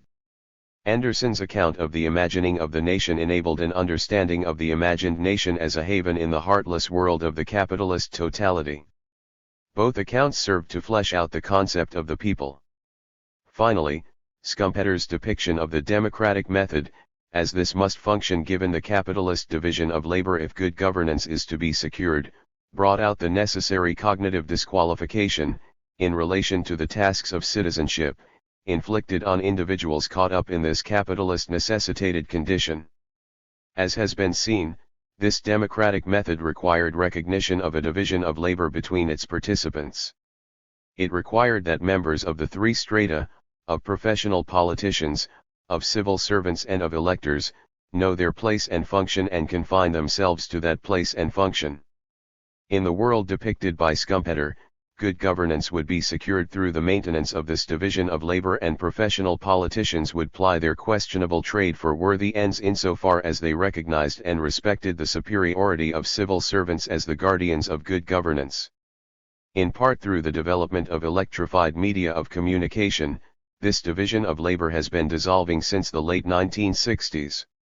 Today, professional politicians are caught up in an endless cycle of self-presentation and self-justification as they attempt to deal with an unceasing flow of seemingly intractable problems and of unflattering and critical publicity. Today, there exists a toxic relationship between electorates, mass media, and politicians which tends towards the infantilism of the first, nurtured by the ever more relentless commodification of the second and the reduction of the third to the status of sellers of shoddy goods. However, the trivialization of politics and the unwillingness or inability of governments to engage in a serious, effective, and sustained manner with the most serious problems of the day are moving the inadequately governed towards collective attempts to fill governmental gaps. As noted in the introduction, this tendency is manifested in a variety of developments on both a global and local scale. These are concerned with the increasingly visible readiness of global corporations to avoid paying taxes and to participate in the most extreme forms of exploitation of workers across the world, as well as the willingness of the global financial system to misappropriate public goods under the protection of the state. At the local level there is a growing interest in the quality of everyday activity in terms of its sustainability in environmental terms and its disalienated character. Associated with these concerns are different manifestations of a sub-politics acting beyond the parameters of the official institutions. In Chapter 8 I shall return to this point, beginning with the autonomist concept of the multitude and considering the ways in which computerized communication might serve to permit and enhance the possibilities for significant citizenship activity at both planetary and local levels. 8. From nationality to planetary. From people to multitude. Introduction. In Chapter 6 I discussed the ways in which the digitalist saturation of cultures is tending towards the real subsumption of intellectuals to machine thinking and, hence, to capital. This discussion was intended, in part, to counter the unwarranted optimism expressed by autonomous thinkers about the emergence of a kind of neo-formal subsumption, as manifested in the immaterial labor required by the post-Fordist mode of capitalism. Attaching the capabilities associated with communication, information, and effect to this novel condition enabled Hart and Negri to conclude that crucial political capabilities are being nurtured in post-Fordist subjects behind the back of capitalism, that these capabilities are such as to support the hope that a non-representative form of democracy will emerge sooner rather than later. Evidence for the extension and enhancement of real subsumption, as manifested in the tendency for displacing human by machine thinking requires, at the least, a muting of this autonomist optimism.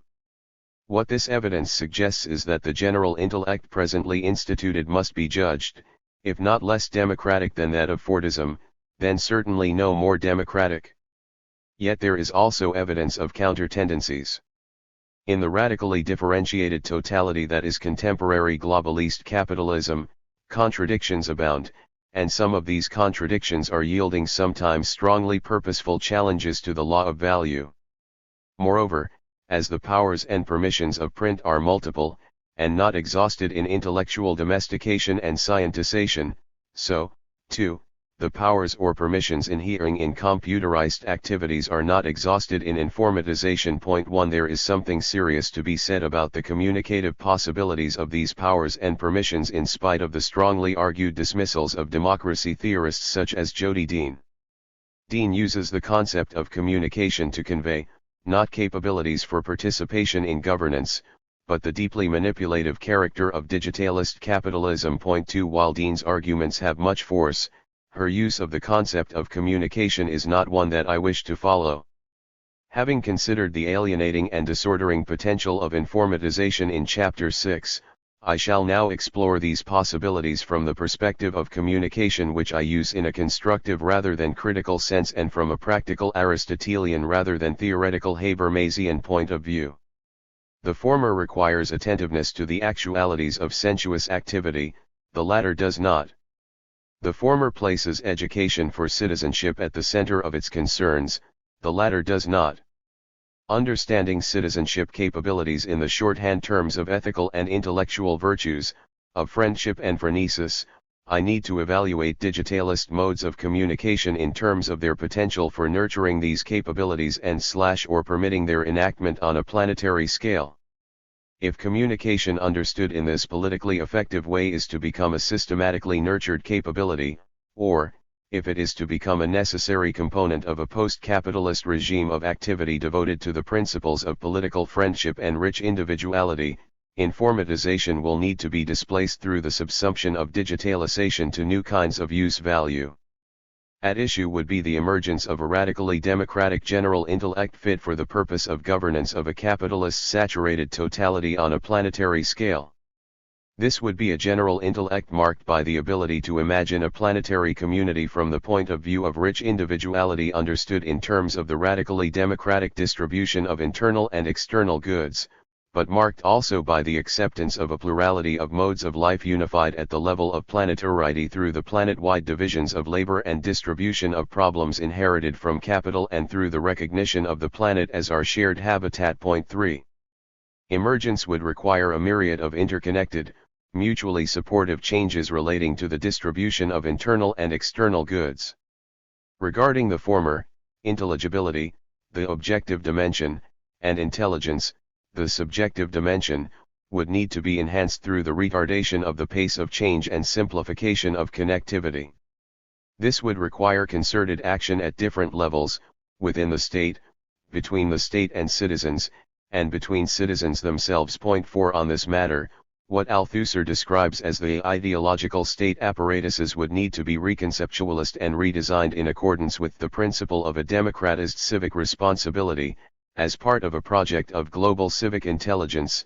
As one commentator puts it, 5 dependence on the state would continue into the foreseeable future, but the intention would be to gradually subsume the state to the citizen body, or to reconfigure the state as a magistracy of the kind prescribed by Rousseau in The Social Contract and described by Marx in his account of the short-lived governance of the Paris Commune.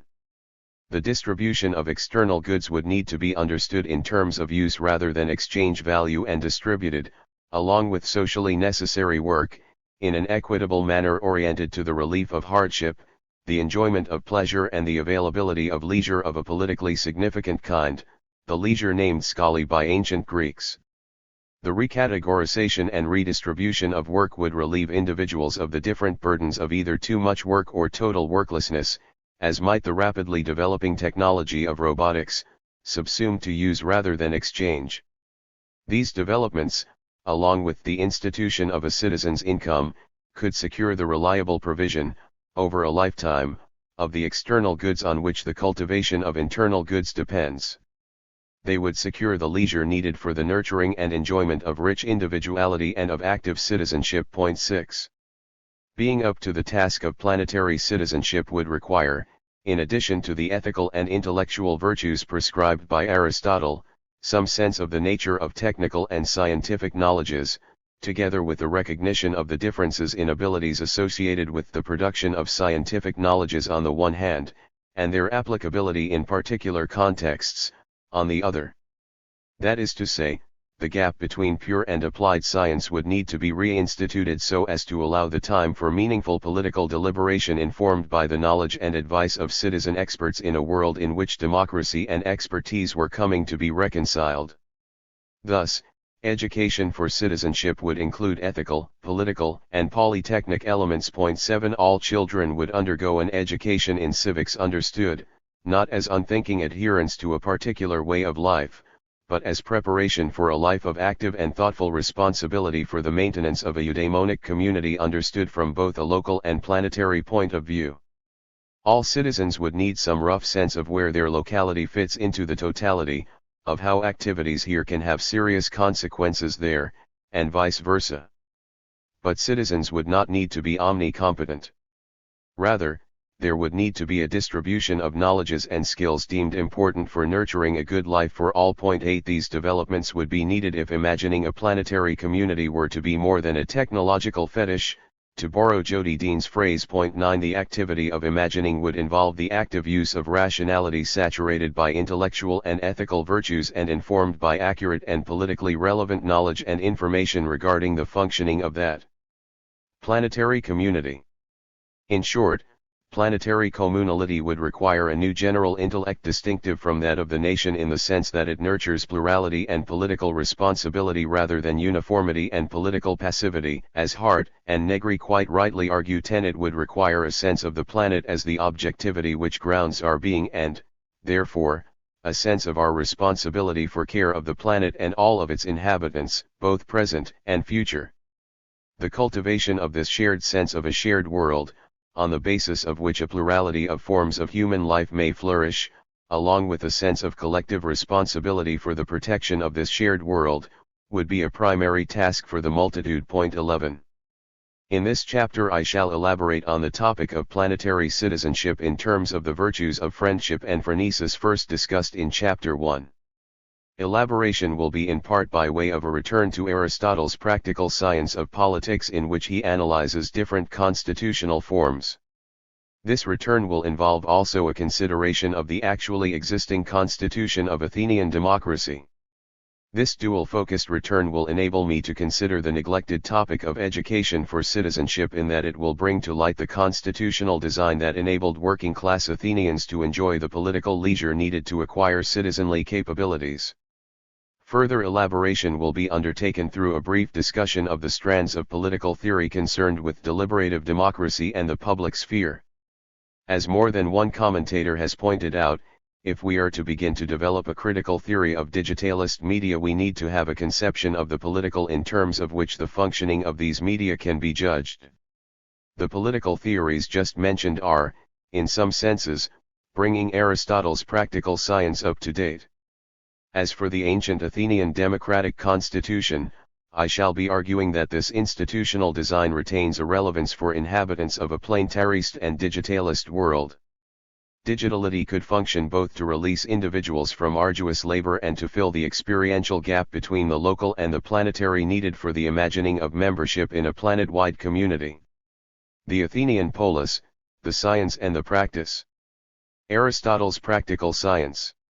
Aristotle's account of humans as political animals provides, in spite of his own anti-democratic leanings, a basis, in human nature itself, for active citizenship, hence an inclusive rather than exclusive conception of citizenship.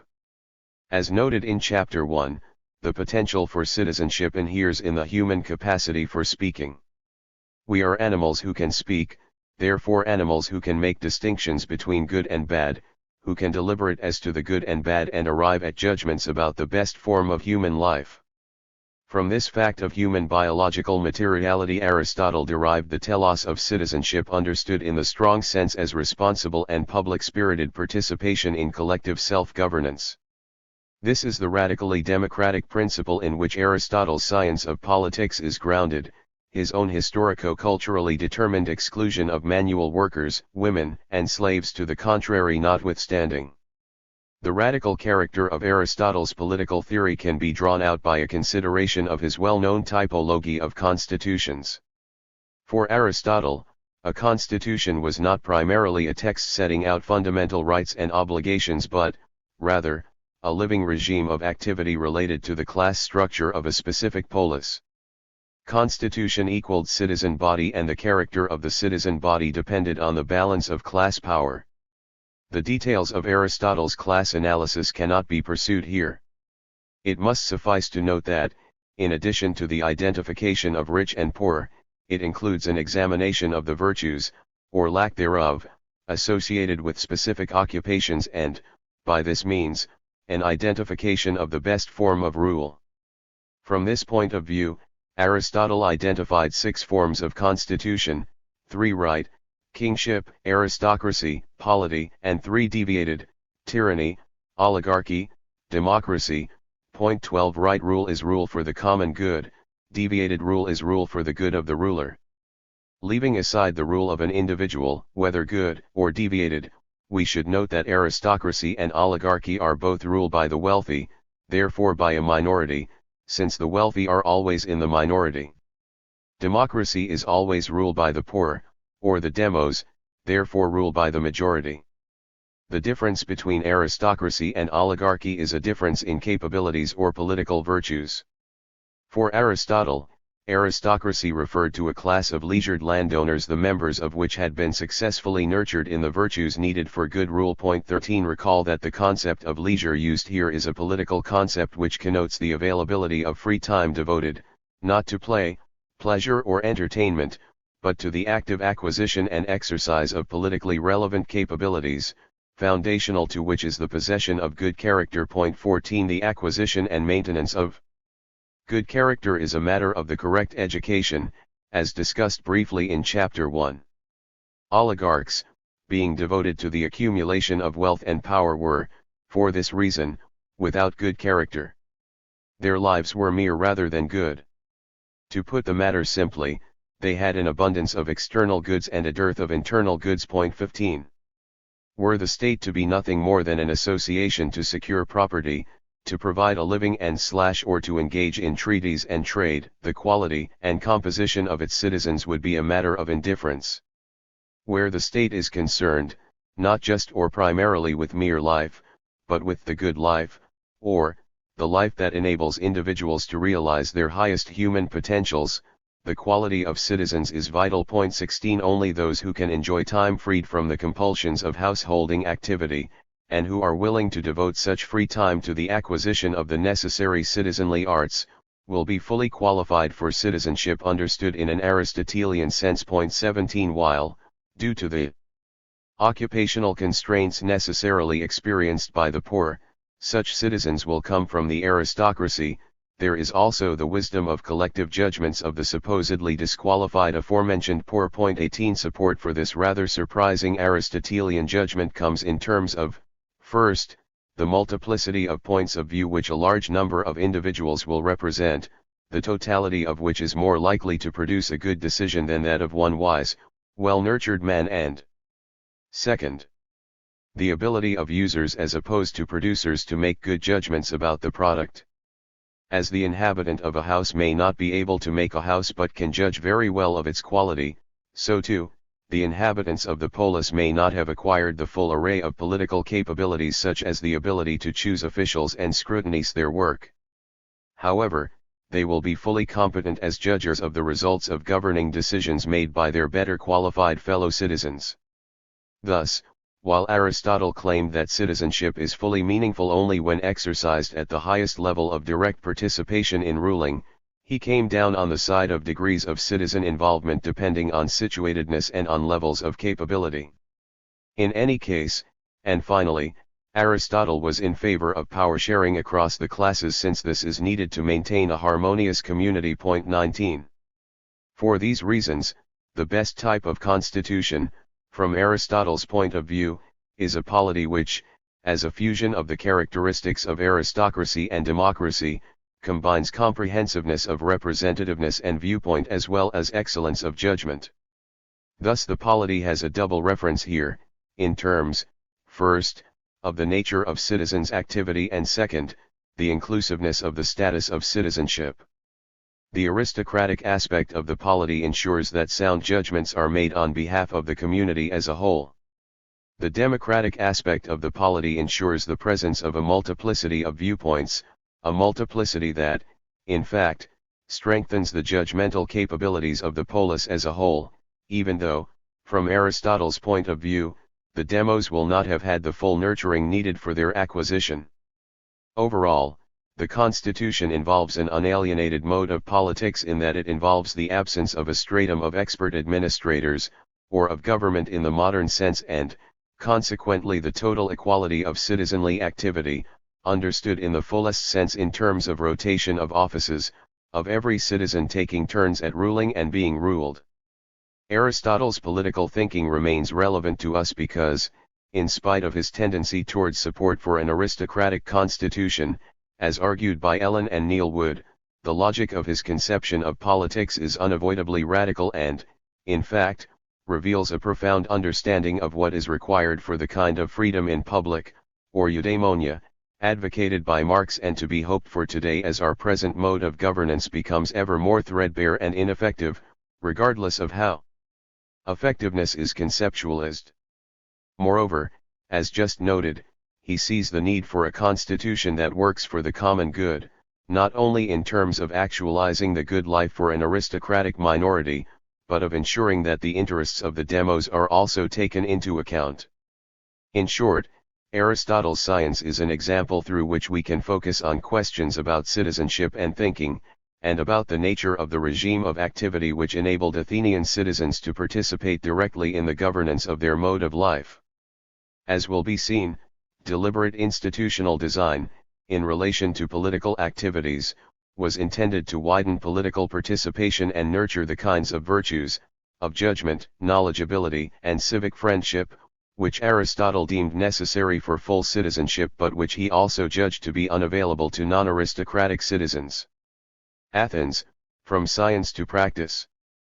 In spite of the fact that, in myriad ways, ancient Athens is antithetical to the technologically advanced, capitalist mode of life lived by modern humans and the principles of universal human rights that are almost everywhere proclaimed, the Athenian polis remains an object of fascination for theorists of radical democracy, as Aristotle's typology of constitutions remains the starting point of political science. 20 This fascination is due, in part, to the fact that, as far as we know, the Athenian polis provides an example of the first experiment in participatory democracy by a post-tribal culture. 21 As such, it is inspiring to those who find the thin gruel of liberal democracy unsatisfying, or even dehumanizing, while its faults, from a contemporary point of view, tend to be minimized and or interpreted as inessential to its democratic nature. Point 22.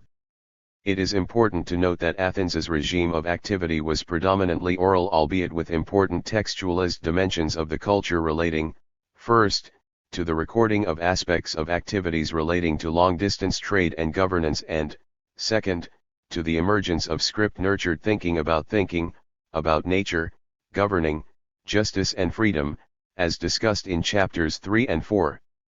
As a predominantly oral culture, its general intellect was democratic in the fundamental sense that the common-sense knowledge absorbed through theory-free everyday activity was sufficient to the reproduction of everyday life. Point 23. Technical expertise was democratically distributed and inseparable from the individual bodies of those involved in the production of use values.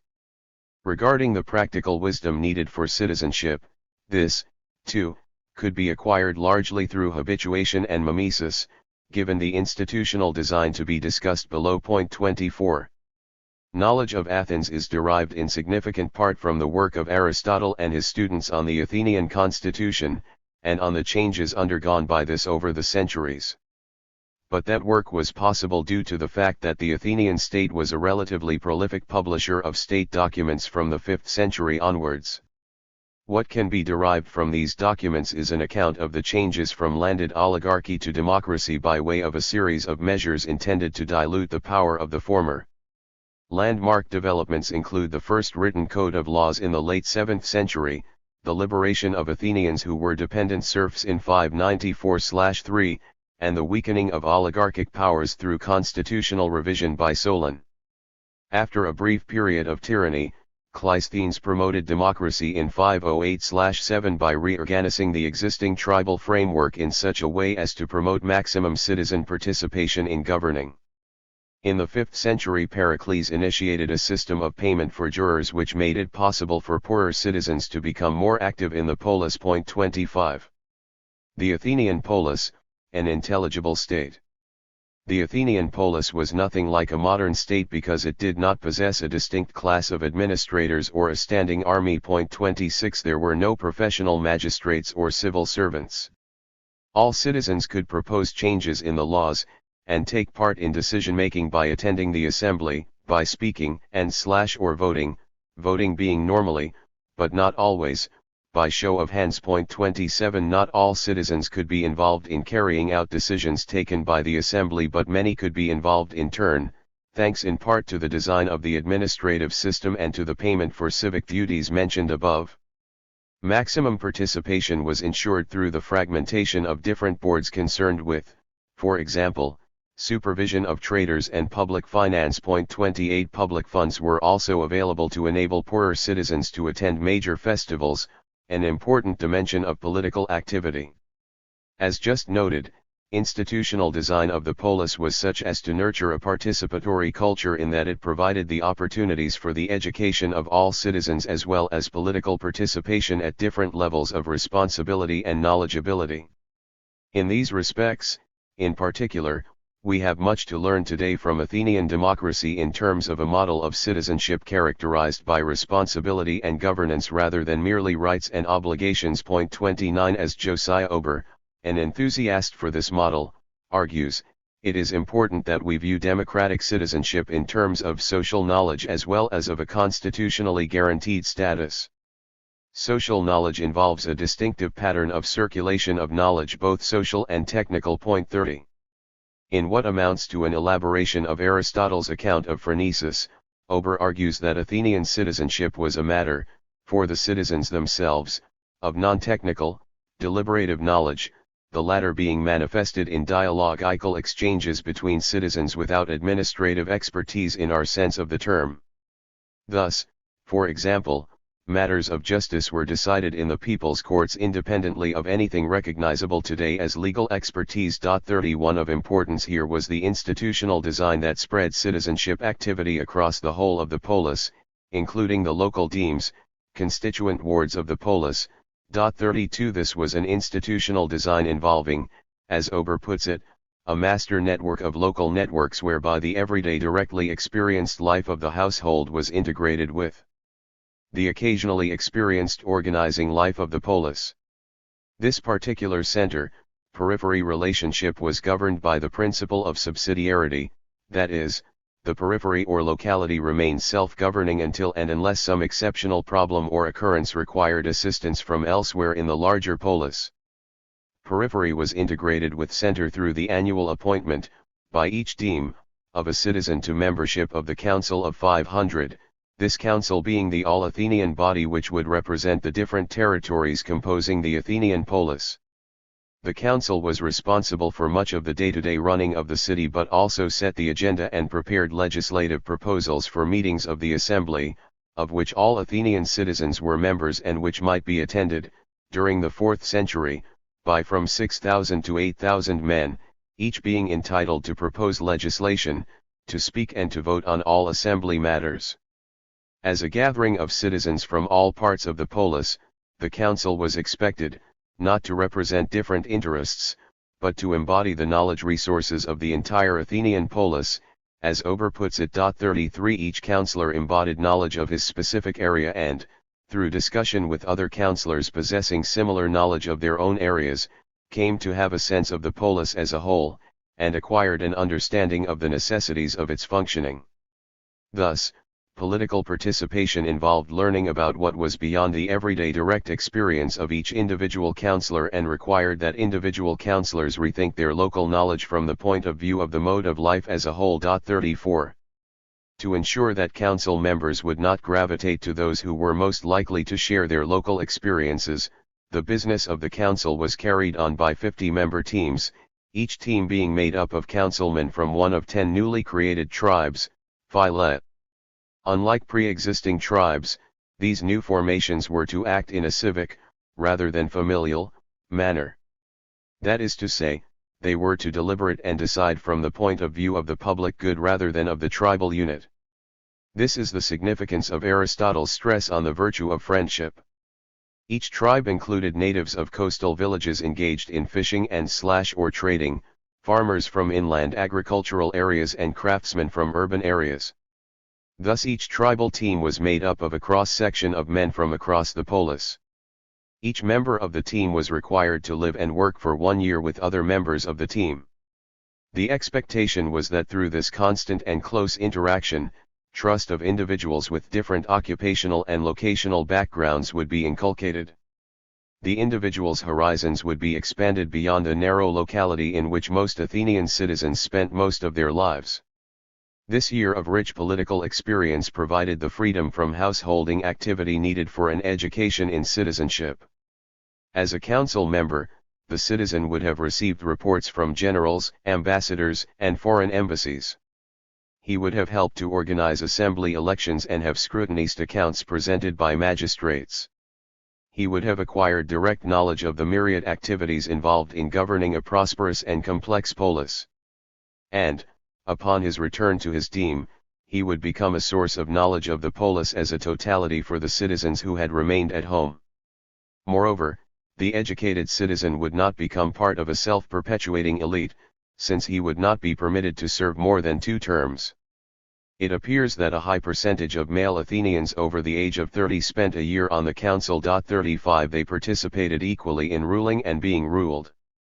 The polis, then, as a political entity for governing a complex mode of life, nurtured participatory citizenship through intelligent institutional design involving nested units of deliberation and governance, from the demes to the council to the assembly.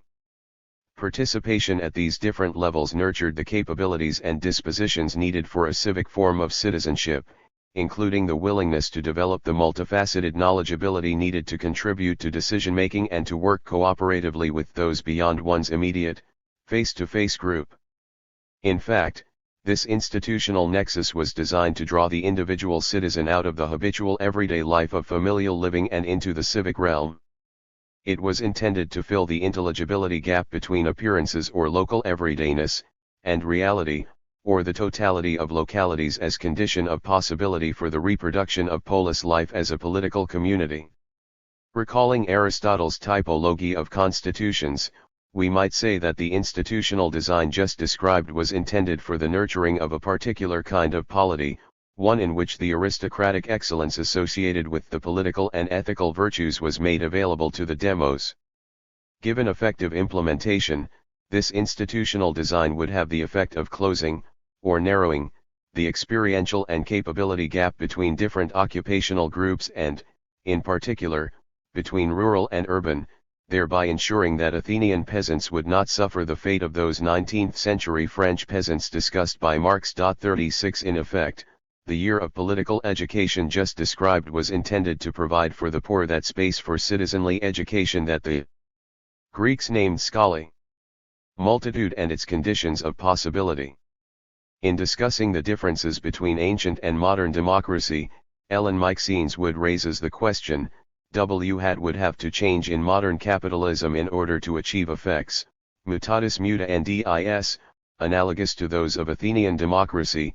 37 A comprehensive treatment of this topic will be impossible here, where the main focus will be on two aspects of the problem. First is the nature of citizens' capabilities under the conditions that would be inherited from capitalism.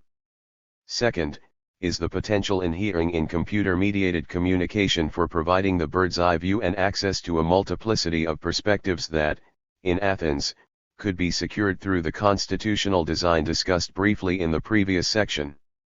In order for computer-mediated communication to fulfill a function analogous to that of the expansion of experiential horizons effected by enactment of the Athenian constitution, individuals would need to have received an ethical and intellectual education for citizenship from childhood on and, as adults, be prepared to develop and maintain good knowledge and understanding of politics in a highly complex world. Given the time-consuming nature of this necessary activity, the promise of release from the burden of laboring implicit in capitalism's virtual solution of the scarcity problem combined with, perhaps, the extraordinary robotic inventions permitted by digitalization, would need to have been fulfilled, and the disposition to use some free time for political education would need to have been nurtured. Or, citizenship would have become a vital need, to echo Marx's hope about the future character of labor. In short, the law of value would need to have loosened its grip on everyday life and have ceded to the needs of use value. Moreover, use value would need to be understood in terms of the principles of planetariety and rich individuality. The provision of a citizen's income would be a necessary, but not sufficient, condition of possibility for all of this to have been achieved. Now, as we come to inhabit a mode of life in which more and more of us are being excluded from the delights of consumerism, and, beyond that, experiencing unprecedented threats to our vital needs on a daily basis, it does not seem overly fanciful to consider the possibility that the capitalist grip on everyday life as it is lived in liberal democracies is being loosened. 38 The continuing predominance of finance capital can only contribute to this process as finance, unbowed by ongoing and relentless revelations about its irresponsibility, foolhardiness, incompetence, and corruption, continues to focus on asset appreciation and shareholder value, hence on short-term profitability, rather than long-term planning for the production of use values. 39 This abrogation of a sense of responsibility for the production of use values has been sanctioned by neoliberal states that, through the enactment of neoliberal principles and the acceleration of the pace of change permitted by digitalization, have come to abandon and or lose those governing powers that, in the past, enabled the institution of post-1945 welfare provision as well as recovery from war-inflicted social devastation in Europe. 40 While many decry this development, others see it as an opportunity for the transcendence of alienated politics, or, for the recovery of those powers for collective self-governance and provision of use values that were lost through the capitalist divisions of labor. Antonio Negri discusses this matter in terms of the displacement of government by governance, a point that is also made by Bob Jessup. 41 The hope is that this displacement opens the way towards popular governance. Indeed, the proliferation of what John Holloway describes as cracks in capitalism, or, of activities that escape from a consumerist, value-driven logic, and of self-organized groups, outside the realm of official politics, dedicated to different aspects of governance, offer some grounds for hope. At their best, these local, self-organized groups constitute schools for deliberative citizenship. 42. What I am identifying are conditions of possibility for the actualization of civic citizenship.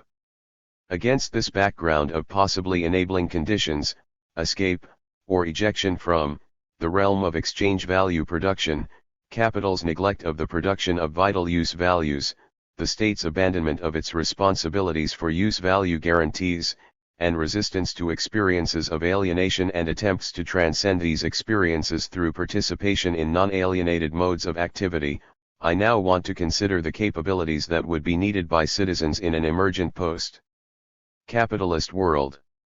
If we take the science and practice of ancient Athenian democracy as a starting point, we will note the combination of local and bird's-eye perspectives that Athenian nurturing provided. In Athens, the division of householding labor was such that the general intellect was radically democratic. Thus each individual citizen could come to the site of specialist education for citizenship with absolute confidence in his own local knowledge. Moreover, the particularities of these local knowledges were part of what equipped him for the exercise of citizenship, as Aristotle appreciated. In bringing particular experiences and knowledges to the group, individual citizens were serving to enhance the knowledges of all others, including aristocratic citizens, and were thereby enhancing the judgmental powers of the community of citizens. They were contributing to the nurturing of an accurate sense of the Athenian totality. Citizens were learning from each other, they were being brought to understand the place of particular interests within the totality and how the needs and wants encompassed by these interests were to be evaluated in relation to the general good.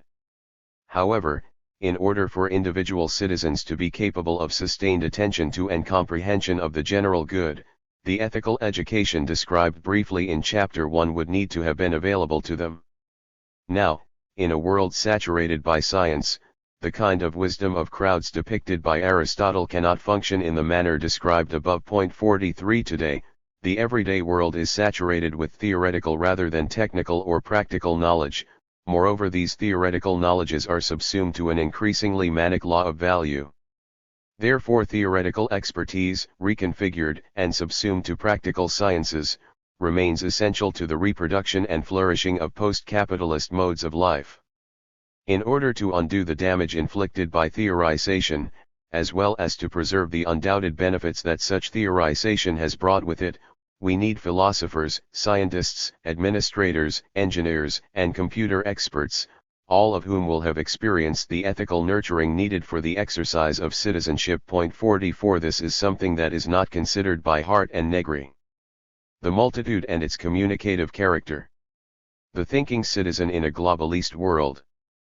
As an activity associated with a possibly emergent mode of planetary-wide community, the citizenship needed for the political form of the multitude must attempt to steer a path between the scylla of generalist atomist indifference and / ignorance, on the one hand, and the charybdis of impassioned, exclusionary, often violently asserted attachments of ethnic or religious fundamentalisms, on the other.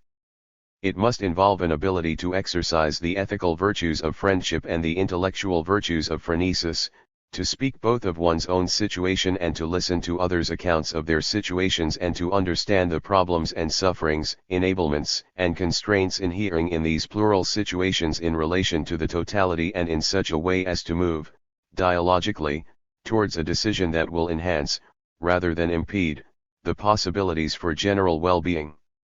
That is to say, and to put the matter very simply, it requires the ability to make good judgments under complex conditions and to do so in terms of the common interest. 45 What is in question is a mode of thinking concerned with complexities rather than simplicities, concerned with understanding the causal entanglements which characterize cultures subsumed to capitalism, as well as the possible implications and unintended consequences of feeding new kinds of natural powers into these already complex relationships.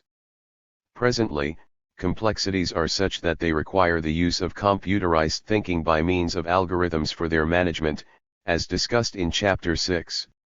Yet the more we become dependent on such thinking prosthetics, the less are we able to think our way out of the crises which result, in part, from the thoughtless use of such prosthetics. At a time when we are in urgent need of the capabilities connoted by the concept of judgment, we are ever more ready to reduce thinking to the automaticity of box ticking. At a time when the artificially produced simplifications on which the mathematization of physical natures rested are increasingly unavailable, or, where available, are beyond the powers of human thinking to manipulate, we remain caught up in an unsustainable analytics. At a time when the gap between pure and applied science needs to be widened and questions about closing the gap in particular instances need to be addressed by citizens possessing the intellectual virtue of phronesis, the gap is under threat through the advent of entrepreneurial natural scientists, and the thinking powers needed for evaluation of potential risks and benefits are rare indeed, since those who might be expected to have developed such powers are increasingly subsumed to capital. Imagining the multitude as planetary community. Imagining the planetary community is a significantly more demanding task than imagining the nation. For members of the nation, their community is imagined as sovereign and limited, as Anderson notes. On the former, it is imagined as having significant powers in a world in which other communities having similar powers coexist. On the latter, it is imagined as distinctive from those others. Thus, what is in question in imagining the nation is an imagining of sameness against difference. 46 We imagine that there exists a we of identical members and that such we-ness can be understood by contrast with the different we-ness of other nations. In allowing blindness to the particularities of other members of the nation, this places a relatively light burden on the imaginative faculty. At the same time, as Gellner correctly argued, within the nation-state, the similarity of experience undergone by clerks would have rendered particularities less particular, as it were. The regime of activity, including a nationwide system of compulsory schooling, would itself have been an important source of a new nationwide uniformity of experience, as would the invention, imagining and/or recollecting of shared past traditions. 47. Contrast this with the imagining demanded of members of a planetary community, of a community having the character of an alter-modern multitude, to borrow Hart and Negri's term. Here the challenge would be to imagine sameness in difference, and to imagine this in relation to future, as well as existing, generations. Moreover, to imagine sameness as the basis and source of active responsibilities for governance. Unlike the people, the multitude must orient itself, not only to the present, but must engage in actively reconfiguring the present to ensure the futures of these generations. 48 That is to say, the multitude would have to assume an imaginative, empathic, and cognitive burden far heavier than that taken on by members of the nation-state.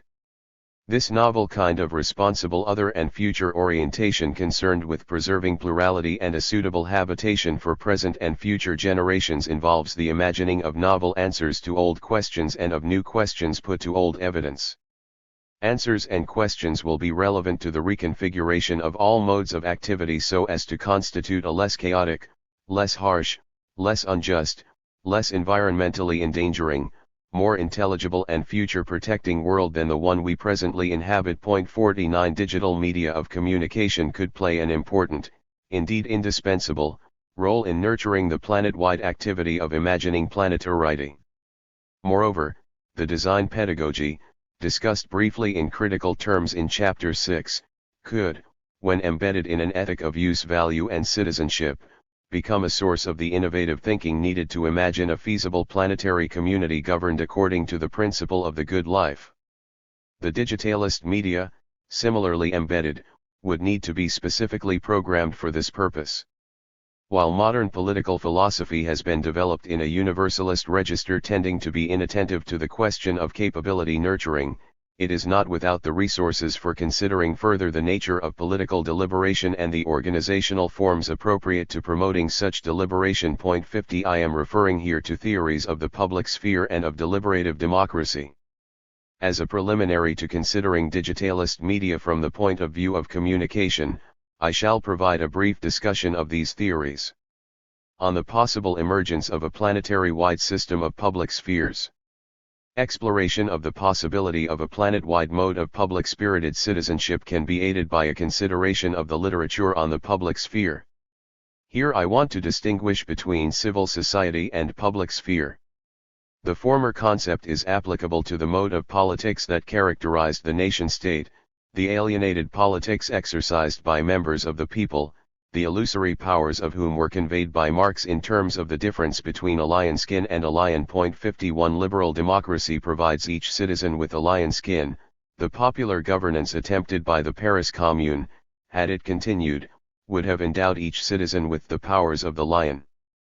The literature on the public sphere is, in part, an attempt to understand how citizenship might be a matter of real, rather than illusory political powers, hence of real, rather than illusory political freedom. 52.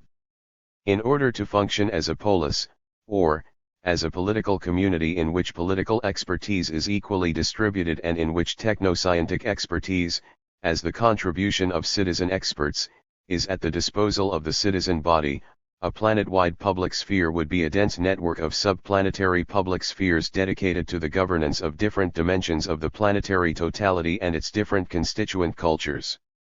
Commonality and public spiritedness would have been nurtured from individuals' earliest years in terms of the unavoidability of a shared planetary dimension of life for all humans on Earth and in relation to the tasks of respecting the plurality of life forms, non-human, natural and cultural, to be found on the planet. 53 Recognition of the principle of subsidiarity would not only ensure such respect, but provide guarantees regarding everyday intelligibility.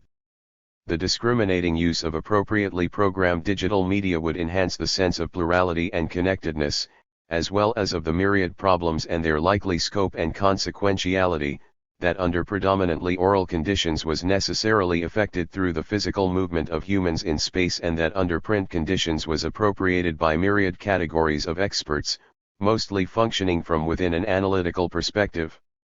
The public sphere, phronesis and the formation of public opinion. The emergent system of public spheres would be a system of strong rather than weak public spheres, or, spheres possessing administrative as well as communicative power. That is to say, rather than being mere talking shops, public spheres would be implicated in decision-making.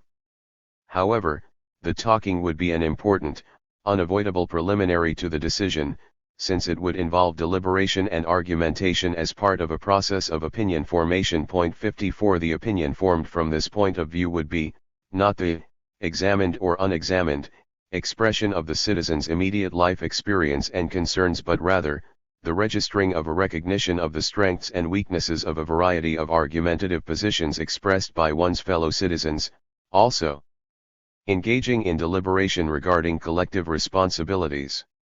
Thus the concept of public in use here connotes the publicness of individual dispositions, of the nature of communication between citizens, of the shared space of intelligibility and of the purpose and intention of action in concert. 55 This would be the contemporary analogue of the Athenian constitution as described above.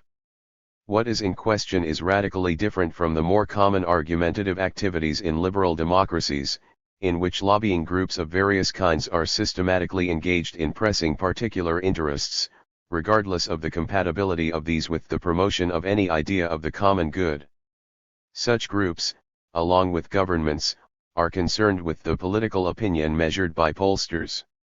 Here public opinion is a statistical artifact, or, it consists of an aggregate of measurable responses to questions pre-designed to elicit them. 56 Pollsters are interested in gaining access to private opinions for the purposes of identifying manipulable groups of voters. They are providing facts for governments or special interest groups rather than for citizens and, in doing so, they are participating in the hollowing out of a liberal democracy in which re-election rather than good governance has become the main preoccupation of the political class of professional politicians, as discussed in Chapter 7. Their work is grounded in assumptions about the possessive individual and informed by techno-scientific notions of knowledge, digital media and the overcoming of liberal democracy. The potential for a planet-wide community inhering in the transition to computerized communication was identified early on by, for example, Marshall McLuhan, who expected or hoped that this development would serve to restore the tribal communality that had been destroyed by print. So too did Reinhard Reingold.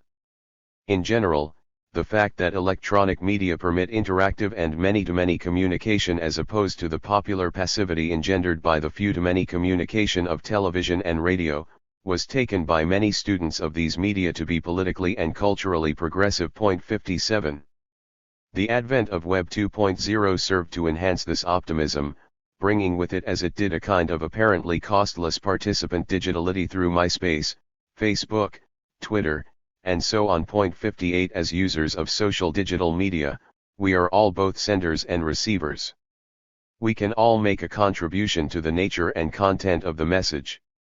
Moreover, we are all part of myriad networks from which we receive instant news about what is going on in the world and through which we can be mobilized, with remarkable speed, for participation in collective acts of resistance to unreasonable or unjust governments. The Arab Spring and the Occupy movements are held up as recent and vivid examples of the mobilizing power of digitalist communication by cyber-utopians such as Ray Shirkey, who stresses the ways in which digital media permit the pooling of an important new resource, namely the world's cumulative free time as a shared global resource enabling the design of new kinds of participation and sharing. 59. More considered but nevertheless highly optimistic regarding the radically democratic potential of cyberspace is the analysis of Pierre Levy, whose work, in addition to that of Donna Haraway, appears to have influenced that of Hart and Negri. 60 More even-handed evaluations are offered by, for example, Andrew Feenberg and Mark Poster. 61 Feenberg recognizes the ambivalence of computerization in terms of its facilitation of more intensive and extensive forms of alienation, surveillance and control, on the one hand, and the as yet unrealized potential for what he describes as democratic rationalization, on the other. 62 The downright dismissive include Neil Postman, who traces the decline of judgmental powers consequent on habitual interaction with television, and Jody Dean, whose depiction of communicative capitalism includes an account of its politically debilitating character. Both television and social media are voracious consumers and reducers of free time and, as such, they have, for Postman, an epistemological dimension, by which he means, they reconfigure the significant in a way that makes us sillier, or, they diminish our judgmental powers for distinguishing between the important and the trivial. I read Dean's work as, in part, an elaboration of this point which she discusses in relation to blogging and in terms of symbolic inefficiency, or, the inability of language to refer reliably, hence to enable us to evaluate relevance. 63. Postman's criticism, aimed at television, remains relevant in a digitalist age because its account of the trivialization inherent in the reduction of news and public commentary to entertainment is at least as applicable to cyberspace as to television. As an old internet hand who has attempted to promote democracy in the former Soviet Union through blogging and other forms of digitalist communication, Yevgeny Morozov deems digital enthusiasts such as Clay Shirkey to be living in a fantasy world. Morozov sets out a debunking interpretation of the role of media in the various political eruptions of recent years, in particular the smartphone Iranian Green Revolution in 2009. Characterizing this Twitter revolution as a wild fantasy generated by internet intimacy and greatly inflated popular expectations of what could be achieved, Morozov deems it impossible to judge whether Twitter was a necessary organizational tool or merely a means of sending out messages having planetary reach. 64 His stress on the anti-political character of the flood of entertainment permitted by access to new media reminds us of the importance of clearing a space for leisure rather than play, for the nurturing and maintenance of citizenly capabilities as opposed to the political pacification, entertainment, and consumerism that most uses of the Internet presently encourage. In relation to this point about information and entertainment overload, it will be useful to recall the discussion of memory in Chapter 6. There I considered research on the changing ratio between short-term and long-term memory induced by habitual interaction with digitalist screens. The cultivation of citizenly judgmental arts requires the laying down of long-term memory in the form of experience, understood as the connected memory of a number of perceived instances of a particular sort of event, many memories of the same things making up a single experience. This particular form of experience, undergone from an actively rational point of view and with a specific purpose in mind, permits us to gain a sense of the past such that we gain a familiarity and imaginative feel for what may lie ahead. It allows a recollection of the past in a way that enables us to imagine and manage the future. Thinking through exemplary instances, of a kind relevant to our present situation and its tasks, would be an important dimension of this activity. 65 Such thinking would enable us to distinguish between the relevant and the irrelevant and the consequential and the inconsequential in relation to a particular responsibility or task. Incessant flows of data inhibit the development of such skills in that they place heavy demands on short-term memory while leaving idle the exercise of long-term memory. Many of the commentators on the communicative and social, as opposed to epistemological, aspects of digital media, such as Dean and Morozov, are, in effect, providing support for this argument about their effects on memory. In her discussion of blogging, Dean discusses the politically debilitating implications and consequences of the inability to determine relevance associated with the need to wait for the next update. Here, indeed, we find the experience of difference and undecidability, but, rather than this being a happy release from an oppressive fixity, what is in question is deliverance into endless inconsequential chatter or indecisiveness. Moreover, the overwhelming availability of entertainment, as recorded by Morozov, consumes the free time that might otherwise be given to the cultivation and exercise of judgment.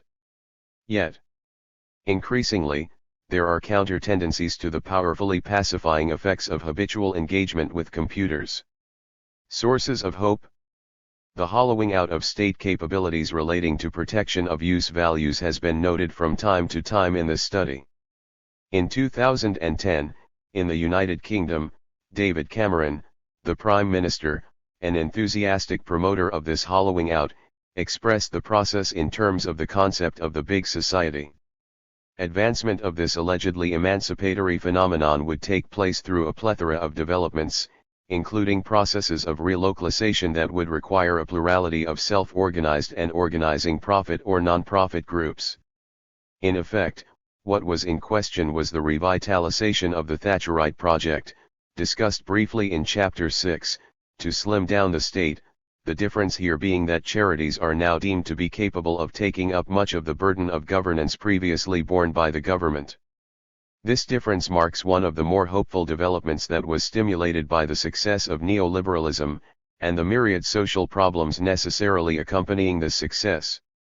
These range from homelessness, joblessness, and extreme psychic impoverishment inflicted on a growing underclass of excluded, to novel responsibilities for self-maintenance placed on more prosperous and better educated members of the middle class. The big society was charged with the task of dealing with problems experienced by the former, although how this task was to be undertaken, given the loss of revenue suffered by many elements of the big society imposed by the same state, remains unclear. In the event, novel actors, ranging from the organization of local trusts to build housing for use rather than exchange, and to novel civic exercises intended to provide advice and organizational support for the new wretched of the earth, are coming into being. 66 More broadly, the sustainability movement is a grassroots, multifaceted movement dedicated to the nurturing of environmental and social well-being and taking in every aspect of life, from transport to work to personal styles of life. It involves popular participation in a series of overlapping groups concerned with the activities of food growing and cooking, of local governance, and of the pursuit of justice and compassion for those poorer and distant others on whose activities we depend for our own existence. In some respects, these activities constitute attempts to escape from the tyranny of exchange value and to recover from the alienation that neoliberal capitalism has imposed in the most relentless and extensive way.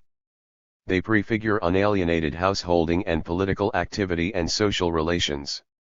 At their best, they provide schooling in the tasks of active, collective self-governance of the kind envisaged by Marx in his depiction of the Paris Commune.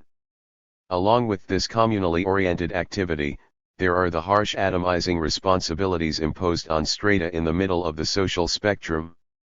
These responsibilities require a kind of a privatist activism concerned with the new burdens for use value provision imposed on individuals and relating to, for example, and primarily, housing and pensions.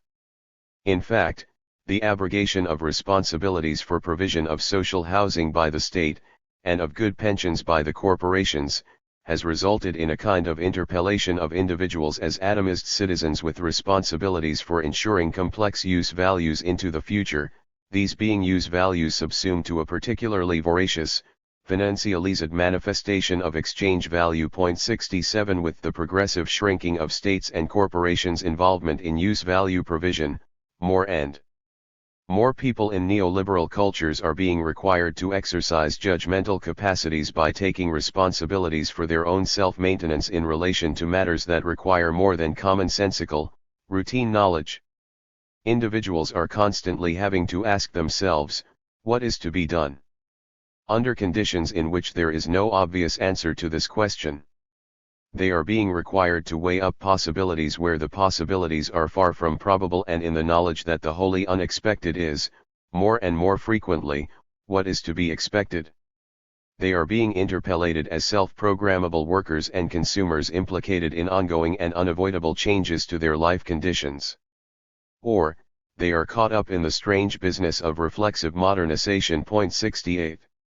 In a real sense, individuals who can respond successfully to these unprecedented demands are beginning to transcend the cognitive limitations of the expert, laity split instituted through the capitalist divisions of labor and the welfare state.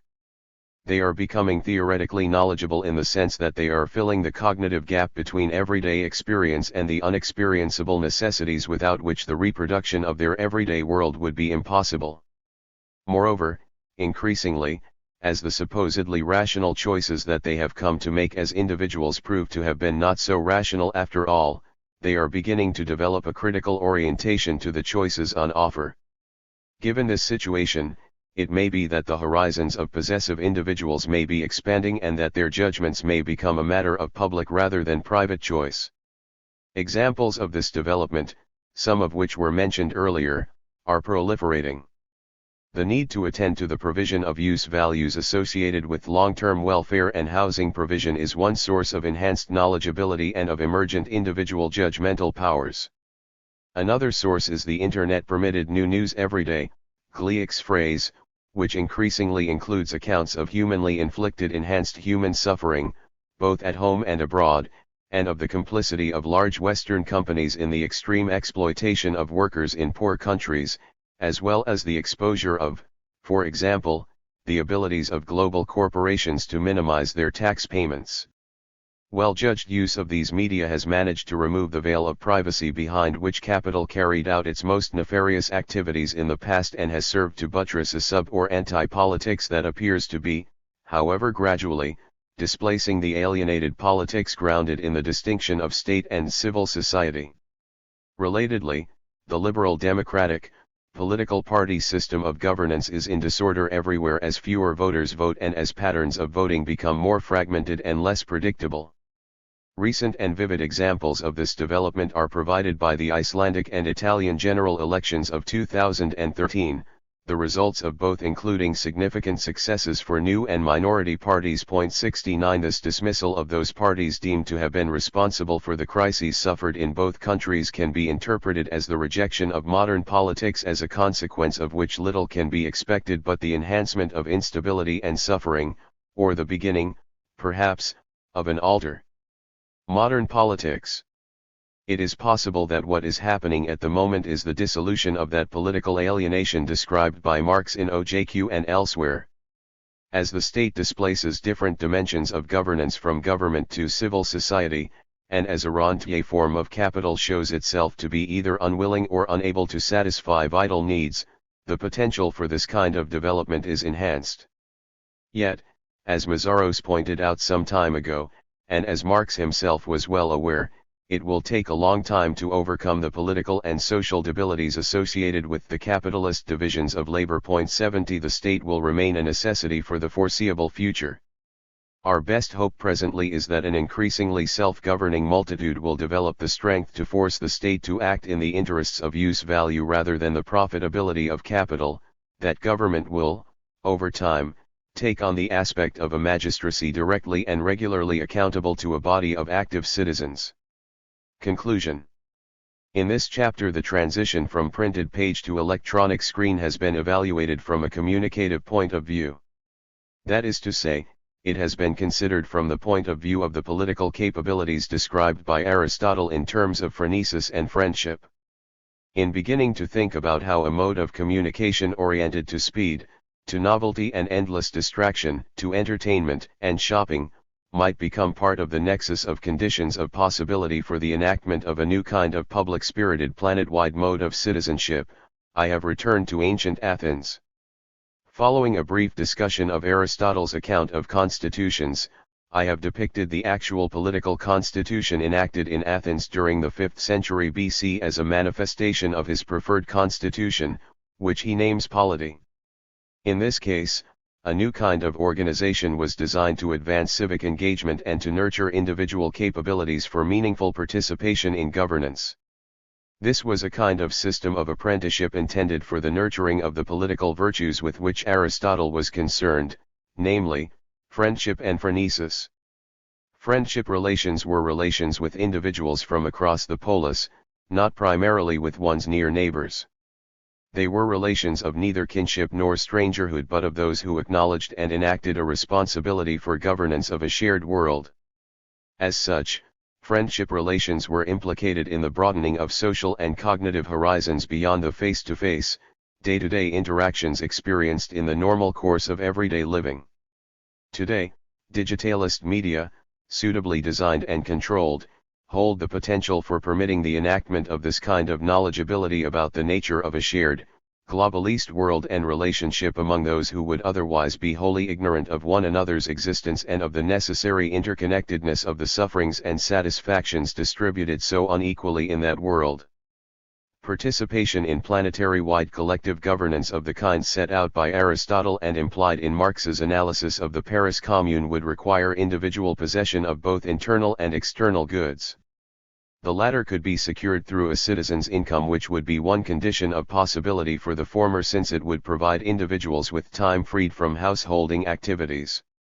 However, this free time would need to be considered as scholae or leisure rather than, or as well as, recreational.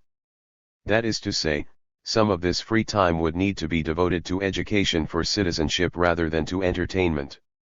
This two-dimensional requirement was satisfied in ancient Athens by the sabbatical from householding activities needed by the working class for the purpose of political education and by the provision of payment for carrying out citizens' duties thereafter.